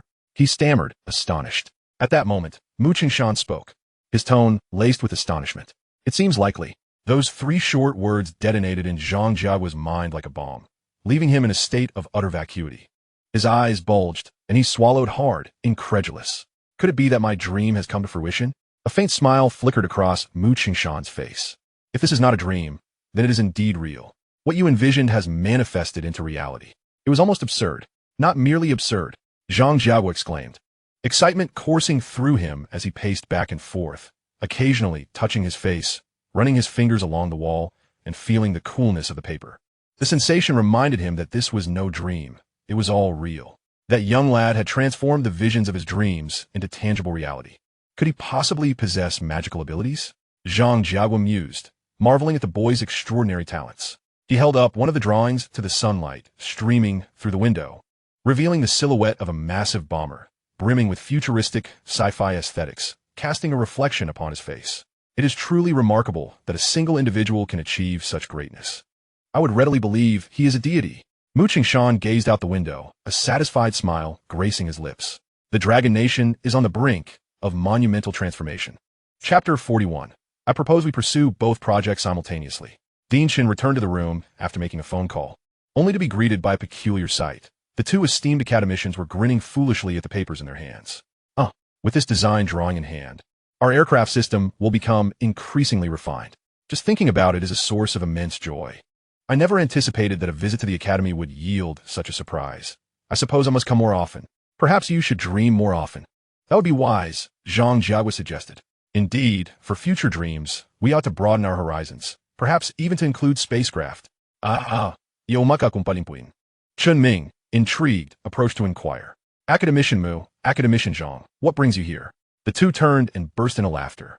Old Chun, you two have made a significant contribution. Indeed, we must record Old Chen's achievements. Let's apply for recognition once we return. In addition to a personal commendation for old Chen, we should also seek some educational funding. The school's educational facilities are in dire need of an upgrade. Chen Ming was taken aback. In the time it took to make a phone call, the atmosphere had shifted dramatically. Esteemed academicians, the matter of rewards can wait. I merely wish to understand what has transpired to elicit such joy. Mu Qingshan and Zhang Jiagua exchanged knowing smiles and presented the design blueprints before him. Old Chen, take a look for yourself. We certainly did not anticipate such unexpected gains today. I believe that had we not come, this blueprint would have remained hidden by Xiao Chun for an indeterminate time. If it were anyone else, they would have long since reported it to the state. It is only he who possesses such patience. As you mentioned, this child's mindset is unlike that of anyone else. Chen Ming, filled with curiosity, gazed at the blueprints. Upon closer inspection, his eyes widened in disbelief. Is this a design blueprint for a bomber? Mu Qingshan nodded with a smile. Chen Ming couldn't help but gasp in astonishment, his gaze returning to the blueprints. How is this possible? Wasn't this child just rehearsing for a song, a gala, and a promotional video last week? How could he have designed a bomber blueprint in such a short span of time? This is utterly incredible. Chen Ming's hands trembled, his eyes brimming with incredulity.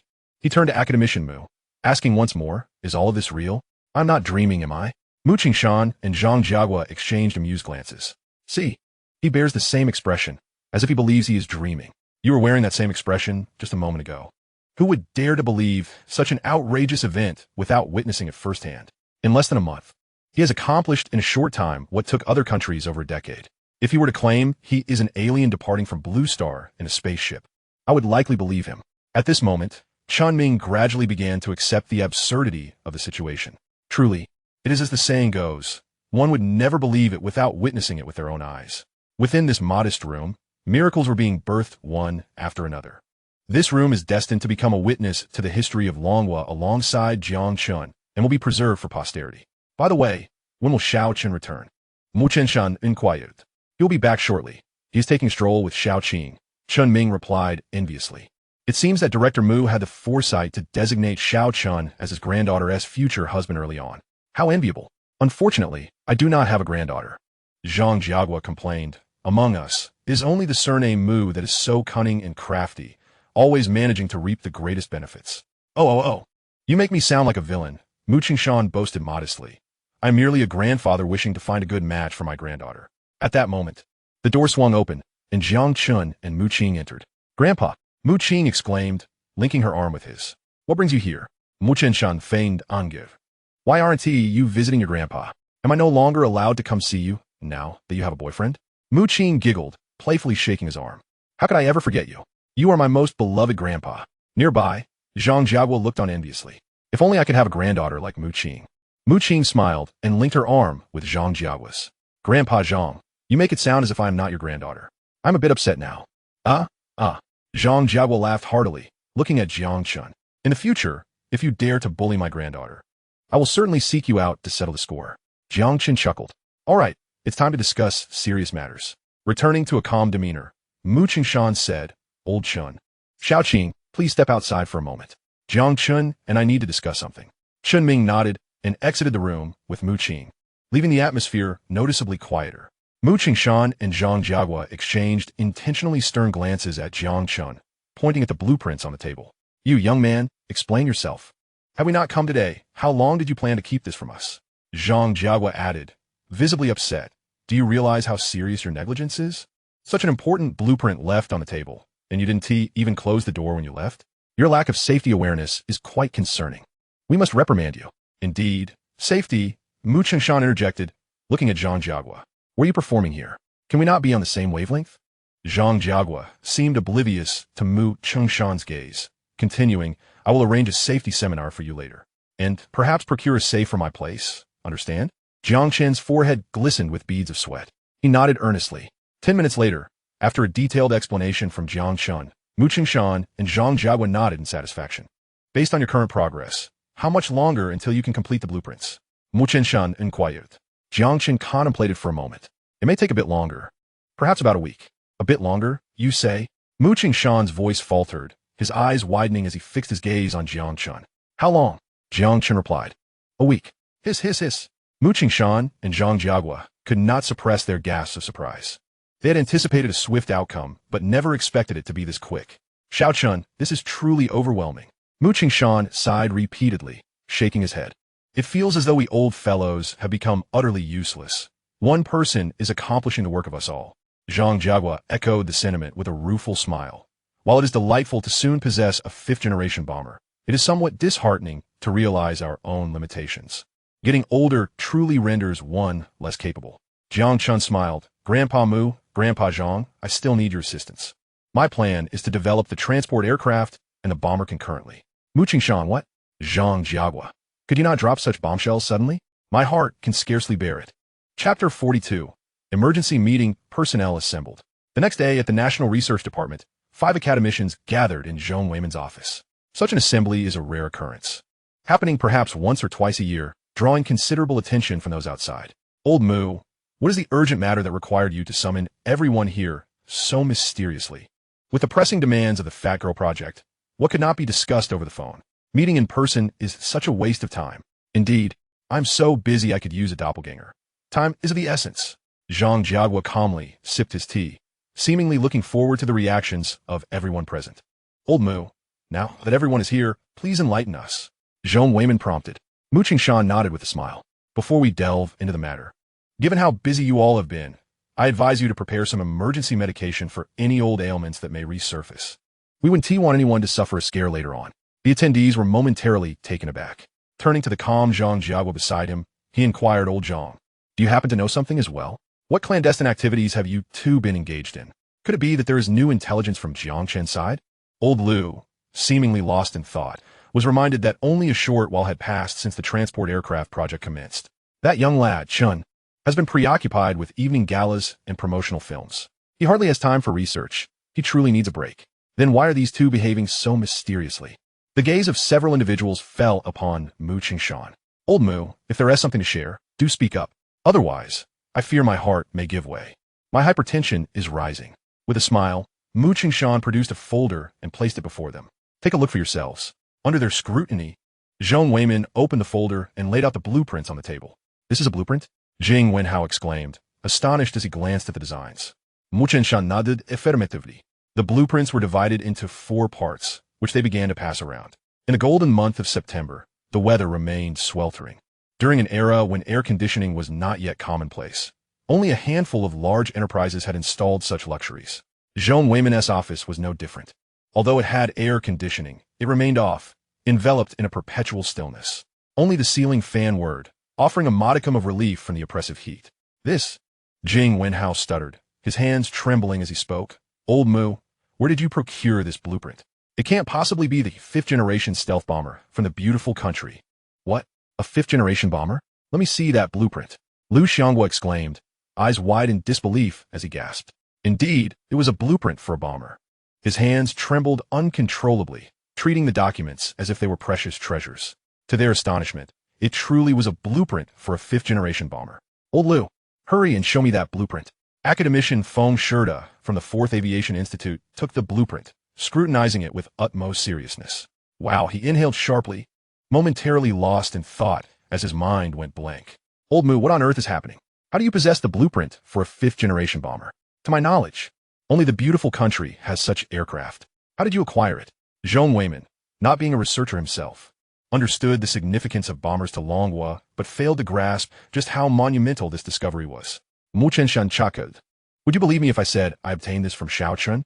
Silence. An oppressive silence enveloped the room. The others turned their gazes toward Mu Qingshan. Old Mu, this is not the time for jokes. Jing Wenhao finally broke the quietude. We haven't seen Xiao Chun in quite some time. You cannot seriously claim that this blueprint originates from him. Impossible, absolutely impossible, Liu Xianghua echoed. Come on, Old Mu, stop with the jesting. The strategic transport aircraft blueprints are months apart from those of the 5th-generation fighter. Now you're telling me that Xiao Chun, in less than a month, has procured the 5th-generation bomber blueprints? You can't treat us like fools. Feng Shida interjected with irritation. Enough with the jokes. Just tell us how you came by this blueprint. Did you perhaps steal it from the beautiful country? With a smile, Mu Qingshan replied, all right, I shall cease my jesting. Allow me to reveal the truth. All eyes were fixed upon Mu Qingshan, filled with anticipation. Zhang Jiagua shook his head in a mix of amusement and exasperation. It seemed old Mu was intent on driving them to madness. Very well, Mu Qingshan continued.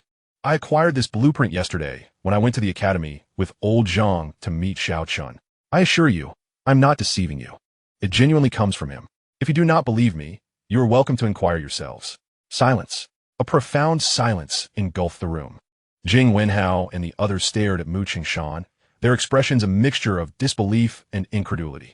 Could it be that this blueprint indeed originated from Xiao Chun?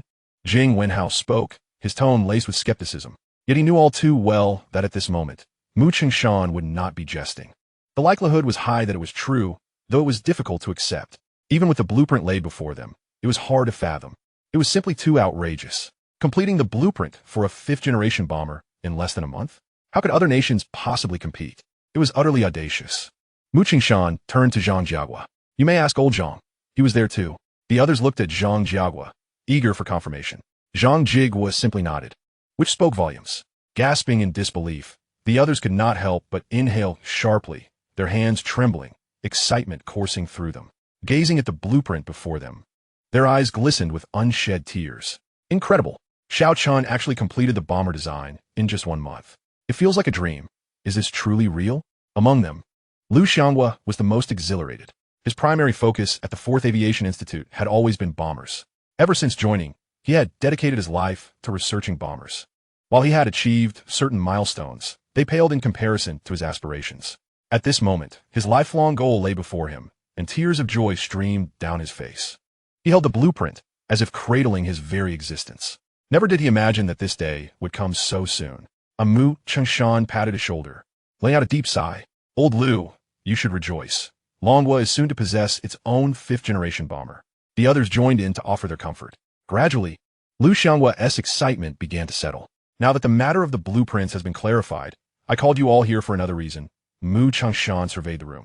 Xiao Chen hopes for both projects to proceed concurrently, aiming for the maiden flights of 2 aircraft by the end of the year.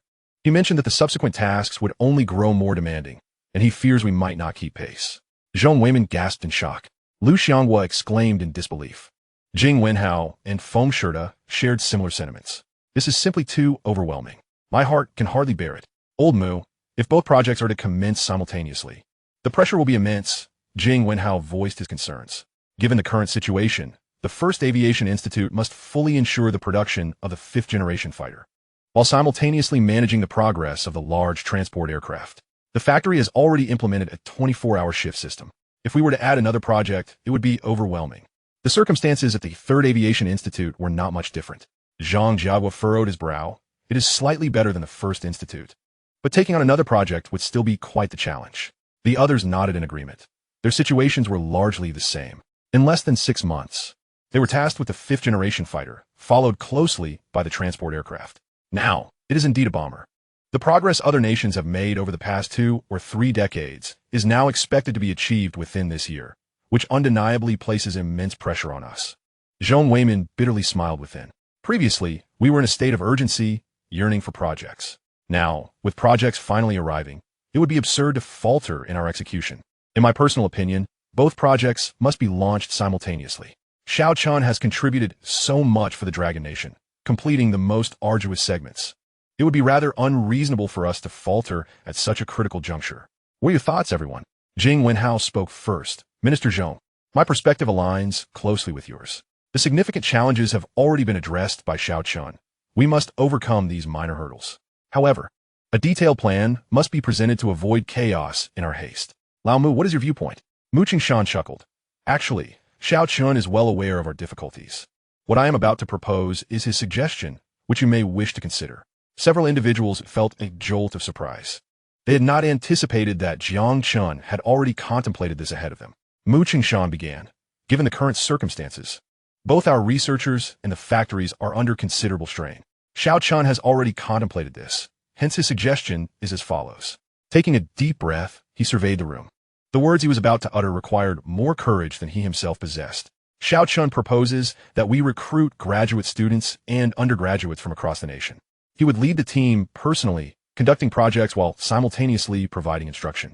This would maximize our potential to cultivate a new generation of scientific talent for the Dragon Nation in the shortest time possible. Disregarding the astonishment among the crowd, Mu Qingshan continued. The same approach applies to the factories. Not only could we complete the projects in a short time frame, but we would also be nurturing a substantial pool of specialized talent for the future of our nation, laying a solid foundation for the Dragon Nation. Of course, Mu Qingshan shifted his tone. However, such extensive recruitment and training of new personnel is an unprecedented endeavor for us, and we will encounter numerous challenges. The most critical issue is ensuring the safety and confidentiality of Xiao Chen's work. Yet, I must emphasize that if a vast nation like the Dragon Nation cannot guarantee basic safety and confidentiality, we would have no right to sit here. The room fell into silence. Indeed, if we cannot secure this fundamental aspect, what would be the point of our efforts? It will be better for everyone to return to their homes. Lao Mu is absolutely right. Jing Wenhao turned to Zhong Weimin. Minister Zhong, I shall refrain from elaborating further. I support Xiao Chen's proposal. I concur, Zhang Jiagua smiled. This is a matter I can certainly handle. Lu Xianhua shot a glare at Zhang Jiagua, as if indicating he would not perform poorly. I, too, support Xiao Chen's suggestion. At our age, we should not be withholding our remaining vigor. It would be a disservice to the next generation. Feng Shirta chuckled. I also agree. The 5th Division will fully cooperate. Zhong Weimin smiled, rising to approach the window. He drew back the curtains, letting in the blinding sunlight. Then it's settled. I will apply to the higher-ups for additional personnel, ensuring proper identity verification and confidentiality measures. Your task is to complete the 2 major aircraft projects by the end of the year. I hope to see 2 aircraft soaring through the skies of our Dragon Nation on the day of the Spring Festival. The pitch-black night resembled an unseen hand, enveloping the entire world. The entire research department of the Dragon Nation mobilized urgently. Numerous relevant directives were issued promptly. Everything proceeded in an orderly, albeit tense, manner. Jiang Chen was also diligently fulfilling his responsibilities. He needed to finalize the bomber blueprints within a week. After that, the time may not be as accommodating. Preparations for nurturing new talent for the Dragon Nation were underway.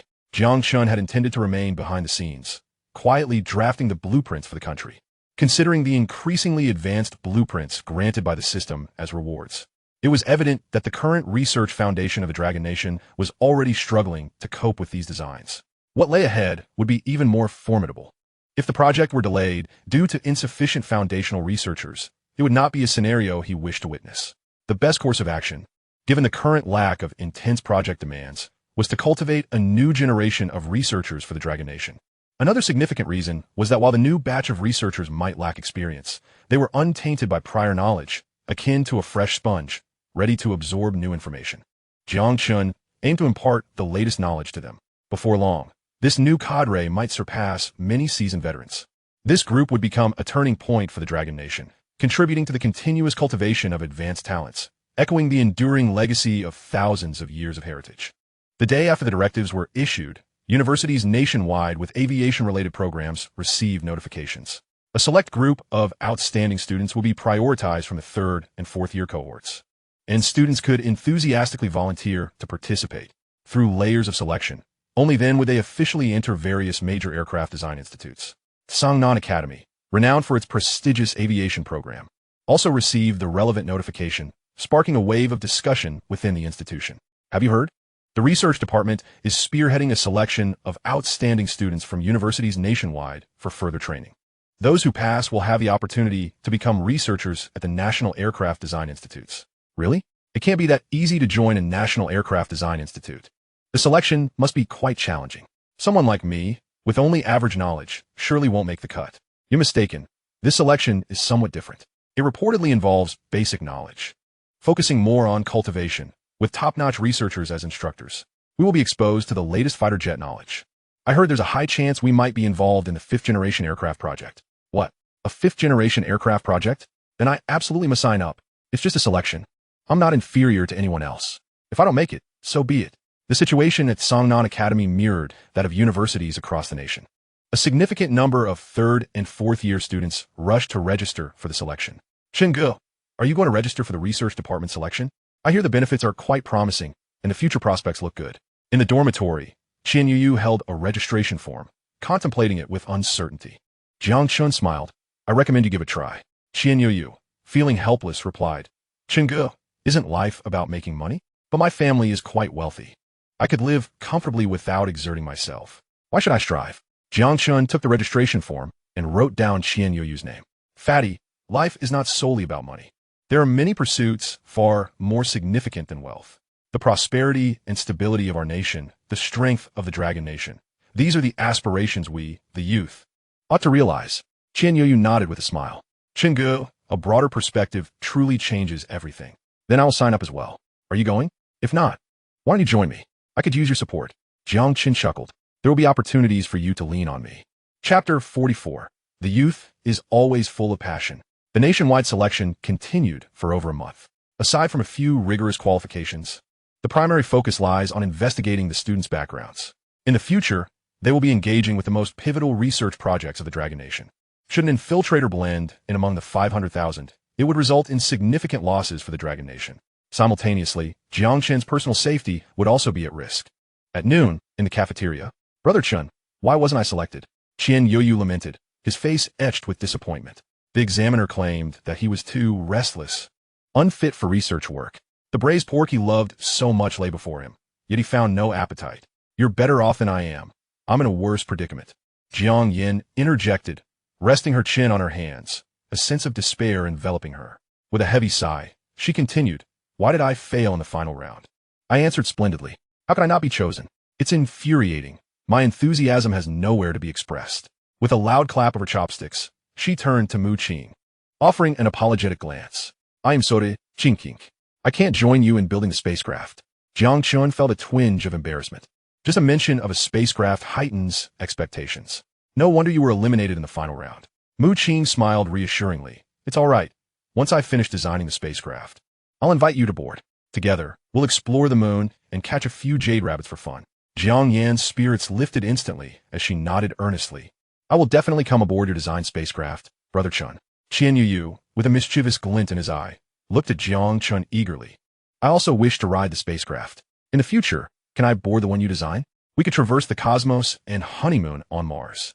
Jiang Chen frowned, fatty. My only fear is that if I create the spacecraft, you may not dare to board it. Qian Yuyu quickly changed his demeanor, thumping his chest. We are pure-hearted men. We fear nothing, not even a hyperspace vessel. We won't even blink. Jiang Chen nodded, smiling. Just remember that. Don't let me find you tied up and refusing to go. Qian Yuyu raised his chin defiantly. That won't happen. How fortunate to see you all here in the cafeteria. Suddenly, a voice broke through, and the four looked up to find Gao Zhong, a senior, radiating joy, seemingly thrilled about something. I just overheard your talk about the selection. How'd it go? Gao Zhong inquired with genuine concern. Jiang Yin replied glumly. Senior Gao, I was eliminated in the final round. Mu Qing and Jiang Chen were selected. Gao Zhong's eyes sparkled as he turned to Jiang Chen. Since the library incident, he had grown increasingly curious about this junior.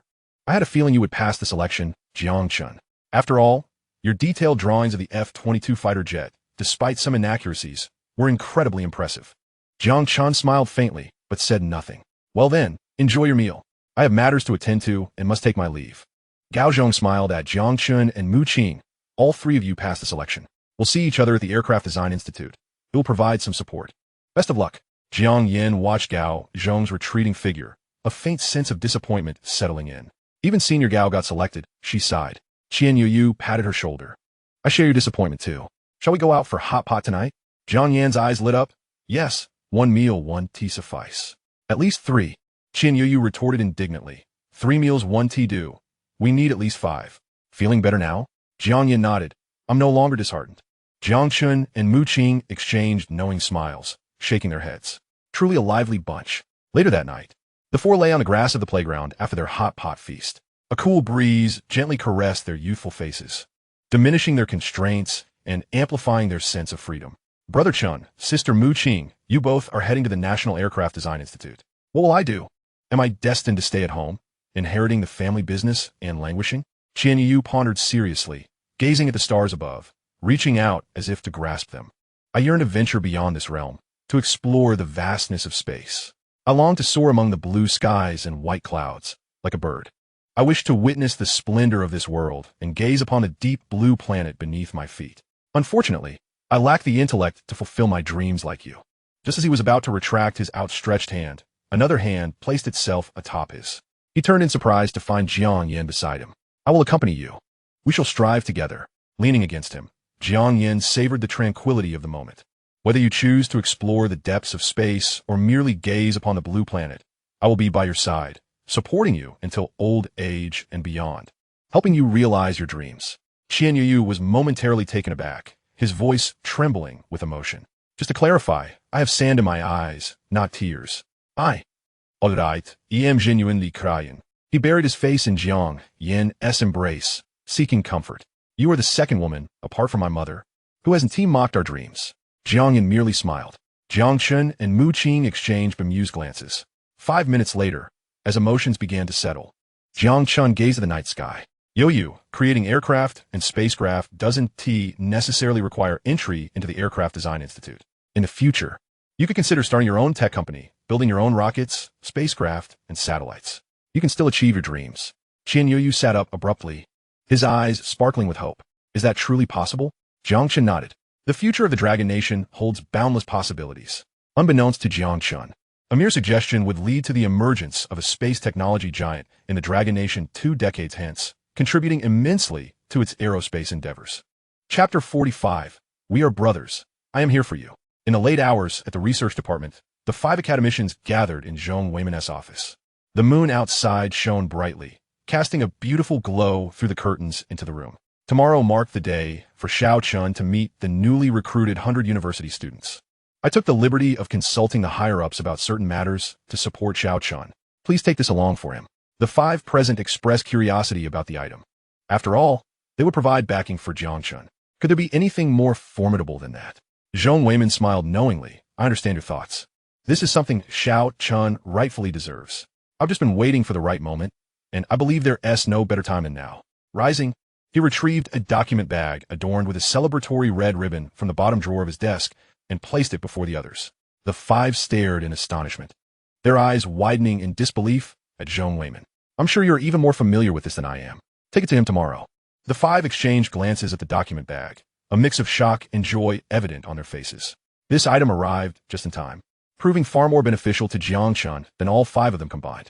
The next day, in the grand auditorium of Yifei, 100 university students from across the nation have gathered here, each one a meticulously selected talent in the field of aeronautics. Their eyes gleam with anticipation, wondering which esteemed academician will guide them in the future. Surely, it will be academician Yifei who leads us, one student asserts. Not necessarily, another counters.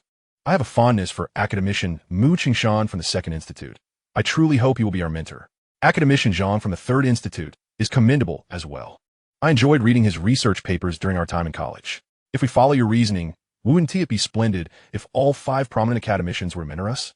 A student jokes. You jest, my friend. Yet it is plausible that the 5 academicians may only lend their names. After all, with so many of us, and given that our nation has just completed the order for 5th-generation combat aircraft, they will likely be preoccupied with other aircraft types for the foreseeable future. Indeed, we will most likely be guided by some seasoned veterans from the 5 design institutes, another agrees. That would still be beneficial. We are bound to learn a great deal. In the front row of the grand auditorium, Jiang Chen, Mu Qing, and Gao Zhong sit in a line, flanked by students from other universities, many of whom are graduate students or possess some research experience. They overhear that the 5 academicians will not be personally mentoring them. This is indeed somewhat disappointing. Gao Zhong remarks, turning to Jiang Chen with a smile. However, I have heard that we will be guided by a mysterious researcher, one whose prowess surpasses even that of the 5 academicians. Jiang Chen, have you heard any news? Jiang Chen chuckles awkwardly, momentarily at a loss for words. Mu Qing, noticing Jiang Chen's discomfort, interjects, regardless of who our enigmatic mentor may be, we must make the most of this opportunity to learn. Gao Zhong nods in agreement. Naturally. I am simply curious about who could possibly be more formidable than the 5 academicians in our nation. They must be quite advanced in age, perhaps nearing 80, yet still dedicated to serving our country. What a remarkable feat. Ahem. Jiang Chen clears his throat softly. Gao Zhong, would you grant me a small favor? Gao Zhong smiles. Speak freely. I'm here to help. We are all students of the Sangnan Academy, after all. Jiang Chen responds earnestly. If there are matters I do not disclose to you, it is due to my own reasons. There is no ulterior motive. He has always held Gao Zhong in high regard and wishes to avoid any unnecessary misunderstandings that might jeopardize their friendship. It is prudent to clarify this in advance. Gao Zhong pauses in surprise before replying with a grin. Rest assured, Jiang Chen, I know your character. You are undoubtedly a friend worth having. Jiang Chen smiles back. He has not misjudged Gao Zhong, who is indeed a commendable companion. You are students from Sangnan Academy, aren't you? Suddenly inquires a short-haired youth nearby. Indeed. You are familiar with our academy? Exclaims a surprised Gao Zhong. I had no idea Sangnan Academy was so renowned in our nation. The short-haired youth's eyes brighten as they fixate on Jiang Chen. Could you possibly be Jiang Chen from Sangnan Academy? Your peace youth has gained considerable fame at Capital University, resonating with the spirit of the younger generation. I never expected to encounter you here. Though the youth's voice is not particularly loud, the surrounding students hear him clearly. Their gaze is shifting towards Jiang Chen. This curious scene draws even more attention. He is indeed the Jiang Chen of youth. It is no surprise he is here. Those who can pen such lyrics are bound to be present. I adore that song. I listen to it every day. Once the meeting concludes, I must converse with him and forge a friendship. The short-haired youth, Chen Gao Xiao, approaches and extends his hand. Jiang Chen, it is serendipitous that we meet amidst so many. Thus, we are friends now. Allow me to share a little insider information. Jiang Chen does not react much, but Gao Zhong is highly intrigued. Chen, do you happen to know who will be mentoring us? Chen Gao Xiao shakes his head. That is classified information. How could I possibly know? However, I have interned at several research institutes. You are all aware of the fifth-generation aircraft codenamed Dragon. The individual guiding us is, in fact, the designer of that aircraft. It is said that he is already in his 90s. Cough, cough, cough. Jiang Chen feels as though he might choke. The claims grow increasingly outrageous. If this continues, he may as well be laid to rest. Jiang Chen, are you unwell? You seem to be coughing persistently. Would you like me to take you to the infirmary? Gao Zhong inquires with concern. I am fine, truly. I am merely taken aback. Jiang Chen reassures him, attempting to steady his emotions. You are equally astonished, I presume? I was shocked when I first heard this news. Chen Gaoxiao gazes at the podium with admiration. To still be striving at such an age, having completed the design of the fifth-generation aircraft, and to also take on the responsibility of mentoring us. This embodies the essence of a true researcher. Chen Gaoxiao continues to describe the figure in his mind. He is a venerable elder with silver hair, a stooped back. Yet he carries the dreams of our nation's fighter jets upon his shoulders. His imposing figure resembles that of a giant, safeguarding our entire nation. Ahem. Jiang Chen can no longer endure the hyperbole. He coughs again to interrupt. Jiang Chen, I believe you might be unwell. Once the meeting concludes, I shall take you to see a doctor. Gao Zhong, ever enthusiastic, turns his attention back to Chen Gaoxiao. How do you know so much? Chen Gaoxiao responds with a mysterious air, all from what I gleaned at the research institute. And Jiang Chen, from now on, we are brothers. Feel free to ask me anything you do not understand. I possess some internship experience at the institute. Gao Zhong nods repeatedly. That is splendid. We shall indeed be friends from this day forth. Chapter 46. Jiang Chen, please come forward. In the Yi Fei Grand Auditorium, as selected talents, extensive investigations have been conducted. Those with familial issues within 3 generations are not chosen. Each individual's educational journey from elementary school to university, including assessments, teacher evaluations, and relevant records, undergoes meticulous scrutiny. Any disqualifying circumstances would preclude their presence here. The students present are all exceptional individuals. This is my first encounter with a confidentiality agreement. I never imagined it would look like this. I must take a photograph to commemorate this historic moment. Are you foolish? If you take a picture of that, someone will whisk you away immediately. What a close call. I'm glad I didn't capture it. I would have missed this opportunity. Such a rare chance. We shall all be pillars of the nation. If not now, when? Signing is all that is necessary. I am a citizen of Longhua in life and a spirit of Longhua in death, and my ancestors would surely be proud. Signing this confidentiality agreement for the first time made Jiang Chen's hands tremble, eliciting some laughter from those around him. Gao Zhong looks at Jiang Chen, momentarily taken aback. Jiang Chen, where is your confidentiality agreement? You do not need to sign one? Well, Jiang Chen feels a bit embarrassed. He had already signed one prior to arriving. Mu Qing explains, he signed before coming here. Gao Zhong nods, I see. But wait.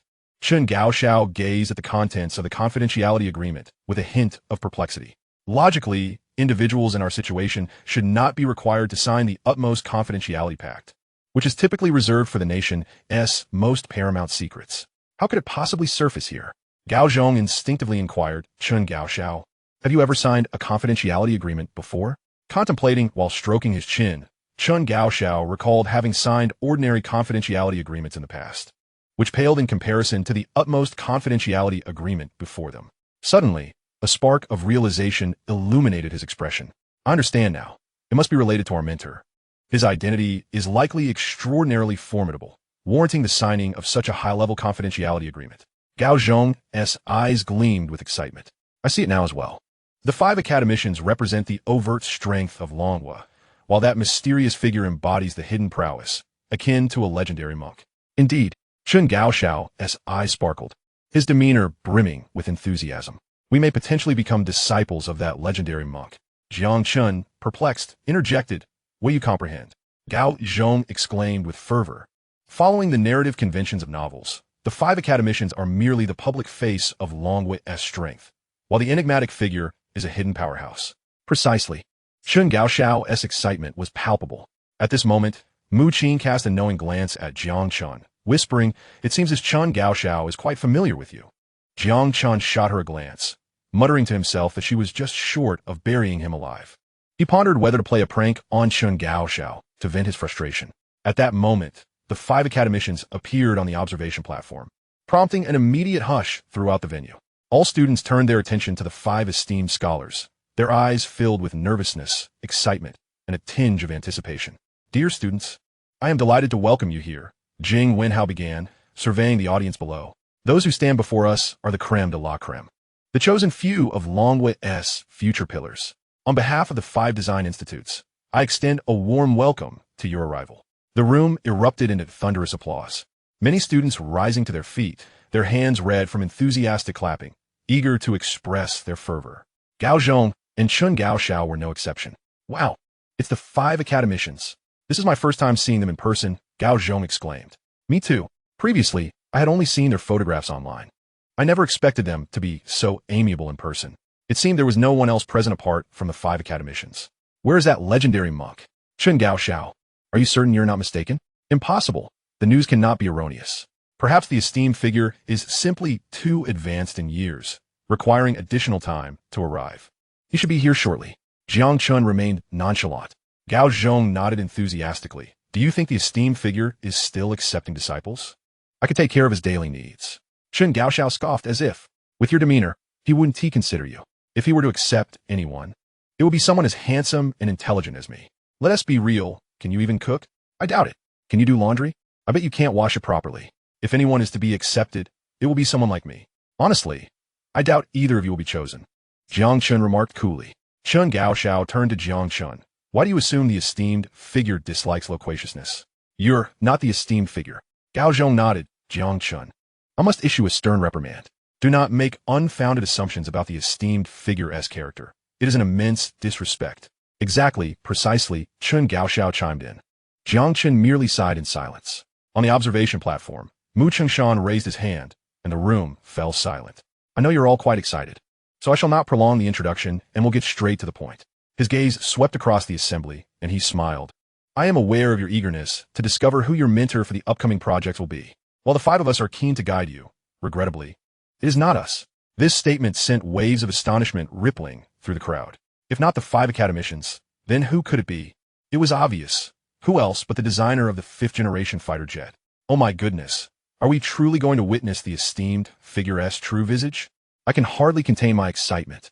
Thoughts raced through their minds, envisioning a seemingly ordinary elder with silver hair, someone who would not draw a second glance in public. Chen Gaoxiao, brimming with confidence, declared, "You see, the information is undoubtedly accurate. Our mentor must be the designer of the 5th-generation fighter jet."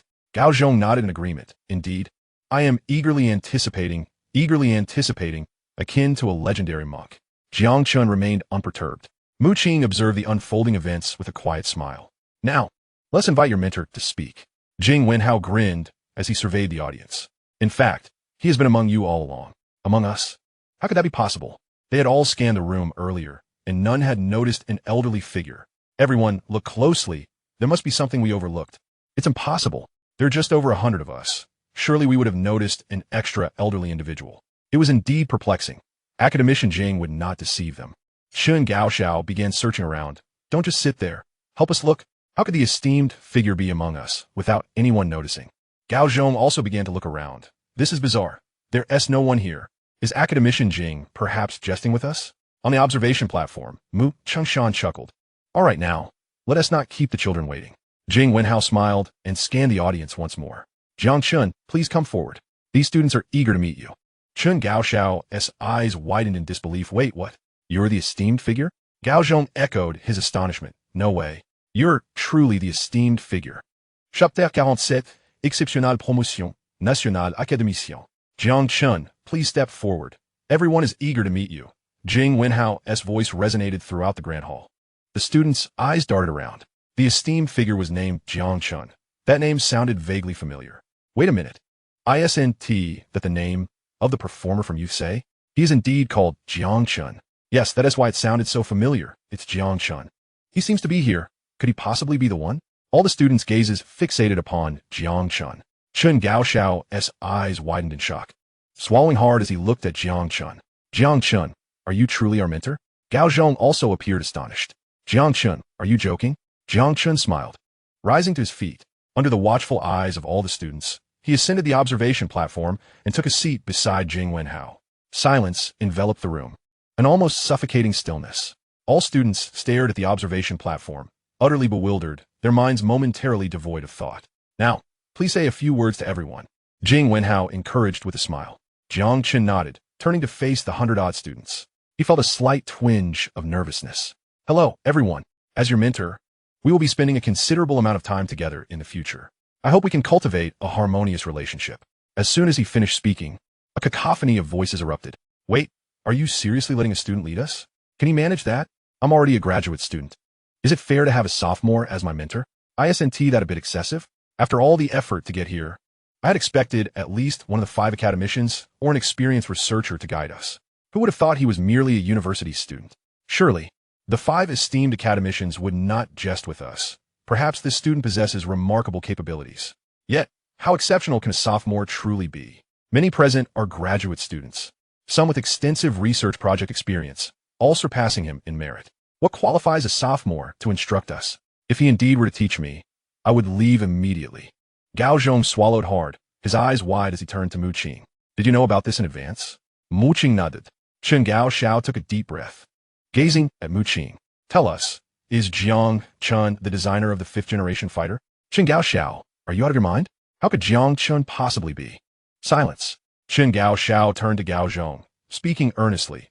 Consider the confidentiality agreement we signed, and you will understand. I demand an answer now, an answer even I can scarcely believe. Mu Qing, disclosing this to me in advance would not violate any regulations. Mu Qing nodded. Gao Zhong was stunned. Chen Gaoxiao was equally taken aback. They both looked toward Jiang Chen on the podium, their minds blank. No way. The sweeping monk. You truly are a sweeping monk. Are you toying with us? Students, quiet down. Jing Wenhao's voice resonated throughout the hall. The students fell into silence. I understand you harbor many questions. However, what I am about to reveal will address your doubts. He turned to Jiang Chen. As your mentor, you should feel fortunate. Compared to us, he is far more deserving of this role, for he is, indeed, the designer of the 5th-generation fighter. All related designs are solely his creation. Silence. An eerie stillness enveloped the room. All the students stared at Jiang Chen in shock, their breaths becoming shallow. The young man before them, seemingly no different from themselves, was the very designer of the 5th-generation fighter. The astonishing fact that he single-handedly accomplished all the designs left them incredulous. How could this be possible? In the crowd, a male student broke the silence. How old is he that he could complete the design of the 5th-generation fighter alone? Such an achievement is unfathomable. Many expressed their skepticism. Even you 5 academicians could not accomplish the design of a 5th-generation fighter. How could Jiang Chen, a sophomore, achieve such a feat? Indeed, had he been 40 or 50, we would harbor no doubts. But at merely 20, it is unprecedented in the history of Longwa to witness such a prodigy. We do not disbelieve. It is simply too outrageous to accept. Jing Wenhao smiled knowingly at everyone. He had anticipated this reaction. When Jiang Chen first presented the design blueprints for the 5th-generation fighter, we shared your initial skepticism. Yet this is the truth. The Weidong 5th-generation fighter was indeed designed entirely by Jiang Chen. He produced a red certificate and placed it before Jiang Chen. Just yesterday, the National Research Department formally conferred upon Jiang Chen the honorary title of academician. The document I just presented is irrefutable. Jiang Chen was momentarily taken aback, staring at the certificate before him. Jing Lao this. Jing Wenhao chuckled. The application was made by Minister Zhong. We had no say in the matter. Just accept it. Below, their conversation was overheard clearly by all. Everyone gazed at Jiang Chen with envy. No way, this can't be real. An academician's title is not something to be faked. Designing a fifth-generation fighter at 20. Receiving a national academician title at 20. What were we doing at that age? Absurd. My heavens, if this is indeed the case, Jiang Chen could effortlessly serve as our mentor. After all, this is precisely why we are here. Looking at it from another perspective, aside from his youth, he seems more than qualified to be our mentor in every regard. Have you not noticed? The honorary certificate appears to have been rather forcefully bestowed upon Jiang Chen by academician Jing. If he doesn't want it, it could easily be given to me. It's true. This highlights the disparity between individuals. I once believed myself a genius, only to find I am merely a scrap among fifth-generation fighters. This is disastrous. Chen Gaoxiao felt utterly despondent. In this situation, how could Jiang Chen possibly accept him as a disciple? He turned to Mu Qing. Mu Qing, you must help me. I had no idea Jiang Chen was such a prominent figure. Please say a few kind words on my behalf. Gao Zhong, wearing a pained expression, also looked to Mu Qing. Mu Qing, we are both eager to become Jiang Chen's disciples. You must assist us. Well, Mu Qing nodded. I will give it a try. The two brightened, clasping their hands in gratitude. Thank you, Shirmu. Instantly, Mu Qing's face flushed. Chen Gaoxiao and Gao Zhong observed silently. The moment she referred to herself as Shirmu, it seemed their prospects had solidified. Since everyone has accepted Jiang Chen as your mentor, let us now allow him to discuss the project you will be involved in. Jing Wenhao turned to Jiang Chen. It is your turn. Jiang Chen nodded, his gaze returning to the audience. You must be curious as to why this selection process is taking place. I can now reveal the reason. The hall fell silent. The students attentively watching Jiang Chen, their eyes filled with anticipation, envy, and even a hint of something more from some of the female students. Longhua is embarking on two significant projects, a strategic large transport aircraft and a fifth-generation bomber. There is an urgent need for new talent to fill the gaps in manpower. You are the chosen individuals, tasked with laying the strongest foundation for Longhua. Jiang Chen's words detonated like fireworks among the crowd, leaving the students' minds buzzing and blank. Having just completed the fifth-generation fighter, they were now set to initiate the strategic transport aircraft and fifth-generation bomber projects. Was this truly the Longhua I understood, which had previously lagged in air combat? It seemed to be on the verge of becoming an aerial superpower. Jiang Chen was unaware of the profound significance this selection held for the future of Longhua's scientific research. In hindsight, when history recalls today's events, it will be summarized in 5 words: the turning point of Longhua. Chapter 48, perhaps stomach cancer. My heavens, just days ago I heard news of the fifth-generation fighter. And now, there are both transport aircraft and bombers? My heart can hardly take it. Is this really the Longhua I know? Currently, only America has a fifth-generation bomber. Large strategic transport aircraft technology is only possessed by a couple of nations. When did Longhua become so powerful? Why has it only been in the past that I heard news about third-generation fighters, and now it suddenly seems to be soaring? I am eager to know who designed the fifth-generation bomber and the strategic transport aircraft. Could it be that you're implying it was Jiang Chen? That seems implausible. But apart from Jiang Chen, who else possesses experience in designing fifth-generation fighters? It cannot be, can it? No team, even the most elite in America, could develop 3 top-tier aircraft in a single year. Mu Qing, may I ask you a small question? Chen Gaoxiao looked at Mu Qing, who designed the strategic transport aircraft and the bomber. Do you know? Gao Zhong blinked and looked over as well. Mu Qing replied, actually, both types of aircraft were designed by Jiang Chen over the past 2 months. Oh, I knew it. The sound abruptly ceased, and Chen Gaoxiao's eyes widened, nearly as large as a cow's, as he turned to Mu Qing, swallowing hard. You mean this was designed by Jiang Chen in just 2 months? Mu Qing nodded in affirmation. Goodness, it's simply monstrous, Chen Gaoxiao exclaimed, heavily sinking back into his seat, feeling both physically and mentally shaken. He cast a helpless smile towards Jiang Chen, questioning whether this could still be considered human. Gao Zhong gazed at Jiang Chen as if he had seen a ghost. Oh my, I want to go to Mars. This blue planet is far too terrifying. Are you all right? Mu Qing inquired with concern. I'm fine. Chen Gaoxiao replied with a smile, shaking his head. After experiencing a series of shocks, he found himself surprisingly calm, though internally he felt an immense blow. I might need to see a psychologist later. Please help me schedule a session for tomorrow. Gao Zhong glanced at Jiang Chen, unable to suppress the twitch at the corner of his mouth. I might have to return to school and run naked. Chen Gaoxiao, what? Mu Qing. On the observation platform, Jiang Chen provided a brief overview of the upcoming academic requirements. He would personally lead a team of 100 students participating in 2 projects, with the primary objective being to learn and undertake some straightforward tasks. Assessments would be conducted periodically, and any student who failed twice would be dismissed from the team.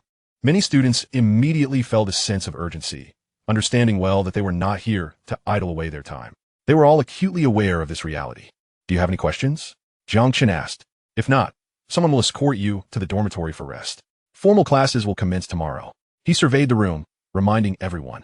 At that moment, a girl in the crowd shyly raised her hand and stood up. I would like to ask if these two models of aircraft were also designed by you? Jiang Chen scanned the room. Besides this question, are there any others? The students stared at him in silence. Very well, Jiang Chen responded. These two models of aircraft were indeed designed by me. Therefore, you can rest assured about your studies moving forward. Should you encounter any issues with the projects, feel free to consult me at any time and place. I welcome your inquiries. I fear more the absence of questions than the questions themselves. With that, a brief silence enveloped the room, followed by a thunderous applause. Looking at Jiang Chen now felt like glimpsing the future self. The youthful dreamer, standing atop the clouds, grounded yet observant of the world. I knew it had to be Jiang Chen. No one else in the country could achieve this. I'm truly delighted to be here under his guidance. I aspire to become someone like him in the future. Your ambition is rather lofty. It may not be achievable, a classmate remarked. Regardless of its feasibility, I will exert my utmost effort to pursue this goal. Indeed, henceforth, Jiang Chen shall be my target, an eternally elusive goal that propels my relentless drive. At the conclusion of the meeting, 5 academicians offered encouraging words to the students.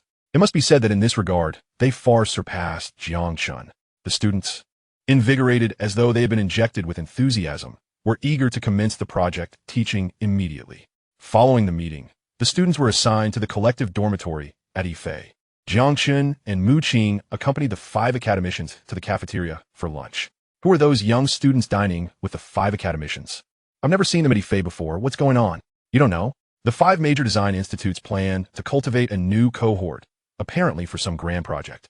They've already included large strategic transport aircraft. What more substantial projects could there be? Let me share a secret, but don't spread it around. I've heard that the 5th-generation bomber project is about to commence. What? A 5th-generation bomber? My goodness, has Longwood taken something potent? That's astonishing. The project notification will arrive in a few days, which is why they recruited this new batch. Otherwise, we wouldn't be able to handle it. But the newcomers won't contribute much. They're merely here to learn, right? Actually, there's another rumor. It's likely that one person designed these 3 aircraft.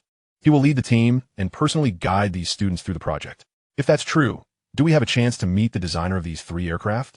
Once the project is underway, there's a high probability we will meet him, but everyone will certainly have to sign a confidentiality agreement. Signing agreements is no big deal. Who hasn't signed a few confidentiality agreements? So, according to you, these 2 young students are the newcomers for this project? Certainly, and tomorrow you'll see even more of them.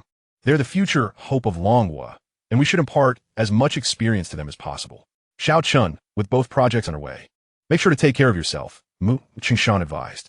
You're still young, there's no need to rush. Your health is your foundation, and the future holds infinite possibilities. Indeed, Jing Wenhao added, young people should embody the spirit of youth. Take Mu Qing out for some fun, for dining and drinking. Research can wait. We old fellows are still around. Jiang Chen nodded in agreement. At that moment, Mu Qingshan's expression suddenly darkened. Grandfather, are you all right? Mu Qing rushed to support him. Just an old issue. No need to worry. A bit of stomach medicine will suffice. After taking his stomach medication, Mu Qingshan's complexion improved significantly. The academicians were also quite concerned. Old Mu, this isn't acceptable. You should see a doctor. Indeed, persistent stomach pain isn't a solution. You advise the young to take care of their health, yet you neglect your own. We old geezers have promised to strive together for Longhua. You cannot leave us behind. Mu Qingshan retorted, it's merely a stomach ailment. The way you're speaking, one would think I'm on my deathbed.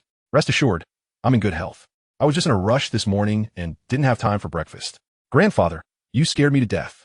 Mu Qing exhaled in relief. This afternoon, I will take you to the hospital. I insist on a thorough examination. Oh, come now, Mu Qingshan waved his hand. There are many matters to attend to this afternoon. Once both projects are underway, I will definitely go. Trust me, I know my own body. That had better be the case. Mu Qing returned to her seat. Continuing her meal, Jiang Chen furrowed his brow. He understood his wife all too well. She had nearly been brought to tears moments ago. In his previous life, Mu Qingshan had also delayed seeking treatment for his stomach issues, only to discover too late that it was late-stage stomach cancer. He vividly recalled that fateful evening 5 years later, when heavy rain poured down. Mu Qing had spent an entire day and night sobbing in their room. Eventually, Jiang Chen had broken down the door to find her looking significantly thinner. Since then, she rarely smiled. Later, Mu Chengshan refused treatment, prioritizing work instead. At that time, the fourth-generation aircraft project had just commenced, and he was preoccupied with research data until the very end.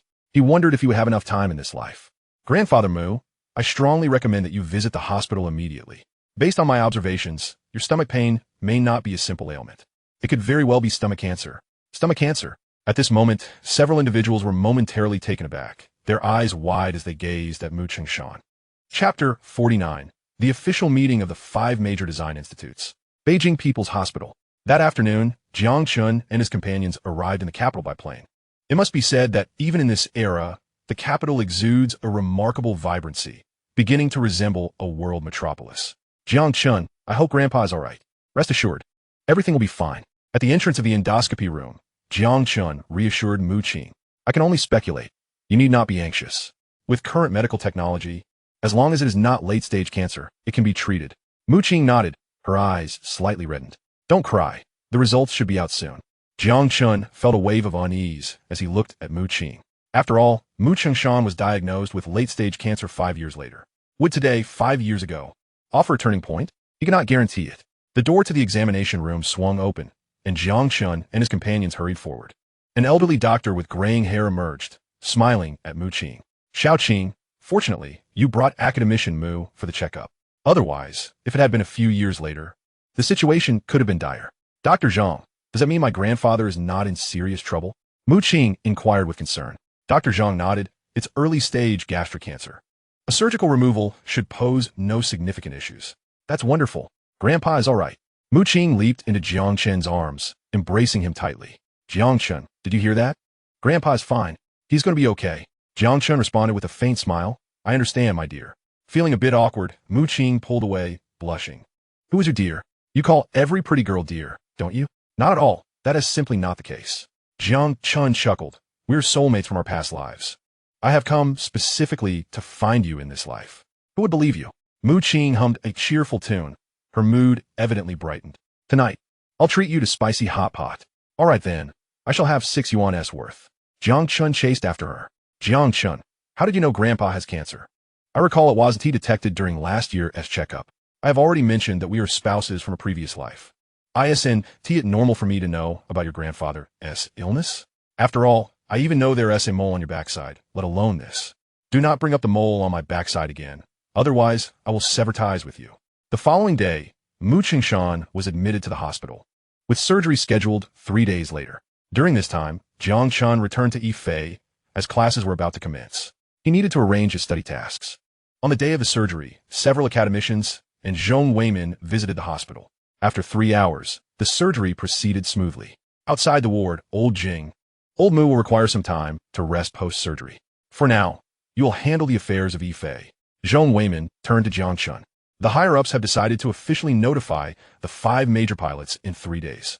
The 2 projects will also commence on that day. All participants in the projects must sign a confidentiality agreement. Jiang Chen, prepare yourself for a brief meeting with the core research personnel from the 5 major design institutes in 3 days. This will facilitate future collaboration. Jiang Chen nodded in agreement. In the subsequent 2 days, Jiang Chen stayed at the hospital, accompanying Mu Qing and Mu Chengshan. His recovery was progressing well, and he would be fine after a period of rest. Mu Qing, I must leave for a few days. The project is officially starting, and I need to return. Go ahead. As long as I'm here with Grandpa, everything will be fine. Focus on your project, and once Grandpa is better, I will join you immediately. Their gazes met, and amidst the bustling hospital corridor, it felt as if the world around them had faded away. The atmosphere had been set. Not to steal a kiss from his beloved would be a missed opportunity. Just as Jiang Chen leaned in, Mu Chengshan's voice resonated from the ward. Xiao Chen, has the project been officially announced? Grandpa, I was just about to discuss this with you. Jiang Chen chuckled awkwardly as he entered the ward. Mu Qing's face turned crimson in an instant. She sighed, relieved. Was he about to kiss me? No, that is impossible. Yet, why did she feel a hint of disappointment? As she pondered this, her face grew even warmer, akin to a freshly boiled egg, exceptionally hot to the touch. Should I take the initiative? Calm down. How could I, as a girl, be the one to take the first step? No, absolutely not. At that moment, the ward door swung open, and Jiang Chen stepped out. Mu Qing, take good care of Grandpa. I must be on my way. Mu Qing's cheeks reddened further. She lowered her head, responding softly. As Jiang Chen glanced back at her, he nodded earnestly. Yes, yes, that bashful demeanor of yours is quite charming. Call me if you need anything. By the time Mu Qing looked up, Jiang Chen had already walked far away. Watching his retreating figure, she felt a pang of loss. Pout. Can't you be a little more proactive and swift? The next day, the first rays of sunlight illuminated the earth. The once desolate streets gradually filled with life. Various breakfast stalls emerged, selling buns, fried dough sticks, and soy milk, infusing the air with warmth and a sense of livelihood. At the Yifei Research Facility, 50 core research personnel from the 5 major design institutes gathered, awaiting the formal project announcement. They were set to become key members of 2 projects, responsible for the collaborative efforts of the 5 major design institutes. Excitement bubbled within them at the prospect of meeting the designers of the 3 major fighter jets. You're feeling a bit excited? I hardly slept last night. I'm feeling quite energized. Designing 3 top-tier fighter jets single-handedly is nothing short of legendary. If you told me he had 3 heads and 6 arms, I wouldn't be surprised. 3 heads and 6 arms might not suffice. Only a deity could accomplish such a feat if these 2 projects can indeed be completed this year. The Dragon Country Air Force will ascend to the pinnacle of global aviation.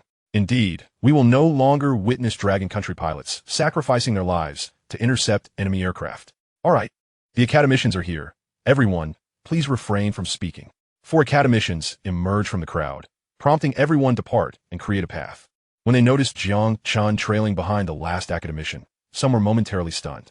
What's going on? Why is that kid following the academicians? Curious. Aren't new interns supposed to be absent today? Did he perhaps take a wrong turn? That doesn't seem likely. He is clearly with the academicians.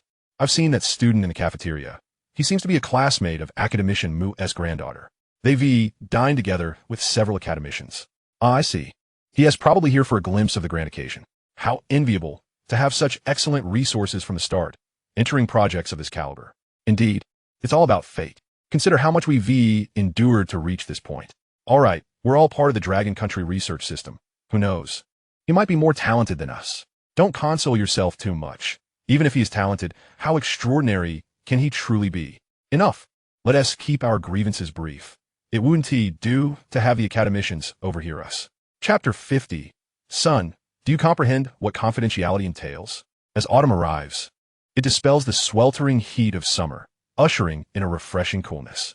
The yellowed maple leaves flutter down with the wind, their graceful descent marking a splendid finale.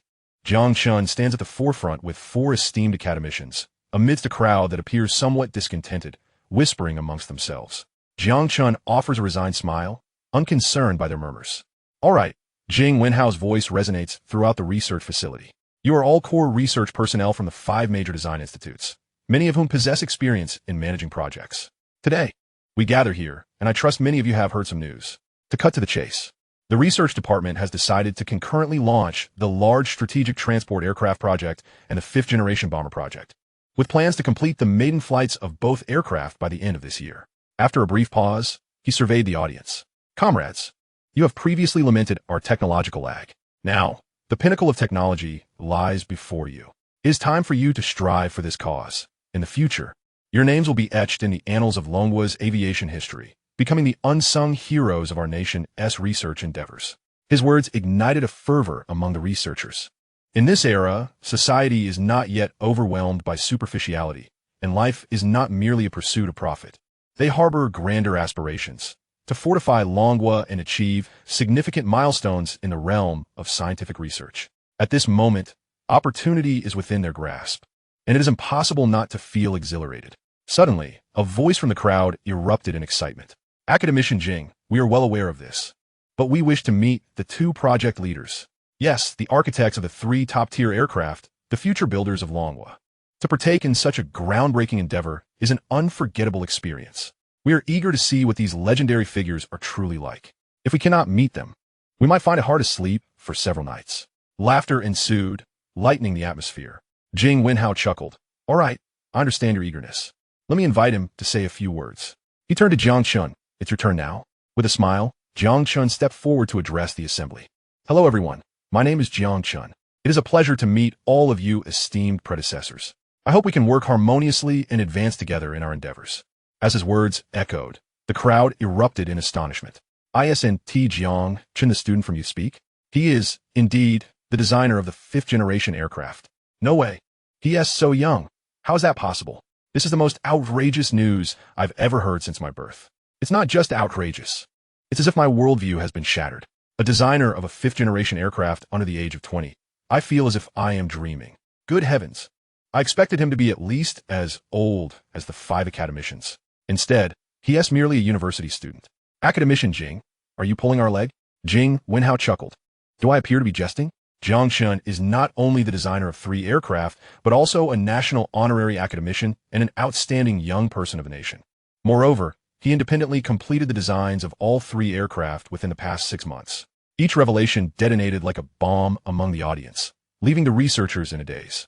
How could it be possible for one individual to accomplish the designs of 3 top-tier aircraft in just 6 months? Even 100 elite teams would struggle to achieve such a feat. A national honorary academician under the age of 20. Has there ever been such a person in the history of Longhua? I recall that the youngest academician was 42, which was already deemed a genius. Now, that record has been shattered by over 20 years. What a remarkable achievement. Just one of these titles appearing on a 20-year-old's resume is already a miracle. At this moment, the designer of the 5th-generation aircraft, the large strategic transport aircraft, and the 5th-generation bomber, alongside being a national honorary academician, my mind is blown. We toil our entire lives, and it might be difficult to even grasp one of these titles. At merely 20 years old, he has traversed a path that would take us several lifetimes. The most absurd part is that when I saw Jiang Chen in the cafeteria, I wanted to impart some senior wisdom to him.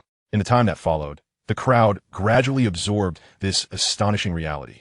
Jiang Chen also made certain arrangements for the upcoming tasks. Those present were the most central research personnel from the 5 major design institutes, all possessing extensive project experience. The overall division of labor was clear, and the details and mutual coordination were not something Jiang Chen needed to overly concern himself with. The 2 aircraft projects were core initiatives, each with its own independent research facilities, cafeteria, and living quarters. Most core members were isolated from the outside world, with only a select few permitted to make contact for coordination and liaison. In the days that followed, Jiang Chen found himself busier than ever. His daily tasks were straightforward, teaching 100 students in the morning and guiding them to the research facility for practical learning in the afternoon. The first step was to swiftly ensure they grasped the core technologies of the 2 aircraft. The second step was to send these 100 students to the 5 major design institutes for a blend of theoretical and practical experience. Practicum is the swiftest method of learning. With a combination of practice and theory, I believe it won't be long before these students start resembling true researchers. Time flew by, and a month passed. Muqing Shan was discharged from the hospital and returned home to recuperate. His health had improved significantly, and, with some rest, he would fully recover. Several academicians made a special visit to his home, intending to prepare a simple meal to celebrate his discharge. Xiao Chun, did you receive the vegetables sent to Grandpa Mu from our home? In the capital, at the Mu residence. Jiang Chen and Mu Qing were busy preparing lunch while the 5 academicians conversed in the study about recent project matters. Jiang Chen's mother, Jiang Hui, had heard about Grandpa Mu's illness and surgery and had brought fresh, pesticide-free vegetables from their rural home, along with farm-raised chickens, ducks, and eggs. Mom, we received the vegetables you sent, Jiang Chen replied. Good to hear. They're all organic, grown in our own land, and the chickens and ducks are home-raised. They will be very beneficial for recovery, Jiang Hui said. By the way, how have you and Dad been lately? Is everything all right? Jiang Chen inquired with concern. Since moving to the new home and starting a new job, both your father and I have been doing quite well. However, your father has been rather irritable lately. Whenever I discuss work with him, he always talks about confidentiality. What secrets could there possibly be in his component processing work? Dear, this is indeed confidential. If I say it cannot be disclosed, then it cannot be disclosed, came the complaining voice of Jiang Hansheng over the phone. All right, confidentiality it is. You can tell the child about your secrets. The phone was handed over to Jiang Hansheng. Hello, Xiao Chun, your mother doesn't understand anything. When I mention confidentiality, she refuses to believe me. Can you imagine how frustrating that is? Such matters of national secrecy cannot be tossed around carelessly. Xiao Chun, being in university, you should comprehend what national confidentiality entails. After changing jobs, Jiang Hansheng was working in a factory with military-industrial background. In times of urgency, one may also receive requests for the processing of intricate components, naturally involving certain confidential matters. Jiang Chen speculated that the pressing nature of two major projects had led the state to relax restrictions on some component manufacturing facilities. Dad, I understand. Matters of national secrecy must not be spoken of lightly. Jiang Chen replied, Son, you truly grasp my sentiments. Allow me to discreetly share some significant news beyond the realm of secrets. Our nation has recently produced some extraordinarily talented scientists. There will undoubtedly be substantial developments. I must insist that you keep this to yourself, understood? Jiang Chen could not suppress a slight twitch at the corners of his mouth. As your son, having signed the highest confidentiality agreement, do you truly believe I can speak freely? Chapter 51. All must dine. How delightful. Uncle and Aunt, how have you been lately? Quite well, thank you. Ever since I changed jobs, my health has improved significantly. That's wonderful. I shall accompany you back next time. Accompany me back?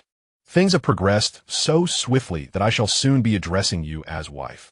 In the kitchen, Mu Qing was diligently washing vegetables and shot a glare at Jiang Chen.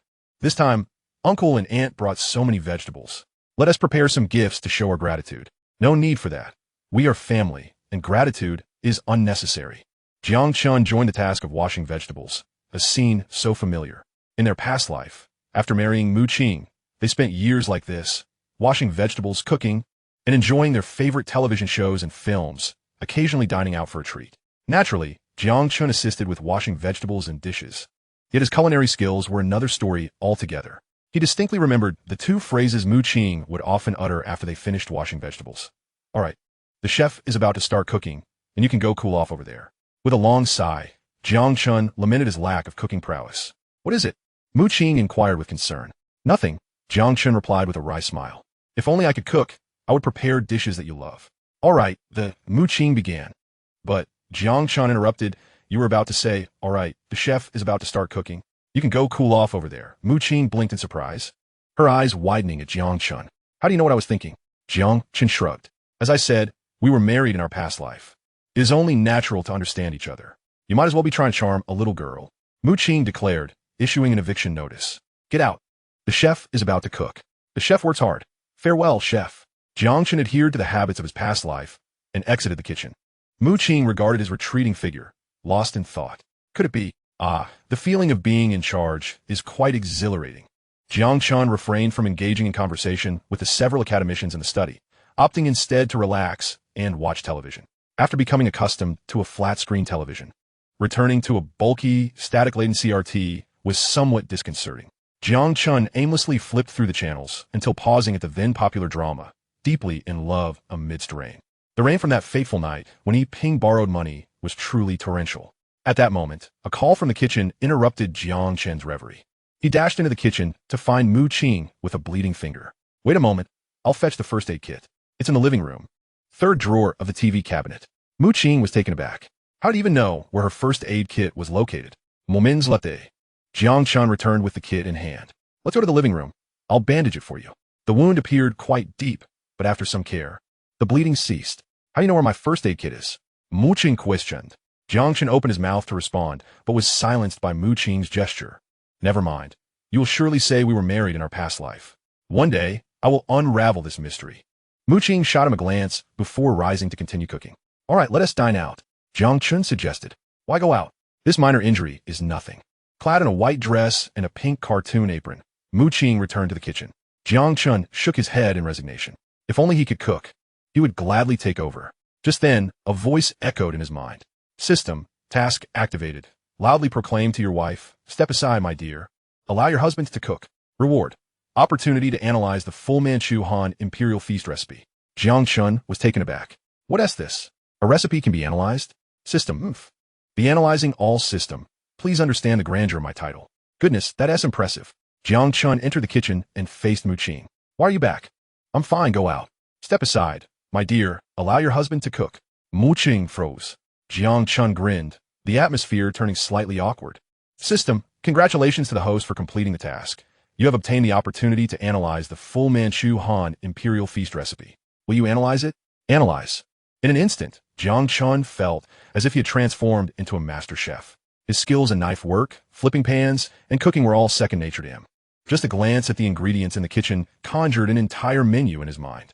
Didn't you say you couldn't cook? Mu Qing asked. Hands on her hips, Jiang Chen produced a cookbook seemingly from thin air. Do you believe me if I say I learned it just now?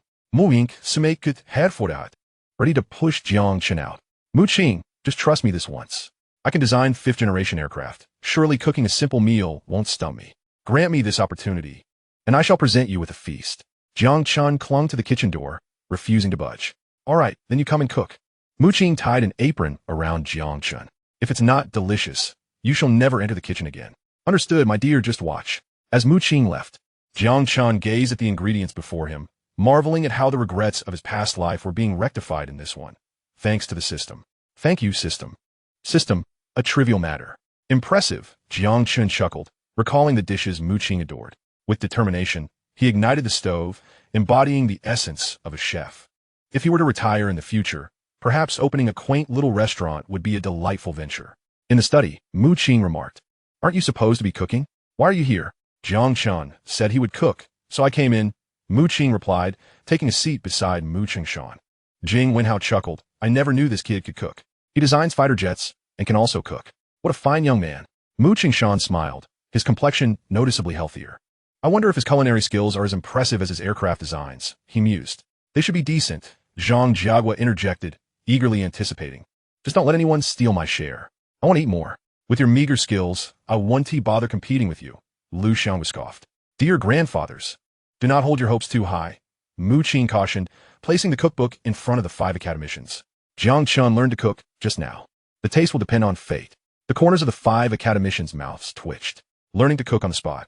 "Is this meal still edible?" one of them remarked. "How about we order takeout from a restaurant?" suggested Lu Xiangwa first. The others nodded in agreement. To be on the safe side, it would be prudent to have a restaurant deliver food, as I certainly do not wish to endure hunger during lunch. What possessed Jiang Chen to whimsically decide to cook? Does he truly believe he possesses any culinary talent? While it is true that intelligent individuals learn quickly, surely this does not apply in this instance. I can only imagine the dish will be utterly inedible. "You all can eat it if you wish." "I certainly will not," old John declared. "If you won't eat, then neither will I," another chimed in. "If you all refrain, then I too shall abstain." Mu Qing pouted, gazing at them. "Everyone must partake. It is Jiang Chen's first time cooking. We ought to encourage him," Jing Wenhao interjected. Zhang Jiagua appeared skeptical, while Lu Xianghua and Feng Shida exchanged glances. "My dear granddaughter, your grandfather has just been discharged from the hospital. I hardly think I should be eating," Mu Qingshan jested. Yet, the laughter abruptly ceased. "Grandfather, you must eat," Mu Qingshan's granddaughter insisted. It seems this granddaughter may be rather insistent, he thought. Chapter 52, The World Alliance Conference. At noon, Jiang Chen had been in the kitchen for 2 hours. The prominent figures in the study felt a sense of unease. While an unpleasant meal is one matter, what if it is undercooked? "Dinner is ready," Jiang Chen's voice echoed from outside, causing the 5 academicians to tremble. They exchanged glances. "Old John, you go first." "My legs are numb. I shall wait a moment." Zhang Jiagua waved his hand, hastily getting up and pretending stretch. "I've been seated too long. My back is a bit sore." "Old Lu, you should go first." Lu Xiangwa stroked a chin. "My tooth is aching a bit." "Old Feng, you go ahead." Feng Shida appeared bewildered. Gritting his teeth, he stomped his foot. "Fine, I'll go first." Mu Qing followed him outside. In the study, the remaining 4 academicians exchanged glances. "Old Feng, you're quite daring. Do you think you might be poisoned?" "Surely not. The worst that could happen is a stomach upset." "Goodness. Why on earth did young Chen decide to cook?" "I shall have just 1 bite, and the rest will be washed down with some wine." "How strange. Old Feng has gone out, but there is not a sound. Could it be that the food is so dreadful it has rendered him speechless?" With a bang, Feng Shida burst through the door, holding a large chicken leg. "Come out and eat. It's not at all bad. In fact, it's delicious. I've never had a meal this exquisite." Without waiting for them, he began to indulge. The 4 academicians exchanged incredulous glances. "Old Feng, surely you're not jesting with us?" "Indeed, it is highly likely. We have all dined at state banquets, and he has never been this enthusiastic." "Your analysis is quite astute." Old Feng may appear taciturn, but he is certainly astute. "But wait, what is that delightful aroma wafting in? It is truly enchanting." The door to the study was ajar, and the enticing fragrance of the meal drifted into the room. Jing Wenhao was the first to catch the scent. "This is truly delightful. I have never encountered such a fragrant meal before. I must see for myself," he declared, following the aroma as it led him outside. The other 3 academicians soon caught the scent as well. "Heavens, this is the fragrance of Kung Pao chicken. Such a spicy aroma, as if one were submerged in a world of chilies."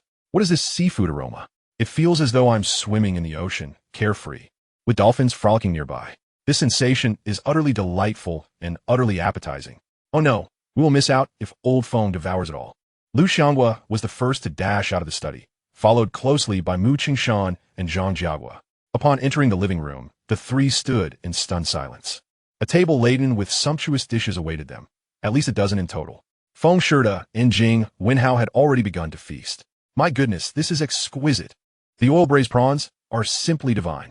You must try this West Lake vinegar fish. It strikes the perfect balance between sour and sweet, enhanced by the fish's freshness. Absolutely delectable. And the mapo tofu. It is both numbing and spicy. What are you three dawdling for? Sit down and eat. Only then did the three snap out of their stupor and join in the culinary revelry. Jiang Chen turned to Mu Qing with a smile. Half of the dishes are ones you enjoy. Do indulge. If they are delicious, I shall make them for you again in the future. Mu Qing surveyed the feast before her, swallowing hard. Did you prepare all of this from the recipe you just glanced at? Jiang Chen chuckled. It's rather simple. Simple? Mu Qing was taken aback. You consider this simple? I doubt even seasoned chefs could rival your skill. You just need to look at it once, and you can do it. Hurry and eat. Otherwise, the grandfathers will finish it all. Only then did Mu Qing comprehend.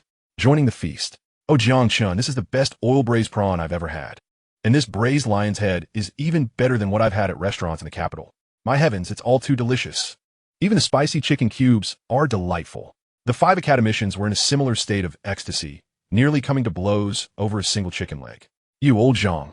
Just moments ago you claimed you wouldn't eat, yet here you are, vying for my chicken leg. You just said you wouldn't eat either, yet here you are, clamoring for the same leg.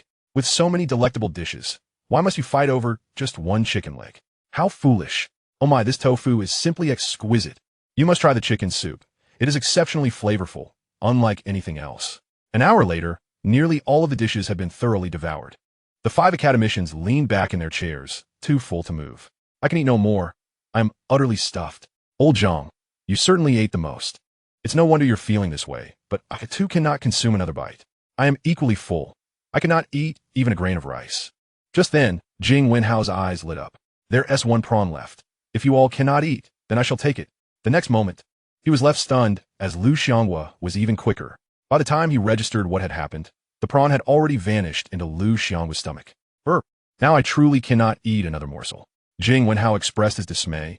Is it so difficult to enjoy a meal together? After a satisfying feast, the group settled on the sofa to rest, their gazes turning toward Jiang Chen. Young Chen, what is the secret behind your culinary prowess? You merely glanced at a recipe and managed to create something so delightful. Jing Wenhao's thoughts lingered on the exquisite meal they had just enjoyed. This is undoubtedly the best food I have ever tasted, bar none. Lu Xianghua reflected on past meals, recalling the low quality of their previous experiences. Garbage. Even dogs wouldn't eat it. Zhang Jiagua praised. Young Chen, one could say that even state banquet chefs do not possess your talent. Is it truly as simple as looking at a recipe once? Jiang Chen smiled. It merely requires hands-on practice. It is indeed simple. Mu Chenshan, Zheng Wenhao, Zhang Jiagua, Feng Shida, and Lu Xianghua all reacted with disbelief at his nonchalance. You dare to call this simple? This is utterly ridiculous. Following this experience, the 5 academicians found themselves increasingly dissatisfied with the cafeteria at the Design Institute, often coaxing Jiang Chen for private meals. Life had never been more comfortable, and the 2 major projects advanced smoothly. After several months of training, 100 students have developed a commendable proficiency. They have gained an understanding of 3 types of aircraft and have been assigned to assist the 5 major design institutes. With only a month until the Lunar New Year in the Dragon Nation, and a mere month and a half remaining until the completion of 2 major projects, the National Conference Center is abuzz with preparations for the World Alliance Conference scheduled for next month. The Grand Elder is personally presiding over the meeting. This upcoming international assembly aims to establish a global emergency rescue force, presenting a splendid opportunity for the Dragon Nation to showcase its capabilities. It is imperative that we become a pivotal member of this task force. The pressure on the Ministry of Foreign Affairs is substantial, and they require support from other departments. Wan Shan, from the Ministry of Foreign Affairs, gazes at Joan Wayman.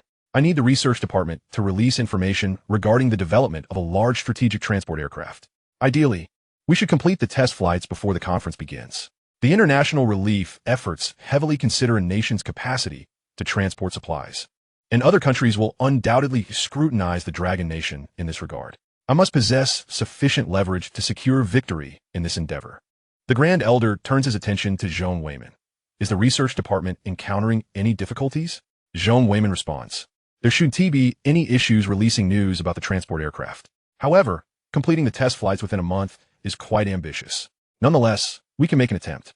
The Grand Elder nods. This year, your research department has made significant contributions to the Dragon Nation.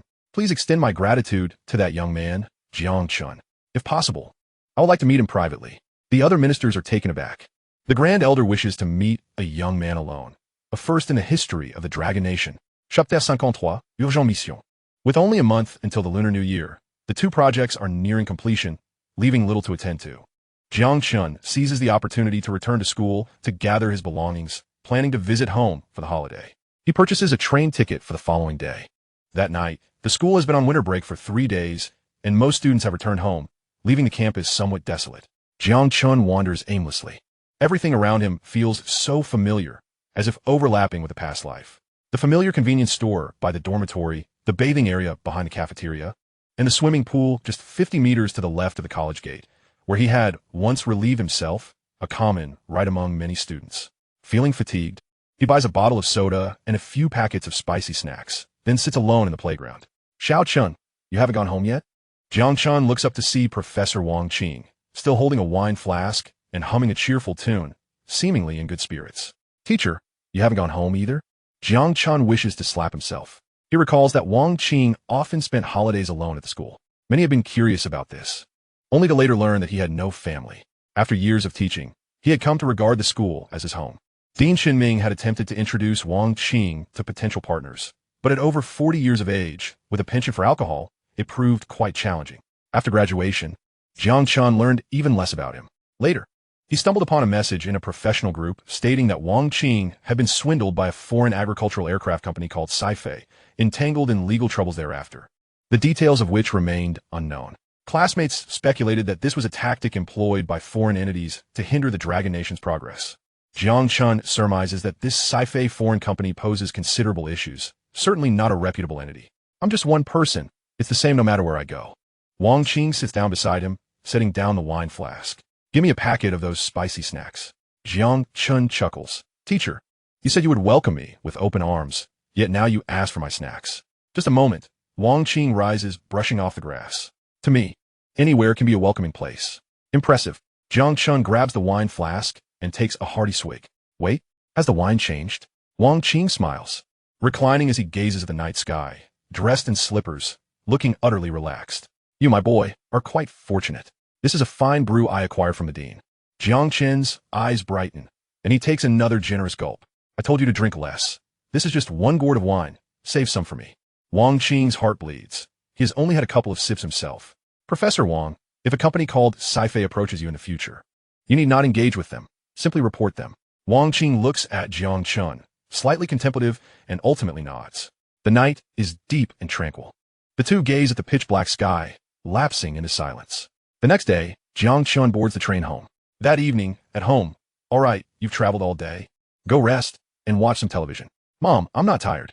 I've truly learned to cook, and today, I shall prepare dinner for you all. His sister, Jiang Qingyan, appears at the kitchen door. Mom, you can't let brother cook. I don't want to die from poisoning. What nonsense is this child speaking? Jiang Hui pushes Jiang Chen out. Enough, you both stay out of the kitchen. Go watch television and wait for dinner. Reluctantly, Jiang Chen concedes. Is my cooking really that awful? It's not awful, not at all. Spare me, please. Now that's more like it. Upon releasing him, she immediately turns hostile. It's dreadful. Such a little imp. Jiang Chen chuckles as he sits in the living room to watch television.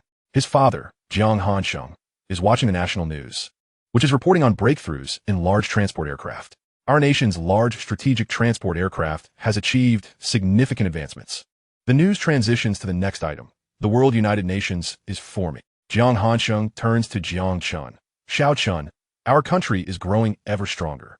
Last year, the news only reported on third-generation aircraft.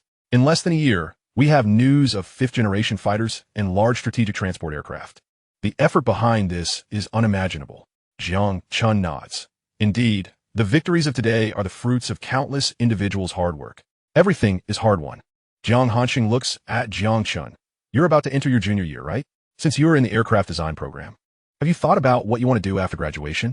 Jiang Chen smiles. I made up my mind. I plan to enter one of the 5 major aircraft design institutes to research fighter jets. Jiang Hansheng is somewhat surprised, gazing at Jiang Chen. When did you set such lofty aspirations? Jiang Chen grins. The school has bestowed so many rewards upon us. We must live up to the nation's nurturing. Jiang Hansheng nods, a smile gracing his face. It's good that you think this way. Now that you have set a goal, you must strive diligently. I've heard that the 5 major design institutes are quite challenging to enter.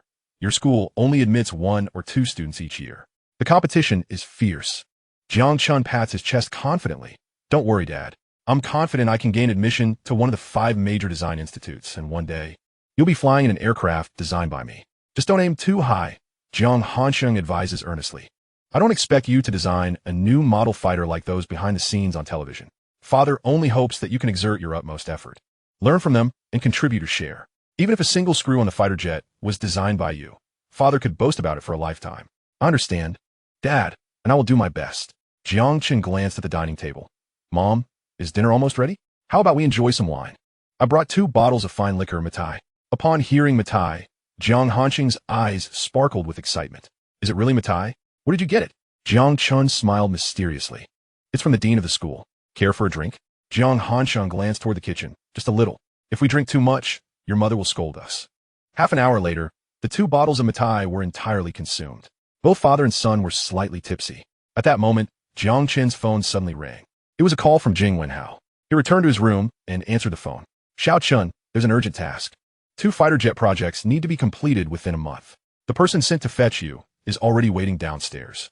Without any hesitation, Jiang Chen replied, All right, I'll head back immediately.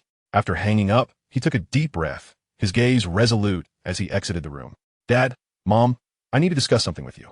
Jiang Chen turned to his parents. The 5 major design institutes hope our school can send some students to assist. I must return right away. You just got back. Why must you leave again? Jiang Hui expressed her concern. Why not rest at home for a few days? You can go later. Jiang Chen responded, Mom. The situation is quite urgent. I need to go immediately. I might not be able to return home for the spring festival. So you 2 should prepare some good food yourselves. You won't be home for the new year?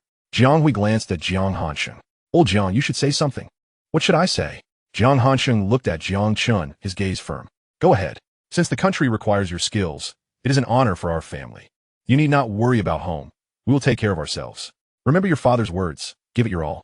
Jiang Chen nodded, shouldering his backpack. He looked at his sister, Jiang Qingyan. Take care, Mom and Dad. Jiang Qingyan nodded. Brother, go ahead. I'll manage at home. Jiang Chen left without looking back. The house fell silent. Old Jiang, for so many years, we've always celebrated the new year together as a family. Well, we can celebrate this year, next year, and the year after. The country needs you this year. It is an honor for our family as well as for the children. We must support this. Jiang Hansheng picked up his chopsticks. Let us eat. Chapter 54. In the midst of countless lights, there's always one that signifies home. The night was dark and oppressive, the air heavy, seemingly on the verge of a torrential downpour. Tonight was destined to be an unsettled night. The scene in Jiang Chen's home mirrored that of hundreds of families across the nation. Grandpa, I cannot be here to spend your last New Year with you. I must return to school.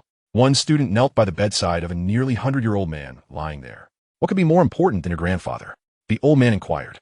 The doctors say this might be your last year. School matters cannot be neglected. Your mother and I will not allow you to go. You must spend this new year with your grandfather. If you leave today, I will no longer consider you my son. The old man gently patted his grandson's head, a smile gracing his face. Go ahead. I hold no grudges. Do your best and fulfill your responsibilities. The student's eyes turned red as he stood and whispered something in the old man's ear. Upon hearing it, the old man burst into laughter, suddenly appearing rejuvenated. Even sitting up. Good. The student resolutely shouldered his belongings, turning to leave without a backward glance. You ungrateful child. Where do you think you're going? Stop right there. Just as the father prepared to chase after him, he was halted by the old man's reprimand. You ungrateful child, stand still. I permitted him to go. If anyone dares to stop him today, leave this house. In a large household of over 10 people, not a single breath could be heard. Help me up. The eldest son stepped forward to assist the elderly man. He retrieved a red medal and an old diary from a drawer. When Xiao Kai returns, give these to him. The old man then took out a yellowed photograph, featuring 5 young men, each holding an old-fashioned rifle. He returned to his bed, cradling the photo, and lay down peacefully. Old comrades, I have come to find you. Suddenly, a bolt of lightning rent the dark night sky, followed by a rumbling thunder as clouds churned ominously. In an instant, the heavens seemed to burst open. The rain fell in torrents. "Mom, I'm heading back to school. It seems you'll be alone at home for the new year." "Go on, my child. I understand and will take care of myself." In a rural area, a young man sat in the courtyard, deep in thought for a long while. He finally shouldered his luggage and slowly stood. Taking one last look at the empty home, he turned off the lights and locked the door. Standing in front of the courtyard, he glanced back one last time before getting into his vehicle. At the forefront of the 5 major design institutes research factories, 100 students returned to their posts, collaborating with senior engineers, working overtime in 3 shifts around the clock. Their goal was to complete the maiden flight of 2 fighter jets ahead of the international conference. Just days after the announcement of Dragon Country's large strategic transport aircraft, a storm of controversy erupted online. Many foreigners doubted the authenticity of the news, openly ridiculing it on foreign forums. The Dragon Country people are getting better at boasting. They claim to have made significant breakthroughs with their large strategic transport aircraft. With their level of technology, how could they possibly develop such an aircraft? Just a bunch of Easter monkeys, all they can do is talk big. As the international conference approached, they likely intended to create a smokescreen to intimidate others and bolster their own confidence. The absurdity of the Dragon Country. "Should I offer you some gall to bolster your courage?" They scoffed. Dragon Country is merely an Eastern trash nation, backward and impoverished. With a mere flick of our fingers, we could obliterate the Dragon Country. No, we wouldn't even need to lift a finger. Our stealth bombers with mushroom bombs could level the Dragon Country. Upon seeing this news, many domestic netizens began to breach the Great Firewall to access foreign sites. Since we cannot directly confront the beautiful country, we can at least engage them online. To put it bluntly, who among us in the Great Dragon Country hasn't fought them before? Are they itching for a fight, wanting to experience the same pain as before? In the past, even a combination of millet and rifles could bring them to their knees. Now that Dragon Country has developed 5th-generation fighter jets, I suggest they prepare to kneel and call us father. Well said. Once our strategic transport aircraft is unveiled, the next will be our 5th-generation bombers flying over your country. Brothers, we absolutely cannot lose on this battlefield. Charge. The online debate intensified, revolving almost exclusively around the Dragon Country. On the day of the Spring Festival, the World International Conference officially commenced at the United Nations. Wu Weiguo, as the long-standing ambassador of the beautiful country to the Dragon Country, represented the Dragon Country at this meeting. This global conference would also be broadcast live on television worldwide. Tens of thousands of citizens from the Dragon Kingdom gathered in various locations to watch the television broadcast. In the beautiful nation at the United Nations headquarters, representatives from over 100 countries convened.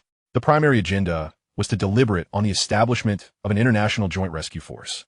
The conference venue was designed in a circular tiered format, with the 5 elder nations seated in a circle at the center of the meeting. "Before we commence our discussions, I have a proposal," Thomas declared, casting a fierce glance at Wu Weiguo across the table. His suggestion was to expel the Dragon Kingdom from the pivotal consular position within the International Rescue Force. Ordinarily, in the formation of such a force, the 5 elder nations would undoubtedly assume the role of decision-makers, holding the consular positions. The objective of this conference was merely to determine who would assume the position of the chief consul. However, the unexpected exclusion of the Dragon Kingdom left everyone astounded. A cacophony erupted in the room. "Well done, big brother," exclaimed the Foot Basin Nation. "I knew this meeting wouldn't be straightforward. With the Dragon Kingdom ousted from the consular position, it opens the door for me." The nation of Asan chimed in. "I have awaited this day for a long time. As a civilization of ancient heritage, I must assume the consular role." The Great Bear Nation added, "If conflict arises, should I prepare to unleash the mushroom bombs?" The Rooster Nation remarked, "Regardless, I am certainly one of the 5 consuls. Play as you wish, but do not involve me." The Lion Nation suggested, "Rooster, shall we intervene? This is a global live broadcast. If the Dragon Kingdom and the beautiful nation truly engage in combat, you would side with them." To which the Rooster replied, "Need I say more? I would undoubtedly support my esteemed, beautiful nation." The Great Bear Nation interjected, "Just the 2 of you? I shall take you both down." Online forums erupted in chaos. Look at the Dragon Kingdom. This is what it means to flaunt international status. If they're not included, then they're simply not included. Look at their diplomats. Their faces have turned pale. They must be terrified. It's only because the Dragon Kingdom accidentally occupied a seat among the 5 elder nations that they are present here. Where's your sense of superiority now, Dragon Kingdom? Come forth and proclaim it. How dare you cancel our participation with such arrogance? Who do you think you are? One of the 5 elder nations retorted. "We can revoke your qualifications just as easily." Such matters should not be treated lightly. Indeed, it was a typical display of thoughtlessness. And you question our superiority? Wait until our large strategic aircraft makes its debut. You will be quaking in your boots. Chapter 55. Weapons of peace destruction must be surrendered for safekeeping. The Dragon Kingdom was in an uproar over this proposal. Is this beautiful nation diplomat truly oblivious? Why propose such an absurdity? This is nothing but jealousy. Such nations will not endure long. Speaking of which, when will our large transport aircraft be developed? It seems it will take quite some time, as there is much to construct. I have heard that the researchers at the aircraft manufacturing plant have not been home during the Spring Festival. They are likely working on this. Without them, the Dragon Kingdom would lack its confidence. They're the true heroes of the Dragon Kingdom. Core researchers from the 5 major design institutes and 100 students gathered at the Ife Research Factory. Before them stood 2 aircraft, one large and one small. They had managed to complete the assembly just in time for the day of the conference, with only final checks remaining. It was no easy feat, but all of it was worthwhile. Compared to us, Academician Jiang was the one truly exhausted, ensuring the success of today's test flight. Every minute detail of the components had to pass his scrutiny. His efforts were what made everything run so smoothly. In just 6 months, they had completed the designs for 2 major aircraft and manufactured the prototypes. If today's test flight succeeded, Academician Jiang would create an unparalleled miracle. At merely 20 years of age, he was already engaged in a project that determined the fate of the nation. Remarkable indeed. Intellect is a precious asset, but we seem to lack it. Xiao Chun, how is the inspection proceeding? Are we ready for the test flight? The 5 academicians anxiously turned to Jiang Chen. The task at hand must be completed today. Beneath the aircraft, Jiang Chen finished his inspection. He let out a long sigh. This sigh caused everyone's hearts to leap into their throats. Clenching their fists, they anxiously awaited Jiang Chen's verdict. With a smile, Jiang Chen reassured. Everyone has worked hard. After a successful test flight, I will personally prepare a meal for us to celebrate the Spring Festival together. The crowd paused in astonishment before erupting into thunderous applause. They had finally accomplished their goal and could finally rest. However, rest would have to wait until after the test flight. Rest assured, Academician Jiang has checked everything. There will be no issues. They eagerly anticipated the evening when Academician Jiang would take to the kitchen. The United Nations headquarters was tense. Wu Weigua furrowed his brow. Thomas, as one of the 5 elder nations, I possess veto power. I can fully exercise my authority regarding your proposal. Thomas sneered, indeed. You have the right to exercise your veto. However, what I wish to address today is your Dragon Kingdom's violation of the peace agreement within the alliance. The air-to-air missiles intended for your 5th-generation aircraft have a range exceeding 500 kilometers, with speeds reaching an astonishing 60 G. The emergence of such terrifying weapons poses a severe threat to global peace. The rescue force is intended to uphold peace. Should the Dragon Kingdom enter the force armed with such fearsome weaponry, the safety of other nations will be gravely jeopardized. Not only can the Dragon Kingdom not join the International Rescue Force, but must also surrender its missile technology for oversight. Upon the revelation, a wave of unrest swept through the assembly. Nations were astonished by the Dragon Kingdom's might. The Foot Basin nation exclaimed, "Goodness, 400 kilometers? That is practically at my doorstep. At 60 G speed, how can I intercept? They must surrender and accept oversight." The Rooster nation gasped, "My heavens. When did the Dragon Kingdom become so formidable? They are not to be trifled with. I shall refrain from commenting." The Great Bear nation lamented. "We still have to wait 3 years for the 2 5th-generation aircraft we purchased last time. This is frustrating. The Dragon Kingdom is so powerful. I must stand with them this time, even if it means unleashing the mushroom bombs." The nation of Sand scoffed. "What is a 60 G missile? I'll just create a firecracker back home," achieving a direct 100 G. Online forums erupted in a frenzy over the 5th-generation aircraft data. The Dragon Kingdom is utterly despicable for developing such terrifying weaponry. They must surrender it and accept oversight from the beautiful nation. They have hidden their capabilities so deeply. What are they aiming for? World domination? The Dragon Kingdom must be expelled from the International Rescue Force, ideally ousted from the ranks of the 5 elder nations altogether.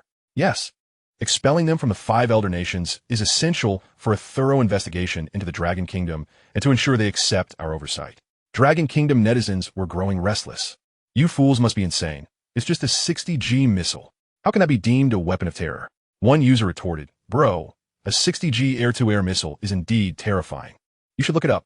Goodness, the beautiful nation's 5th-generation missile has a mere range of 100 kilometers.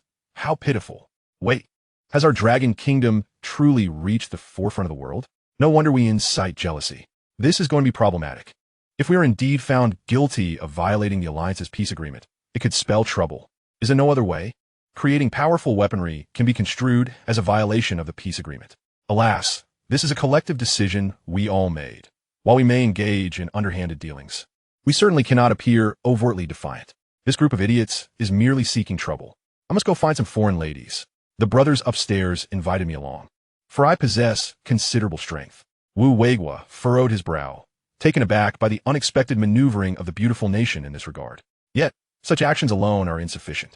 Thomas, may I inquire about the origins of your data? Even we, from the Dragon Country, were unaware of our own formidable weaponry. Thomas smirked. Wu, do not attempt to obfuscate. These are facts. During the last International Equipment Trade Exhibition, our researchers witnessed it firsthand. Could there be any doubt? Wu Weigua exhaled deeply, leisurely lifted his teacup, and contemplated for a moment before setting it down. Thomas, if I'm not mistaken, all of this is merely hearsay, devoid of evidence. May I thus conclude that you are fabricating facts? Wu Weigua inhaled sharply, his words incisive. This is an affront to the entire Dragon Country, a provocation to millions of its citizens. Are you seeking war? Thomas appeared somewhat embarrassed. Damn it, indeed, there is no direct evidence. The information was relayed from the Camel Country. The crucial fighter jets are still for pre-sale. We can obtain no proof. The audience of the Dragon Country erupted in laughter during the televised broadcast. This is hilarious. How did this person become a diplomat for the beautiful nation? Surely their intellect is lacking. What nonsense is this without evidence? I possess formidable weapons, yet I refuse to acknowledge them. Do you have proof? This is merely a game. One could almost sense that Thomas wished he could retract his statements. Chapter 56. The Dragon Country lacks transport aircraft.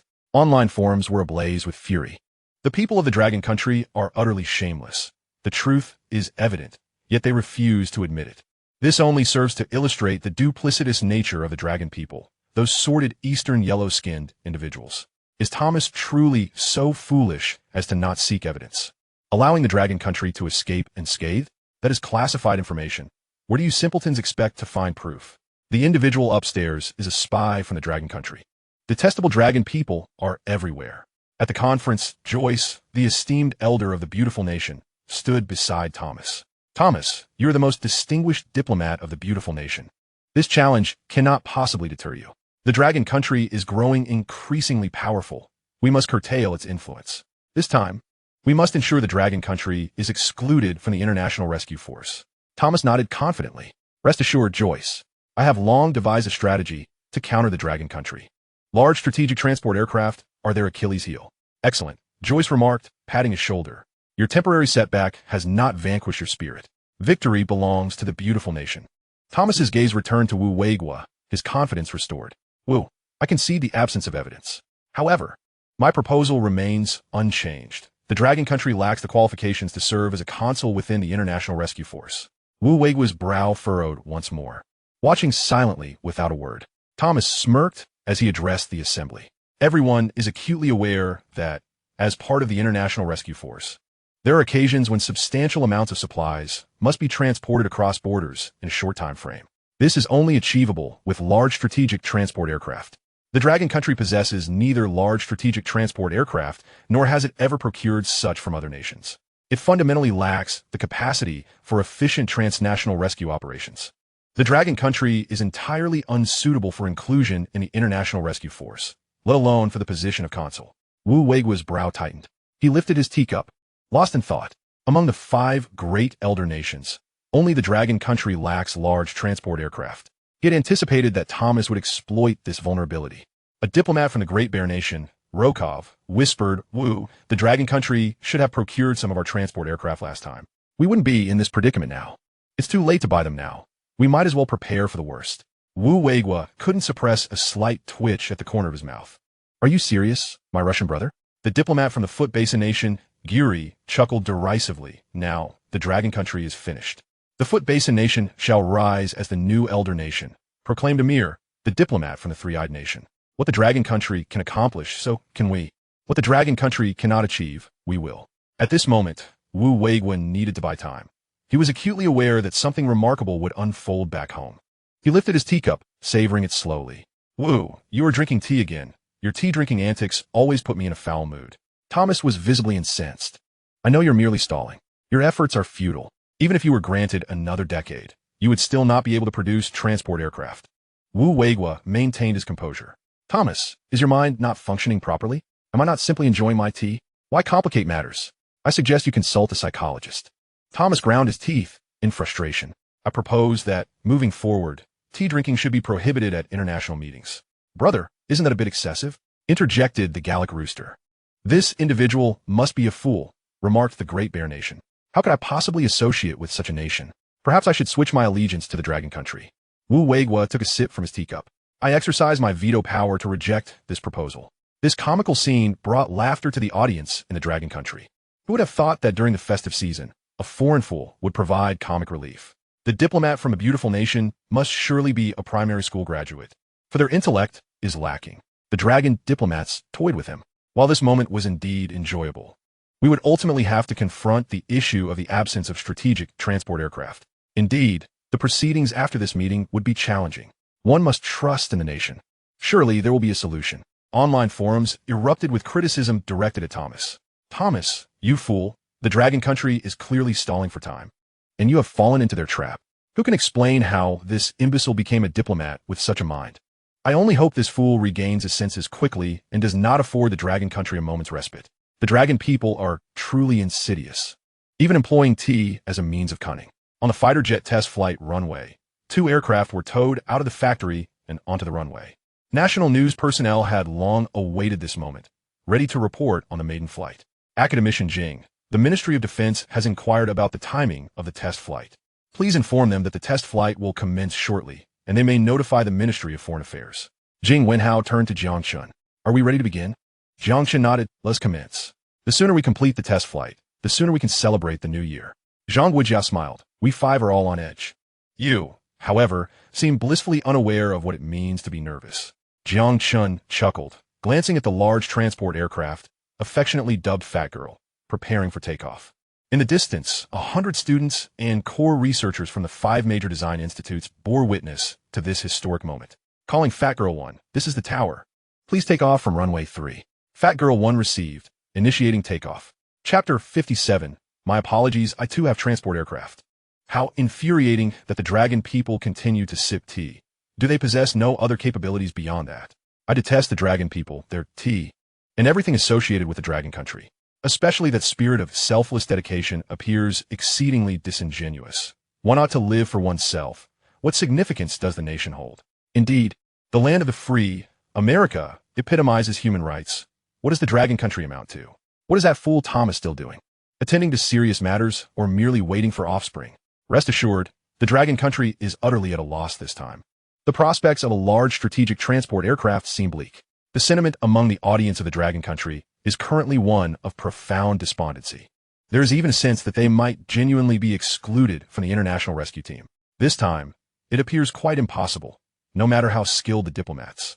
A clever woman cannot weave without thread. Indeed, it is remarkable that our nation has accomplished the construction of 5th-generation fighters today. However, developing a large strategic transport aircraft is no easy feat. Not long ago, the nation announced a significant breakthrough in this area. You may not comprehend this, but it is merely a smokescreen set by the state. 80% of the national audience is glued to their televisions, monitoring the developments of this conference.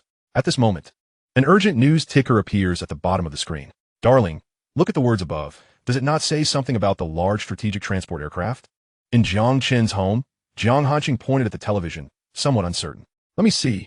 Jiang Hui fixated on the ticker, instinctively speaking. We warmly celebrate the successful maiden flight of the nation's large strategic transport aircraft, Fat Girl. Our gratitude to the researchers who have silently contributed to this achievement. Old Jiang. It truly is the successful maiden flight of the large strategic transport aircraft.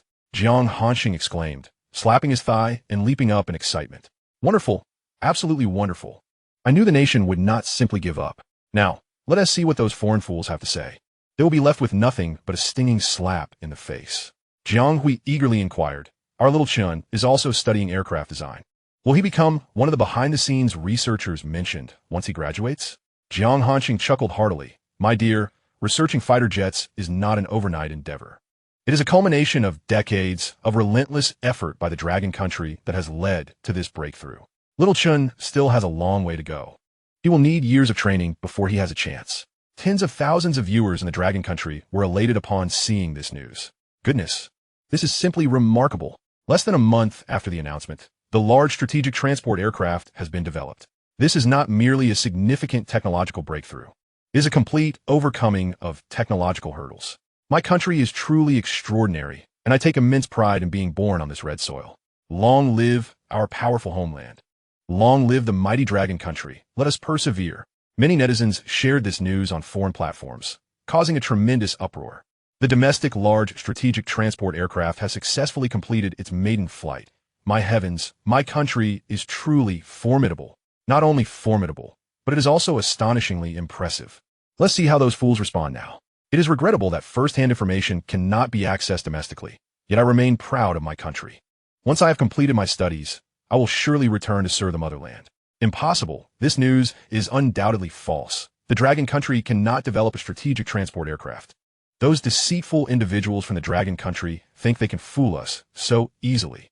The beautiful nation took over a decade to develop their large strategic transport aircraft. How could the Dragon Country possibly achieve success in such a short time? The Dragon Country is merely struggling in its dying throes. Lies will eventually be exposed. At the United Nations building in the conference center. Wu, please answer my question directly. Thomas, exuding an air of confidence, gazed at Wu Weiguo. If your Dragon Country currently lacks a large strategic transport aircraft, then you cannot hold one of the 5 consular positions in the rescue team. Wu Weiguo maintained an outwardly calm demeanor while feeling an internal surge of anxiety. Why hasn't the message arrived yet? If he drinks any more, he will need to excuse himself. The diplomat from the Great Bear Nation, Rokov, whispered Wu, I may truly be unable to assist you this time. If you plan to turn hostile, we shall withdraw from the 5 elder positions and prepare to launch the mushroom egg. Wu Weiguo's lips twitched involuntarily as he glanced at Rokov. This guy, is he only capable of throwing mushroom eggs? Wu, discard your damn teacup and answer my question directly. Thomas glared furiously. At that moment, a diplomatic staff member from the Dragon Country appeared behind Wu Weiguo, whispering something in his ear. Wu Weiguo nodded, maintaining an outwardly composed facade. Mr. Thomas, tea is a preference of our Dragon Country people, much like how your beautiful nation enjoys coffee and cola. It is part of our national rights and freedoms. You have no authority to interfere. As he spoke, he rose, his gaze piercing as it swept across the room. As one of the 5 elder nations, the Dragon Country must hold a consular position in the rescue team. Thomas retorted furiously, your Dragon Country cannot even produce a single large strategic transport aircraft. By what right do you claim a consular position in the rescue team? Should international material aid be required, what will your Dragon Country use for transport? In the event of a significant issue, how will your Dragon Country assume responsibility? Who says my Dragon Country lacks a large strategic transport aircraft? Wu Weiguo's voice resonated like thunder throughout the conference room, echoing across the globe. Just moments ago, the Dragon Country successfully completed the maiden flight test of its large strategic transport aircraft. Upon this announcement, a wave of commotion rippled through the Assembly of Nations. The diplomat from the Foot Basin Nation, Jiang, exclaimed, Baka, how could the Dragon Country possibly be this powerful? This must be false, a fabrication. The diplomat from the Camel Nation, Aziz, remarked, the Dragon Country has introduced a new fighter jet. There will be plenty of places to spend money. How delightful. The diplomat from the Third Nation, Amir, stammered, how could the Dragon Country produce a large strategic transport aircraft? If the Dragon Country can, so can we. I will return and build a super large strategic transport aircraft. The diplomat from the Stick Nation, Park Thailang, stated, the Dragon Country is so formidable. I must ensure that my beautiful nation sends more troops for protection. The Great Bear Nation diplomat, Rokov, glanced at Wu Weiguo and then at his teacup. It seems he must drink more tea and less alcohol. The Dragon Country people are truly clever. Impossible, absolutely impossible. Thomas glared at Wu Weiguo. Wu, the Dragon Country cannot possibly complete a large strategic transport aircraft in such a short time. This is undoubtedly false news from your Dragon Country. You are deceiving the world. Brazenly lying. Is that so? Wu Weiguo sneered. Then I invite everyone to turn their attention to the big screen and see whether the Dragon Country can produce a large strategic transport aircraft. As his words fell, the conference's large screen displayed footage from the Dragon Country. A colossal dark blue aircraft soared into the sky. At that moment, the entire world was astounded. Chapter 58. I wish to be the chief consul. Do you have any objections? The Foot Basin Nation diplomat, Jiang, widened his eyes and swallowed hard. My heavens! The Dragon Country truly has a transport aircraft. How then can I ascend to the position of one of the 5 elder nations? The diplomat from the Camel Nation, Aziz, gazed in awe. This transport aircraft from the Dragon Country is simply stunning. I must procure 10 or even 20 of them. After the meeting, I will seek negotiations with the Dragon Country. It must be secured. The diplomat from the Third Nation, Amir, was left speechless. The Dragon Country's transport aircraft has truly taken off. How can I possibly keep up? I must invest 100 billion immediately. I too want a transport aircraft. The diplomat from the Stick Nation, Park Thailang, remarked, now even the elder brother cannot handle this. The Dragon Country is defying the heavens. The Great Bear Nation diplomat, Rokov, swallowed hard. Looking at Wu Weiguo, he mused, how has Long Nation suddenly surpassed me in every aspect? Wasn't it previously trailing behind me? Could it be that Long Nation truly possesses cultivators who have crafted their fighter jets? The foreign forums erupted in a frenzy, with bewildered foreigners expressing their astonishment. My goodness, Long Nation actually has strategic transport aircraft. When did they become this formidable? It was evident that sanctions against Long Nation would be futile. Thomas, you fool, go eat dirt. It was inconceivable. This imagery must surely be fabricated. Long Nation could not possibly rival the beauty of America. Hey, upstairs, you dimwit. Don't you realize this is an international news channel? Can they fabricate such things? Foreigners, with their narrow-mindedness, could barely tolerate that someone else might be slightly superior. How pitiful. Those who just claimed Long Nation lacked transport aircraft, step forward and open your eyes wide. What is this? Long Nation is invincible. Long Nation shall reign. Let us see how that fool Thomas expels us now. At this moment, Thomas's face turned pale, his eyes fixed on Wu Weiguo with a look of utter disbelief. Thomas, you are the most formidable diplomat of the beauty of America. Do not dwell on momentary victories or defeats. Maintain a long-term perspective, advised Joyce, the elder statesman of the beauty of America, casting a wary glance at Wu Weiguo. You must be cautious of this Long Nation individual sipping tea. I suspect it may be some sort of signal. We must secure the position of Consul General of the International Rescue Forces. As it pertains to the honor of our great nation, Joyce sneered. So what if they excel in fighter jets? We can easily impose sanctions on them in other areas. Thomas, regaining his confidence, replied, rest assured, Joyce, I will undoubtedly secure that Consul General position. Very well, Joyce nodded. The next steps rest upon your shoulders. Thomas returned to the conference table, surveying the room with renewed conviction. Since Long Nation possesses strategic transport aircraft, they could indeed hold the consul position. Let us proceed to the official agenda regarding the position of Consul General of the International Rescue Forces. If there are no objections from those present, let the beauty of America assume this role. The Gallic Rooster's diplomat, Adrian, smiled and nodded in agreement. I have no objections. The Lion Nation's diplomat, Hebrew, echoed. I too have no objections. Thomas smiled, acknowledging the two diplomats with a nod. His gaze shifted to Wu Weiguo, only to change dramatically. And you, Long Nation, what is your stance? Wu Weiguo calmly lifted his teacup and took a sip. Damn those Long Nation folks, back to sipping tea again. They must be conveying signals. Thomas glared at Wu Weiguo in anger. Wu, please provide your Long Nation's opinion. If you remain silent, it will be assumed that Long Nation agrees with this proposal. Wu Weiguo set down his teacup, smiled, and addressed Thomas. Long Nation oppose. What the hell? Next to him, Rokov's eyes nearly bulged out in shock. Is Long Nation truly this audacious? They are openly defying the beauty of America. My goodness, brother, you are incredible. I, the Great Bear Nation, also oppose. After speaking, Rokov cast a glance at Wu Weiguo. Brother, see, I am aligned with you. Perhaps you could sell me a few more fifth-generation fighters later. Wu Weiguo merely chuckled. Thomas was furious, nearly choking on his rage. One Long Nation is causing trouble here, and now the Great Bear Nation is jumping into the fray as well. Clearly disregarding the world's hegemony. On foreign forums, individuals were equally incensed. My goodness, does Long Nation believe that possessing transport aircraft makes them the world's hegemony? Long Nation is doomed. They are notoriously prone to arrogance at the slightest achievement. How dare Long Nation challenge the beauty of America, the true world hegemon? The Great Bear Nation diplomat is also meddling. They must be in cahoots. These foolish foreigners truly believed they were the world's rulers, asserting their opinions as definitive. Long Nation will oppose. If you're not satisfied, then bring it on. I could single-handedly take on all of you. You've never managed to intimidate me before.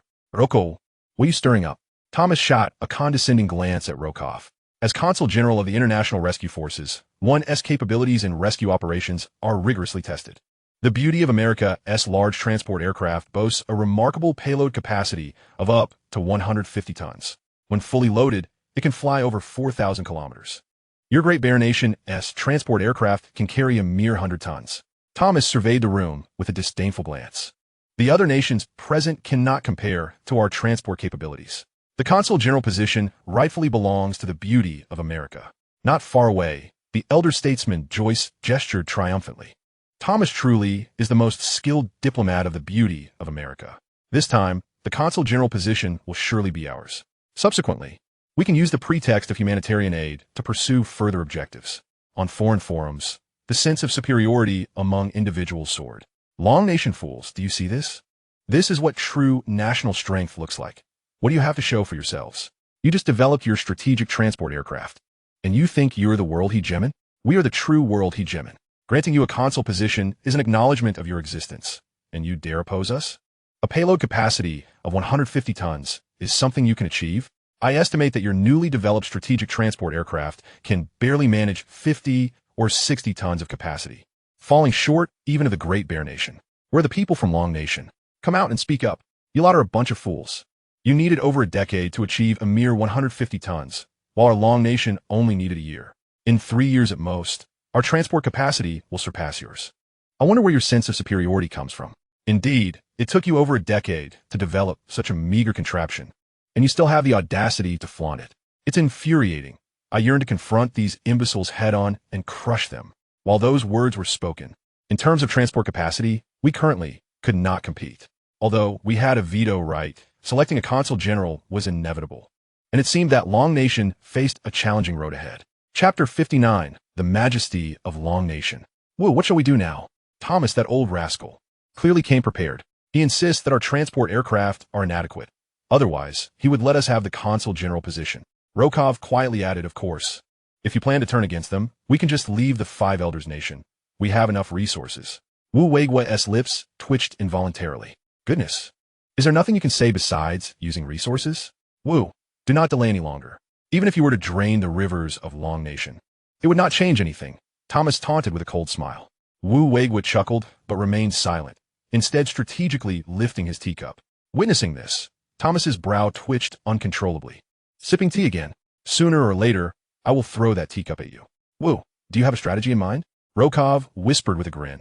Every time you sip tea, it means you have a plan. I know you. Know your grandmother. Wu Weigua thought through various strategies in his mind. Almost no method seemed capable of breaking the current deadlock. A late start is indeed a significant drawback. If only the Dragon Nation were granted another decade, we would not have to contend with so many concerns. Just as Wu Weigua contemplated surrendering, a staff member from the Dragon Nation reappeared behind him, producing a document and placing it before him. Wu glanced at it, his eyes alight with excitement. Though this spark was fleeting, quickly replaced by composure. He turned to Thomas and stated, Thomas, you mentioned that the International Rescue Force tests a nation's logistical capabilities. The country with superior transport capabilities will undoubtedly claim the position of consul general. Would you not agree? Thomas regarded Wu Weigua, an unsettling premonition rising within him. Yet he struggled to grasp the implication of Wu's words. Could it be that the Dragon Nation's transport aircraft surpassed his own? He swiftly dismissed this absurd notion. Wu, that was my assertion. If the Dragon Nation possesses transport aircraft superior to this, the position of consul general rightfully belongs to them. Wu Weigua then projected a report onto the large screen, revealing the latest data on the Dragon Nation's transport aircraft. The Dragon Nation's Fat Girl strategic transport aircraft boasts an astounding payload capacity of 200 tons and an impressive operational range of 6,000 kilometers. I wonder, Mr. Thomas, whether the position of consul general should indeed be awarded to the Dragon Nation. At this declaration, the room erupted in commotion. The diplomat from the Foot Basin Nation, Douyun, exclaimed, Baka, how could the Dragon Nation leap ahead of us by such a margin? This is utterly impossible. Aziz, the diplomat from the Camel Nation, remarked, incredible. The Dragon Nation's transport aircraft is remarkably formidable. I must increase my budget to procure one. Amir, the diplomat from the Third Nation, grumbled, curse it. If the Dragon Nation can construct such a colossal transport aircraft, I must ensure we can as well. Park Thailang, the diplomat from the Stick Nation, lamented, brother, please send more troops to protect me. I am quite frightened. Rokov, the diplomat from the Great Bear Nation, cast a knowing smile at Wu Weigua, realizing that this fellow must have some tricks up his sleeve. That mystical Eastern green tea. When I return, I must abandon alcohol for tea. Meanwhile, the foreign online forums erupted. with the sense of superiority among foreigners crumbling instantaneously. Oh my God, how could the Dragon Nation possibly outshine the beautiful nation? This cannot be true. They insisted that the data must be fabricated. The Dragon Nation's transport aircraft could not achieve such capabilities. Indeed, if my beautiful nation cannot produce such a thing, how could the Dragon Nation? Thomas's foolishness in believing such outrageous data was questioned, and the group of skeptics remained steadfast, unwilling to accept the Dragon Nation's strength until the very end. They still fancied themselves the world's hegemon, oblivious to the need to awaken from their delusions. The notion of a 200-ton payload capacity seemed unfathomable to domestic scientists. In the conference hall, disbelief reigned. Impossible. This cannot be. Thomas and others gaped at the large screen displaying the data. How can the Dragon Nation's transport aircraft possess such capabilities? This data must be fabricated. The Dragon Nation is certainly deceiving us. Wu Weigua retorted with a cold smile. Thomas, do you truly believe the Dragon Nation would jest with its national dignity? It is likely only countries like yours that disregard their own integrity. For us, national dignity surpasses all else. In the future, we can certainly conduct tests to verify this data. If any discrepancies arise, the Dragon Nation shall withdraw from the rescue force, and even from the Council of 5 Elder Nations. His voice was not loud, yet it resonated throughout the entire assembly, leaving the hall enveloped in silence. At that moment, the gaze of the entire world converged upon the Dragon Nation, profoundly astonished by its technological prowess. The Dragon Nation was demonstrating its might to the world. Dogri Jun, the diplomat from the Foot Basin Nation, conceded, Baka, the Dragon Nation has truly risen in strength. We must take this seriously. Aziz, the Camel Nation diplomat, recognized the need to foster closer relations with the Dragon Nation, noting the superior quality and affordability of their products. Amir, from the Third Nation, lamented, Cursed be it, the Dragon Nation has escalated to such heights. How can we possibly keep pace?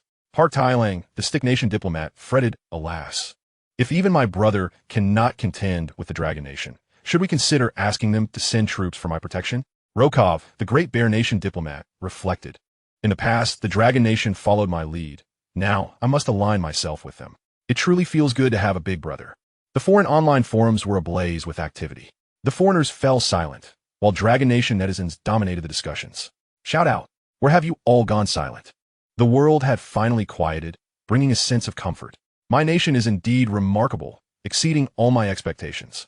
Indeed, as I study abroad, I can hardly wait to graduate and return home to contribute to my motherland. I long for the flavors of home, the local brews, the familiar faces. I yearn to return. Brothers, is it not time to declare that the Dragon Nation can assume the position of Consul General for the International Rescue Force? This is a given. Thomas himself has foolishly acknowledged it. Can he possibly retract such a statement? Unless, of course, he is shameless. At this juncture, the Dragon Nation rejoiced in national celebration, reveling in the monumental victory achieved at the conference. Dear, did you see how powerful our Dragon Nation has become? Even the beautiful nation dares not challenge us now. All credit goes to the researchers working behind the scenes, much like the foundation laid by the mushroom egg in years past. Jiang Hui smiled at Jiang Hansheng, asking, do you think our son will grow to be such an outstanding researcher? Jiang Hansheng replied with a grin, certainly, without a doubt. After all, he is of the Jiang lineage. Everyone believed the matter settled when Thomas made a shocking decision that sent ripples across the globe. Chapter 60. A new wave of turmoil in the International Conference Hall. Joyce scolded, Thomas, you scoundrel. Is this the result you promised? You've utterly embarrassed the beautiful nation. The position of Consul General is now virtually within the grasp of the Dragon Nation. Joyce expressed her fears, noting that with the Dragon Nation's current pace of technological advancement, should they secure the position of commander of the International Rescue Force, their influence on the world would expand almost instantaneously, an outcome we do not desire. You must devise a plan to reclaim the Consul General position for us. Thomas glared at Wu Weigua, acknowledging that the current state of affairs was a direct consequence of the Dragon Nation's actions. Why not settle for the position of a mere consul in the rescue force? Why must they vie for the Consul General role? Rest assured, Joyce, I will reclaim the Consul General position. This time, the Dragon Nation will not prevail. Joyce's eyes brightened. You truly have a plan to alter the current situation. Without further comment, Thomas strode back to the podium. The elder Samachi of the Blue Star United Nations joined the 5 nations present, asking, do any of you have objections to the Dragon Nation assuming the role of Consul General for the International Rescue Force? With no objections raised, The Dragon Nation was poised to formally take on the position of Consul General for the International Rescue Force. The diplomat from Gallus, Adrian, stated, "I have no objections." The diplomat from the Lion Nation, Hebrew, concurred, "I agree." Rokov from the Great Bear Nation added, "I too am in agreement." The esteemed Elder Samachi of the International Union cast a glance towards Thomas. "Thomas, what is your opinion from your illustrious nation?" Thomas rose to face Wu Weigua. "I pose." The room erupted in uproar. The diplomat from the Foot Basin Nation, Dobry Jun, exclaimed, "Baka, I thought I was shameless enough. But seems our elder is even more so." Aziz, the diplomat from the Camel Nation, remarked, "From now on, we shall no longer procure goods from the beautiful nation. Not only are the prices exorbitant, but these people are utterly devoid of shame." Amir, the diplomat from the Three Nations, added, "Well done. I have yet to become a consul, so how could the Dragon Nation ascend to the position of consul general?" Park Tailang, the diplomat from the Stick Nation, teased, "Elder, you're standing up again. Is the elder here to protect the younger?" Rokov, the diplomat from the Great Fur Nation, exclaimed, "What the hell? Is Thomas this foolish? It seems the Dragon Nation can no longer endure this. Preparations for deploying mushroom bombs must commence." Wu Weigua remained calm, not even furrowing his brow. After years of dealing with Thomas, he was acutely aware of this individual's character. In pursuit of his objectives, Thomas would readily forsake his dignity. "Thomas, you must provide a reasonable explanation to the Dragon Nation. Otherwise, you will be openly violating the agreement of the Alliance and will face global condemnation." Thomas sneered, "Wu, do not think to intimidate me with such matters. My beautiful nation fears not. What I must convey is that your Dragon Nation is not yet equipped to assume the role of Consul General. Of course, my previous statements were somewhat incomplete. As a Consul General, one must first possess superior transportation capabilities and must also demonstrate top-tier escort abilities." He chuckled, glancing at Wu Weigua. "Indeed, your Dragon Nation has top-notch fifth-generation aircraft. However, as I understand, your fifth-generation aircraft are only adequate for aerial combat. Meanwhile, rescue teams may encounter armed factions on the ground at any moment. The best approach to deal with such entities is through fifth-generation bombers. A single bomb will annihilate them completely, with no casualties. Yet, it appears your Dragon Nation is nearly devoid of such capabilities." The previously tranquil atmosphere erupted once more. Though Thomas's reasoning seemed somewhat tenuous, it possessed a kernel of truth. Time and again, aerial superiority over ground forces proved overwhelmingly advantageous. Dobry Jun of the Foot Basin Nation remarked, "Baka, Thomas has a bit of wit. How could he exploit such matters? The Dragon Nation could never produce fifth-generation bombers." Aziz from the Camel Nation noted, "The people of the beautiful nation are truly despicable. Now the Dragon Nation will surely suffer." Amir from the Three Nations declared, "What? There is actually such a thing as fifth-generation bombers? The Dragon Nation doesn't have those. I must create one upon returning." Park Tailang from the Stick Nation praised, "As expected of the elder, I knew he wouldn't fall so easily." Rokov from the Great Fur Nation mused, "Even I don't possess such bombers. I wouldn't dare dream of having one. The Dragon Nation certainly doesn't have them either, and who would have thought Thomas could turn the situation around?" On foreign online forums, the naysayers were re-energized. "Haha, Thomas is undoubtedly a genius. He has not disappointed my expectations.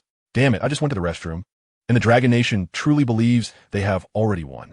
The fifth-generation bomber is a piece of black technology exclusive to our beautiful nation, unique in the world. Let us see how the Dragon Nation will respond. I don't believe they can produce fifth-generation bombers. The fools upstairs seem utterly shameless. Indeed, when one is despicable, they become invincible. It is infuriating to see the Consul General position nearly within grasp, only for it to slip away like this. Would the nation consider such a scenario? Must they truly concede? It seems unlikely. The technological barriers for fifth-generation bombers are exceedingly high. It would take at least a decade to produce one.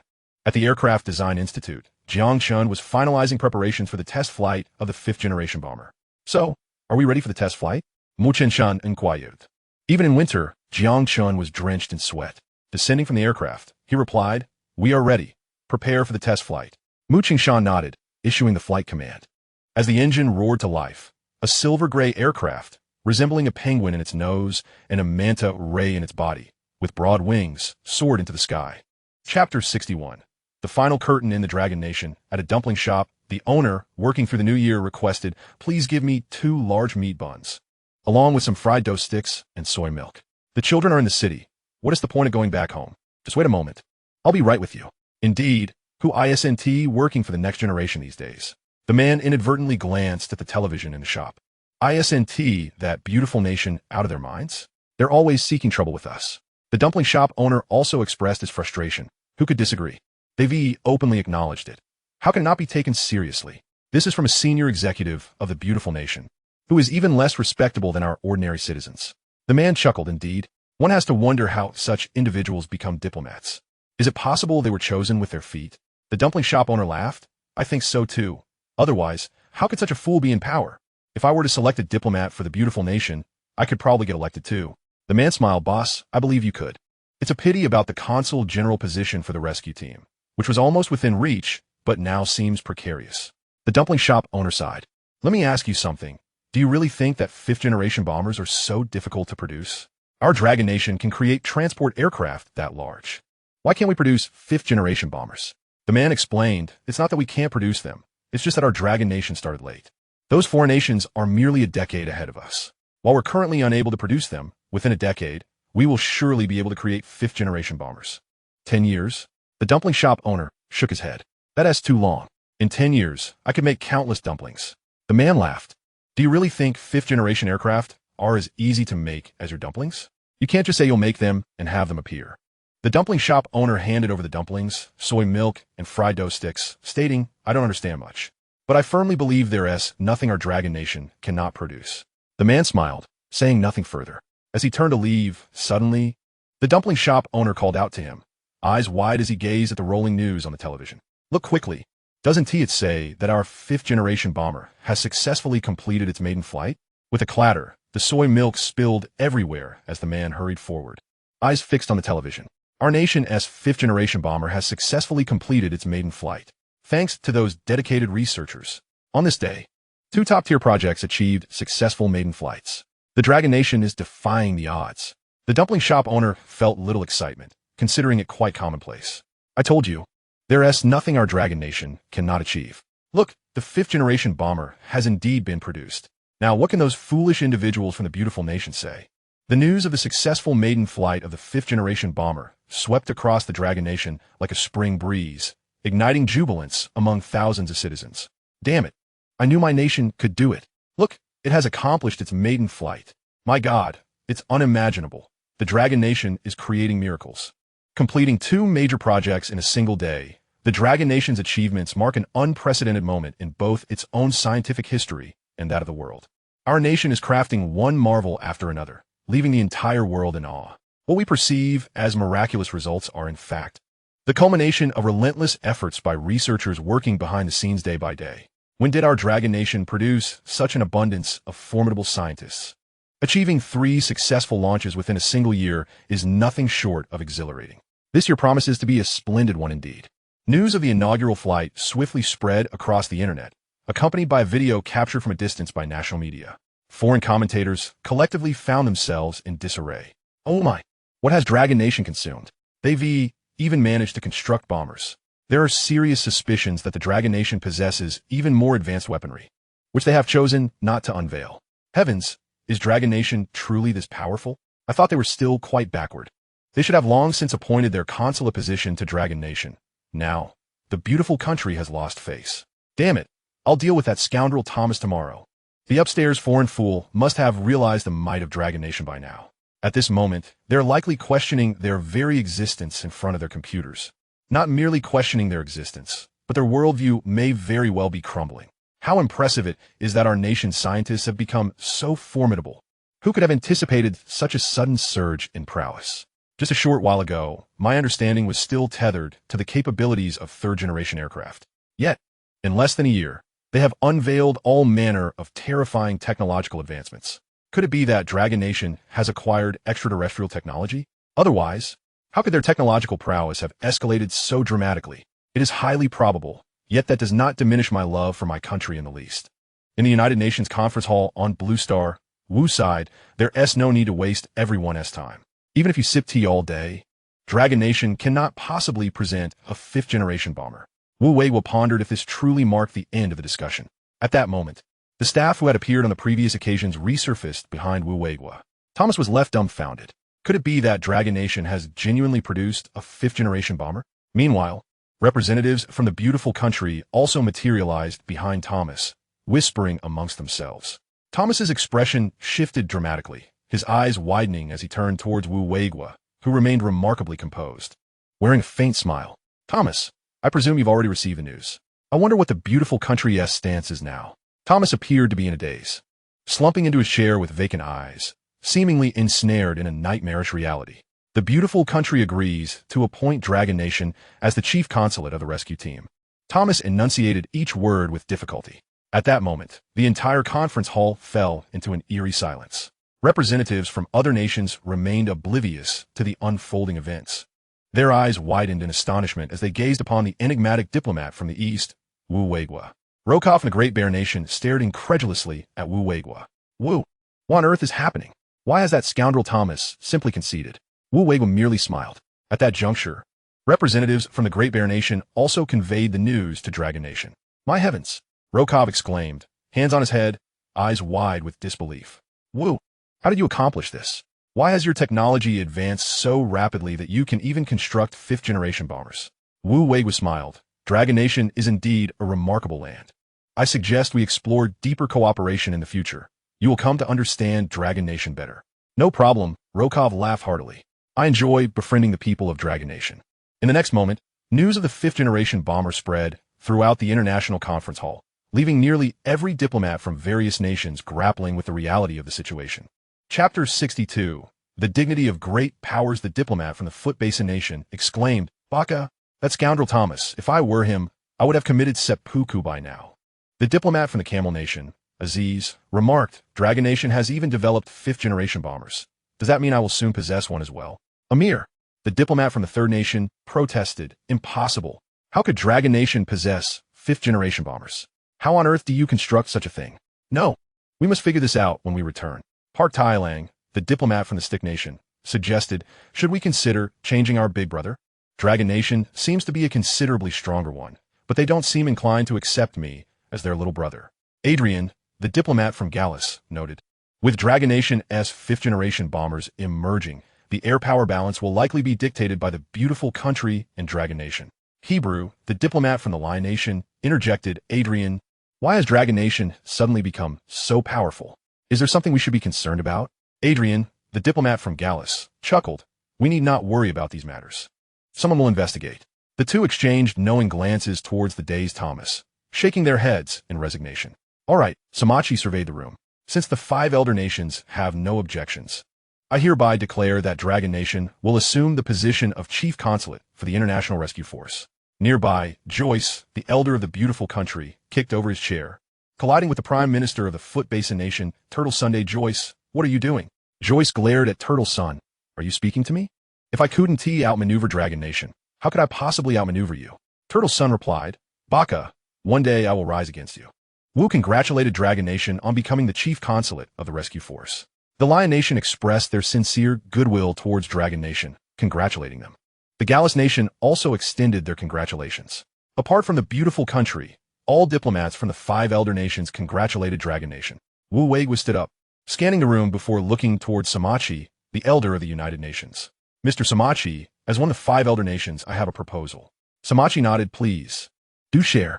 Wu Weigua's gaze swept across the assembly, his voice resonating throughout the hall. Dragon Nation believes that the rescue force holds immense international and humanitarian significance.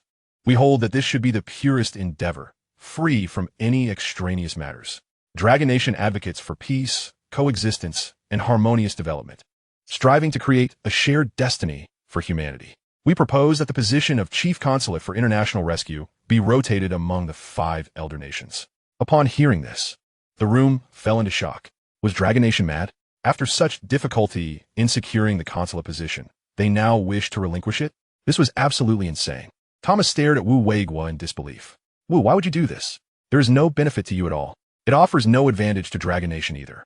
Wu Weigua smiled. The intricacies of this matter are beyond your comprehension. For now, all I require is a simple answer. Will this proposal be accepted? Samachi looked at Wu Weigua, confirming, Wu, does Dragon Nation truly wish to proceed with this proposal? Once initiated, it cannot be altered. You understand the rules. Wu Weigua nodded. Dragon Nation's proposal is for the 5 elder nations to take turns in holding the chief consulate position. Samachi nodded and surveyed the room. We will now proceed to a show of hands for a vote. Those in favor of this proposal, please raise your hands. Wu Weigua was the first to raise his hand. Dragon Nation, in favor. The other three nations exchanged glances with one another. I, the Great Mao Nation, concur. I, the Gallic Rooster Nation, concur. I, the Lion Nation, concur. Finally, Samek turned to Thomas. What is your opinion, beautiful nation? Thomas sighed deeply and rose to his feet. The beautiful nation concurs. Samek nodded. Then I hereby announce that the Consul General of the International Rescue Force will be rotated among the 5 elder nations, with the Dragon Nation taking the lead for the first term of 3 years. The room erupted in enthusiastic applause. For the other nations, their participation felt merely ceremonial.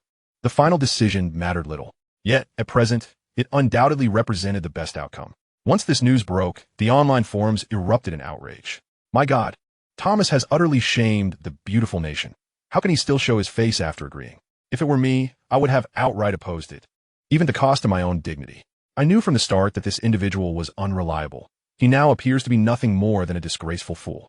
To the upstairs nitwits, where's the dignity of your nation, the global hegemon? If you have the audacity, do not raise your hand in agreement. This final maneuver was simply perfect. Being too conspicuous is not advantageous. One must learn to think critically. The Dragon Nation has struck it rich. Truly deserving of the title of the most handsome diplomat, I commend you. The Dragon Nation celebrated with fervor. The festive spirit of the Spring Festival was palpable, with even fireworks selling out. That night, in the canteen of the 2 major project bases, Jiang Chen personally oversaw the preparations for the New Year's Eve feast for hundreds. Fireworks lit up the sky outside the canteen, contributing to the festive atmosphere. A throng of students gathered at the kitchen entrance, watching Jiang Chen cook with eyes gleaming with admiration. Goodness, who knew our mentor Jiang was such an accomplished chef? It's completely unexpected. His skills appear to surpass even my mother's. My family runs a restaurant, and by mere knife skills, he outshines 5-star chefs. Is it true that Mentor Jiang's culinary prowess is this formidable? It's beyond mere excellence. It's astounding. And not even 20. He has not only become a national academician, but might also obtain a top-tier chef certification. How can such an extraordinary individual exist in this world? Gao Zhong exclaimed. I deeply regret being born in the same era as Jiang Chen. Our brilliance will inevitably be overshadowed by him. A sense of melancholy washed over them, as they envisioned futures where they could become the leading scientific talents of the Dragon Nation, perhaps even leading the nation. Yet, the mere thought of Jiang Chen looming before them like an insurmountable mountain left them disheartened. Let us leave. Seeing Jiang Chen only adds to our sorrow. Perhaps we should set off some fireworks instead. Remaining here serves no purpose but to deepen our sadness. In this lifetime, it seems impossible to surpass Jiang Chen. We can only linger in his shadow. Do you not find it exhilarating to be associated with Jiang Chen? Laughter erupted among the group, as they shared an unspoken understanding. At 7 o'clock that evening, tables laden with dishes were prepared, with the 5 academicians and over 100 people gathered together. Many experienced their first New Year celebration this way, their hearts brimming with excitement. Jiang Chen, it's New Year's, say a few words. Mu Chen Shan edged, a smile on his face. Jiang Chen nodded and stood, the room falling silent. Ladies and gentlemen, I am delighted to gather with you on this special occasion. There is little more to say. Let us raise our glasses and toast to our nation's prosperity and strength. Everyone rose, glasses held high. To our nation's prosperity and strength. As the meal commenced, gasps of delight filled the room. My goodness, this stir-fried chili pork is exquisite. I have never tasted such delicious chili pork in my life. You haven't tried this mapo tofu. It's simply unparalleled. Tonight, I intend to have 5 servings. This corn rib soup is unbelievably good. Nobody dare snatch it from me. Even if Jiang Chen were to abandon his research career, he would undoubtedly have a thriving restaurant. His culinary skills surpass those of 5-star chefs. It is simply too delicious. Chapter 63. Conferring the highest honor on New Year's Eve. Deep into the night, the moon hung bright and round. Jiang Chen and Mu Qing sat beneath the transport aircraft, gazing at the starry sky, engaged in light conversation. Jiang Chen, do you believe in fate? Fate? I used to be skeptical, but now I find myself a bit more inclined to believe. Me too. I was once a non-believer, but now I'm beginning to see its truth. Jiang Chen turned to Mu Qing, her profile illuminated by the moonlight, radiating an ethereal beauty. Suddenly, she turned her head, and their eyes met. Time seemed to freeze in that moment, the world around them pausing. They could distinctly feel each other's heartbeat. Mu Qing felt a surge of nervousness. What should I do? Why hasn't Tihi kissed me yet? Should I take the initiative? After many years, Jiang Chen once again witnessed the shy, anxious expression of his beloved. The atmosphere had reached a point where not to kiss would seem a disservice to their audience. In the next moment, Jiang Chen impulsively embraced Mu Qing, gently pressing his lips to hers.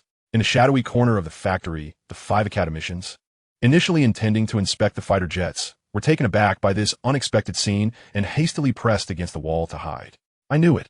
These two have been acting strangely tonight. Old Mu, it seems your granddaughter may not be able to hold on to him for long. Mu Qingshan chuckled, completely unfazed. If they weren't still in college and so young, I would be eager for them to marry right away. That would put my heart at ease. Damn it. Zhang Jiagua grumbled, his teeth clenched in frustration. Why don't I have a granddaughter? Such a fine young man as Jiang Chen becoming old Mu's son-in-law. What a stroke of luck for that old fellow. Isn't that the truth? Jing Wenhao lamented, his heart aching. What is there to be upset about? If you had Jiang Chen, you wouldn't be able to afford him either. But I do have a granddaughter, and she is no less attractive than Mu Qing. Why does such good fortune not come my way? Zhang Jiagua remarked with a chuckle. I think you should blame that old Chen fellow. He should have called you first, but instead, he called old Mu, leading you to miss out on Jiang Chen. Goodness. Goodness.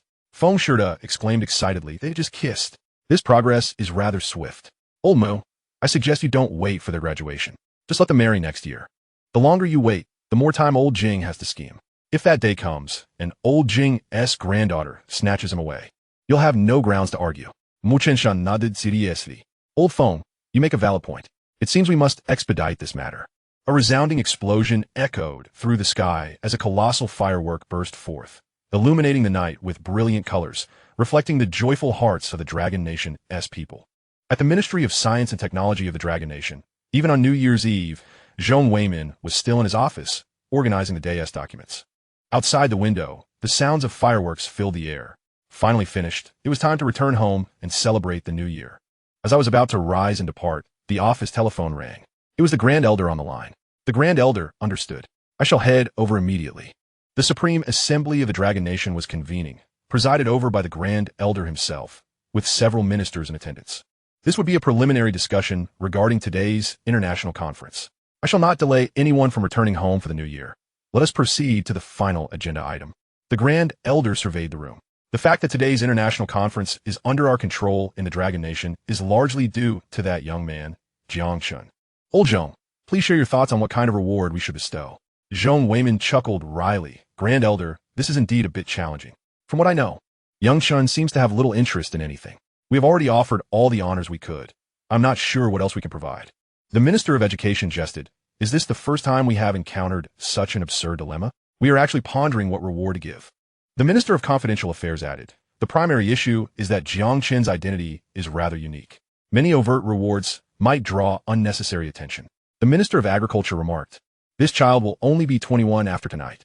At such a young age, he has achieved so much for our nation. As elders, we ought to offer him something, lest we feel quite embarrassed. The Grand Elder smiled. This young man is exceptional, as if bestowed upon us by the heavens. Without his emergence, it would likely have taken 20 years for our Dragon Nation's aircraft to reach this level. Zhong Weimin nodded. Indeed, 20 years is a conservative estimate. The resources consumed, in terms of manpower, materials, and finances, must be astronomical, not to mention the most precious resource for the Dragon Nation, time. Several ministers nodded in agreement. The crux of the matter is that, at present, we truly have little to offer as a reward. The Minister of Agriculture laughed. Surely we cannot simply give him money. How much would be appropriate? Zhong Weimin responded with a grin. It would have to be in the hundreds of millions, at least. Furthermore, I can assure you that this child would not accept it. He would prefer a monthly allowance of 1,000 yuan over such a sum. The Grand Elder chuckled. He is indeed an interesting child. At such a tender age, he possesses such a broad-mindedness. The rise of the Dragon Nation is merely a matter of time. Let us strive to grant him what rewards we can. I propose we formally bestow upon Jiang Chen the title of National Scholar of the Dragon Nation, along with a special merit award. Gasps of disbelief echoed in the room as the ministers widened their eyes, unable to suppress their astonishment. The title of National Scholar. How many years has it been since our nation last conferred this honor? Currently, only a handful of academicians hold this title, let alone the legendary Special Merit Award, which is exceedingly rare. Grand Elder, are we truly going to award these two titles? The Minister of Education expressed some concern. After all, Jiang Chen is still quite young. This is the highest honor of the Dragon Nation. Should we grant it to him now? He elaborated. I do not doubt Jiang Chen's qualifications.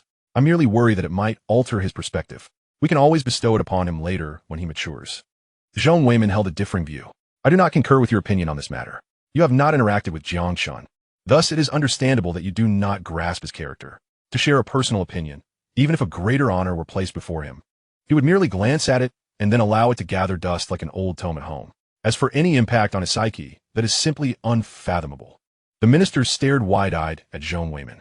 Old Zhong, your assertions are quite extreme. How can a young man possess such composure? Indeed, this is the highest honor of the Dragon Nation. Even we might find it challenging to attain. Ultimately, he is still just a 20-year-old youth with limited experiences. He needs to hone his character. Zhong Weimin turned to the Grand Elder. I believe these two titles should be conferred upon Jiang Chen. I stake my reputation that he will not present any issues. The Grand Elder nodded. Old Zhong, I trust your judgment. Let this matter be settled. You may proceed with the arrangements. The new year in the Dragon Nation is always the most jubilant. Fireworks burst forth like blossoms in the sky, resplendent in their colors, draping the Dragon Nation in a vibrant cloak. Chapter 64. Sci-Fi Agricultural Machinery Company. In the confidential conference room of the beautiful nation, Thomas wore a grim expression. The Dragon Nation was accelerating its infiltration. We must curtail the growth of their scientific personnel. You need not worry about funding. Proceed with confidence. As the conference room door closed, silence was restored. For a while thereafter, Jiang Chen was undisturbed by any matters, content to spend a joyful winter break at home with his parents. Mom and Dad, you should head back. I could take a taxi. All right, we will return. Take good care of yourself at school. Understood, Mom. Just then, a taxi halted in front of Jiang Chen. Mom and Dad, I'm off now. Please drive safely and call when you arrive. Jiang Chen leaned out to glance back at his parents. Take care of yourselves. As their figures gradually faded into the distance, Jiang Chen returned to the cab. Driver, to the train station, please. Academician Jiang. I'm afraid we may not be able to go to the train station just yet. Jiang Chen broke into a cold sweat, instinctively about to leap from the vehicle. Academician Jiang, do not be alarmed. It's me. The driver turned with a smile. Jiang Chen let out a sigh of relief. Team leader, who? It's you? You gave me quite a scare. I thought I was being targeted by assassins. Who typically bore an expressionless demeanor, managed to muster a hint of a smile. Only for Jiang Chen would he show such a reaction. Even Zhong Weimin had never witnessed him smile. He held a deep respect for Jiang Chen. Stop. You should refrain from smiling. It looks rather unappealing. Jiang Chen surveyed his surroundings. The confidential task force has quite a broad scope of operations, even employing taxi drivers. Who explained? It's a requirement of the job to conceal our identities. Jiang Chen nodded. May I inquire what the most outrageous identity you've ever disguised yourself with is? A flicker of change appeared on Hu's typically impassive face. I can't divulge that. Jiang Chen chuckled. The atmosphere is quite tense. Sharing it might lighten things up. A woman. What? Disguised as a woman. Jiang Chen's eyes widened as he scrutinized Hu from head to toe. Standing at over 6 feet tall, with a robust physique, he looked like he could easily take down a tiger. It was hard to believe that such a burly man could masquerade as a woman. Jiang Chen clapped Hu on the shoulder.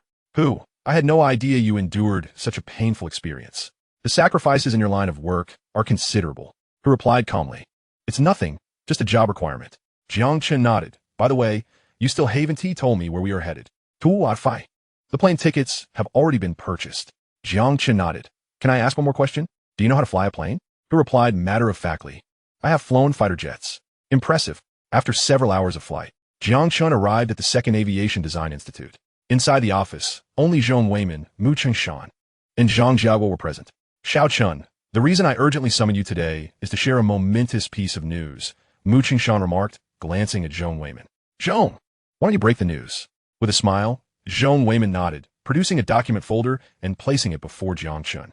This is from the Grand Elder, and I have been entrusted with the honor of presenting it to you personally. It is also he who has conferred this upon you. Please do open it. Yes, do open it swiftly, Mu Chengshan urged, his eyes glimmering with envy. As Jiang Chen opened the folder, he discovered a crimson certificate alongside a medal, both remarkably unique. At least to him. What is this? He inquired. The red document is the certificate for the title of National Scholar. Zhong Weimin explained, his smile widening. Currently, there are fewer than 10 individuals in the country who have received this honor. Neither Lao Mu nor Lao Zhang has attained such an accolade. He continued. The other item is a first-class medal. Compared to the title of National Scholar, this medal bears a distinctly different significance. Presently, it is likely that only 2 or 3 individuals in the Dragon Country possess this medal, underscoring its immense importance. Jiang Chen was taken aback. These two honors represented the pinnacle of recognition in the Dragon Country. Under normal circumstances, it would be nearly impossible to attain such prestigious accolades. The Grand Elder must hold exceedingly high expectations for him to bestow these profoundly significant honors. Xiao Chen, these two accolades carry immense weight for you. However, they also signify a responsibility and a trust. Do you understand? Mu Chenshan elaborated. Jiang Chen nodded in acknowledgement. Zhong, is there anything else? If not, I must return to the university. At his words, the three men were momentarily stunned. These are two top-tier honors, and your reaction seems rather subdued. Mu Qingshan coughed awkwardly to break the tension. In such a hurry to return to school? Jiang Chen nodded. I bought a return ticket, and it was quite expensive. If I did not head back today, it would be a waste. The three men exchanged glances, their expressions betraying a mix of disbelief and amusement. So, you're anxious to return simply because of the ticket price? We are clearly not on the same wavelength. Very well, be cautious on your journey, they advised. Thank you, Zhong. Jiang Chen carefully placed the folder into his backpack. How could he not feel excitement? Yet, he was uncertain how to articulate it. He resolved to contribute even more to the technological advancement of the Dragon Country. By the way, Xiao Chen, should you require anything in the future, please consult Lao Mu. We will ensure everything is arranged, Zhong Weiman said. Understood, Zhong. As the office door closed, the three men exchanged glances, the atmosphere thick with awkwardness. Suddenly, Zhong Weiman burst into laughter. This child truly mirrors my thoughts. He seems to hold little regard for material possessions. Mu Qingshan chuckled softly. I wonder what experiences have shaped him. Even if I had received such honors, I would not have remained this composed. Zhang Jiaguo reflected, perhaps, for Xiao Chen.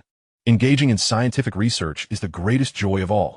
At the Sangnan Academy, in Professor Wang Qing's office, he reiterated, I have stated countless times that I will not serve as a consultant for your sci-fi company. Your focus is solely on agricultural aircraft, and our fields are incompatible. Professor Wang, please reconsider. We offer a generous compensation package. Moreover, you would not need to do much, merely provide suggestions at critical moments. Get out. Leave my office. A stout, middle-aged man was unceremoniously ejected from Wang Qing's office, the door slamming shut behind him. The middle-aged man was unperturbed. Professor Wang, I shall return in a few days. Please give it some thought. Chapter 65. Fishermen capture unmanned reconnaissance aircraft. As Jiang Chen stepped into his dormitory, he was immediately summoned to Wang Qing's office, leaving his belongings unattended. Chengge, you've just returned, and you haven't even had dinner. Where are you off to? Professor Wang called for me. I must go see him first. When you return to the cafeteria, could you bring me a meal? Sure. Jiang Chen exited the dormitory. Qian Pengzi glanced at the disheveled belongings on Jiang Chen's desk, sighing heavily. This room would be in utter chaos without me. Allow me to assist you. He picked up a suitcase and began putting the clothes into the wardrobe. Noticing the backpack on the desk, he reached for it. Unbeknownst to him, Jiang Chen had left the zipper unfastened in his haste. As he lifted it, the contents spilled out. Chengge, what on earth did you bring? Are these accessories and a red booklet? Qian Pengzi exclaimed, picking up the medal for a closer look. First-class medal. Wow, this is impressive. I've only heard of the first-class medal before. Where did you acquire this special one? He examined it closely, noting the design. It seems you have a taste for these trinkets. Qian Pengzi gingerly placed the medal back into the backpack and opened a red booklet. This can't possibly be a marriage certificate with Goddess Mu Qing, can it? He gasped, reading, awarded to Jiang Chen, National Scholar. Huh? He paused, scrutinizing the honor certificate. Does this even have a national seal? Goodness, who would dare forge such a document? He was bemused by its authenticity. Just as he was about to return the certificate to the backpack, a realization struck him. His eyes widened in disbelief as he stared at the items in his hands. First-class medal, National Scholar title. Could this be real? In the next moment, two individuals clad in black entered the dormitory, directing their gaze at Qian Yuyu. Holding the certificate, Qian Yuyu looked at the two men, and an awkward silence enveloped the room. Gentlemen, is this some sort of 6+1 situation? The black-clad figures responded. We are from the National Security Bureau. Please accompany us. Qian Yuyu exclaimed. What the hell? I'm merely tidying up my belongings. Is this really necessary? Mom, I'm so scared. I want to go home. Chengge, come and save me. And thus, Qian Pengzi was taken away by the two men. In Wang Qing's office, Jiang Chen sneezed unexpectedly. How strange. I'm not even sick. Why did I sneeze? Are you all right? Perhaps you caught a chill? Wang Qing inquired with concern. Jiang Chen shook his head. I'm fine. It's probably just that Mu Qing is thinking of me. By the way, Professor Wang, did you call me here for a specific reason? Wang Qing's brow furrowed. Do you remember the Sci-Fi agricultural aircraft company you mentioned last time? They contacted me a fortnight ago. I've sent them away multiple times, yet they persistently return every few days, which is rather annoying. Jiang Chen's brow also knitted in thought. He anticipated their swift reappearance, suggesting that Wang Qing had indeed been in contact with the Sci-Fi agricultural aircraft company long before. However, it was only later that the issue came to light. Professor Wang, what if our assumptions are incorrect?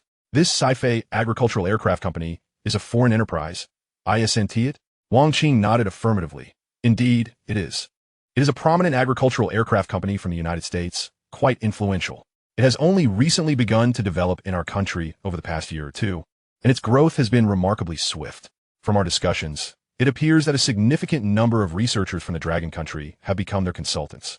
Moreover, they offer exceptionally generous terms, with an annual salary of 300,000. An annual salary of 300,000. Jiang Chen was taken aback. It is worth noting that during this era, the average salary hovers around 1,000 to 2,000 a month. By year's end, one might expect an annual income of merely 10,000 to 20,000. An annual salary of 300,000 is alluring even when considered 20 years into the future. Professor Wang, when circumstances deviate from the norm, there must be something amiss. Such a high salary undoubtedly harbors ulterior motives. I suspect their mass recruitment of Dragon Country researchers is aimed at stifling our development. Wang Qing nodded in agreement. Following your previous admonition, I took the initiative to investigate this company. Despite their recruitment of numerous researchers from our nation, their agricultural aircraft remain of an outdated design. Logically, there should be at least some advancements. I suspect their intention behind hiring Dragon Country researchers is to sideline them, neglecting their talents, thus allowing them to languish and ultimately be forsaken by the times. Jiang Chen nodded. If this is indeed the case, this company warrants a thorough investigation. The issues within may be profoundly serious. At that moment, Jiang Chen's phone abruptly rang. In the next instant, he was left dumbfounded. What? They've taken Qianyu? Understood. Once you've handled it, send him back. Is everything all right?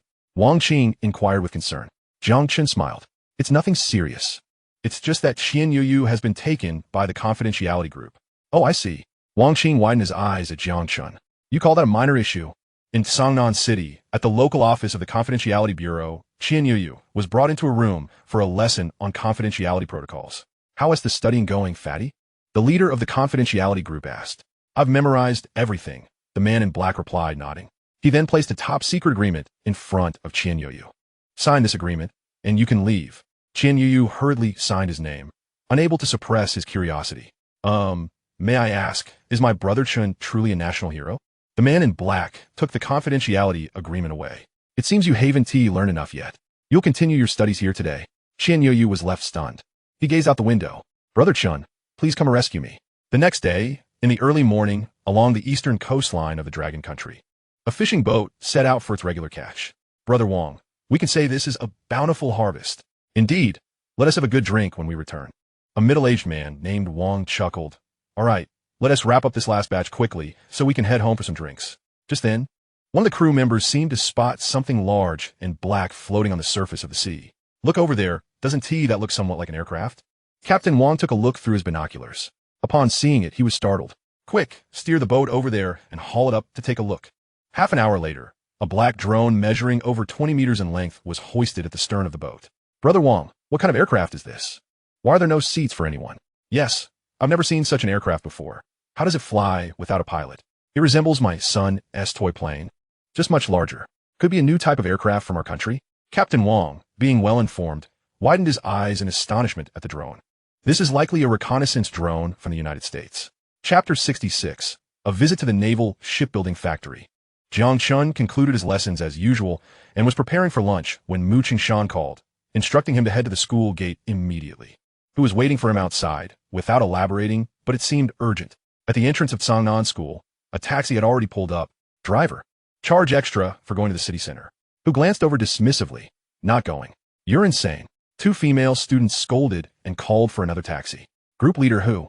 Your service attitude leaves much to be desired. Regardless, they're the future blossoms of our motherland. Jiang Chen laughed as he got into the car. Are we heading to the first flight or the second? Who replied, this time, we're going to the Naval Shipbuilding Factory. Academician Mu and the others have already set off ahead. We are heading to the airport now. Jiang Chen was quite surprised. Could something significant truly have occurred? That evening at 7 o'clock, at a naval shipbuilding factory located on the eastern coastline of the Dragon Country, The place was brightly lit. In the center of the workshop lay a somewhat damaged black drone. Old Mu, Old Jiang, you both have arrived. Who else are we waiting for? Old Lin asked. Don't rush. There's one more special guest. When you see him, you will surely be astonished. Mu Qingshan addressed the surrounding researchers. Everyone, please step back for a moment. Step back? Lin Tian was taken aback. At just 70 years old, he was an academician of the nation, like Mu Qingshan, but focused on naval ship design and responsible for naval weaponry research. Also serving as the director of the Eastern Naval Design Institute. Old Mu, these are core personnel from the Ship Design Institute. Surely, we don't need to keep this a secret from them? Mu Qingshan replied sternly. Old Lin, would I joke about such matters? This is not a trivial affair. Once you see the individual, you'll understand. Lin Tian nodded and subsequently instructed the naval research personnel to leave the workshop. Strange. Why did the director ask us to leave? Even if it involves confidentiality, we should have the right to know. You don't understand, do you? Did you not notice that the two academicians from the Aircraft Design Institute have been here for ages without touching that drone? Do you comprehend what that signifies? The departing researchers glanced at the speaker. It indicates that even more formidable researchers are about to arrive, possibly even surpassing Academician Mu and Academician Zhang. Individuals of extremely confidential status. Otherwise, do you think we would have been asked to leave? Is there anyone in Dragon Country's aircraft design more capable than the 5 major design institutes? You fool. Haven't you heard about the 5th-generation fighter jets recently? Do you honestly believe the 5 major design institutes possess that capability? Are you suggesting that the designers of the 5th-generation aircraft are coming here? Precisely, which is why we were asked to leave. As the night deepened, a taxi pulled up at the factory gate. Group leader Hu, your taxi service even extends across provinces. Impressive. If I hadn't pursued research that day, I would have followed you into this line of work. Hu, with a serious demeanor, replied, not possible. Your physical condition is too weak. You are not suited for missions. Jiang Chen closed the car door. You lack a sense of humor. You are truly dull. The remaining trio consisted of Mu Qingshan, Lin Tian, and Zhang Jiagua, who is the designer of the 5th-generation fighter. Even now, you won't reveal the name to me. Lin Tian remarked, his gaze occasionally drifting towards the door. Why hasn't he arrived yet? Are you certain he was picked up? Mu Qingshan chuckled. He has undoubtedly been met. He must be en route. However, I cannot divulge the name just yet. This matter involves top-secret information. Please sign this confidentiality agreement in front of you, and we can discuss further afterward. Lin Tian glanced at the stringent confidentiality agreement laid before him, unable to suppress a grimace. Goodness, you carry this around with you? After signing, he inquired, now, can we talk? Mu Qingshan smiled, preparing to speak, when suddenly Jiang Chen entered. He has arrived. You can see for yourself. Lin Tian's attention shifted to the entrance, lingering on Jiang Chen for a moment before scanning the area behind him. Where's the person? I don't see anyone. Zhang Jiagua laughed. How can you miss such a tall individual right in front of you? Lin Tian raised an eyebrow, his eyes widening in disbelief. You can't be referring to this young lad, can you? How is that possible? He must be barely 20. Mu Qingshan and Zhang Jiagua exchanged knowing nods. Indeed, that's him. Lin Tian was taken aback. The designer of the 5th-generation fighter is so young. Jiang Chen greeted them simply, asking, what was so urgent that you needed me here? Mu Qingshan smiled and introduced, this is Academician Lin from the EC Ship Design Institute. We are old friends. Jiang Chen turned to Lin Tian, ready to return the greeting. Lin Tian, filled with excitement, grasped Jiang Chen's hand. You are truly the designer of the 5th-generation fighter. Jiang Chen nodded. Lin Tian pressed on. Last year, all 3 of Longwa's fighter jets were designed by you? Jiang Chen nodded again. In the next moment, Lin Tian could no longer contain his exhilaration and burst into laughter. Well, what a remarkable young man. I never expected the designer of the 5th-generation fighter to be so youthful. Where did old Mu find you? Would you care to join the Ship Design Institute and learn to design warships under my guidance? With your foundation in fighter design, you would undoubtedly achieve great success in just a few years. Having conquered the skies, isn't it time to conquer the seas as well? Jiang Chen chuckled, but said nothing. Old Lin, aren't you a bit presumptuous in trying to poach our talent? Mu Qingshan instinctively stepped in front of Jiang Chen. This young lad is doing splendidly with fighter jets. He has no need to learn about shipbuilding from you. Lin Tian retorted, Old Mu, your statement is somewhat inaccurate. Without this young man, wouldn't your Aviation Design Institute simply be purchasing fighter jets as well? And you dare criticize me? Mu Qingshan smirked. If you have the capability, why not find another like Jiang Chen for your Ship Design Institute? That way, you wouldn't need to buy outdated warships from other countries. I don't wish to argue with you, Lin Tian replied, then turned to Jiang Chen, shifting his demeanor. So, Jiang Chen, have you found a girlfriend? I have a granddaughter around your age. Hey. Mu Qingshan interjected, unable to tolerate anyone encroaching upon his granddaughter's suitor. Old Lin, don't even think about it. Jiang Chen is my granddaughter's boyfriend, and they attend the same school. Lin Tian's face flushed with anger. Why is it that all the good fortune is snatched away by you old fellows? It's infuriating. Mu Qingshan chuckled, then turned to Jiang Chen. We brought you here for an important matter. We have salvaged an unmanned reconnaissance aircraft from the beautiful country. This is something we have never encountered before, and we are concerned about damaging its components. Thus, we wanted you to take a look and see if we could derive some insights to develop our own UAV. Jiang Chen smiled, realizing that without the system, he would struggle to handle such a task. At that moment, the system's voice echoed in Jiang Chen's mind. System, tell Mu Qingshan that you wish to join the Navy Design Institute to create the most powerful navy for Longhua and conquer the seas. And you will be rewarded with an opportunity to analyze the 5th-generation UAV. Jiang Chen felt a wave of embarrassment wash over him. If this were to be revealed, Mu Qingshan would likely be heartbroken.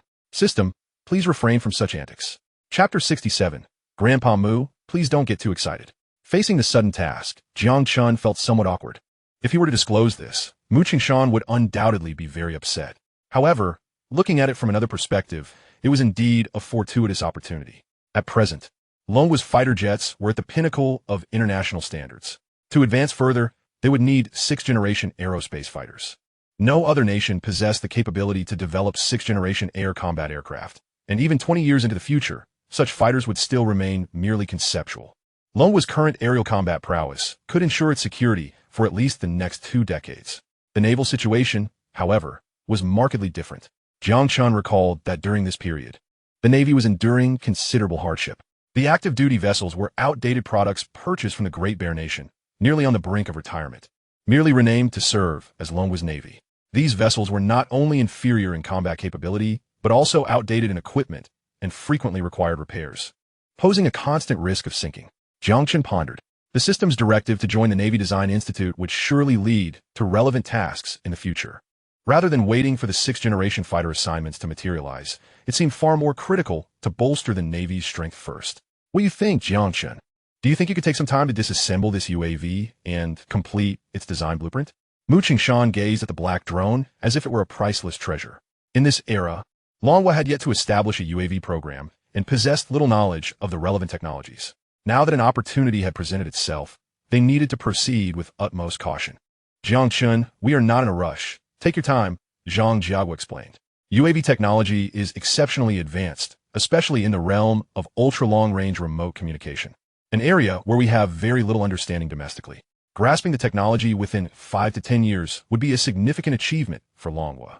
Mu Qingshan nodded. I was a bit hasty earlier. Currently, Longhua is entirely in a blank stage regarding military UAVs. I was too eager to fill this gap. I say, old Mu, your eagerness shouldn't be placed upon Jiang Chen. Lin Tian interjected, unable to hold back. Jiang Chen is still quite young. Even if he is the designer of the 5th-generation fighter, UAV technology has been closely guarded by the beautiful country. That we have managed to salvage, this is already a tremendous stroke of luck.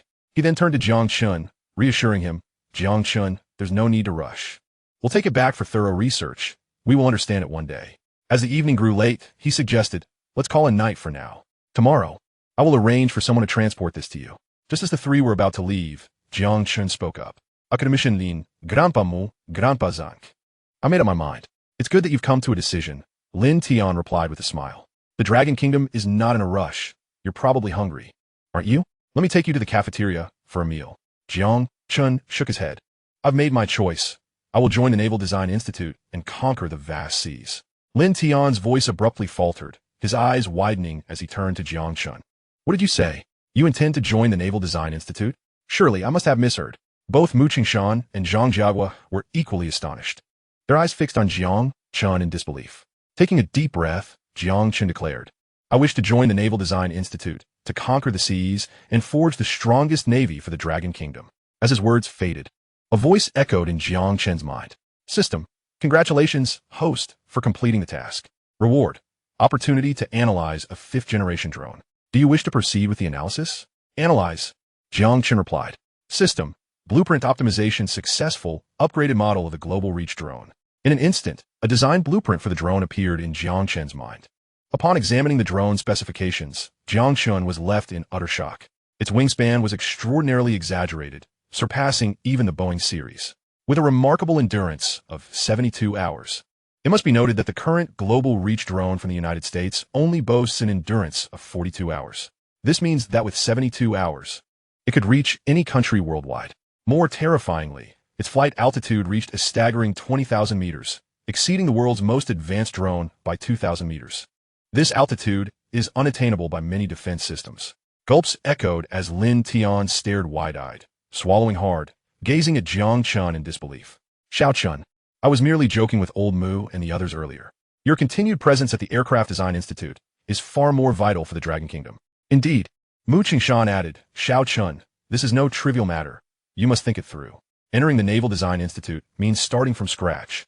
The challenges ahead are immense. Your current talent in fighter jets is undoubtedly exceptional, but the naval sector is entirely different. You might not achieve any results, and it could end up being a waste of time. Zhang Jiagua chimed in, Xiao Chen, constructing a warship is no easy feat. The domestic naval technology is still in its infancy, with most techniques remaining at the level of the 1940s. I understand your eagerness after seeing the naval equipment, but this is a cross-disciplinary leap, and significant achievements cannot be realized in a short time. You must grasp that. After a moment of silence, Jiang Chen replied, Grandpa Mu, allow me to give it a try. Grant me a year. I want to contribute something to the Navy. Hearing this, Mu Qingshan sighed deeply. Are you truly certain?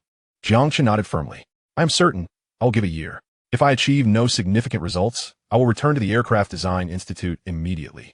I cannot make this decision alone. I must discuss it with Minister Zhong. Concerned, Mu Qingshan said, You must be exhausted. Go rest for now.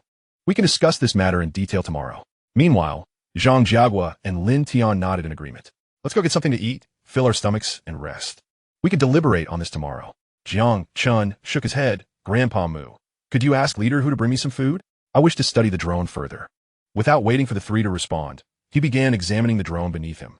He intended to dedicate the next few days to thoroughly understanding the drone's design blueprint. The aerial combat capabilities of the Dragon Kingdom were nearing completion. As for the subsequent derivative models, they would be considerably simpler to produce. With the capabilities of the 5 major design institutes, they could undoubtedly design them independently.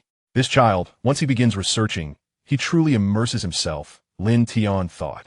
Feeling a pang of concern for Jiang Chen. Are you really going to let him stay here overnight? Mu Qingshan sighed again. Once this child has made up his mind, we cannot change it. Zhang Jiagua reproached. It's your eagerness that has led to this. If anything were to happen to Jiang Chen, would your daughter forgive you? Old Lin, let us go eat. I can't be bothered with this, he added. With a resigned sigh, Mu Qingshan glanced at Jiang Chen, shaking his head helplessly, and followed suit. Chapter 68. A deep midnight discussion in the depths of a night. At the shipbuilding factory, the outside world lay shrouded in darkness while the factory was ablaze with light. Many researchers returning home for the night glanced towards the factory area, curious about why the lights remained on in Area 1 at such a late hour. Did you not hear? A fisherman has caught a drone, and the designer of the 5th-generation aircraft is reportedly working inside. What? The designer of the 5th-generation aircraft is here? I have always admired him. No way. The factory has been sealed off by the security team. Do you really think you can get in? What? The security team is here too? The designer of the 5th-generation aircraft must have a special identity. I heard he's been inside since evening and is likely to pull an all-nighter.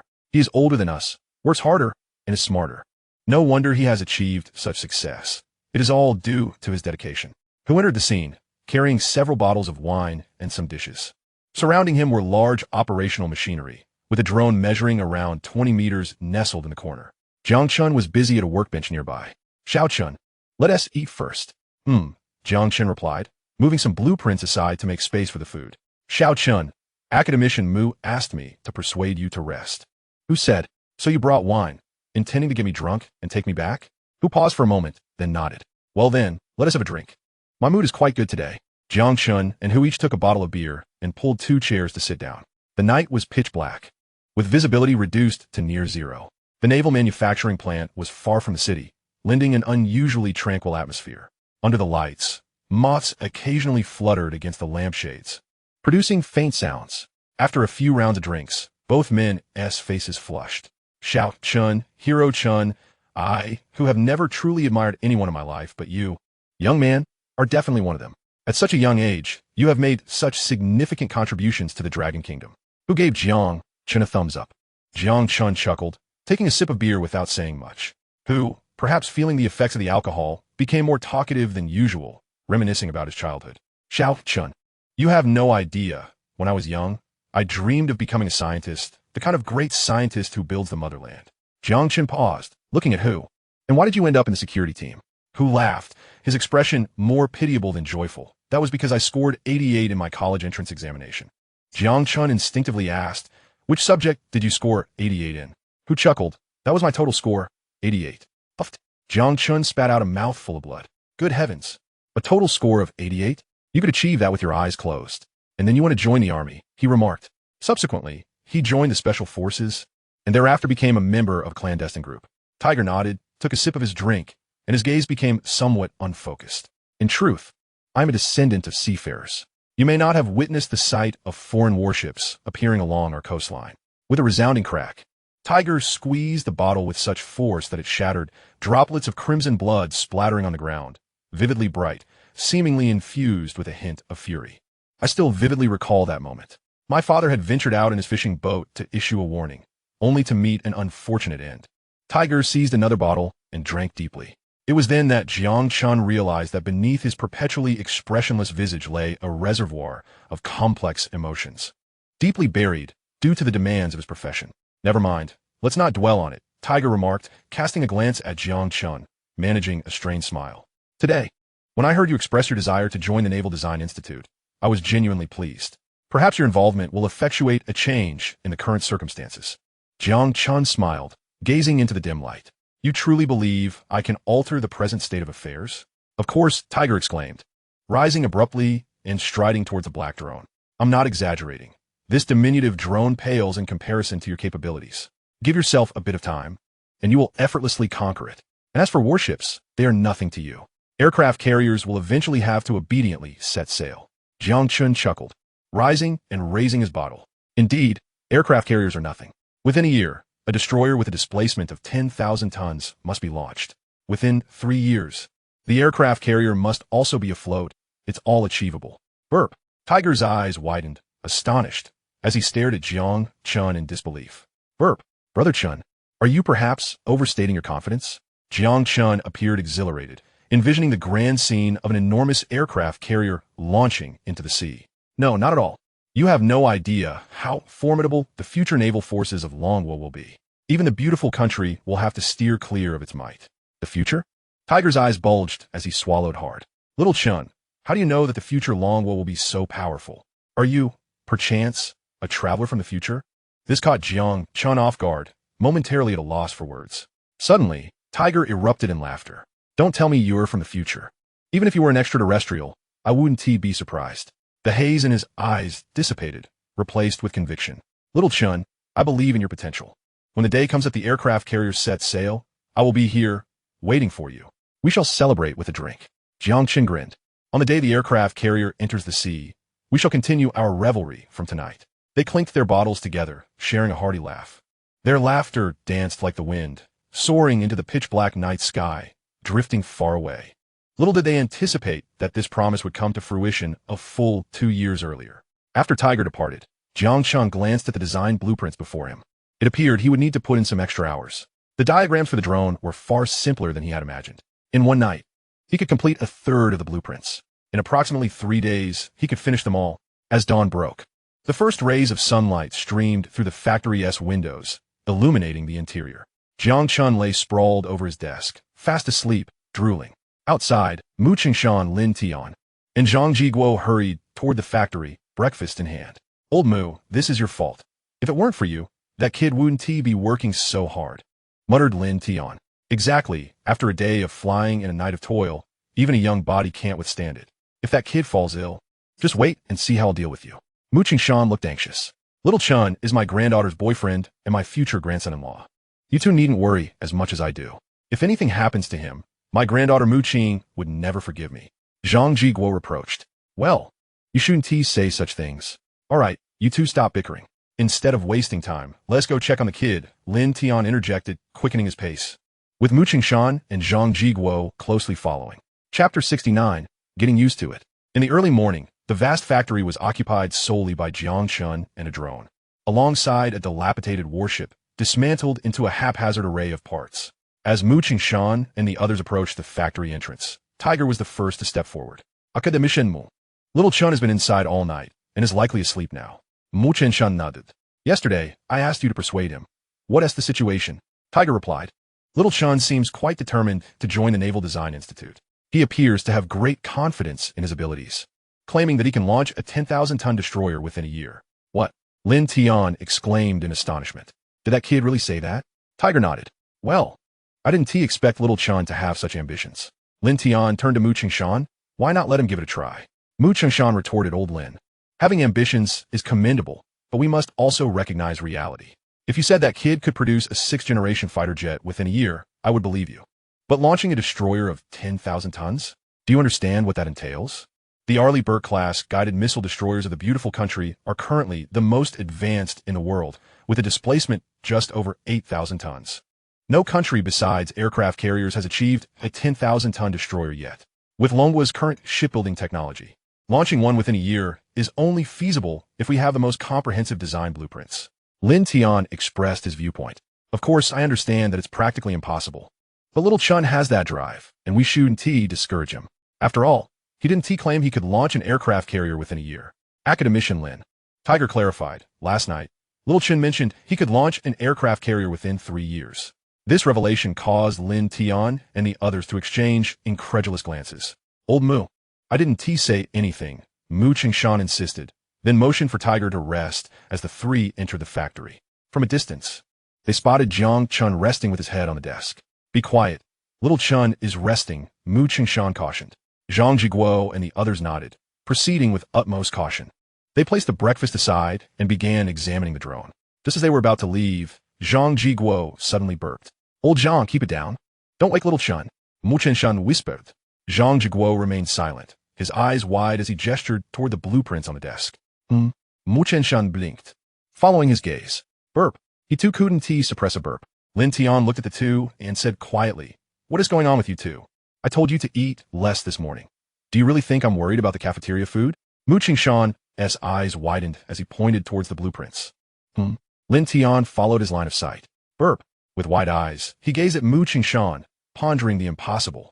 Shoo, Mu Qingshan urged, striving to temper his surging excitement.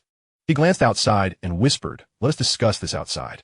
Zhang Jiagua cautiously gathered the blueprints from the table, ensuring he took everything he could. Outside the factory, a gentle breeze swept through, carrying the salty scent of the sea. I can hardly contain myself. Let us see the blueprints. Zhang Jiagua swiftly produced the documents, and the three of them meticulously scrutinized them. Old Mu, what are your thoughts? Could it be that Xiao Chan cracked the design principles of the drone overnight? That seems utterly implausible. Mu Qingshan examined the blueprints with utmost seriousness. I must admit, I'm not entirely certain. Neither of us are experts in drone technology. From what I can tell by merely looking at the blueprints, there appears to be no significant issues. Beside them, Lin Tian's eyes widened in disbelief. Xiao Chen managed to achieve this in just one night? If that's the case, he could fully decipher the drone technology in 3 or 4 days. This is simply beyond belief. Zhang Jiagua chuckled. To Xiao Chen, this is merely a trivial matter. You may not be aware, but he completed the designs for 3 5th-generation fighters in just 6 months. 6 months? Lin Tian exclaimed, astonished. I thought you had been preparing for many years to accomplish such a feat within a single year. Mu Qingshan offered a wry smile. How could it possibly take many years? We discovered Xiao Chen only last year. His growth over the past year has been nothing short of terrifying. You now understand his significance to the 5 major design institutes. After a brief moment of shock, Lin Tian regained his composure. That certainly holds a different meaning. If possible, you should persuade Xiao Chan to remain at the 5 major design institutes. Coming here might merely be a waste of his time. Well, let us discuss everything once Jiang Chen awakens. Mu Qingshan looked back at the factory. This child never fails to surprise us. At 10 in the morning, Jiang Chen finally awoke. Mu Qingshan and the others were waiting nearby, and as soon as he opened his eyes, they rushed forward to inquire, Xiao Chen, what is the story with these blueprints? Did you create this last night? Have you fully grasped the intricacies of the American drones? Jiang Chen offered a wry smile. Let me first address that one question. Never mind, I'll respond to everything at once. After last night's study, I have a general understanding of the drone in front of me and have optimized it based on the original design. The blueprints you have in hand were drawn by me yesterday, and I estimate it will take another 2 to 3 days to finalize them. Mega wash up now. Once Jiang Chen left, only Mu Qingshan and the 2 others remained in the factory, wide-eyed and frozen in place. Did that child just say he fully comprehends the drone structure? Mu Qingshan swallowed hard and instinctively asked. Zhang Jiagua's eyes widened as he too swallowed nervously. It seems he did say that. In just one night, he even optimized the structure. Did he not say so just now? Mu Qingshan nodded blankly. Indeed, he said that. He also mentioned he could complete the blueprint design in 3 days. Zhang Jiagua nodded yes. Meanwhile, Lin Tian gazed at the two in astonishment. Xiao Chun, is he even human? Is this something a person can achieve? Was he always like this? Mu Qingshan and Zhang Jiagua nodded. You get used to it. Lin Tian's expression turned peculiar. Get used to it? Is this something one can grow accustomed to? Are we to expect him to do this regularly? Chapter 70, officially entering the Naval Ship Design Institute. 3 days later, on a clear morning, at Factory 1, the coastal production line was abuzz with activity. Several large lifting machines were engaged in hoisting a military vessel positioned at the center. Nearby, a few military vessel design researchers exchanged casual remarks. Have you heard? The inner factory of Factory 1 has been sealed for 3 days, and the designer of the 5th-generation fighter is still inside.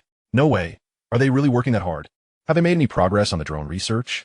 Word has it that the designer of the 5th-generation fighter cracked the drone design on the very same day. Come on. Really? They solved in a day? I thought that technology was extremely sophisticated. What does that indicate? They are impressive indeed.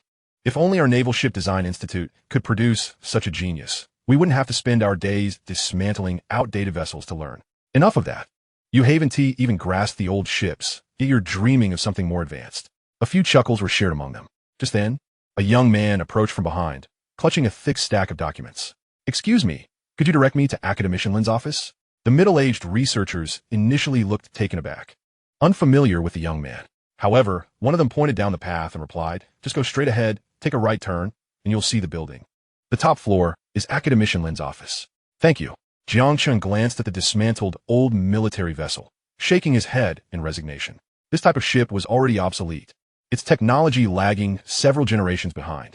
The crucial issue was that they charged exorbitantly for it, and without purchasing, progress in naval technology would remain stagnant. It is evident how challenging the circumstances are for the older generation of researchers. The group watched Jiang Chen's retreating figure, slightly bewildered. Do you know him? How come we've never seen him before? The man who had spoken earlier shook his head. I don't know him either. What did he mean by shaking his head at the ship? Who knows? Perhaps he was simply expressing his frustration at seeing such a vessel. As Jiang Chen traversed the Naval Ship Design Institute, he observed the entire facility. The 3 production lines were established along the coastline, divided into inner and outer factories. The first factory, where Jiang Chen was located, was designated for dismantling and studying purchased military vessels. The second factory was for manufacturing ships, while the third factory held greater significance, primarily focused on research and development of domestically produced naval vessels. Unfortunately, the results were minimal. Knock, knock, knock. A knock resounded at Lin Tian's office. Come in. Jiang Chen entered to find Mu Qingshan and Zhang Jiagua already present. Grandpa Mu, as expected. The drone design has been completed. Completed? That was remarkably swift. Mu Qingshan exclaimed, rising excitedly and ushering Jiang Chen to sit as they delved into the blueprints. A few minutes later, a broad smile illuminated Mu Qingshan's face. Splendid. With this blueprint, our aerial combat system is essentially perfected. Indeed, who would have thought this day would arrive so soon? Zhang Jiagua remarked, smiling at Jiang Chen with a look of appreciation. Xiao Chun, you've worked hard during this time. Jiang Chen chuckled, saying nothing further. Meanwhile, Lin Tian gazed enviously at the blueprints. Your 5 major design institutes certainly have it easier. Soon, our Air Force will be equipped with this technology, elevating our capabilities to the forefront of the world. With a bitter smile, he shook his head. Yet, I find myself entangled in a mess, utterly unsure of where to begin. Mu Qingshan carefully tucked away the blueprints and offered some solace. The onset of change is often the most difficult. Once we surmount the present obstacles, things are bound to improve gradually. For now, let us return with the blueprints, and you can arrange for the drone to transport them. Just as he was preparing to rise, Jiang Chen suddenly spoke up. Grandpa Mu, I wish to remain at the Naval Design Institute. Please assist me in discussing this with Director Zhang. Mu Qingshan and the other 2 were momentarily taken aback. Xiao Chen, why do you wish to stay here? Your talents deserve to soar in the skies, perhaps even venture into the cosmos, rather than squander time in this place. Zhang Jiagua interjected. You witnessed the state of affairs here prior to your arrival. There's little advanced naval technology for you to learn. I understand your desire to effect change through hard work, but that's rather impractical. Designing warships is not akin to crafting fighter jets. The fields are vastly different, and you're a novice in this regard. Without a system, perhaps the disparity could be justified. But with a system, it is an entirely different matter. Jiang Chen felt a headache coming on, unable to disclose this reality. At that moment, the system's voice resonated once more. System, speak up, grant me a month, and I shall achieve notable results, rewarding you with the opportunity to analyze the weapon system of the 055 destroyer. Jiang Chen was momentarily stunned. Typically, the system rewards a complete set of blueprints. Why this time, just a segment? System, naval design is significantly more complex than aircraft design. Hence the division is not entirely reasonable. Damn, you are the system. You hold the authority. Xiao Chun, perhaps you should reconsider. Lin Tian also stepped in to persuade him. Last time, I was merely jesting. Your talents can contribute far more to the nation at one of the 5 major design institutes, rather than making an impulsive decision to stay here. Return with Grandpa Mu and the others. Lin Tian was quite eager for Jiang Chen to remain and give it a try, as it represented a glimmer of hope. After all, the 5 major design institutes had previously known little about the 5th-generation fighter jets, yet Jiang Chen had managed to conquer all challenges. Perhaps his presence could yield unexpected results. However, rationality reminded him that from a national interest perspective, Jiang Chen ought to return rather than squander time here on a futile gamble. Jiang Chen turned to the 3 of them. Grandpa Mu, Academician Zank, Academician Nin. I implore you to grant me an opportunity. Allow me 1 month. If I can achieve something substantial, I shall remain here. If I prove unsuccessful, I will return with you to the 5 major design institutes. Upon hearing this, Mu Qingshan and the others exchanged glances. A month's time was certainly acceptable. Moreover, familiarizing oneself with the construction of warships within such a brief period would be exceedingly challenging, not to mention achieving anything significant on a warship. Xiao Chun, this is your own stipulation. We shall grant you 1 month. If you fail, you must obediently return with us to the 5 major design institutes, Mu Qingshan stated. Zhang Jiagua opened his mouth to speak, but was halted. Just 1 month. If it doesn't work out, I will return on my own. Jiang Chen nodded in agreement. Lin Tian was left in utter disbelief.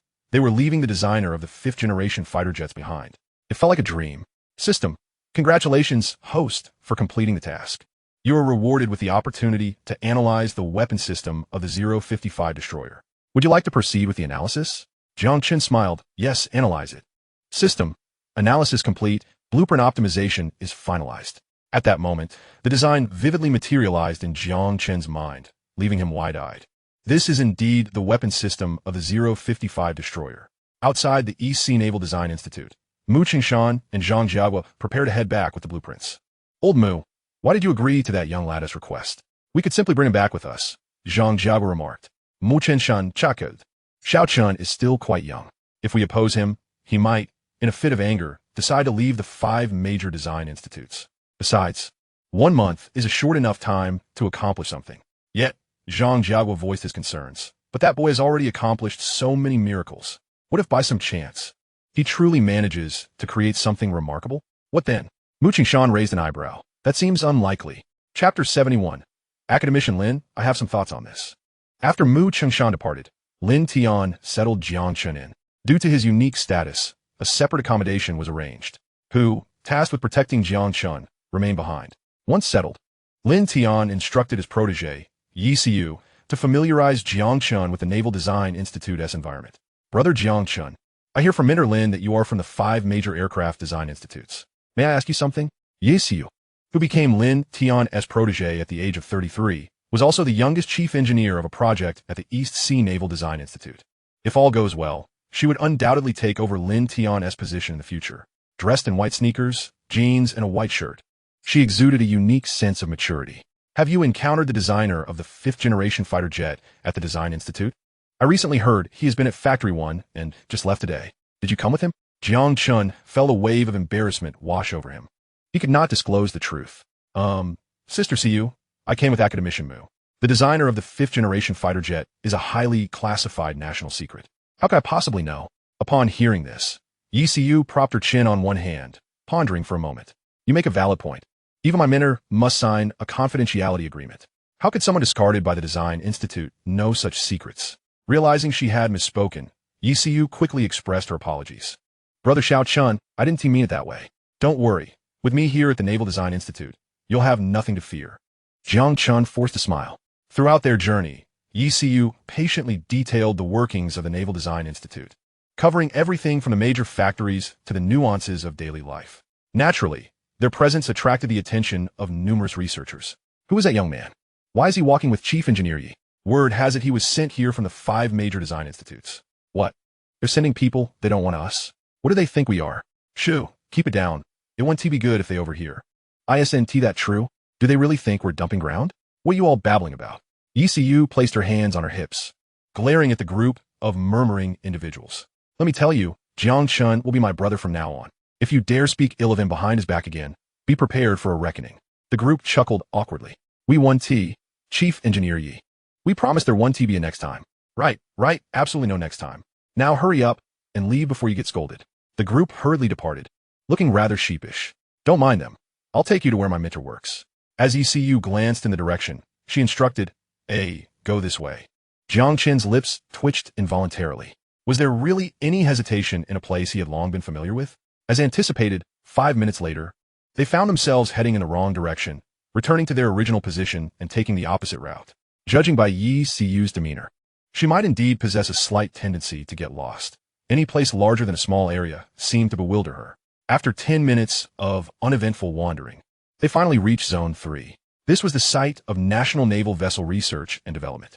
Zone 1 involved the dismantling of purchased warships, with the components sent to Zone 3 for a series of studies. Theoretical foundations would then be established for subsequent upgrades. However, the results had consistently been minimal. Professor, I have brought Jiang Chen, Lin Tian said, turning to Jiang Chen with a smile and a nod. Xiao Chun, you should listen closely and familiarize yourself. Jiang Chen nodded in response. Many researchers in the vicinity cast curious glances at him, unsure of his identity. Who is this young man? Why is Academician Lin being so courteous to him? Could he possibly be a new student of Academician Lin? I haven't heard of any plans for Academician Lin to take on students recently, another remarked. He seems rather young, barely in his 20s. Even if he possesses some talent, I doubt Academician Lin would accept such a student. Haven't you heard? He is from one of the 5 major design institutes. Ahem. Lin Tian coughed lightly to interrupt the chatter.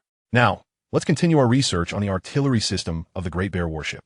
If we aspire to independently develop destroyers, cruisers, and eventually aircraft carriers, we must first have a formidable artillery system as a foundation.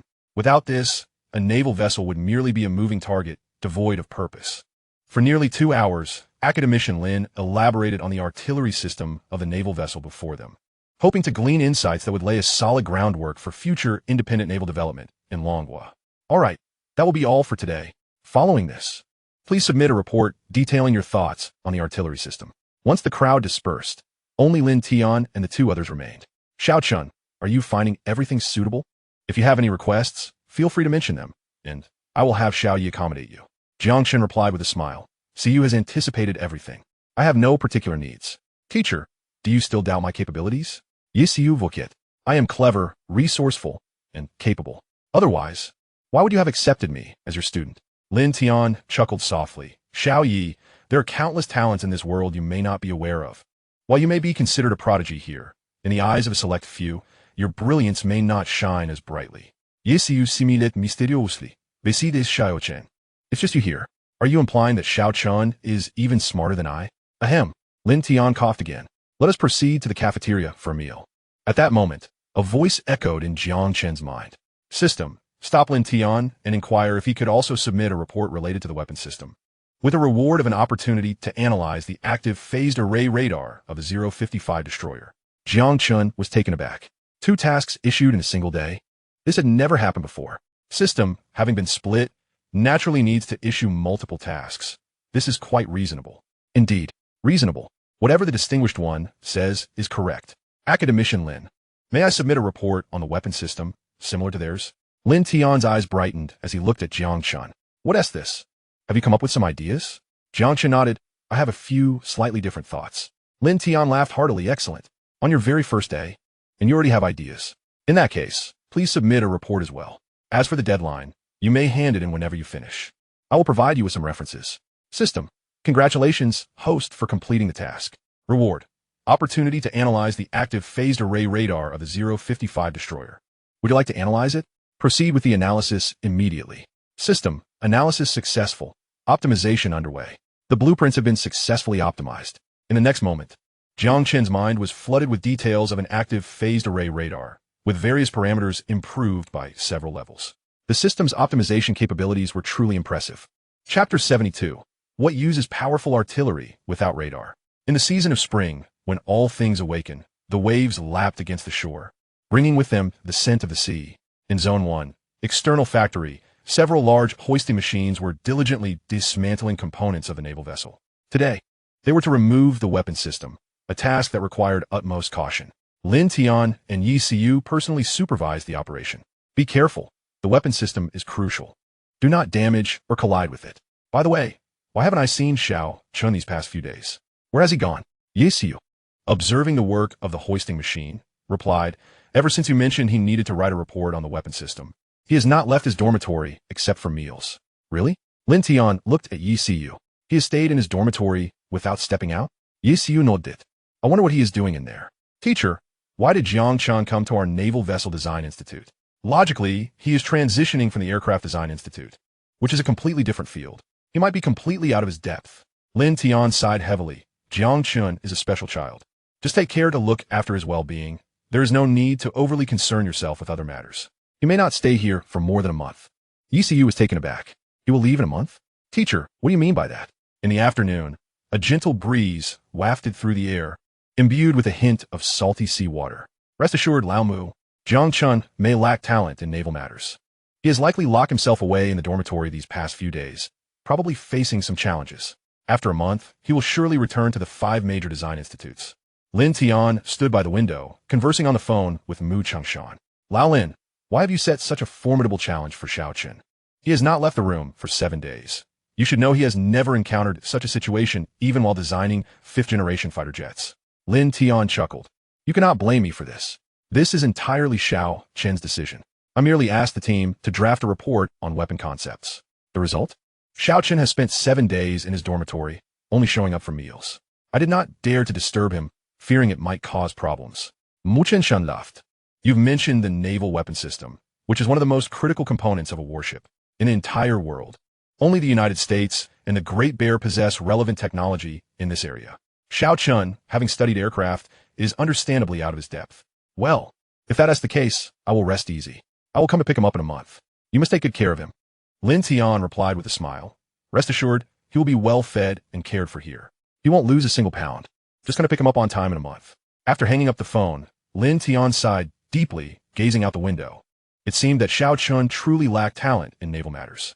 Perhaps he had overestimated the situation, thinking that his arrival would provide an opportunity for change. That night, as the darkness deepened, Jiang Chen's dormitory stood alone, resembling a modest studio apartment. The desk was positioned by the window, allowing him to gaze upon the moonlight with ease. Finally, he had completed his work. Stretching his limbs, Jiang Chen surveyed the pile of weapon design blueprints before him and could not help but exclaim, the designs for warships are indeed significantly larger. In terms of complexity, the weapon systems do not even compare to those of 5th-generation aircraft. It's primarily due to my lack of experience with warship blueprints. I'm somewhat out of practice. Spending 7 days to finish this is rather slow. His stomach grumbled, prompting a chuckle. With little to eat, he resorted to instant noodles. Opening his computer, he logged onto a chat application. Ding, ding, ding. Mukvinks avatar blinket furiously. In this era, the internet had yet to see the advent of 3G. Only 2G analog models existed. Hence, socializing through chat software was limited to computers connected to the internet. Mu Qing, are you there? Are you there? Mu Qing, tonight. I went to a new hot pot restaurant with Jiang Yin. It was absolutely delicious. I'll take you there when you return. Mu Qing, I heard from Grandpa that you went to the Naval Design Institute. Are you planning to construct a warship? Mu Qing, Grandpa was very pleased today. He said the drone project has passed, and soon our country will have its own drones. You've completed one of the projects I dreamed of doing. I'm a bit upset. Mu Qing, why Haven T? You replied. If you see this message, please respond. I'm waiting for you. A continuous stream of messages, almost daily, recounting the unique events of her day. Free wind, Jiang Chen, I've been quite busy these past few days, hardly found time to use the computer. I'm currently eating instant noodles. Less than 3 seconds after sending, the notification chimed once more. Mu Qing, you must have lost track of time while being busy. Did you forget to eat dinner? Oh, 3. Jiang Chen laughed. How did you know? Do you possess some sort of clairvoyance? Mu Chen, guess. Jiang Chen, rogue. Mu Qing, all right then, it's late. Get some rest. Grandpa said he would come to pick you up in a month. Jiang Chen, I might not be able to go back then. I plan to stay a bit longer. Mu Qing, fine, rest well. Good night. Jiang Chen, no good tonaito. The silvery moonlight streamed through the window, casting a soft glow over the blueprints, adding a touch of ethereal beauty reminiscent of an anime. Tomorrow, he would need to submit these to academician Lin. Perhaps he should also finalize the design for the active phased array radar while he was at it. Tonight, he decided to call it a day and head to bed. As time slipped by, another week had passed. In Lin Tian's office, Mu Qingshan pondered anxiously and decided to call Lin Tian again. His primary concern stemmed from the remarkable feats Jiang Chen had accomplished with the 5th-generation fighter jet. Old Lin, how has Xiao Chen been these days? Has he produced any surprises? Lin Tian chuckled. Old Mu, do you truly believe that constructing a warship is such a simple task? What could possibly be achieved in just half a month? I don't understand why you're so worried. Mu Qingshan replied. It's just that my granddaughter told me yesterday that Xiao Chen mentioned he might need to stay a while longer. I'm concerned, so I made this call to inquire. Lin Tian laughed. Rest assured, old Mu. Xiao Chen hasn't stepped out in half a month. There's no way anything could go amiss. Mu Qingshan exclaimed in shock. What? He has gone out in half a month? Old Lin, you must go check on Jiang Chen. That kid must be up to something significant. Lin Tian, LOL. Is this how you all operate? How thrilling. Chapter 73. Achievements in half a month? Old Mu, you might be exaggerating a bit. So what if he hasn't stepped out for half a month? Is it really cause for such a reaction? On the phone, Mu Qingshan explained, Old Lin, you might not fully grasp the previous circumstances. A week without stepping out might not raise alarms, but half a month is a different story. When it came to the 5th-generation fighter jet, he was in a similar state. For safety's sake, could you send someone to check on him? I do feel much better. Lin Tian agreed, all right. I'll have one of my students check on him right away. Wait for my news. After hanging up, Lin Tian dialed Yi Cu's number, instructing her to see how Jiang Chen was faring. However, the reason for the visit could not be disclosed. He could only express concern for his well-being. A gentle breeze stirred a few strands of hair. The sound of waves crashing against the shore filled her ears, and the air was tinged with a salty scent. How strange of the teacher, suddenly asking me to check on Jiang Chen, Yi Cu mused, shaking her head in resignation as she set aside her work and headed towards Jiang Chen's residence. After a brief journey of around 10 minutes, she arrived at the entrance of Jiang Chen's dormitory just as he was stepping out. See, what brings you here? Yi Cu similet. I just noticed you haven't been out much in half a month. I came to see if you needed any help. Jiang Chen returned her smile. Thank you, see you. Me perfectly fine. I'm about to head to the cafeteria for a bite to eat. Would you like to join me? Not today, Yi Cu explained. I'm currently busy dismantling the weapon systems of the warship. Once I finish, I'll personally cook for you. Sound good? I'll see you then. Jiang Chen's figure receded, disappearing around the corner. Teachers really are peculiar. What could possibly be wrong? Isn't this just wasting time? Yi Cu promptly called Lin Tian to summarize the situation before returning to her work. A soft breeze lifted the curtains. Lin Tian stood by the window, gazing out at the factory area. Old Mu, can you now rest easy? I really don't understand your worries. No matter how brilliant Jiang Chen is, what could he possibly accomplish in half a month in a new field without stepping out? I suspect he is merely feeling shy about facing me. After all, it's only been half a month. He plans to leave in a month. Mu Qingshan laughed heartily. Now I can finally relax. I was just worried. You know the miracles that kid has created. All right, in another half month, I'll come and pick you up, Lin Tian retorted, somewhat exasperated. Enough of the chatter. You're wasting my phone bill. You're getting more cantankerous with age, unlike me. Even if Jiang Chen brought a 10,000-ton destroyer before me, I'd merely smile and think, not bad. Mu Qingshan scoffed. You're just boasting. Enough of this banter. I'm hanging up. After ending the call, Lin Tian regarded the view outside, shaking his head with a smile. Old Mu's mindset was truly becoming increasingly frail. Knock, knock, knock. A knock echoed through the office. Come. Lin Tian returned to his seat, greeted by Jiang Chen's presence, and smiled warmly. Xiao Chen, it's been a while since we last met. How have you been? If you have any concerns, feel free to express them. There's no need to keep them bottled up. Consider this month a vacation here. You should relax. Jiang Chen replied with a smile. Academician Lin, I've been quite relaxed. I even plan to go fishing by the seaside in a couple of days. Lin Tian laughed heartily. You have that hobby as well? All right, let us go together then. It's been too busy lately. It's time to unwind. Let us take a moment to unwind and set aside concerns regarding warships and their weapon systems. Such matters are not urgent and will not be resolved in the coming years. Jiang Chen smiled, academician Lin. I've spent the last half-month preparing a comprehensive report and design blueprints for a naval vessel. Do you have time to review them? Upon hearing this, Lin Tian's eyes lit up with interest. Xiaochan, quite impressive. You're beginning to familiarize yourself with the structure of warships. I suspect that, after half a month, Old Moon might find it difficult to pry you away from this endeavor. Lin Tian was merely jesting, aiming to ease Jiang Chen's mindset. After all, a weapon system crafted in just half a month would hardly be anything extraordinary. Jiang Chen chuckled. At that moment, his phone rang unexpectedly. It was Yi Siyu calling. The naval weaponry and equipment system had been completely dismantled, and she urged Lin Tian to come take a look. Oh, Xiaochan, please leave the report and blueprints on my desk. I will certainly review them when I return, academician Lin said. Before Jiang Chen could finish, Lin Tian hurriedly exited. Reluctantly, Jiang Chen placed the design documents on the office desk, knowing he would likely see them later that evening. Checking the time, he realized it was still early and, with no pressing tasks at hand, decided to head to the seaside for some fishing. In his previous life, he had few particular hobbies, with fishing being the sole exception. Arriving at the shore, he could not pass up the opportunity for a night of sea fishing. Later that evening, ECU accompanied Lin Tian back to the office and offered him a glass of water. Teacher, you've worked all day and haven't eaten dinner. I will go to the cafeteria and get you a meal. You should rest for a bit, she suggested. Lin Tian waved his hand dismissively, inviting her to sit down. Siyu, you've also toiled all day. Take a moment to relax. There are instant noodles and bread in that cabinet. Just manage with that. No need to go to any trouble. ECU hesitated briefly before acquiescing with a nod. As she prepared the water and noodles, the night deepened, and the dim glow of light from the factory outside became faintly visible. Teacher, the noodles are ready, she called. Lin Tian emerged from his moment of repose, responding, Siyu, you've worked hard as well. Let us eat together. She replied obediently, taking a seat. Siyu, there are some things I wish to discuss with you. Lin Tian began. Please, go ahead, teacher. The aroma of instant noodles permeated the office as Lin Tian set his bowl down, letting out a long sigh. Siyu, I brought you here from school when you were still in university. It has been 7 or 8 years now, hasn't it? Yes, you repeat. It has indeed been 8 years, teacher. Lin Tian nodded. Perhaps I should not have steered you towards the field of naval engineering. You might have achieved greater success in another domain rather than being here, feeling stagnant. ECU smiled at Lin Tian. Teacher, I enjoy being here. Otherwise, with so many research institutions to choose from, why would I have selected you? We share the same dream, to forge the mightiest navy for Longhua. Upon hearing this, Lin Tian felt a surge of warmth and smiled in appreciation.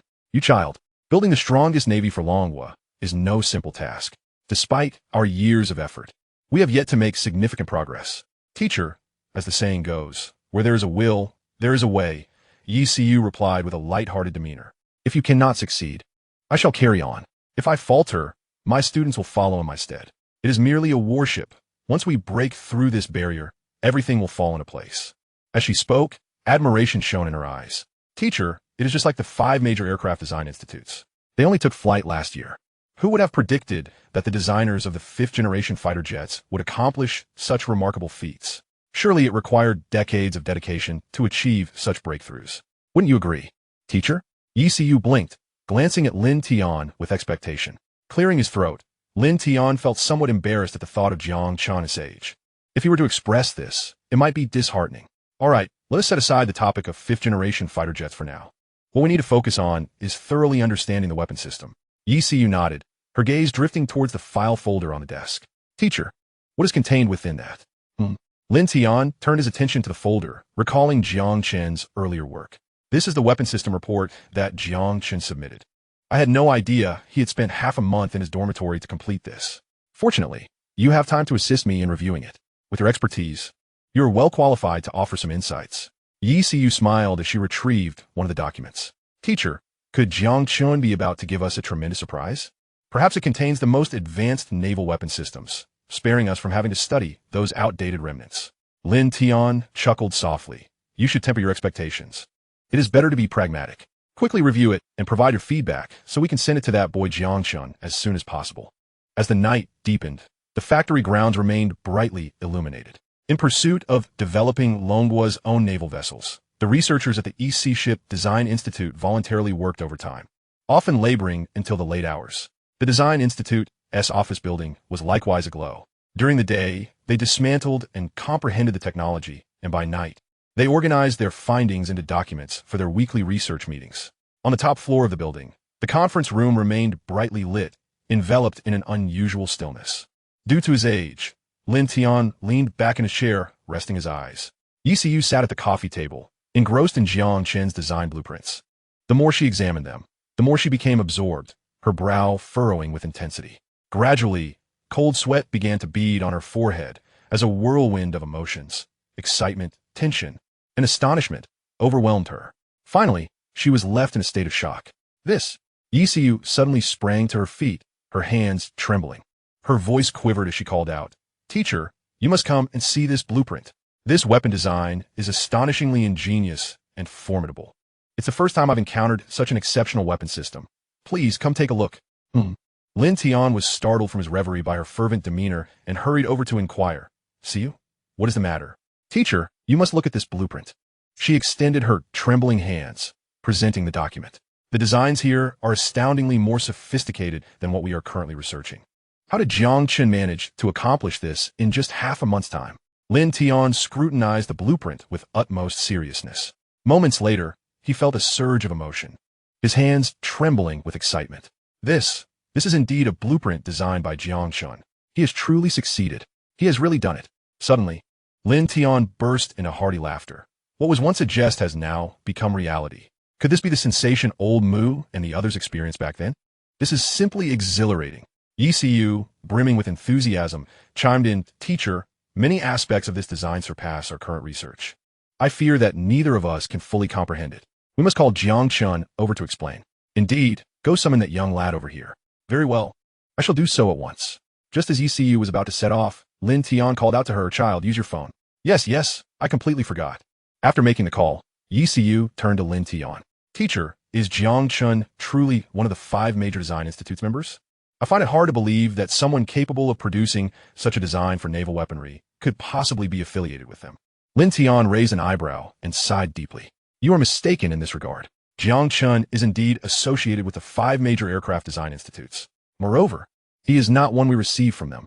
They would never part with him. The specifics are not convenient to discuss. However, remember this. Jiang Chen's presence is undoubtedly a boon for us. As for how long he will stay, that is entirely up to him." As he spoke, his gaze fell upon the blueprints in his hands, excitement barely contained. Perhaps that young lad will indeed bring surprises to the Navy. 20 minutes later, Jiang Chen appeared in the office. Upon entering, ECU swiftly wrapped her arm around Jiang Chen's neck. His impressive stature was striking before her. "How can one not feel exhilarated?" she exclaimed. "How long do you intend to keep this from us? Have you been studying these blueprints for a long time?" "See you. Stop fooling around," she was admonished as she finally released him. Lin Tian approached with a smile. "Jiang Chen, both see you, and I just reviewed your weapon design blueprints. Is this truly the work you've produced during this period?" Jiang Chen nodded. "I have had a keen interest in naval research for quite some time and have been developing ideas, studying relevant materials. It wasn't until I arrived here that those seeds of thought began to take root, and with my knowledge becoming clearer, I was able to complete this design. It was a slight exaggeration, and though it was somewhat hard to believe, what did it matter? Ultimately, they chose to trust him, for there were no better alternatives." ECU's eyes widened in astonishment. "Is it really that simple? You designed this blueprint so effortlessly?" Jiang Chen replied calmly. "It is not an exceedingly complex matter. When theory and practice combine, it naturally comes to fruition." At these words, ECU's lips twitched in disbelief. Lin Tian, observing Jiang Chen's expression, found it somewhat peculiar. Lin Tian began awkwardly. "Could you give us a brief overview of the weapon system blueprints? There are many components we do not fully comprehend. They seem overly advanced." Jiang Chen nodded. The blueprints were spread out on a coffee table, and the 3 of them formed a circle around it. "I'll start by explaining the various components of the entire weapon system. This system is equipped with 3 vertical launch systems, each containing 128 cells, capable of housing up to 112 missiles of diverse categories, including cruise missiles, long-range air defense missiles, anti-ship missiles, and shipborne missiles, among others." A series of daunting statistics flowed from Jiang Chen's lips, leaving Lin Tian and Yi Siu wide-eyed in astonishment. They exchanged glances, amazed. "Goodness, 112 missiles of different types. This is not merely a naval weapon system. It's akin to a mobile artillery base. If they were launched simultaneously, even an aircraft carrier would struggle to withstand it. Their gazes towards Jiang Chen transformed, as if they were staring at an enormous figure, grinning maniacally while hurling missiles at enemies. A terrifying sight, indeed. An hour later, Jiang Chen felt parched and took a sip of water. Academician Lin, that's about it for the weapon system. Aside from the high number of launch units and diverse categories, there's nothing particularly special. In simple terms, it's a case of quantity over quality. Quantity over quality? Lin Tian and Yi Siyu couldn't help but twitch their lips at the absurdity of his statement. What a lamentable waste of an excellent weapon system, Lin Tian sighed. Teacher, what's wrong? This weapon system is remarkable. You should be elated, not appear discontent, Yi Siyu questioned. Lin Tian, pained, set the blueprints down. Siyu, you may not have noticed, but we haven't even begun to develop our radar systems for the warships. Such an exceptional weapon system without a corresponding radar system is like a blind man wielding great power. It serves little purpose. We are also lacking in missile equipment that matches this weapon system. At this, Yi Siyu fell silent, as the challenges laid before them seemed insurmountable. Addressing his own thoughts, Jiang Chen wondered if these two had overlooked his radar design blueprints. Otherwise, they would not have made such statements. At that moment, the system's voice echoed once more. System, inform the two of them that all types of ammunition designs will be entrusted to me. There is no need for concern. Reward, opportunity for analysis of shipborne cruise missile design. Jiang Chen's spirit soared. Academician Lin, there is another radar design blueprint in the folder. Perhaps you overlooked it. Lin Tian, Yi Siyu. As for the subsequent designs of various missiles, I will take charge and strive for perfection. System, reward, opportunity for analysis of shipborne cruise missile design. Do you wish to analyze? Analyze. System, analysis successful, optimization complete, overall enhancement by 10%. Jiang Chen was elated. A 10% boost in optimization. This is remarkable. Lin Tian, Yi Siyu. Chapter 75. Remove these wretched items from my sight. In the dead of night, Jiang Chen found it necessary to explain the radar-related design blueprints to Lin Tian and Yi Siyu. The 055 class destroyer employs a super shipborne radar system, featuring 32 active phased array radars. Astonishingly, this radar boasts a detection range of up to 500 kilometers. After the system's optimization, the attributes have been enhanced by 10%, meaning it can now achieve a detection range nearing 5,000 kilometers. Within this range, no missile can evade detection. This system stands to become the most formidable shipborne radar in Longwa's arsenal, even surpassing that of the beautiful country, thus claiming the title of the world's premier shipborne radar. Lin Tian and Yi Siyu were profoundly shaken by the data before them. Teacher, this radar's detection range is a staggering 5,000 kilometers. The enemy might barely step outside their door, and we would already be aware of their movements. Yi Siyu stared wide-eyed at Lin Tian in disbelief. Teacher, is there any radar in the world that can rival this? Surely, even the beautiful country must fall short. The overwhelming revelation prompted Lin Tian to regain his composure. Siyu, not only the beautiful country, even if we were to combine all radar models worldwide, they would likely pale in comparison to this active phased array radar. This is a completely new radar construction method that enables such terrifying range. He then directed his gaze toward Jiang Chen. Xiao Chen, are you truly willing to share such a pivotal radar system and shipborne weapon system with us? The value of this item is truly incalculable. Even if you were to acquire the entire East Sea Naval Ship Design Institute, it would not equate to a single design blueprint contained within. You must consider this carefully. Jiang Chen merely smiled, casting a glance at the unfinished instant noodles on the table. Academician Lin, your instant noodles smell delightful. Just returned from fishing, and I haven't had much for dinner. These two design blueprints will serve as collateral for my meal here. As he spoke, he turned to the dazed Yi Siyu. Siyu, could you please eat a sausage for me? Yi Siyu paused for a moment before looking at Lin Tian. Teacher, this. Lin Tian simply chuckled and nodded. The three of them sat together in the office, enjoying their noodles while sharing light-hearted banter about fishing anecdotes. Academician Lin, you have no idea. I hooked a fish weighing over 30 pounds today, but the line snapped at the last moment. Isn't that frustrating? If I had managed to reel it in, I could have prepared a seafood feast for you. Xiao Chun, I'll accompany you in a few days. I guarantee we'll catch something even larger. Since you all are going, I might as well join for some relaxation. With these two blueprints, I can afford to unwind for at least half a month. Old Lin, half a month of relaxation? If I were to acquire the design blueprints for an aircraft carrier-based cruise missile, I would need a whole month to recuperate. Ha ha! That would be overly indulgent. Laughter echoed through the East Sea Naval Ship Design Institute, breaking the tranquil night with a hint of merriment. As dawn broke, the first rays of golden sunlight danced across the sea, creating a mesmerizing spectacle. After a night of contemplation, Lin Tian decided to withhold this matter from Mu Qingshan for the time being. The 1-month agreement now seemed utterly meaningless. He worried that should he divulge the situation to Mu Qingshan and his companions, they might come rushing over. Though it was uncertain whether they would be able to take Jiang Chen away, it would certainly cause some disruption. For Jiang Chen, this was a moment of creative inspiration that must not be hindered. He resolved to wait before discussing the matter. In Factory 3, the internal area still housed the outdated naval weapon systems that had been dismantled the previous day. Many core researchers had already begun recording and analyzing them early in the morning. At that moment, Lin Tian and Yi Siyu walked in. Siyu, do you know when Xiao Chun will arrive? Yi Siyu replied, he has been rather busy lately. He might be a bit late. Should I give him a call? Lin Tian shook his head. Let Xiao Chun handle his own affairs. We shouldn't interfere too much. Yi Siyu nodded in agreement. Unbeknownst to them, Jiang Chen was currently engrossed in drafting the design blueprints for an aircraft carrier-based cruise missile. This task was considerably easier than working on radar blueprints, and he could complete it within a night. Academician Lin, you instructed us yesterday to record and analyze the weapon systems, and we have nearly completed that task.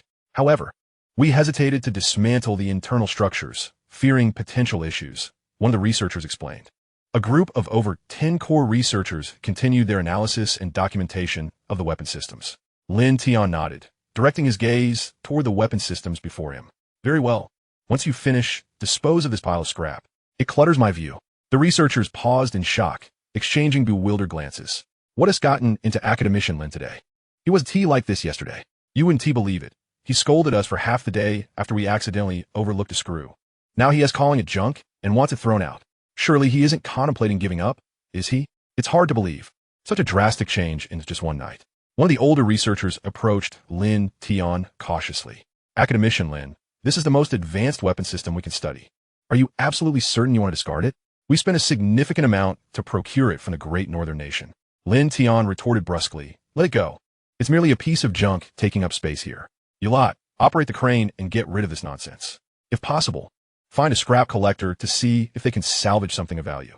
At that moment, all the researchers stood in stunned silence, incredulous at what they had just heard. Had Academician Lin truly lost his mind, treating such an advanced weapon system as refuse? Who would dare take this? The researcher who had spoken earlier hesitated to carry out such an order, whispering to Yi Siyu, what is going on with Academician Lin? He seems like a different person. Yi Siyu chucked it lightly. He has become extravagant, having obtained something far more valuable. He is likely looking down on this old junk. All right, just pack it up and put it somewhere outside for the time being. The researcher's eyes widened as he swallowed hard. Are we really going to throw this out? Yi Siyu nodded, and though the researchers were perplexed, they ultimately complied, disposing of the weapon system's components. This bewildered the researchers from other factories passing by outside. What on earth is happening? Who carelessly discarded this precious system? Academician Lin will surely be furious if he finds out. It was just delivered yesterday, and now it's being tossed aside. I can't wait to find out who was bold enough to do this. Calm down, everyone. This was ordered by Academician Lin. You should check with him. The researchers continued to express their disbelief. Did Academician Lin truly instruct you to discard this? Not only that, but he even sought a scrap collector to recycle it for some funds. Chapter 76. Xiao Chun, please come up and say a few words. The time taken to dismantle and transport the equipment had nearly consumed an entire day. Now, its disposal took less than an hour. The various components piled outside the factory presented a striking sight. What had once been regarded as treasures was now treated like mere refuse. Academician Lin, as per your instructions, all components of the weapon system have been discarded. What shall we do next? One researcher inquired. Lin Tian stood at the forefront, addressing the assembly of researchers. Next, we have a far more significant task at hand. We shall truly harness the capabilities of Factory 3 to develop our own naval weapon systems for Longhua. As his words resonated, an uproar filled the room. Develop our own naval weapon systems? But what resources do we have for this? Indeed, we haven't even grasped the previous components, and now we're expected to begin building our own systems? Isn't that a bit hasty? Academician Lin, we lack the necessary technology in this area. Could this be too ambitious? At that moment, Jiang Chen appeared from the rear of the group, carrying a bun. Lin Tian smiled and nodded at him. May I ask, what are you all discussing? Jiang Chen was savoring his steamed bun when he quietly inquired of the research personnel beside him. The individual glanced at Jiang Chen, his brow slightly furrowed. Try to wake up earlier for breakfast next time. Bringing food here can disrupt everyone's work. Since this is your first time, I'll let it slide. But do not let it happen again. Jiang Chen nodded with a smile. I was busy with work last night and ended up waking late this morning. Upon hearing this, the person's expression softened somewhat. There is much to learn as a newcomer. Take your time. There is no need to rush. Your health is paramount. As he spoke, his gaze shifted to Lin Tian.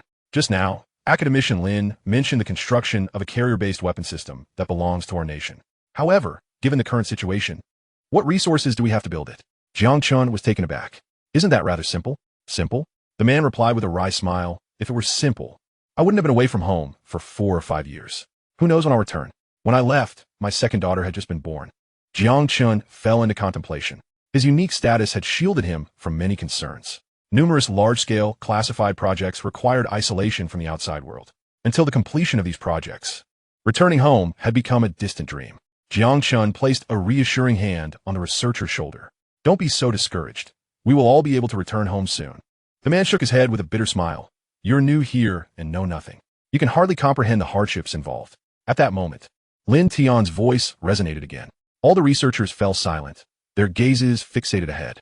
I know what you're all thinking, and I understand your concerns. However, there's no need to worry about anything right now. Lin Tian turned to Yi Siyu.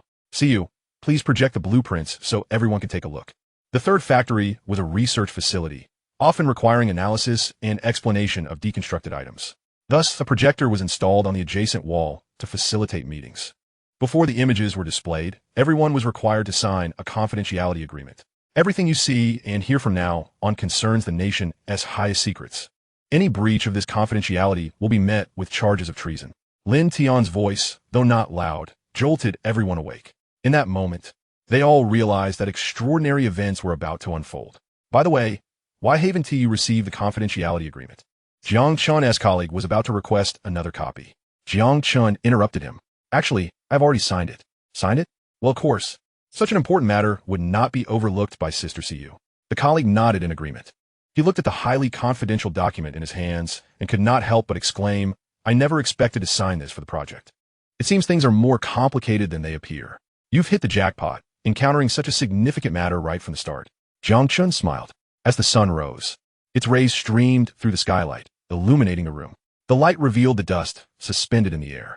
With all confidentiality agreements signed, Lin Tian turned to Yi Siyu. We can begin. The projector illuminated and the blueprints appeared on the screen. All the researchers focused intently on the display. Lin Tian explained, what you are now looking at is the most advanced weapon system in the world. This system is equipped with 3 vertical launch systems, each containing 128 cells, capable of accommodating up to 112 missiles of various types. Its arsenal is impressively extensive, covering air defense, missile defense, anti-ship, and anti-submarine capabilities. It is akin to a floating arsenal on the sea. A collective gasp escaped the lips of all present. Incredible. 3 vertical launch systems with 128 cells each. If that's the case, the previous weapon we discussed was indeed somewhat subpar, almost laughable in comparison. Just one of those vertical launch systems surpasses the entire previous weapon system by leaps and bounds. And with 3 of them, it would be an understatement to describe it as terrifying. Many researchers, even before examining the blueprints, began to feel exhilarated, hardly believing their ears. Academician Lin, are you serious? Can we truly utilize such a formidable weapon system? My goodness, just imagining this carrier-based weapon is beyond comprehension. If it were to be realized, it would surely epitomize the aesthetics of violence. The crowd turned their eager eyes toward Lin Tian, hoping for a confirming response. Lin Tian nodded. Yesterday, Siyu and I conducted a thorough study of the blueprints. There are no issues. You may now examine the blueprints and analyze them. All gazes returned to the projector as they diligently scrutinized the designs. Time passed slowly. The sun had risen high above, and the initial confusion among the researchers had transformed into excitement. Good heavens, who on earth designed such blueprints? This is sheer madness. A mind even remotely sane could never conceive of such a terrifying weapon system. If this were to be mounted on a warship, wouldn't it be capable of taking on an entire fleet? A genius. Such a design. How has this talent gone unnoticed in our design institute? Jiang Chen's colleague pondered for a moment and then nodded affirmatively. You truly are fortunate, encountering such a remarkable opportunity right from the start.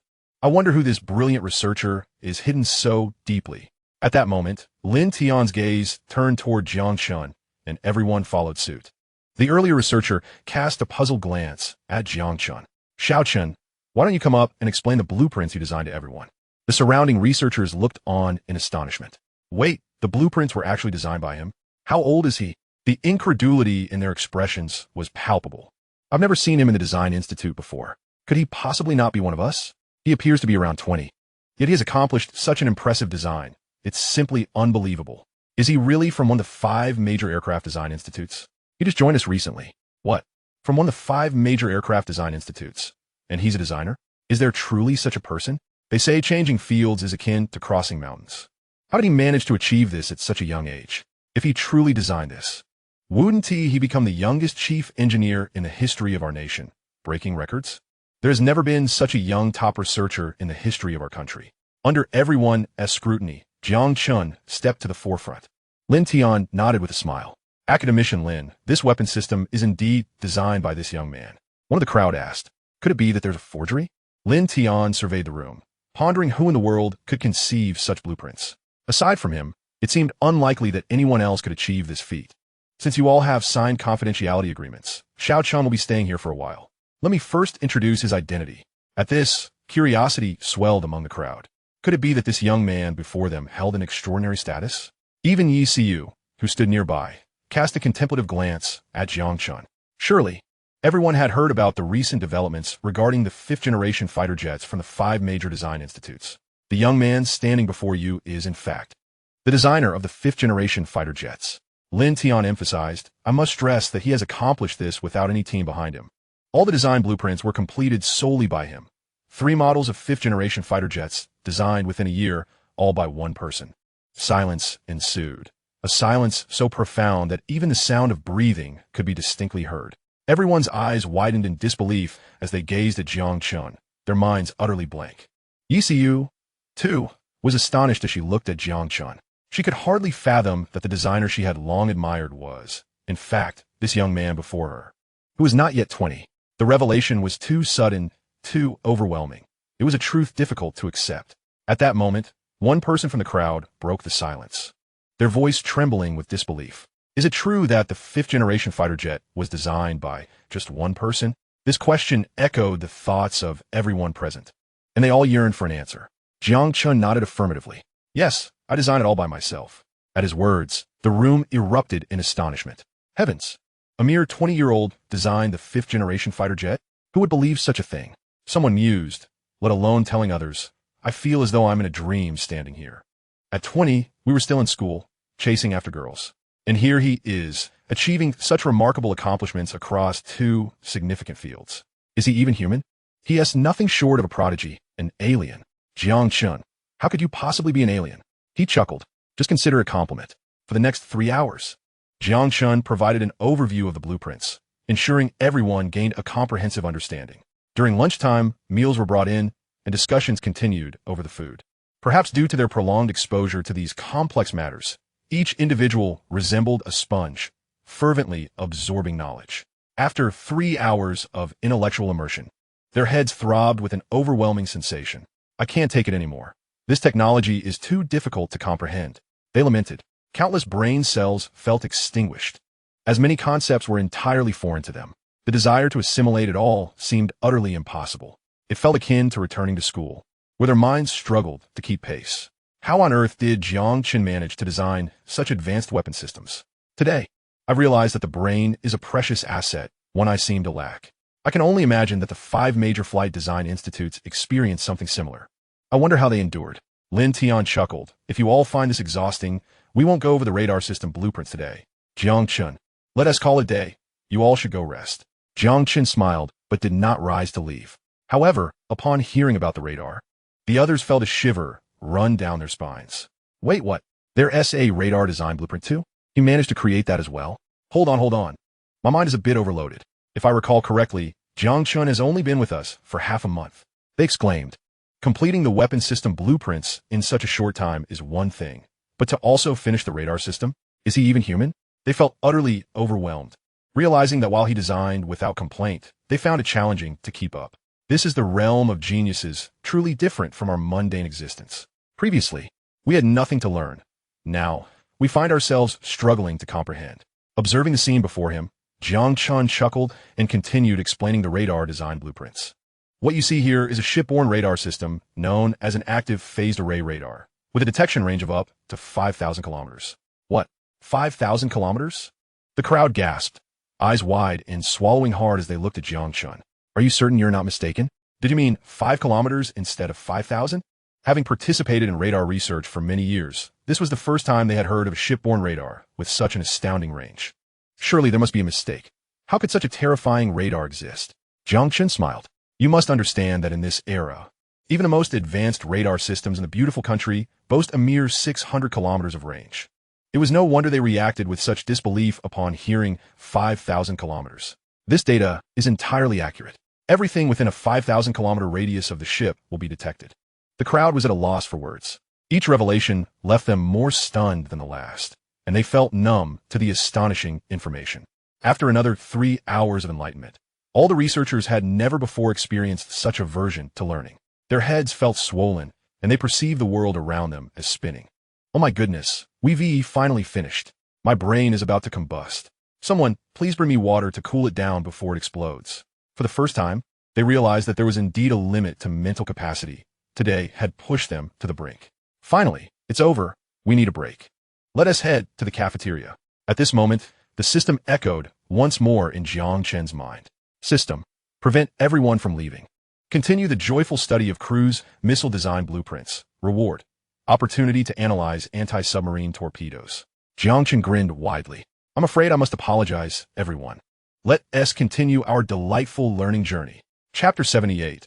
A little gadget as evening descended. The sea breeze wafted gently, stirring the surface and creating playful waves. The group stood to leave, but were halted by Jiang Chen's call. Since everyone is so eager to learn today, how about we delve into some additional material? Everyone's eyes widened in horror as they looked at Jiang Chen. Brother Chen, Haven T, we already finished studying the 2 design blueprints today. There is nothing else left to learn. Indeed, it's not that we don't want to learn. We simply have no other materials to cover. Brother Chen, you don't mean to suggest we revisit the same material, do you? That seems rather ineffective. Perhaps we should save it for tomorrow. Yes, Brother Chen. It's not that we wish to rest. We are all genuinely eager to learn something new. Isn't that right? Aren't we all passionate about learning? Yes, indeed. We are all very devoted to learning. As long as it's new content, we'll study through the night if necessary. The group nodded vigorously, fearful that any sign of reluctance would lead Jiang Chen to question their dedication. Nearby, Lin Tian chuckled softly. Xiao Chen, the knowledge acquired today should be thoroughly contemplated and absorbed before proceeding to a more detailed discussion tomorrow, which would undoubtedly prove beneficial. The contents of these 2 blueprints are rather profound, and there is no need to rush at this moment. Upon hearing this, everyone nodded vigorously, akin to chicks pecking a grain, expressing their earnest desire to learn. Academician Lin, I did not intend for them to continue studying these 2 design blueprints. I wholeheartedly concur with your perspective. It is essential to digest the information, and a thorough explanation tomorrow would be more advantageous. So you wish for them to learn? Jiang Chen glanced at Lin Tian, then turned his gaze towards the others. Of course, it is about learning something new. However, it is not as intricate as weapon systems or radar systems. It merely involves a small gadget that will not consume much time. Everyone should find it quite easy to grasp. Upon hearing this, a sense of relief washed over the crowd. Their confidence rekindled. Brother Chen, to be frank, it is precisely because those 2 design blueprints are excessively challenging that we found them arduous to study. If it were other minor gadgets, we would have mastered them in no time. Indeed, we are not exaggerating. Collectively, our intellect is at least 120. Come on, let's joyfully delve into this small gadget together. Lin Tian chuckled, seemingly oblivious to the gravity of the situation. Jiang Chen, why don't you enlighten everyone about this small gadget you mentioned? Jiang Chen nodded and approached ECU. With a resounding clap, a stack of design blueprints, thick as a tome, slammed onto the table, sending a cloud of dust into the air. Sister CU, I apologize for the trouble, but could you please project this on the screen? ECU was momentarily taken aback, gazing at the blueprints with a look of disbelief. Is this what you refer to as a small gadget? The eyes of the others widened in astonishment as they gulped nervously, staring at the hefty blueprints. Is it just me, or does this small gadget seem rather substantial? Ha ha ha. One individual's lips twitched in an awkward smile as he tried to reassure himself. Brother Chun described it as a small gadget. It must indeed be just that. Relax, we must not incite unnecessary panic. It is undoubtedly just a small gadget. Yet, a small gadget with such thick blueprints is merely 2/3 less than that of weaponry equipment, right?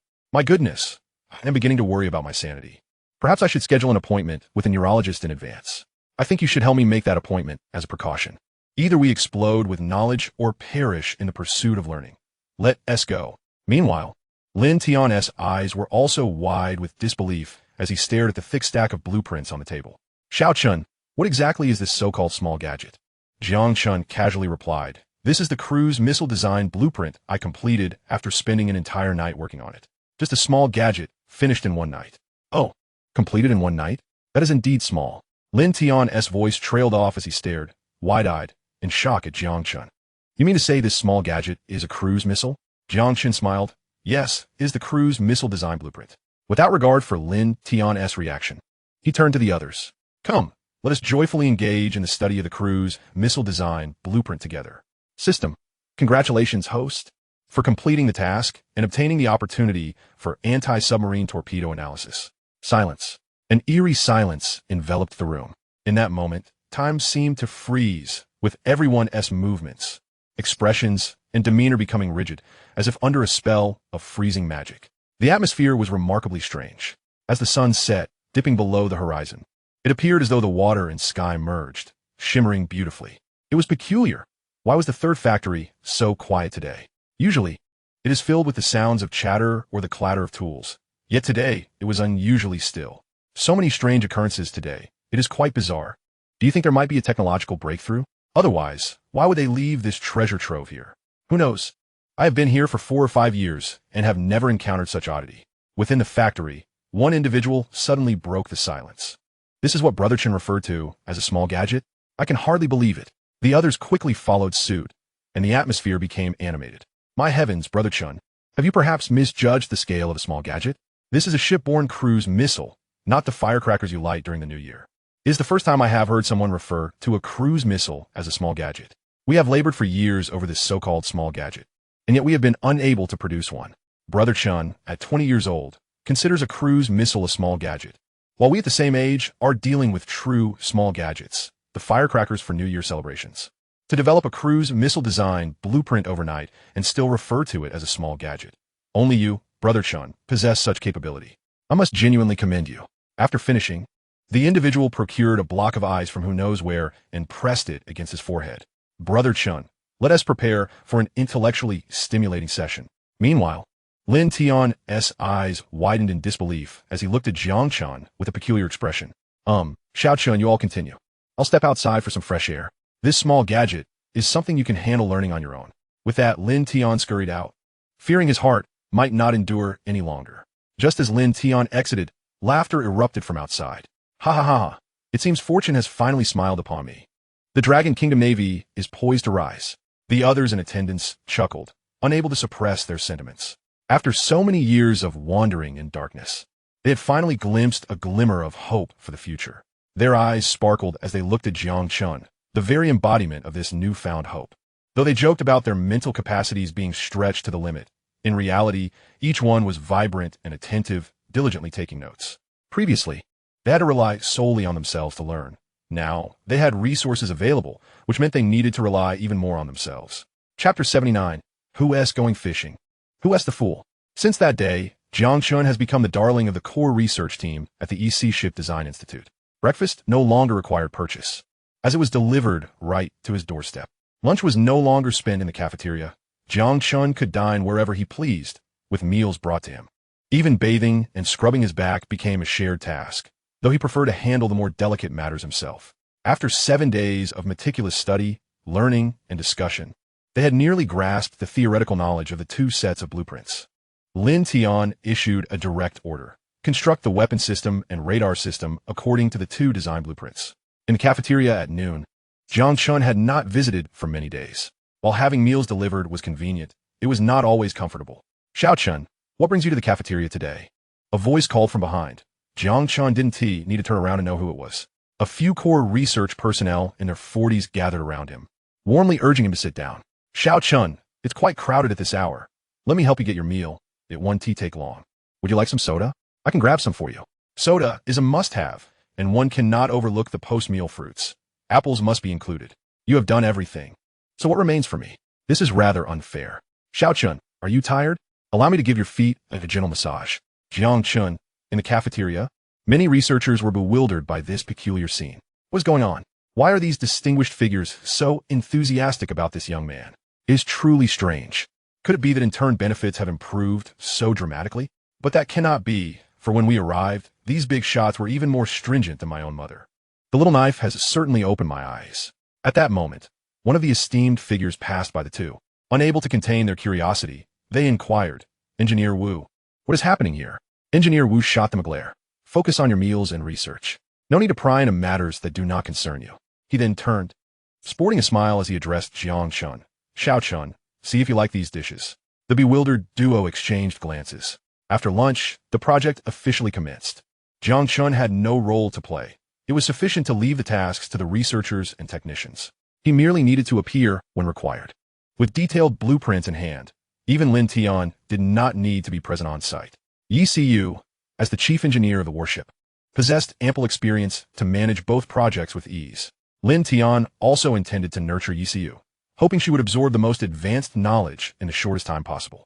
At the entrance of Jiang Chen's modest dormitory, Lin Tian, dressed in casual attire and donning a hat, was equipped with a fishing rod and a small stool. Xiao Chun, hurry up.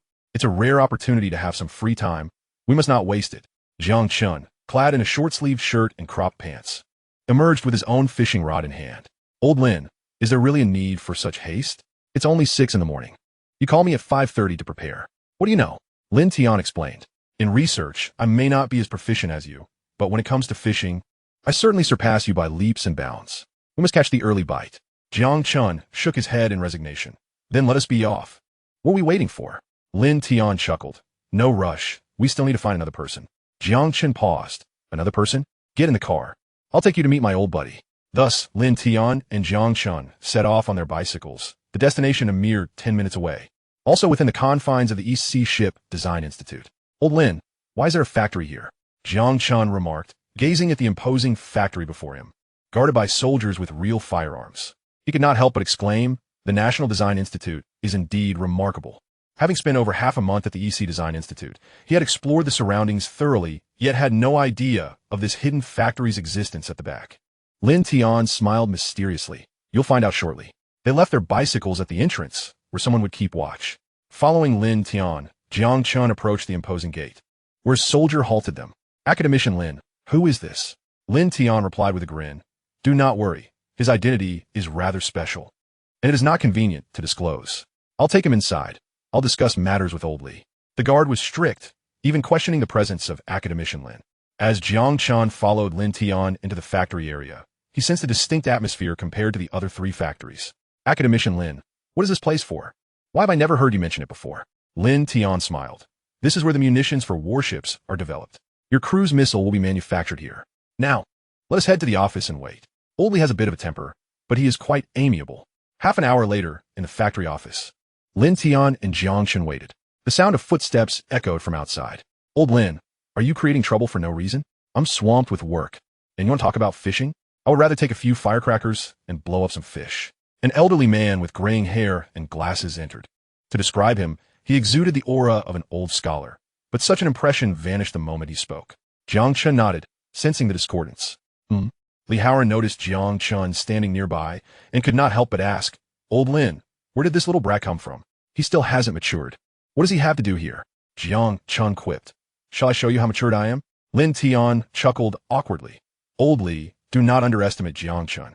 In terms of academics, you and I are but elementary students in his presence. Oh, Li Haoran scrutinisa Jiang Chen. This kid does not possess any extraordinary traits. You say this immature lad excels academically? Keep blowing your trumpet, and when you elevate him to the heavens, I will send a shell crashing down on you. Jiang Chen, this academician Li is indeed quite unique. Lin Tian laughed. Before we delve into serious matters, let me ask you once more. Are you going fishing or not? Not a chance. What fishing? Li Haoran plopped down in a chair, exhaling a long sigh. With the weapon systems you dismantled, I am currently developing munitions. I am swamped, and I have no time for fishing. You have yet to explain what this young man is doing here. What did you mean by your earlier comment? Lin Tian grinned. Once you see what I have in hand, you will understand. You will willingly accompany us to fish. Umph. Li Haoran scoffed. What treasures can you possibly present? Those rusty scraps are hardly enticing. If I go fishing with you, I might as well be your grandson. Chapter 80. Let me handle it. In the early morning, as the sun began to rise, its warmth enveloped the surroundings. Old Li, perhaps you should take a look before making judgments. I certainly do not wish to have a grandson of your stature. With that, Lin Tian placed the design blueprints for the cruise missile before him. See for yourself. Liuran's Gaza Sharpanat. Upon seeing the title on the blueprint, he was taken aback. Looking at Lin Tian, he exclaimed, Old Lin, you cannot be serious. This is genuinely the design blueprint for a cruise missile. Lin Tian and Jiang Chen took their seats, smiling as they observed. You will find out for yourself soon enough.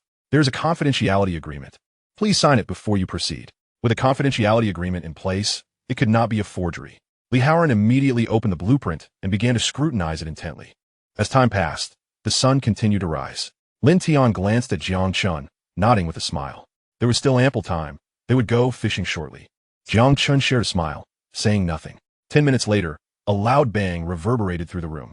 Li Haoran stood up abruptly, startling Lin Tian and Jiang Chen. Good heavens! This is remarkable. Old Lin, who designed this blueprint. Its range reaches 2,200 kilometers. Our nation possesses such talent. Pulling Lin Tian towards the door. Old Li, what are you doing? Lin Tian looked utterly bewildered. Li Haoran laughed heartily. Quick, take me to the designer of this blueprint. I wish to pay my respects and learn from him. I never anticipated that our dragon country harbored such a genius. I must meet him. Lin Tian pulled back his arm. What do you intend to meet him? Isn't he right in your office? Huh. Li Haoran glanced at Lin Tian and promptly denied it. The old fellow from the warship is formidable, but he's utterly ignorant of munitions. His gaze shifted to Jiang Chen. How could someone so young have just left? His attention returned to Jiang Chen. There was no one else in the office but the three of them. Could it really be this young lad? Lin Tian chuckled at Li Haoran. Xiao Chun, let's go fishing. Since this old fellow isn't coming, we shall go ourselves. Jiang Chen smiled and got up to follow. Li Haoran's eyes sparkled, and he immediately called out, Wait, I'm coming fishing too. It's about time I relaxed. Just let me tidy up, and I'll be right with you. Li Haoran carefully stored the blueprint in a file. After pondering for a moment, he retrieved another file. He cast a glance at it, seemingly still uneasy. Then he took out a waterproof plastic bag and secured the documents within. Only then did he nod in satisfaction. He approached a cabinet against the wall, which concealed a safe, and placed the blueprint inside. After confirming it was locked securely, he nodded again in satisfaction. Let's go fishing. Lin Tian and Jiang Chen exchanged knowing smiles. By the seaside, the waves crashed against the rocks, sending up enormous sprays of water. The only sounds were the wind and the sea, accompanied by the whisper of air. The three of them, with 3 fishing rods and 3 chairs, sat enjoying the sea breeze, sipping tea, and dangling their lines. An onlooker might mistake them for a grandfather taking his grandchildren fishing. Xiao Chun, was that design blueprint for the cruise missile entirely your own work? Jiang Chen leisurely gazed into the distance. The ocean truly was magnificent, yet his mood was less so. Indeed, it was my design. We've been fishing for 3 hours, and you've asked that question 800 times, he replied. Li Haoran burst into laughter. I merely wish to confirm. You are rather young, still without a single hair on your chin. Jiang Chen scowled. Lin Tian laughed heartily beside them. Old Li, didn't you say you want to take on a mentor? I think the spot is quite suitable. Why not do it here? I can bear witness. At this, Jiang Chen's mouth twitched slightly. Goodness, this is quite the spectacle. Li Haoran was equally forthright, insisting on acknowledging Jiang Chen as his teacher right then and there. But Jiang Chen stopped him. Li Lao, you are a senior. This simply won't do. We can exchange ideas in the future, but let us forego the teacher-student formality. This was unacceptable to Li Haoran, who seemed determined to designate Jiang Chen as his mentor. In academia, the merit of learning prevails over age. I shall call you teacher, and you may address me as the grandpa. There is nothing wrong with that. Jiang Chen's mouth twitched again. It sounded rather peculiar. Ultimately, it was Lin Tian, the instigator, who diffused the situation regarding the apprenticeship. As the evening crept in, they were served a meal. The three continued to fish leisurely, the sea breeze caressing them. They fished for several hours. As the sun dipped below the horizon, they sat quietly, seemingly fishing for reasons beyond the mere act itself. They sat in tranquil silence, their shadows stretching long. Old Lin, what thoughts do you have as you gaze out at the ocean? Li Haoran suddenly inquired, breaking the silence. Lin Tian smiled. The surface of the sea appears incredibly beautiful. Yet, one can never know what lies beneath. Perhaps a great fish is lurking just out of sight, eyeing you intently. Li Haoran nodded. Those of us who build warships understand this principle well. What is visible on the surface is insignificant. The true threats lie in the depths of the ocean.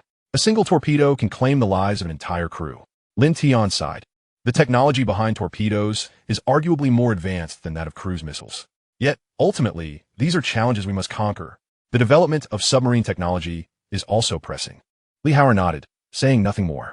Jiang Chen gazed at the azure sea, contemplating that to safeguard this coastline, a formidable navy is indispensable. Just then, the system's voice echoed once more. System, casting his gaze into the distance, he calmly informed the two, leave the torpedo to me. I'll handle it in a jiffy. And as a reward, I will obtain an analysis opportunity for the close-in weapons system of the 055 destroyer. Jiang Chen smiled. Ah, the system understands me well. The atmosphere grew quiet. Lin Tian and Li Haoran glanced at the time, preparing to pack up and leave. Jiang Chen remained, quietly gazing into the distance. Li Lao. Lin Lao, leave the torpedo to me. I'll have it sorted in no time. Liu Dan. Lin Tian, are you joking with us? System, congratulations, host, for completing the task and receiving the close-in weapons system of the 055 destroyer as a reward. Chapter 81. A research factory of one's own. After that day of fishing, Li Haoran detained Jiang Chen at the naval munitions factory under the pretense of guidance, assigning him to explain and oversee the research on cruise missile manufacturing.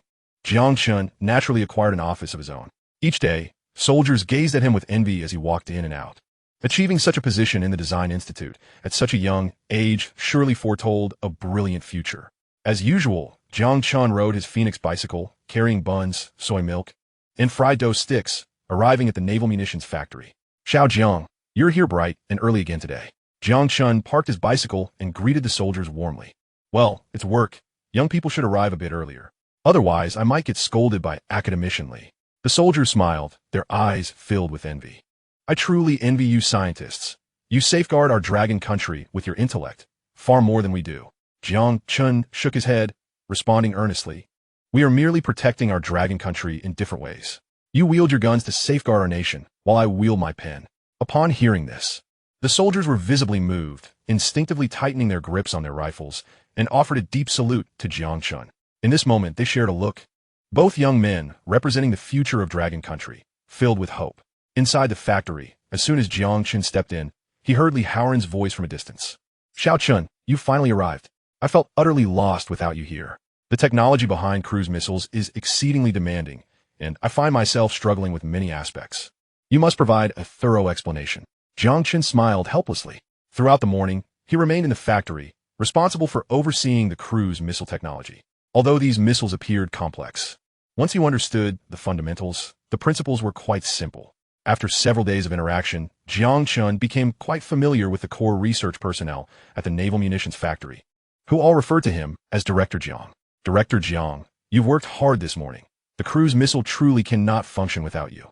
Indeed, this technology is of a high-tech nature, incomparable to what we have previously dealt with. It's like comparing missiles to firecrackers. We owe a great deal to Director Jiang. Without him, it would have been challenging to make progress, even with the blueprints in hand. Director Jiang, what would you like for lunch? We can bring you something.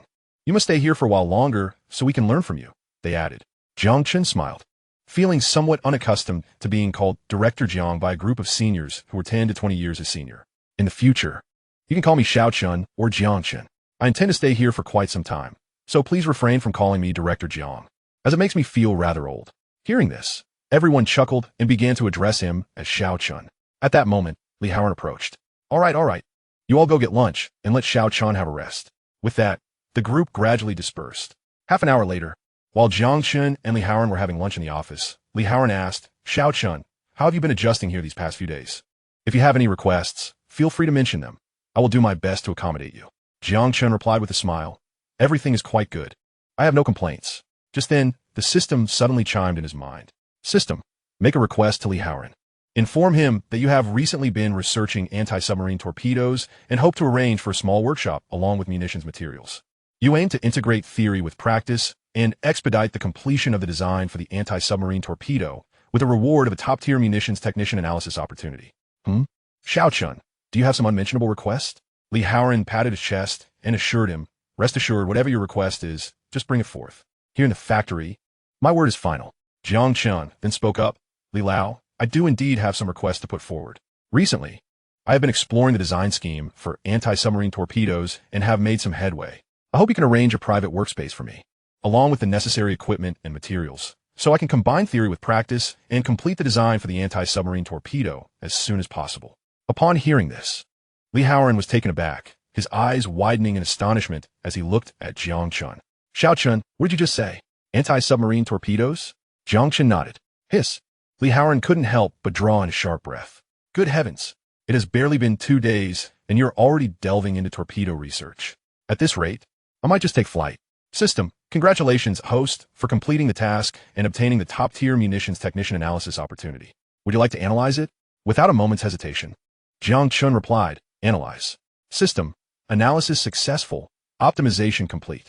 Note, after optimization, the host has activated auxiliary functions for munitions craftsmanship, enabling the processing of any components at no cost. Jiang Chen was overjoyed. He hadn't anticipated that acquiring top-tier munitions technician capabilities would also come with a system processing function. This would indeed simplify matters tremendously. To put it mildly, one person could rival several large teams. Subsequently, Li Haoran guided Jiang Chen to a small workshop located at the back of the factory area. Rather than merely a workshop, it was more akin to a personal ammunition research workspace. While smaller than the main factory, it was still the size of a football field. This space had previously been a temporary setup by Li Haoran, but with the construction of the larger factory, it had seen little use since. Nonetheless, all necessary equipment was available for immediate use. How is it? Not bad, right? This will be your personal workshop from now on. Are you satisfied? Jiang Chen surveyed the various professional equipment before him and nodded in approval. This would do, Li Lao. Please help me move in a bed and some personal items, as I intend to reside here from now on. Li Haoran was somewhat surprised. You plan to live here? Jiang Chen nodded. I want to refine the design drawings for the flying fish torpedo as quickly as possible. Such youth, already achieving so much and still working so hard. Every success is born of diligent effort. Li Haoran felt a deep admiration for Jiang Chen. It had been a long time since he had encountered such an intriguing young person. Once all arrangements were made, Jiang Chen settled into a small workshop. For safety reasons, he even stationed soldiers to guard the entrance. Without Jiang Chen's consent, no one, including Li Haoran himself, could enter the premises. In the Naval Design Institute, no one held a position as extraordinarily important as Jiang Chen's. That very evening, Li Haoran ensured that all the materials needed for the flying fish torpedo were delivered to the workshop. These strictly controlled military materials typically required a series of approvals. Even Li Haoran would need at least a day to obtain them. However, they arrived that same day, all thanks to Lin Tian's efforts. Special arrangements were made to expedite their delivery. As night fell and darkness enveloped the surroundings, the small workshop remained brightly lit. Occasionally, a few moths flew in, colliding with the lampshade and creating faint sounds. Alone in the workshop, Jiang Chen began fabricating the anti-submarine flying fish torpedo according to the design blueprints. It must be said that with the assistance of top-tier munitions craftsmanship and the system's component processing capabilities, many tasks that would typically take several days were completed in the blink of an eye. This made the production of the flying fish torpedo remarkably straightforward. One could even liken it to assembling a model. It was estimated that the project could be completed in just a day or two. Chapter 82. While you fish, I am here to explode fish. With less than 2 days remaining until the 1-month deadline, Jiang Chen had been in the workshop for a day and a half. Early in the morning, he arrived at his workshop to find 2 torpedoes painted in military green with black warheads, each measuring an impressive 9 meters in length and equipped with small wings for flight, nearly 90 complete. Jiang Chen nodded in satisfaction. This anti-submarine flying fish torpedo could be vertically launched from the 055 weapon system, utilizing rocket propulsion to enter the sea from the air. It boasted advantages such as high speed and wide attack range. After optimization, the range of the flying fish torpedo had increased from 30 kilometers to 35 kilometers, with its lethality enhanced by approximately 10%. One should not underestimate the effective range of 35 kilometers. It is worth noting that the future flying torpedoes of the beautiful nation, 2 decades hence, would barely reach 30 kilometers, and that would be in 20 years. In this era, this flying fish torpedo is undoubtedly an invincible entity. Coupled with an active phased array radar sonar system, it would spell doom for submarines. Jiang Chen anticipated that he would finalize this flying fish torpedo by the morning and could test its power in the afternoon. At that moment, the phone beside him rang. It was a soldier stationed at the entrance, informing him that Lin Tian and Li Haoran had invited him to go fishing. Jiang Chen chuckled. It seemed the two academicians had been enjoying themselves of late. All right, tell them I'll join them in the afternoon. I have a few matters to attend to here. After hanging up, Jiang Chen returned to completing the two anti-submarine flying fish torpedoes before him. Outside the factory, Li Haoran and Lin Tian each mounted their bicycles, awaiting a response from the soldiers. Academicians Li and Lin had received word from Jiang Chen that he had prior engagements in the morning and instructed them to proceed first, promising to join them later in the afternoon. Lin Tian nodded and glanced at Li Haoran, remarking, "It seems that among the entire Naval Design Institute, we two old geezers are the most unoccupied." Li Haoran chuckled softly. Times have changed, with the designs crafted by that young lad, Xiao Chun. Many tasks can be accomplished splendidly without our direct involvement. We are advancing in age. It is high time we relinquish control and allow the youth to take the reins. The pair pedaled their bicycles towards the sun-drenched horizon, with a vast ocean stretching before them. Engaging in light conversation, they mused about Xiao Chen's progress on the anti-submarine flying torpedo. This endeavor is no small feat, Lin Tian pondered. What challenges could there possibly be? Liuran Raturta. Wasn't the fifth-generation fighter difficult to develop? Yet Xiao Chen managed to conquer it effortlessly. Lin Tian continued. The naval weapon systems and radar technology posed their own complexities. Yet they were ultimately realized, and to a remarkably advanced degree. The cruise missiles were also successfully developed. I reckon Xiao Chen will finalize the anti-submarine flying torpedo within mere days. At this, Lin Tian erupted in laughter. You truly are becoming increasingly arrogant. Why not claim that Xiao Chen will produce the physical model for you within this week? Li Haoran smiled. That would be an exaggeration. Producing an anti-submarine flying torpedo in just a few days without comprehensive, detailed blueprints is quite unlikely. You might be elevating Xiao Chen to a divine status. Lin Tian chuckled. Hasn't that young man already wrought numerous miracles? It would not be an exaggeration to call him the guardian deity of our nation. Changing the subject, Lin Tian mentioned, in a few days, the Navy and the Scientific Research Department will be here for an inspection. You should expedite the development of the cruise missiles so we can present a satisfactory account to the nation. Liuran Nudda. I heard that Old Mu and Xiao Chun agreed on a 1-month deadline. Are you worried that Old Mu might resort to underhanded tactics? Hence, you aim to create a grand occasion to ensure Jiang Chen remains with us. Lin Tian smiled mysteriously. There is no need to speak of what everyone is already aware of. While Xiao Chen may lack talent in naval design, the abilities he has demonstrated are of immense importance to us. I trust you wish to see our institute shine like the 5 major aviation design academies, don't you? Li Haoran understood and smiled knowingly. I've noticed, old friend, that sometimes your cunning surpasses that of anyone else. The two leisurely cycled towards the seaside. By 3 o'clock in the afternoon, Jiang Chen had finally completed 2 anti-submarine flying torpedoes. It was now time to seek a location to test their efficacy. After all, it would be remiss not to assess the power of the first torpedoes he had crafted himself. Jiang Chen made his way to the nearby naval ammunition factory to inquire about the testing process. Xiao Chen, he was told, this process is simple in theory. It can be complex in practice. Jiang Chen frowned. That was hardly informative. The others chuckled. Actually, it's quite straightforward. You simply need to call Academician Li or Academician Lin. Once they grant their approval, you can proceed with the testing. They confirmed, indeed, it is that uncomplicated. We typically conduct ammunition tests on the sea surface, and this area is a designated military zone, so you may test freely. Jiang Chen nodded. Then please arrange for a transport vehicle. I need to head to the coast to test the new ammunition. I will call Academicians Li and Lin shortly. Hearing about the ammunition testing, everyone paused in surprise, exchanging glances. How has it suddenly come to testing new ammunition? One asked. Xiao Chun, didn't you just move to the rear factory days ago? And now, you're already crafting new ammunition? May I inquire what type of ammunition you are testing? We do like to be mentally prepared, especially after being startled by your recent creations. Jiang Chen smiled. It's merely a small gadget. I wish to test its capabilities.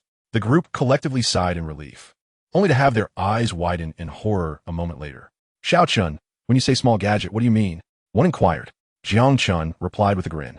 It's the anti-submarine flying torpedo I've been developing. Silence. An eerie stillness enveloped the factory as time seemed to freeze. The only sounds are the mechanical operations in the background. You mean the anti-submarine flying torpedo? One asked incredulously, swallowing hard. Jiang Chen nodded. In the next moment, the atmosphere erupted. You refer to the anti-submarine flying torpedo as a mere gadget? Good heavens! Just as I imagined, if Xiao Chun calls it a small gadget. It must be extraordinary. Another exclaimed, an anti-submarine flying torpedo. What an impressive name. I've never heard of such a formidable weapon before. Brother Chun, does this torpedo actually fly? Anything produced by Brother Chun is bound to be exceptional. Brother Chun is amazing. The group energetically loaded the torpedoes and launchers onto the transport vehicle. Jiang Chen then called Academician Lin. By the seaside, a gentle breeze rustled as Li Haoran and Lin Tian leisurely enjoyed tea while fishing. Old Lin, why hasn't Ti Xiao Chen arrived yet? Lin Tian joked. Yes, probably preparing the torpedoes for you. Li Haoran shot him a disdainful look. Are you still hung up on that? Lin Tian laughed heartily. At that moment, a sudden ringtone interrupted. Speak of the devil, and he shall appear. Look, here he comes. Just then, Lin Tian's eyes widened in shock as he turned mechanically to Li Haoran. What is the matter, old Lin? Li Haoran asked, perplexed. Lin Tian, wide-eyed and swallowing hard, replied. Xiao Chun just said he is bringing torpedoes to blow up some fish. Li Haoran exclaimed, oh dear, while I use firecrackers to catch fish, you're using torpedoes? How advanced? Half an hour later, 30 kilometers offshore, a deep thundering explosion echoed. A fish floated belly up on the surface. Jiang Chen shook his head in resignation. What a waste of a seafood feast. Lin Tian, Liu Dan, a group of esteemed scientists. Collectively, they fell silent. Thousands of kilometers away in the capital, within the office of the Scientific Research Department, Mu Qingshan was earnestly assuring Zhong Weiman, rest easy about Xiao Chun. The day after tomorrow, I'll go with you to bring him back. That lad has probably found it quite dull at the Naval Design Institute for the past month, and is likely eager to return. Though he may be too shy to say so. Chapter 83. A shift in atmosphere. The spring breeze was refreshing, caressing their skin with comfort. The Scientific Research Department's Zhong Weiman, along with Mu Qingshan, Zhang Jiagua, and Rear Admiral Tian Zhonghua of the EC Navy, were en route to the Naval Design Institute for an inspection. Inside the bus, they were discussing the details of the visit. Old Tian, let us keep this inspection similar to the past. We shouldn't place too much pressure on the Naval Design Institute. Their situation hasn't been easy either. Rear Admiral Tian Zhonghua remarked. I am well aware of that, he nodded. The Navy has had its challenges in recent years as well. Everyone has been facing tough times. Zhong Weiman nodded slightly, letting out a profound sigh. The naval forces of Longhua commenced their journey rather late, compounded by the foreign technological embargo. Achieving a breakthrough is undoubtedly a formidable endeavor that necessitates long-term planning. Tian Zhonghua smiled as he glanced at Mu Qingshan and his companions. Old Mu, I've heard that life has been quite pleasant on the Air Force side recently. The fifth-generation aircraft are flourishing in variety. I reckon they will be widely deployed this year. When will our Navy also enjoy such bountiful times? Mu Qingshan smiled, but refrained from commenting. By the way, Tian Zhonghua seemed to recall something. Didn't I hear that your 5 major design institutes were struggling last year? How is it that you're suddenly thriving now? Do you possess some secret that you could share with the Naval Design Institute, so we could all bask in happiness together? Mu Qingshan turned his gaze towards Zhong Weiman. The matter concerning Jiang Chen is classified at the national level. Although Tian Zhonghua holds a rank that grants him access to such information, it is ultimately Zhong Weiman who must speak. Zhong Weiman chuckled. Old Tian, this is a long story, intertwined with the nation's highest secrets. You know how it is. Upon hearing about the nation's highest secrets, Tian Zhonghua was taken aback, then chuckled lightly. Never mind, never mind. You researchers always turn conversations into matters of state secrets. It's rather dull. At this, everyone burst into laughter. Zhong Weiman cautioned. This inspection's primary purpose is to provide support and encouragement. The Naval Design Institute will undoubtedly not present anything substantial. We shall merely go through the motions. The group nodded in agreement. Old Mu'tad, my eyelids have been twitching constantly. I hope nothing untoward occurs. Zhang Jiagua murmured in confusion. What could possibly happen? Mu Qingshan replied with a hint of humor. Are you worried that Little Chen won't return with us? Rest assured, he is not that sort of person. He is true to his word. Zhang Jiagua clarified. That is not what I meant. I'm concerned about you. In fact, I didn't tell you something. Last night, I had another peculiar dream. Mu Qingshan's heart skipped a beat. The last dream he had was about the Academy's bomber incident. Surely this old fellow wouldn't conjure up any mischief. What dream did you have this time? Mu Qingshan inquired. Last night, I dreamt that Little Chun was using firecrackers to catch fish and even invited me for grilled fish, which was quite delicious. What do you say? Shall we catch a few sea fish and have Little Chun grill them for us? You old rascal, always dreaming about food. Such aspirations. Mu Qingshan closed his eyes, wishing to avoid the sight of his old companion any longer. However, the idea of grilled fish seemed appealing. Two special vehicles traversed the coastal road, with a vast ocean stretching endlessly beside them. At 2 in the afternoon, they arrived at the Naval Design Institute's exclusive testing ground by the sea. Old Lin, where's little Chun? Once this inspection concludes, I wish to take him back. Mu Qingshan asked. Lin Tian glanced at Mu Qingshan, hesitating to reveal the truth. After contemplating, he decided it might be better to keep it to himself. Little Chen mentioned he had some matters to attend to and would join us shortly. Mu Qingshan nodded. It appeared that this past month had been quite challenging for Little Chun. The design of the fifth-generation aircraft had been smooth sailing, but here he faced setbacks. It was no wonder he felt disheartened after such ease. He would need to offer him some comfort later. Meanwhile, Lin Tian's lips twitched slightly as he quietly walked away. The reason Jiang Chen had not arrived was that he was busy crafting the naval vessel S close-in weapon system in a small workshop. Old Lin, this inspection will be just like before. Feel free to make any requests. We can apply for increased funding if needed. As for the old equipment, we shall not bother with it. It would be a waste of time. Zhong Weiman sighed deeply, shaking his head in resignation. Each year, S inspection seemed to revolve around examining outdated items taken apart for study. Initially, there was some hope, but gradually, the anticipation faded. Being from a research background, he understood the difficulties involved. Thus, he regarded the annual inspections as opportunities to voice demands without imposing too much pressure, hoping for a swift technological breakthrough. Tian Zhonghua chimed in with a jest. Exactly. Lin, if you have requirements, do not hesitate to voice them. The sooner we achieve a technological breakthrough, the sooner we can enjoy a good life. Today, we shall not inspect anything. Let us proceed directly to drafting the demand application report. At that moment, Li Haoran hurried over. Apologies for the delay. I was held up by some matters. Fortunately, I made it just in time. Old Lin, let us get started. Lin Tian nodded. Start what? Zhong Weiman inquired, puzzled at Lin Tian's demeanor. Lin Tian smiled. Minister Zhong, this year, the Naval Design Institute may require significantly increased funding. Zhong Weiman was somewhat perplexed. Lin Tian scanned the group and said, Everyone, this year I have some different things to show you. Please follow me. Strange. Old Lin seems different this year. Have you all noticed? Indeed, under your description, it does seem somewhat different. In previous years, this time would be filled with grievances. Yet this year he seems quite cheerful. Could it be Mu Qingshan pressed from behind? Old Lin, have you made some minor technological breakthroughs? Lin Tian burst into laughter. Old Mu knows me well. Indeed, we have achieved a slight breakthrough. Upon hearing this, smiles spread across the faces of the group. A minor breakthrough is a positive development. A promising start. Indeed, research is often challenging at the outset. Once the door is opened, everything becomes easier. It seems that in a few years, we too shall possess our own naval vessels. Zhong Weiman remarked, given the breakthroughs, we must certainly increase the funding. As they reached the equipment display area by the sea, they were met with several enormous pieces of equipment draped in black cloth, leaving everyone momentarily bewildered. Good heavens! Such massive creations! Lin Tian announced, ladies and gentlemen, this is the result of the technological breakthroughs made by the Naval Design Institute in several areas. I will now present to you the respective data. With a swift motion, the black cloth was pulled away, revealing a colossal vertical launch system measuring 9 meters and comprising 64 cells.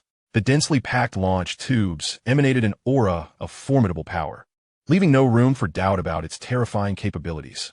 The group stared in disbelief at the launch unit, momentarily taken aback. This is what you refer to as a slight breakthrough? The sea breeze gently caressed the crowd, bringing with it a hint of saltiness. This 9-meter, 64-cell vertical launch system represents the latest advancement from the Naval Design Institute. Ignoring the astonished reactions of the crowd, Lin Tian continued. This vertical launch system can accommodate anti-ship missiles. Regarding the long-range cruise missiles and various large missile types, they can be configured with different models according to specific requirements. Primarily, these are installed in the forward section of the warships. A profound silence enveloped the group, an eerie stillness akin to death itself. They gazed at the menacing cannon barrels before them, their eyes wide with astonishment, swallowing nervously. Old Lin, has your design institute lost its senses? Such a terrifying weapon system, and you dare to call it a minor breakthrough? Mu Qingshan's Adam's apple bobbed as he stared in disbelief. Surely, even the vessels of the beautiful nation do not possess such formidable armaments. This is not merely weaponry. It's practically a mobile arsenal. At that moment, the others also began to react, unable to restrain their exclamations. "Old Lin, you have truly astonished us," they exclaimed. "We never anticipated such a monumental advancement today. It seems we must significantly increase funding, perhaps even double it. May I inquire, Lin Lao, you mentioned that this weaponry is installed in the front half of the warship. Does that imply there are additional systems in the rear?" Tian Zhonghua was equally taken aback by the weaponry before him. Having spent the majority of his life in the Navy, he had witnessed numerous advanced foreign military technologies, yet nothing compared to the launch units presented now. Lin Tian smiled. "General Tian, your naval background is evident. You've quickly discerned the anomaly. As we all know, we have long suffered from a fear of insufficient firepower. How could we not seek a double dose of joy?" He approached another section concealed by a black cloth. With a swift motion, a 7-meter-tall, 48-cell vertical launch system materialized before them. Its appearance was similar, albeit slightly smaller. Due to the additional crucial components we intend to incorporate on the warship, the rear launch unit has been slightly diminished in size. One could say it's a tad lacking in firepower. Upon hearing this, the expressions of the gathered dignitaries grew peculiar, their lips twitching in disbelief.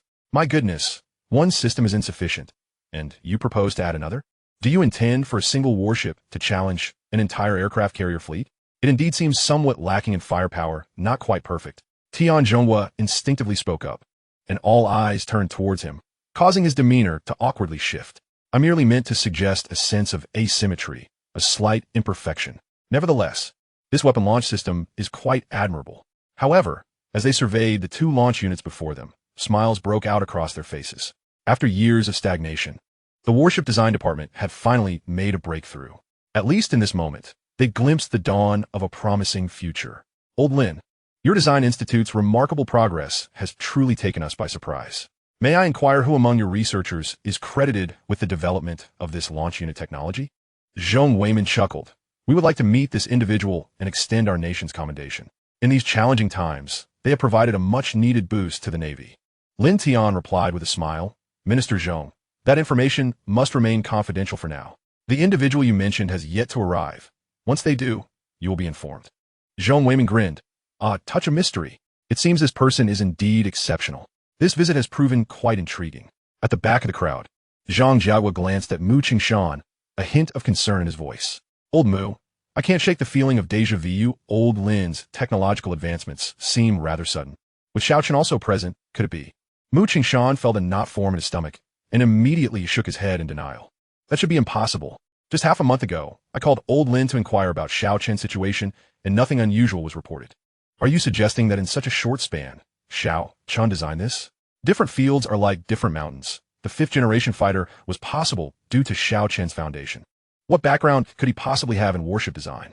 You're overthinking it. Let us patiently await the inspection's conclusion, and then we can visit Xiao Chen and return home." Zhang Jiagua paused. "Is it really that simple?" Mu Qingshan nodded. "Indeed, it is that simple." At this juncture, Tian Zhonghua let out a long sigh. What a pity that such an excellent weapon system lacks matching missiles. It truly leaves one feeling a bit restless. The others nodded in agreement. Although China's missile technology has made commendable progress in recent years, it still falls significantly short of the level needed to complement this weapon system. It seems it will be quite some time before that gap is bridged. Nearby, Zhang Jiagua concurred. The birth of an outstanding weapon system is the culmination of wisdom from various fields. Lacking any one component renders it ineffective. Comprehensive development is essential. We will have to wait for the missiles to catch up, which will take at least 5 or 6 years. Such a shame. Li Haoran then burst into laughter. But we never claimed there were no breakthroughs in missile technology. Otherwise, will we simply showcase it for aesthetics? There must be a demonstration to make it worthwhile. He then issued a command through his intercom. "Please prepare that cruise missile with a range of 2,000 kilometers. Remember, it's the 2,000-kilometer cruise missile. Don't confuse it." His voice was intentionally raised, as if fearing others might not hear him. As the words settled, everyone's eyes widened in disbelief, staring incredulously at Lin Tian and Li Haoran, questioning whether they had misheard. "Old Li, how far did you say the cruise missile's range is?" Mu Qingshan exclaimed, eyes bulging. Li Haoran appeared relaxed. 2,000 kilometers, just a little trinket." The crowd collectively gasped, unable to contain their astonishment at the notion of a 2,000-kilometer cruise missile being referred to as merely a small item. Has a Warship Design Institute grown so audacious? Zhong Weiman cleared his throat. "It seems that doubling the funding may not suffice. We might need to quadruple it." Mu Qingshan regarded Li Haoran with an odd expression. Oldly, do come clean. Has your design institute taken some potent stimulant? To suddenly produce a 2,000-kilometer cruise missile is beyond even dreams. Lioran lauga fartili. What potent stimulant? It's merely standard procedure. Given the missile's extensive range, it requires a bit of assistance prior to launch. He turned to Lin Tian. Old Lin, please activate that 5,000-kilometer detection radar. Otherwise, I wouldn't know where to aim. Zhong Weimin exclaimed in disbelief. 5,000-kilometer detection radar? Are you jesting?